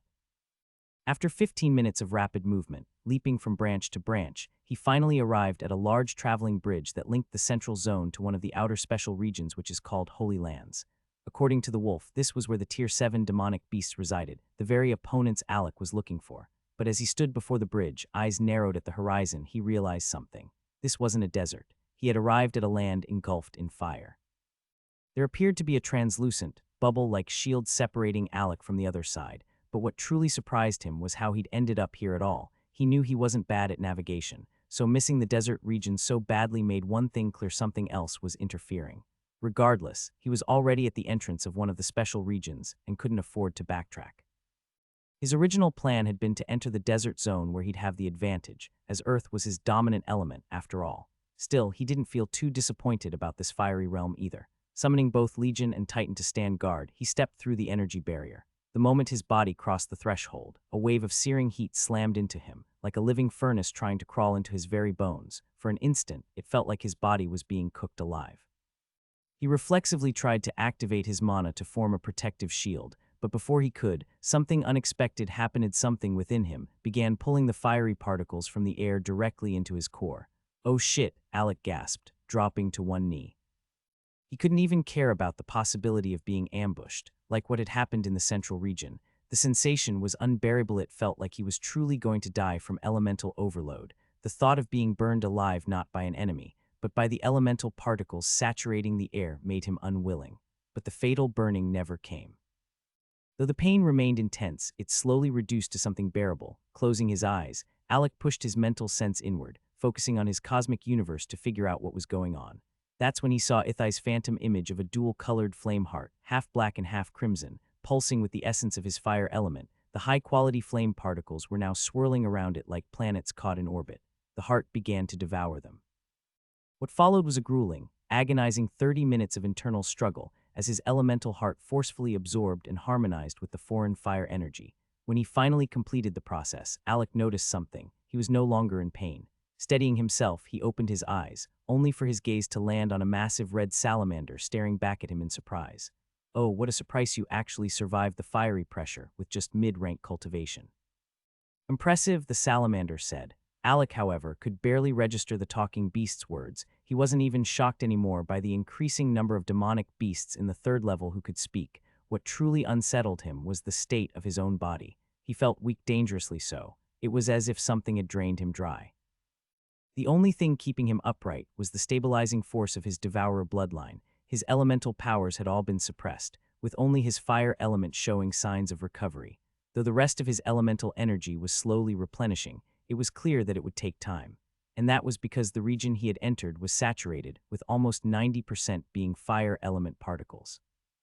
The remaining 10% was pure mana, barely enough to restore his other elements at any meaningful rate. He remembered the thought he did earlier how any fire spell cast in this land would be greatly enhanced, but now he was also experiencing the downside firsthand. Any non-fire spell would be heavily restrained and weakened. And what truly made his chest tighten was the presence before him the red salamander.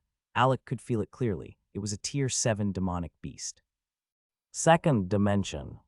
In the second dimension controlled by the war god Mage Academy, something was silently brewing within the mid-regions. These mid-regions, which are largely dominated by orc cities and demonic beasts that either served under an overlord or was an immensely powerful beast, had begun to witness quiet but deadly clashes behind the scenes. And all of this started not long after Alec's departure, driven, perhaps, by someone who didn't take kindly to the way he had been hunted. Among the inhabitants of the mid-regions, the hyena packs weren't considered one of the strongest groups. However, they compensated with numbers and their infamous hunting coordination, making them one of the most avoided demonic beasts, both by human mages and other demonic beasts alike.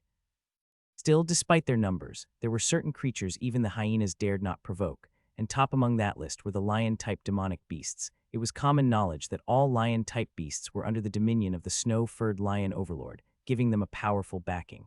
This emboldened even the lesser lions in the mid-regions to act aggressively, sometimes even towards stronger opponents. Because of that backing, the hyenas, which were long-standing rivals of the lionscos to avoid them in the mid-regions altogether, this unspoken rule had held for a long time until now.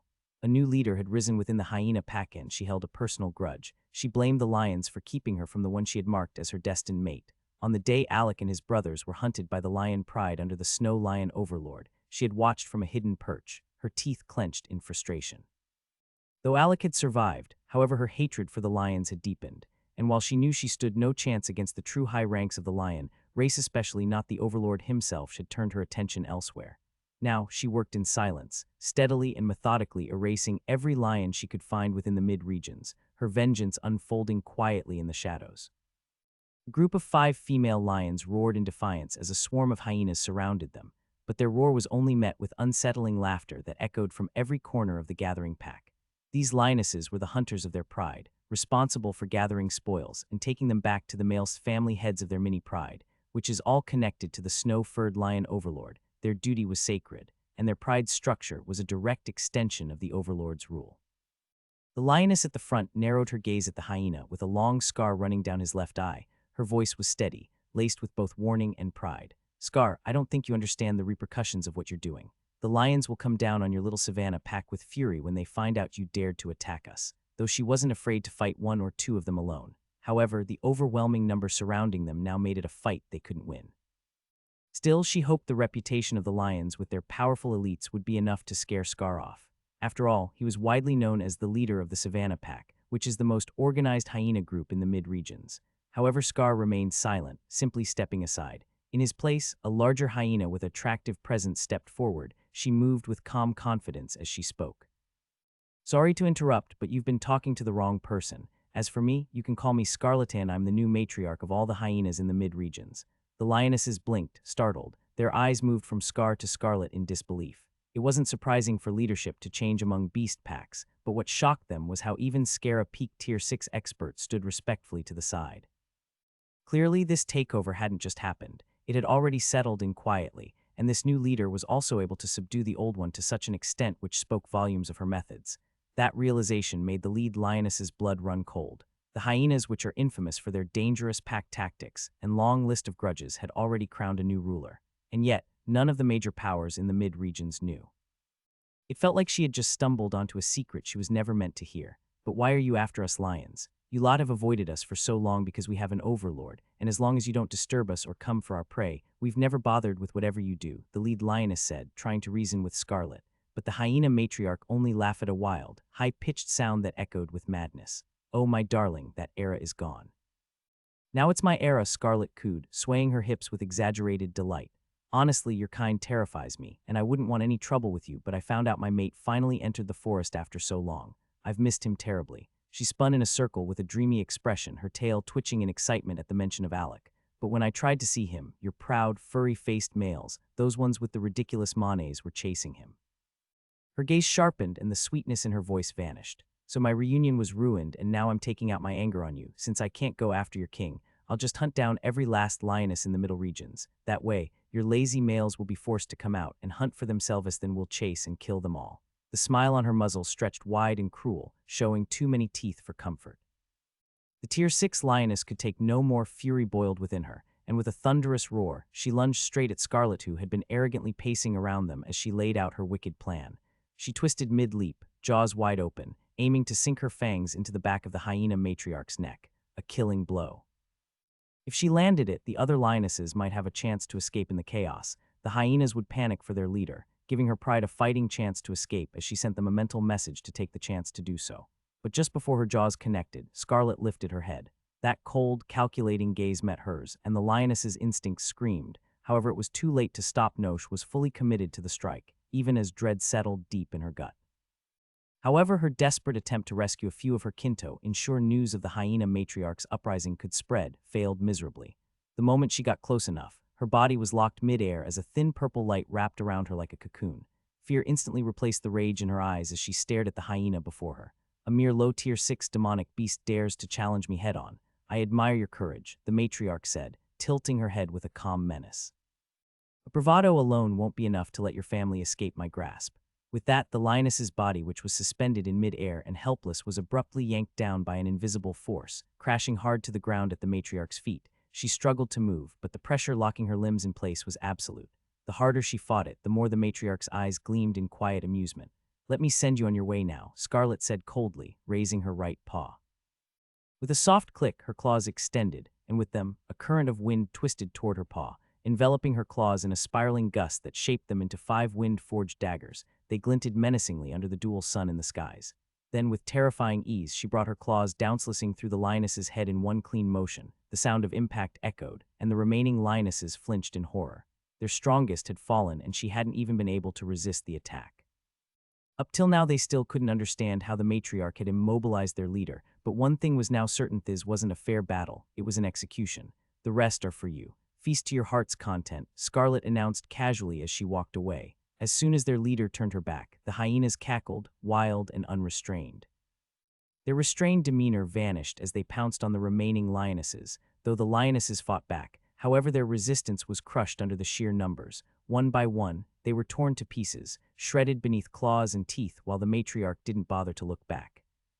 Scar, who was radiating a peak Tier 6 aura, let out a deep sigh. Could already feel their days of peace slowly slipping away. He remembered the day he had casually sent his subordinates to retrieve another of their kind, who had just evolved into the mid-rank, into the middle regions. He hadn't expected much at the time. Yet, he never anticipated that the same female would rise so quickly, growing strong enough to surpass him in both power and presence among the pack. The strangest part of it all, however, was her laid-back attitude about it all. Despite her strength, she had left the leadership role to him until recently, when a certain human had been confirmed to have entered the second dimension. Scar didn't know who this human was to have such a hold on her, but there was one thing he knew for certain: wanted that man dead. In his eyes, only he was worthy of being her mate. However, since his brute strength wasn't enough to sway her, he had chosen instead to follow her with unwavering loyalty, biding his time. Meanwhile, Alec was doing his best to carefully consider his next move. He was still in no condition to be fighting an opponent of this level recklessly. He slowly pushed himself off the ground from his kneeling position. He then focused intensely on the demonic beast before him. Status: Race Red Salamander. Type Beast. Tier 7 Low. Affinity Fire High, Earth Mid. Special abilities: using his Inspect skill, Alec confirmed his suspicion the creature was indeed a Tier 7 demonic beast, but something else caught his attention. The system showed a special abilities tab, something highly uncommon, and a first for Alec in the Beast Forest for a demonic beast to have both affinity and special ability. More surprisingly, this salamander possessed 2 elemental affinities that alone made it a deadly opponent. "I don't know how you managed to resist the pressure of this region, but I think you'll make a nice snack," the red salamander said, lowering its body into an aggressive stance, and it happened in a flash. Alec barely blinked, and in that split second, the salamander had already closed the distance, its towering body before him with its massive jaws unhinged and rushing down to devour him whole. Just as the salamander was about to chomp down on Alec, who was still disoriented and reeling from the shock of encountering a beast with both a special ability and dual affinitish, suddenly felt a force yank him backward. A drawing force, strong and swift, pulled him just far enough to avoid instant death. he watched the creature's massive jaws snap shut, as sparks of flame bursting from between its teeth and scattering in the air, some nearly licking his skin. The salamander grunted in surprise. Snapping out of his daze, Alec wasted no time, as he drew his bone katana with his right hand, tossing the scabbard aside, and gripped the bony hilt tightly with both hands. That near-death moment had sobered him up quickly. He had always taken pride in the 300 points allocated to his agility stat. However, in that brief second, the salamander's explosive speed made him realize how insufficient that truly was. Turning toward Titan and Legion, he now noticed with clearer eyes the flaming bubbles surrounding themial mental restraints, clearly meant to suppress non-fire-attributed constructs. Titan, especially, was struggling, given his natural alignment with ice. Alec's system interface began pinging him with alerts, confirming a 20 drop in both Golem's combat performance due to the overwhelming fire affinity saturating the area. But Alec's mind snapped into high-speed calculation. It wasn't just luck that he had adapted to this fiery region so quickly, it was all because of his flaming heart. That unique core of his fire element seemed to have undergone a subtle evolution during his earlier struggle. Realizing that, he made a decisive move. With a flick of his right index finger, 2 sparks of black flame shot out toward his golem's innate spell Flaming Aura. Alec hadn't used this spell in a while, though innate spells typically advanced alongside the mage. It wasn't something he had paid much attention to, but now, in this moment of urgent imbalance, he felt there was no better option. Because Flaming Aura didn't just enhance his own power, it was also responsible for a lot more, like boosting his defense, enhancing flame-related attributes, and granting effects Alec was still gradually uncovering. Now, for the first time, he had cast his innate spell using his black flames. While he could perform it with either of his flames or a mix of both, this time Alec had chosen the black variant specifically for one of its key traits, its ability to devour flames within a certain threshold. The moment those black sparks made contact with the red flame bubble suppressing Titan and Legion, they spread instantly, engulfing the red aura and replacing it entirely. In seconds, both golems stood shrouded in black flames, the oppressive aura dissipating around them. The flaming aura had latched onto them without resistance, wrapping them in both defense and offensive enhancement. Ding, debuff has been cancelled. Alec grinned as the notification popped up confirming that the environmental debuff, which had previously drained over 20 of their combat effectiveness, had been neutralized. It was a small loophole he had just discovered, and one that made fighting in fire heavy terrains like this possible again. Meanwhile, the salamander continued to watch with mild curiosity, as though all Alec's efforts were nothing more than child's play. But that expression didn't last long. Even Alec was surprised at how seamlessly the flaming aura worked on his golems, as this was the first time he had ever tried it. Now, knowing he had a workaround to the elemental suppression in places like this, he summoned the rest of his golems. As each one appeared, he flicked his finger to envelop them in black flames. Since it was an innate spell, the mana cost was negligible, could cast it repeatedly without draining himself. With his squad ready, Alec summoned his infernal mantle set, as he wasn't about to face a tier 7 lifeform without the powerful stat boosts his spirit equipment provided. As if that wasn't enough, a flaming aura slowly engulfed Alec as well. Unlike the ones surrounding his golems, his was far more domineering. Though the flames flickered with a blurry edge, they took the shape of armor that fused seamlessly with his infernal mantle set. Blazes of red and black danced along the contours of his body, making him look like a flame-forged warrior cloaked in chaotic fire.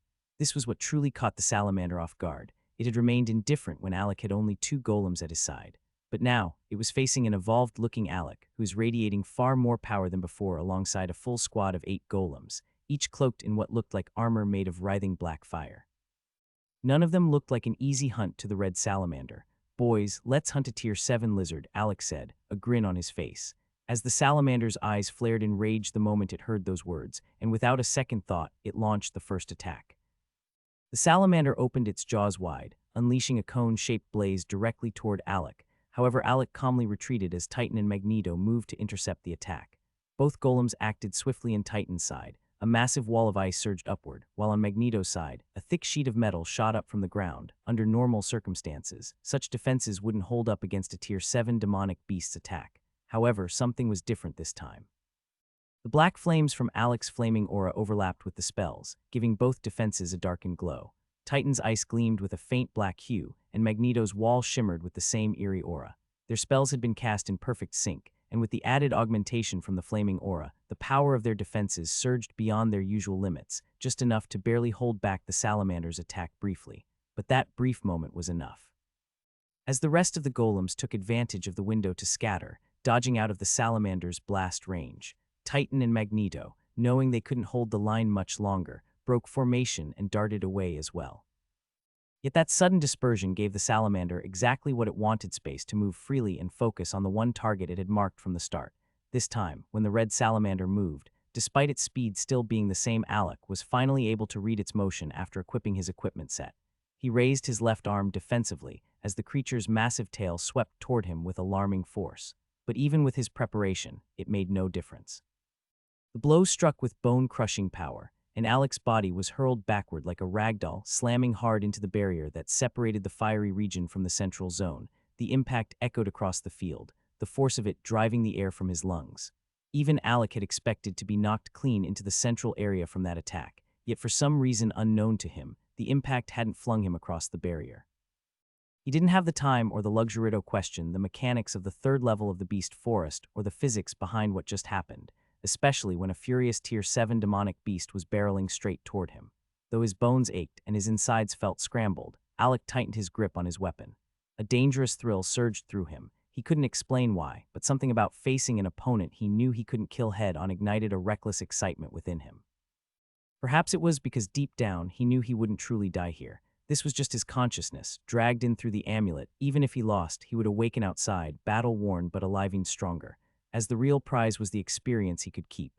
"Come," Alec growled, lowering his stance and raising his blade to eye level, its tip trained on the charging salamander. The intelligent gleam in the beast's eyes had vanished, replaced by primal rage. Gone was the curious observer. What remained was a furious predator, and Alec welcomed that familiar hostility. He knew how to fight monsters this way, not with them showing too much neutrality. Bang. Each of the salamander's thunderous steps shook the ground like a mini-explosion. The two closest golems, Oni and Butcher, reacted immediately, while the rest of the golems were still fanned out from their earlier maneuver, too far to help in time. Oni surged from the left in a blur of black liquid mist, while Butcher streaked from the right with electric blue lightning crackling in his wake. Both golems moved at full speed, aiming to intercept the rampaging beast at the center, one from shadow, the other from storm. However, the salamander saw the intercepting golems as nothing more than a nuisance. It suddenly leapt into the air, catching Alec off guard, as his eyes twitched in disbelief. For such a massive beast, the red salamander moved through the air with baffling grace. Alec had been certain that a creature of its weight would be grounded, yet here it was, gliding with ease. Butcher was the first to react, launching himself skyward with the beast. His massive thunder axe remained in its default two-handed form, spinning above his head like a storm turbine, discharging crackling bolts of lightning with every rotation. Each spin built more momentum, charging the weapon with violent energy. On the ground, Oni didn't stay idle. He swung his scythe, which morphed mid-air into a more circular-formed blade curving awkwardly, transforming into a hooked weapon from the base of the handle, a soul chain uncoiled, trailing down to Oni's right hand. His intent was clear, even to the salamander, but the beast didn't bother evading. As the curved scythe wrapped around one of its rear limbs, a loud screeching sound rang like metal grinding against something just as tough. Oni braced himself, muscles straining as he tried to yank the beast back to the ground. "Ah!" he roared, exerting every ounce of strength, which caused the salamander, who still continued to hover in the air, to be amused, forgetting, for a critical moment, about the other threat. Butcher, having gathered sufficient momentum, unleashed his attack. His axe, now glowing with charged lightning mana, crashed downward toward the salamander's head. The instant the strike landed, there was an eerie moment of silence, followed by a deafening boom and a violent shockwave that ripped through the air. The black flames coating the weapon flared violently, enhancing the impact. Alec's eyes widened as he clearly saw a massive bolt, not the regular lightning Butcher shoots, but black lightning explode outward from the point of contact, zapping the salamander in a thunderous eruption of power. Finally, the salamander's body appeared to go numb, stunned by the devastating lightning discharge from Butcher's strike. At that moment, Titan and Legion arrived beside Oni, clicking their hands into position behind his waist as they joined in the effort. Together, the three golems pulled with immense force, yanking the beast from the air and slamming it to the ground with a thunderous crash. Just when Alec's golems thought they had overcome a major hurdle by dragging the massive beast back to the ground, something unexpected happened the moment the salamander hit the earth. It twisted its tail, positioning the spiked edge forward, and lashed it like a sword toward the descending Butcher. In an instant, Butcher was cleaved cleanly in two at the waist. A wave of shock rippled through the minds of the other golems. The salamander's strength was simply overwhelming. Without pausing, it turned sharply toward Oni, who was now within striking range, and lunged with its massive jaws. Its glowing, flame-imbued teeth looked terrifying, radiating the same kind of flaming aura Alec had used to empower his own golems. Oni was forced into a desperate retreat, as he knew taking a direct hit would mean certain destruction. He didn't even hesitate to abandon his dark scythe, and in the same breath, 4 additional arms materialized on his side, each wielding a unique blade. The most menacing of the weapons was a massive butcher knife, more like a jagged saw, clutched in Oni's upper right hand. But despite all his preparations, the salamander halted its chase as soon as it noticed Oni had evaded the bite. Instead, it calmly raised its right arm and clenched its fist, before slamming it down a second later. From behind, a searing hot, jagged spike of earth burst upward, its tip glowing from the heat of the region and impaling Oni through the back. Time seemed to slow as Oni looked down at the protruding spike through his chest. He could feel his life force draining away, and no matter how unbelievable it seemed, death was now an unstoppable certainty. Even Titan and Magneto, who had spread out to flank the beast, were stunned at the salamander's precise and powerful earth manipulation. Clang. The salamander turned at the sound, just in time to catch sight of Butcher's body tumbling through the air, still managing to hurl its axe toward the creature. The axe nearly connected, but just before impact, the targeted spot shimmered as scales surfaced like armor, blocking the attack with a gleam. Just as Butcher's attack landed, a portion of the force dispersed across the area, while the rest was reflected back due to the rebounding effect of the impact. The salamander turned toward Butcher with heightened vigilance, confused by how the opponent it had just split in two was still alive and looking unharmed. Its eyes glowed red as it finally detected a small core within Butcher's body, masked by the swirling dark wind around his body that seems to function as a concealing for it. The core wasn't just the source of Butcher's spells and attack moves, it also functioned as his heart, and since it hadn't been destroyed in the earlier attack, Butcher was able to rejoin his body by sacrificing a massive amount of mana. However, that didn't mean the core stood still in one place. Ever since Butcher's evolution to the mid-ranks, he had grown incredibly skilled at moving his core throughout his body. Now understanding the secret behind Butcher's continued survival and attacks, the salamander acted without hesitation, driving its tail through Butcher's body before Butcher could react. When the tail emerged from the other side, a mid-rank core clung to it, coiling with lightning and wind. "Explode," Butcher whispered, just before his consciousness slipped away. As he detonated the remaining thunder and wind energy within his body, gripping the salamander's tail tightly, the blast erupted in a brilliant flash, leaving a deep, brutal wound on the creature's tail as it screeched in agony. 5 minutes after the explosion, only Alec remained. He no longer looked as composed or elegant. The salamander, driven into a wild frenzy by its injury, had slaughtered the golems quickly and brutally. Even after Alec joined the battle after his internal injuries stabilized, it made little difference. He had been relying heavily on the infernal grasp glove to absorb attacks he couldn't withstand directly.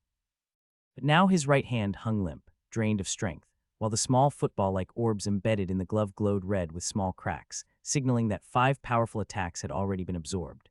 The only reason his right hand was weak and trembling was because he had been forced to sustain part of the power from the attacks when the special ability embedded in the glove was trying to absorb them, and this was all because he was pushing it beyond its limit to absorb spells at the high rank.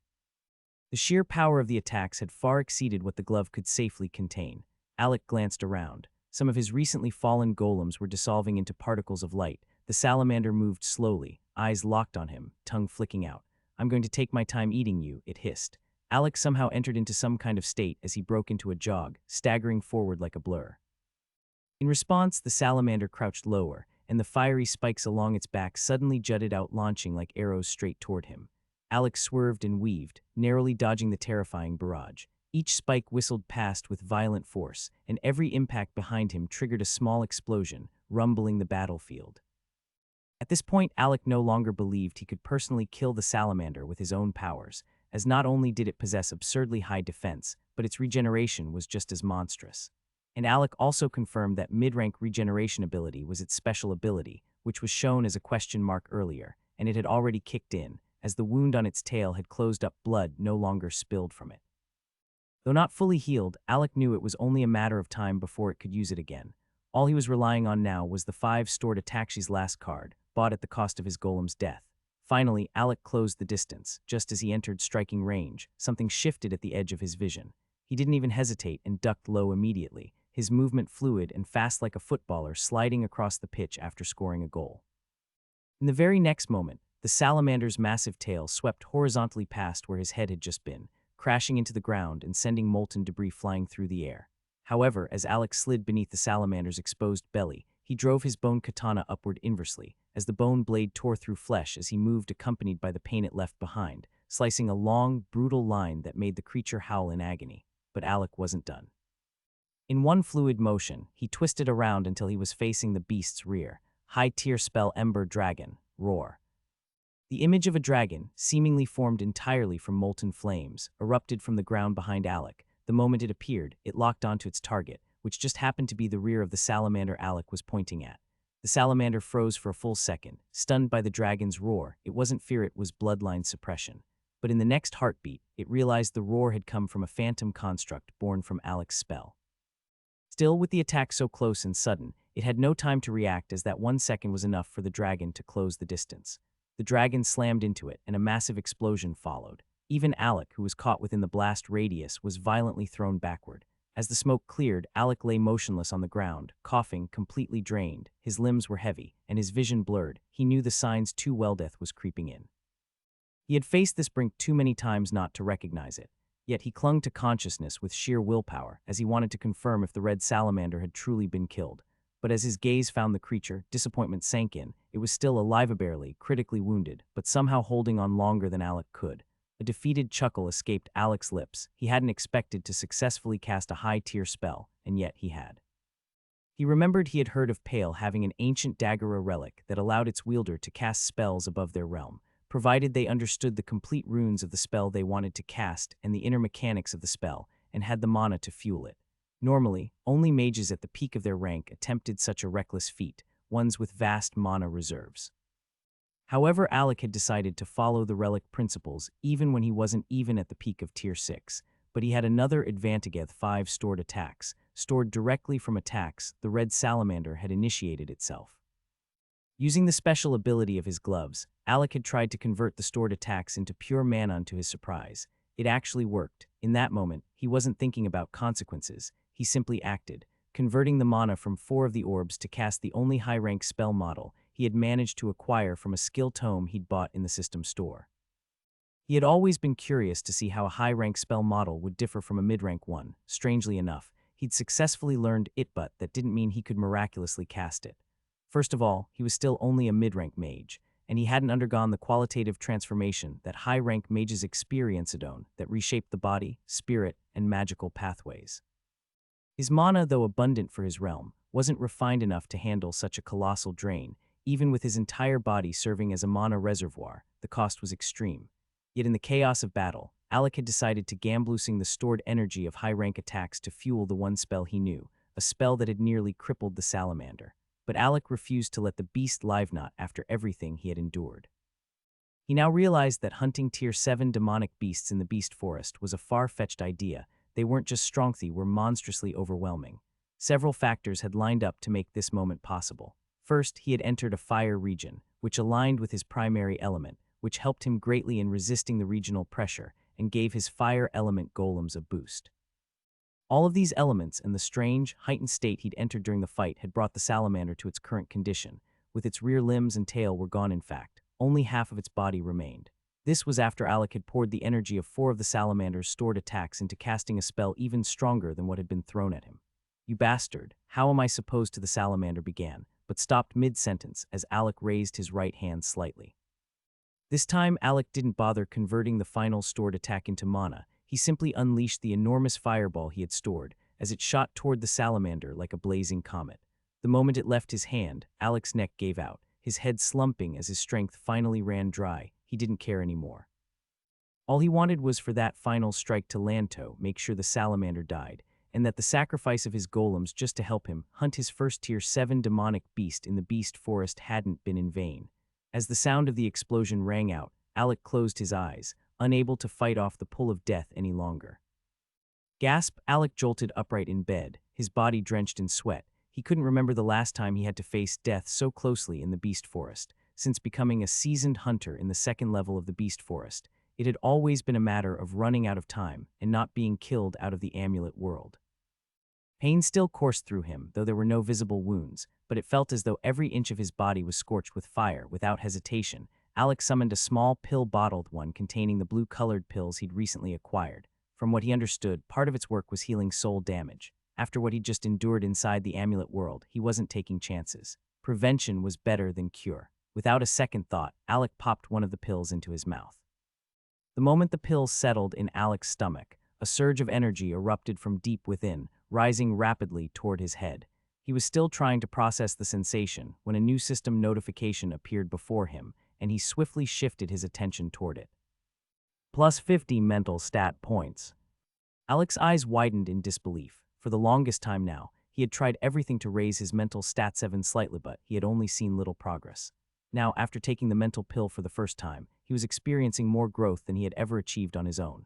However, the effect wasn't without its price. As the rising energy reached his brain, Alec's eyes snapped shut, and an intense pain exploded through his head like a dozen mini detonations going off behind his skull. It felt as though countless needles were stabbing into his brain from every direction. Even with his eyes closed, he began to perceive his surroundings through strange, blue-tinted three-dimensional images forming in his mind. It was as if he could still see everything in complete darkness. The excruciating process lasted for about 15 minutes before the pain gradually faded, but the moment relief came, Alec's consciousness slipped away, and he fell into a deep, involuntary sleep. Finally, the day arrived, the day the War God Mage Academy team was set to travel to the capital to compete for a spot in the Origin tournament. Yet throughout this entire period, no one who resided in the Terran Peak had seen Alec for quite some time now. They assumed he had entered another state of secluded cultivation, though it was unlike him to miss something so important. When the dean arrived to gather the team and noticed Alec was the only one missing, he decided to scan Alec's room using his mental senses. Unfortunately, in the next second, the dean's expression shifted to one of surprise, as not only had he been unable to penetrate the small house Alec resided in, but his mental probe had actually been bounced back toward him. Though he easily deflected the rebound, as he had not used his full strength in the earlier probe, he was also taken aback by how rapidly Alec's mental powers seemed to be developing. He knew all too well that every mage eventually encountered a bottleneck in their cultivation. Even the most gifted geniuses typically hit a wall at the peak of the Tier 6 mage realm. It was because at that stage, they began cultivating their mental strength-seeking breakthroughs to elevate their mind set to the level required for advancement. As only by reaching equilibrium between mentality, mana accumulation, and a stable foundation could they ascend to the high ranks. But mental development had always been the most difficult path. Even after years of magical evolution, few human mages had reached the high ranks compared to the warriors of the second dimension, primarily due to the immense difficulty of cultivating mental strength. Still, the dean had always suspected Alec possessed latent potential in this area. However, after sensing the growth of Alec's mental abilities after a short time, he realized he may have underestimated him all along. At that very moment, as the Gordons and the rest of the team stood at Terran's Peak watching the dean's puzzled expression, they suddenly heard a faint creak, and all eyes turned to the entrance of Alec's room. There stood Alec, finally emerging with a cloth wrapped around his eyes, completely covering his vision, and the brace-like device clung to his arm and legs while crackling with small arcs of electricity as it continued its job of suppressing Alec's realm. Seeing him in that state, the group instinctively winced, wondering how painful the experience of constantly shocked by lightning must have been. Though countless questions swirled in their minds, none of them spoke. For now, they let the moment pass in silence. "Which day is it, really?" Alec asked, a small hint of concern on his face, as not only could he sense the presence of the dean and the rest of his team, but he could practically see them. Though lacking in color, as the pulsating blue light that now replaced his vision when his eyes were closed clearly outlined their forms in front of him, that was when it hit him had probably been asleep far longer than expected. He guessed maybe a full day had passed, but he never imagined how much time had truly slipped by until Pale replied, "The day we go kick the butts of the Royal Mage Academy guys." Pale answered with a nervous tone as he was wondering why Alec was asking such a question. With that, Alec's suspicion was confirmed, had slept for at least 9 days straight after taking just one pill. Without saying a word, he quickly brought up his status tab in his mind and it loaded without issue. As Alec reviewed his status, the dean stood a short distance away, quietly observing him with visible surprise. Though he had only used a single strand of mana earlier to probe Alec, believing he might be in secluded cultivation like he had been told. However, now he was using his full mental strength to scan him. Alec hadn't noticed yet, for 2 reasons. He was too focused on inspecting any internal changes in his body, and the dean possessed a far more refined and subtle mastery over mental energy than he did.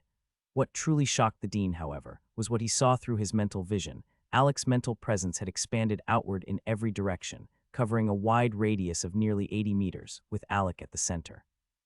This was a feat most peak Tier 6 mages wouldn't achieve even after a year of focus cultivation, yet Alec, who had only just solidified his entry into the Tier 6 mage realm, was already displaying power reserved for peak Tier 6 veteran mages on the brink of entering the high ranks.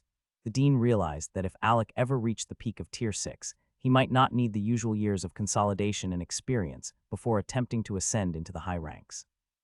Alec could feel it, though there hadn't been a significant rise in his cultivation level, apart from the massive experience boost he received from killing the red salamander. Yes, the final blow that he had managed to land had been responsible for killing the red salamander. He knows that much because he could feel its body being refined slowly by the ancient primordial tree inside the amulet. But as always, the rewards weren't his alone. The experience had been shared between him and all his golems, as they had contributed to the battle, even if they didn't survive until the end. Still, the experience was vast enough to go around. Even though each golem only received 5, it had made a noticeable difference. Although Alec hadn't leveled up or broken into a new subrealm, however, he could feel that he had grown stronger in ways he couldn't yet define. However, the reason he had covered his eyes wasn't due to blindness or any damage to his vision. In fact, it was the opposite. He was exploring this new ability that seemed on the verge of awakening in his eyes, possibly triggered by the massive rise in his mana capacity. The dean, sensing that there was no time to waste, didn't linger on the matter, as it was time to head to the capital. After all, those tasked with evaluating their battle with the Royal Mage Academy weren't the kind of people to keep waiting. "We should be on our way," the dean finally said after calming his thoughts about Alec's shocking growth.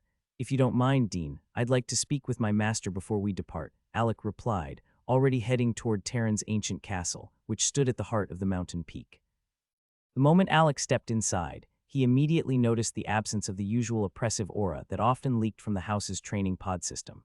Instead, right before him, his master was seated at the center of the room. Behind him loomed the massive image of a mountain, cracked and weathered, but with each breath his master took, a rhythmic pulse of energy flowed from him into the fractured mountain behind, as if sustaining it despite its broken form. At the mountain's edge, faint but steady connections were beginning to form, as if fragmented parts were gradually being rejoined. At that moment, Terran finally opened his eyes and exhaled, releasing a breath that emerged like a stream of gray mist, as the image of the mountain behind him slowly disappeared into nothingness.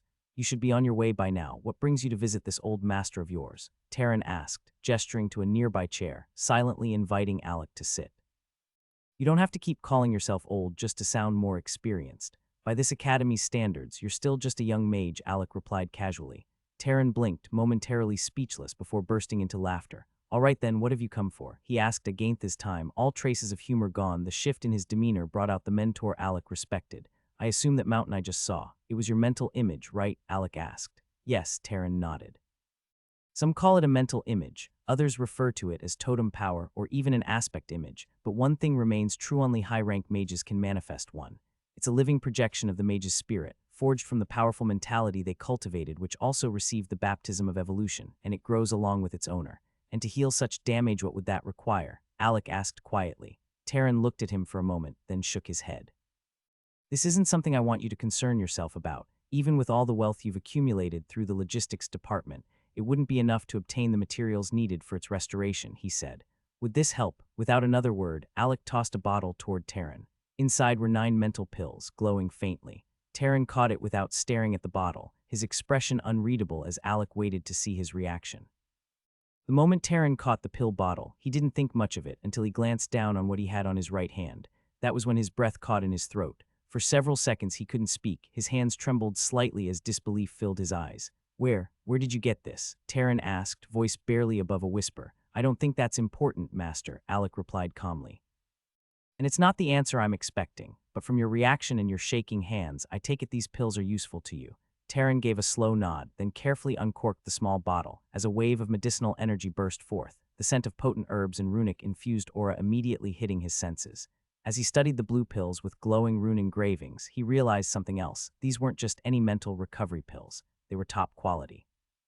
He had used a few of the regular kind before, especially the ones gifted to him not quite long ago by Old Man Alderic to mend lingering injuries to his mental state.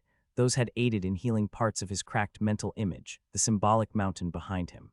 But now, holding Alec's pills in his hand, he could tell the difference was like night and day. What he had previously considered powerful now felt like garbage in comparison. Just one of these pills was priceless, and Alec had given him 9. Taryn was about to return the bottle when Alec spoke again. "If it'll help, keep them. Heal as quickly as you can, and if they're not enough, let me know. I'll try to get more. I have no need for them myself for now." Alec bowed respectfully. "I'll be taking my leave now." With that, he turned and walked out. As much as Taryn wanted to return the pills, he knew he couldn't. He needed them badly. With the mental cultivation rooms still sealed off from him by the faction mages, this was the only path he had to accelerate his recovery, especially after reinforcing his mental state after so long. As Taryn stared at the pills, a faint smile broke across his lips. He couldn't help but be amused by Alec's innocency, thinking that offering 9 of these pills, and promising more if needed, could somehow be enough. In Taryn's mind, he would need at least 100 of such high-grade pills to even hope for complete recovery. To him, the idea of Alec acquiring these on his own seemed impossible. He was certain the pills must have come from the hidden alchemist within the Gordon's clan, perhaps gifted to Alec in preparation for the future, when he would attempt to break through the peak of Tier 6 and step into the high ranks. But he couldn't have been more wrong. Unaware of the truth, Taryn's assumptions were limited by his current state. After all, his mental injuries had severely restricted his ability to use his mental powers. Unlike the Dean, he couldn't perceive just how vast Alec's mental presence had become. Even though Alec had entered wearing a blindfold, Taryn hadn't asked any questions. He had always been that way laid back, accepting things as they came, since he didn't teach them much apart from survival tactics. All he could do now was silently hope that he would succeed, and one day he would step into the Tier 8 mage realm, and when that day came, he would find a way to repay his students' kindness, just like he vowed to Old Man Alderic. The Grand Royal Arena had been fully decorated, and the battle ring had been upgraded. Both the ring and the energy shielding had been reinforced with materials capable of withstanding the might of Tier 7 mages. This was the extent of the royal family's investment in the showdown between the two academies. They wanted to make a strong impression on the elite mages sent to oversee what was officially called an indoor battle. Despite the significance of the event, the battle was not open to the public. There was no cheering crowd. The only ones allowed were the top officials of the Royal Mage Academy, the War God Mage Academy, and a few high-ranking mages sent by the King of the Northern Kingdom to represent him. Amusingly, though the match hadn't even officially begun, yet the whole Royal Mage Academy team had already arrived in full force. At the front stood Liam, looking more smug than ever. He was feeling confident. In his mind, if he were to face his past self, he wouldn't need more than 3 moves to win. That belief alone fed his swelling confidence. But unlike the War God Mage Academy, where General Edward was around to humble the overconfident air that was growing among the War God Mage team, the Royal Mage Academy lacked such a figure. Their students were raised to believe they were the elite of the elite, and now they were eager to erase the shame of losing to the War God Academy during the last inter-academy competition, as they still believed they should have won that match, and Alec would not have gone on to perform all his heroics. Their only regret now was there was no audience to witness their greatness. Most of them didn't crave victory for honor or growth, they simply wanted attention. "You see, my lord, the mages of the War God Mage Academy are nothing but barbarians. You should disqualify them for their lack of punctuality," one of the Royal Mage Academy's senior instructors complained. However, the leader of the 3 visiting mages, whose bearing set them apart from everyone else, merely shook his head. "Do not expect me to rule in your favor simply because we are on your home ground," he replied. "I will cancel this preliminary match only if the War God Mage Academy fails to arrive by the appointed hour, and by my count they still have 5 minutes. His tone was polite, yet the tightness in his jaw betrayed his irritation. In the Origin world he hailed from, he was no great figure, but whenever he was dispatched to these primitive continents to recruit fresh seedlings, the deference shown to him had gone to his head. He was merely a sub-warrior under the true envoy, yet the authority temporarily vested in him had clouded his sense of proportion, and the War God team's tardiness felt like a personal slight to him. Another instructor drew breath, just about to speak when a portal opened at the center of the arena. The Dean of the War God Mage Academy stepped through, with the entire War God Mage Academy team filing out behind him. Every gaze swung to the newcomers. The moment might have been awkward, yet each member of the War God Mage team looked positively eager, even excited except Alec and the Dean, whose expressions remained unreadable. "I want to apologize to the envoy for not arriving on time. I was clearly delayed by a scheme orchestrated by individuals who would have preferred to win by default," the War God Mage Academy Dean said, cupping his hands respectfully. Though his words were initially directed at the substitute envoy standing in the center, midway through his statement, he turned his gaze toward the instructors and dean of the Royal Mage Academy, who were seated conveniently close to the 3 mages assigned to record the battle. The Royal Mage Academy's dean, an aged man radiating vitality, chuckled lightly at the accusation. The substitute envoy's expression subtly shifted, realizing for the first time that there may have been behind-the-scenes interference he hadn't been informed of. In truth, the obstructions weren't overwhelming, but they were deliberate. The Royal Mage Academy had deployed several underhanded tactics to delay their rivals, and even the king had lent a hand just to disrupt the War God Mage team's momentum. When the War God Mage Academy's dean attempted a direct teleport to the capital, he was met with a spatial lock, forcing him to the city gate instead of a close location to the arena, which he had been aiming for with his coordinates, something that should never have been activated during such events. However, it was clearly set up to target them specifically. After that, the team faced countless delays at checkpoints, with the Royal Guard singling them out under various pretenses. It was blatant harassment, but they endured it in silence until they reached just outside the stadium, where the dean finally managed to teleport them in. The atmosphere thickened with tension until one of the envoys, the one on the left, rose into the air and floated to the center of the arena. Since both parties are present, I believe we can proceed straight to the main event. There's no reason to delay any further, he declared. The moment he finished speaking, it felt as though the thick tension in the air had been pricked by an invisible needle, dispersing in an instant. Oh, then what format is the battle supposed to take? Alec finally asked, his calm voice cutting through the air. The members of the Royal Mage Academy team turned to stare at him, momentarily stunned as they tried to remember who he was. For a few seconds, confusion flickered across their face, then realization dawned. They had been scanning the War God Mage Academy team for Alec since the moment they arrived, but no one had been able to spot him. Now they understood why. It wasn't that Alec hadn't shown up, it was that he'd been standing in plain sight the entire time, wearing a blindfold. They had simply dismissed him, never expecting Alec to be the one wearing such a thing. They hadn't even considered the possibility. Seeing Alec looking so different stirred countless questions in the minds of the Royal Mage Academy team, but before anyone could voice them, the Judge Mage gave his response. A standard one-on-one elimination format. Each academy team is to select 5 representatives, and the last person standing among any of the other 5 will determine which team claims victory. As soon as the rules were stated, mages from both sides began sizing one another up. When the Royal Mage Academy team scrutinized the War God Mage Academy's lineup, their expressions shifted in surprise. Nearly every member had reached the Tier 6 realm, surprising them. Only Alec appeared to remain at peak Tier 5. Of course, none of them had the power to see through the suppressive effects of his restraint devices, so they simply assumed Alec had fallen behind his teammates. Liam, however, found it hard to believe. He tried multiple times to probe Alec's aura with his mental sense, hoping to uncover something that would explain the dissonance, but each attempt came back the same. Alec was registering as nothing more than a peak Tier 5 mage. He froze for a moment. This wasn't what he had imagined in Liam's mind. Today was meant to be the ultimate showdown, the day he would finally defeat Alec and erase the shame of his past loss and prove himself to be the superior mage. He had even planned to boast to the captains of the other Great 8 academies, telling them about how he defeated the one who had bested them all during the last inter-academy competition. But now that vision began to crumble. Alec didn't have the highest realm, he didn't even seem like the leader.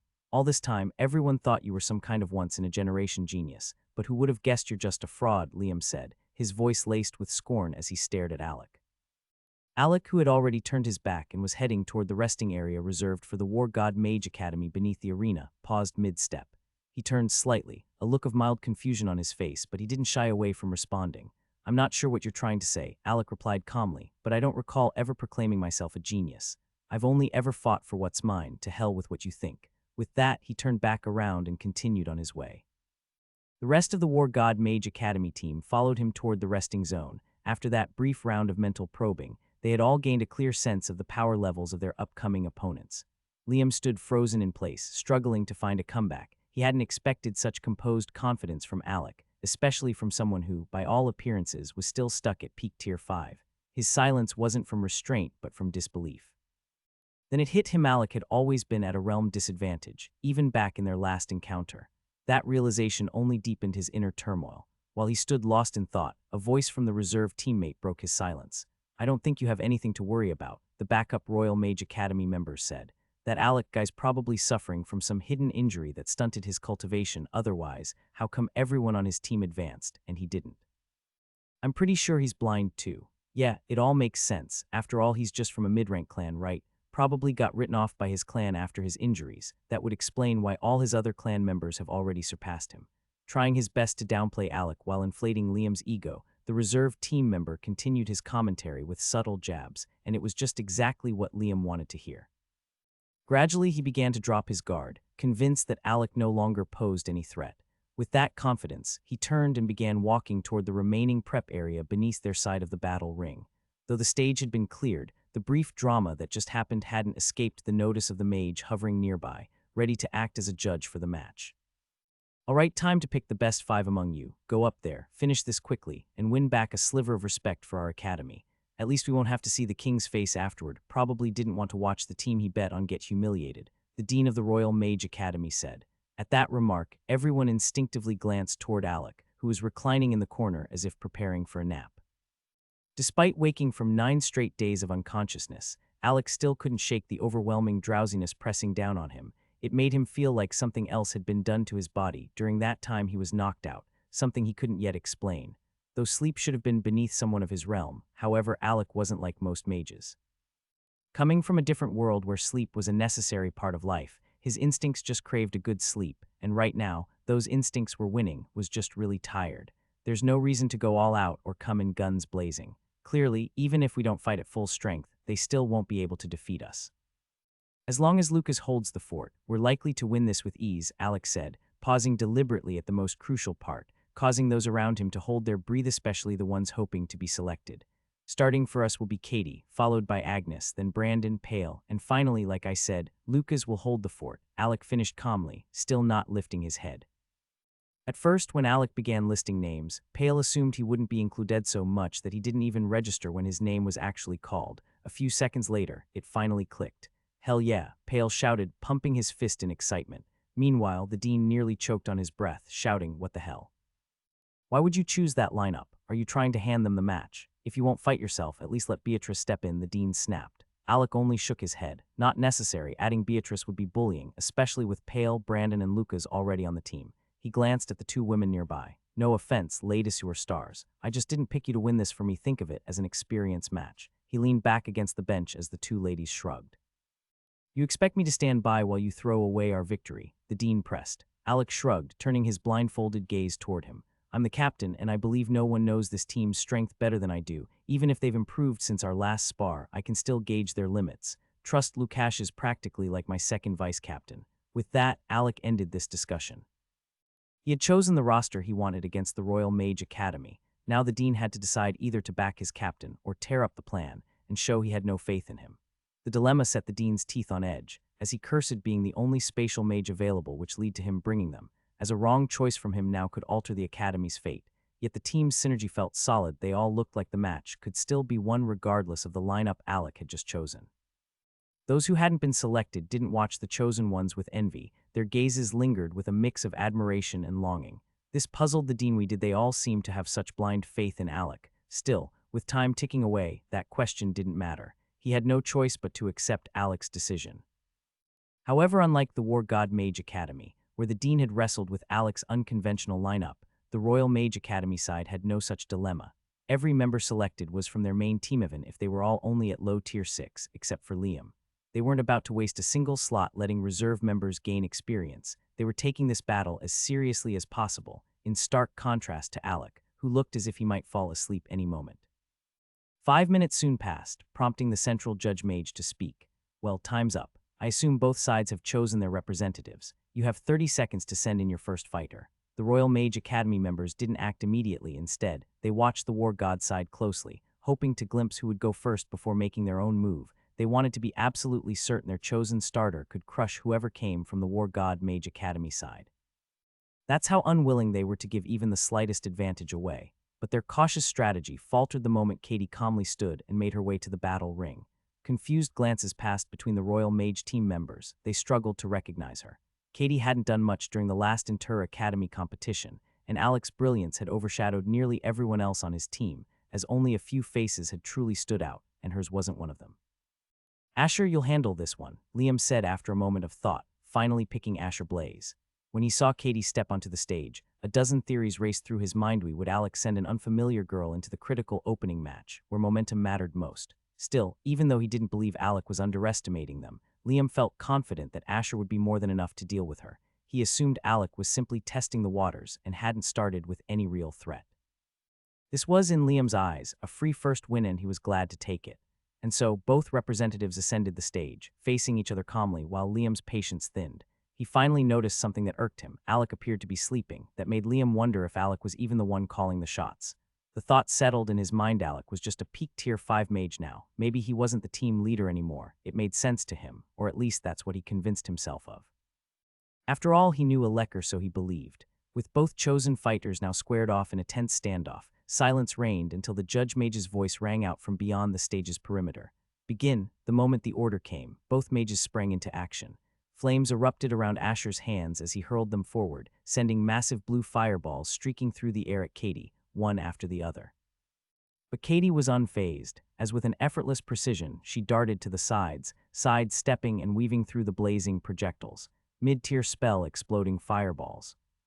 Frustrated by how easily his first attack had been evaded, Asher's mana escalated, as his flames grew fiercer, and this time he launched more than 10 fireballs, each one soaring with unnatural speed and guided intensity, like magical homing missiles fired straight at Katie.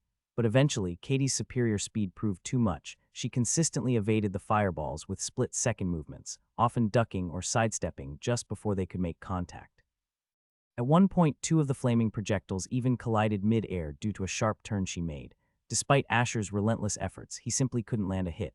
The fireballs chased her like guided missiles, yet she danced effortlessly around the ring, weaving through the attacks with graceful precision. Is that all you've got? Because if it is, I'm sorry to disappoint you, are not winning this, Katie called out, her voice calm and laced with confidence. Asher was visibly strained, sweat beaded on his forehead, not from heat, but from mental exhaustion. He had been using his mental energy to guide each fireball's path, trying to predict her movements, and none of it was working.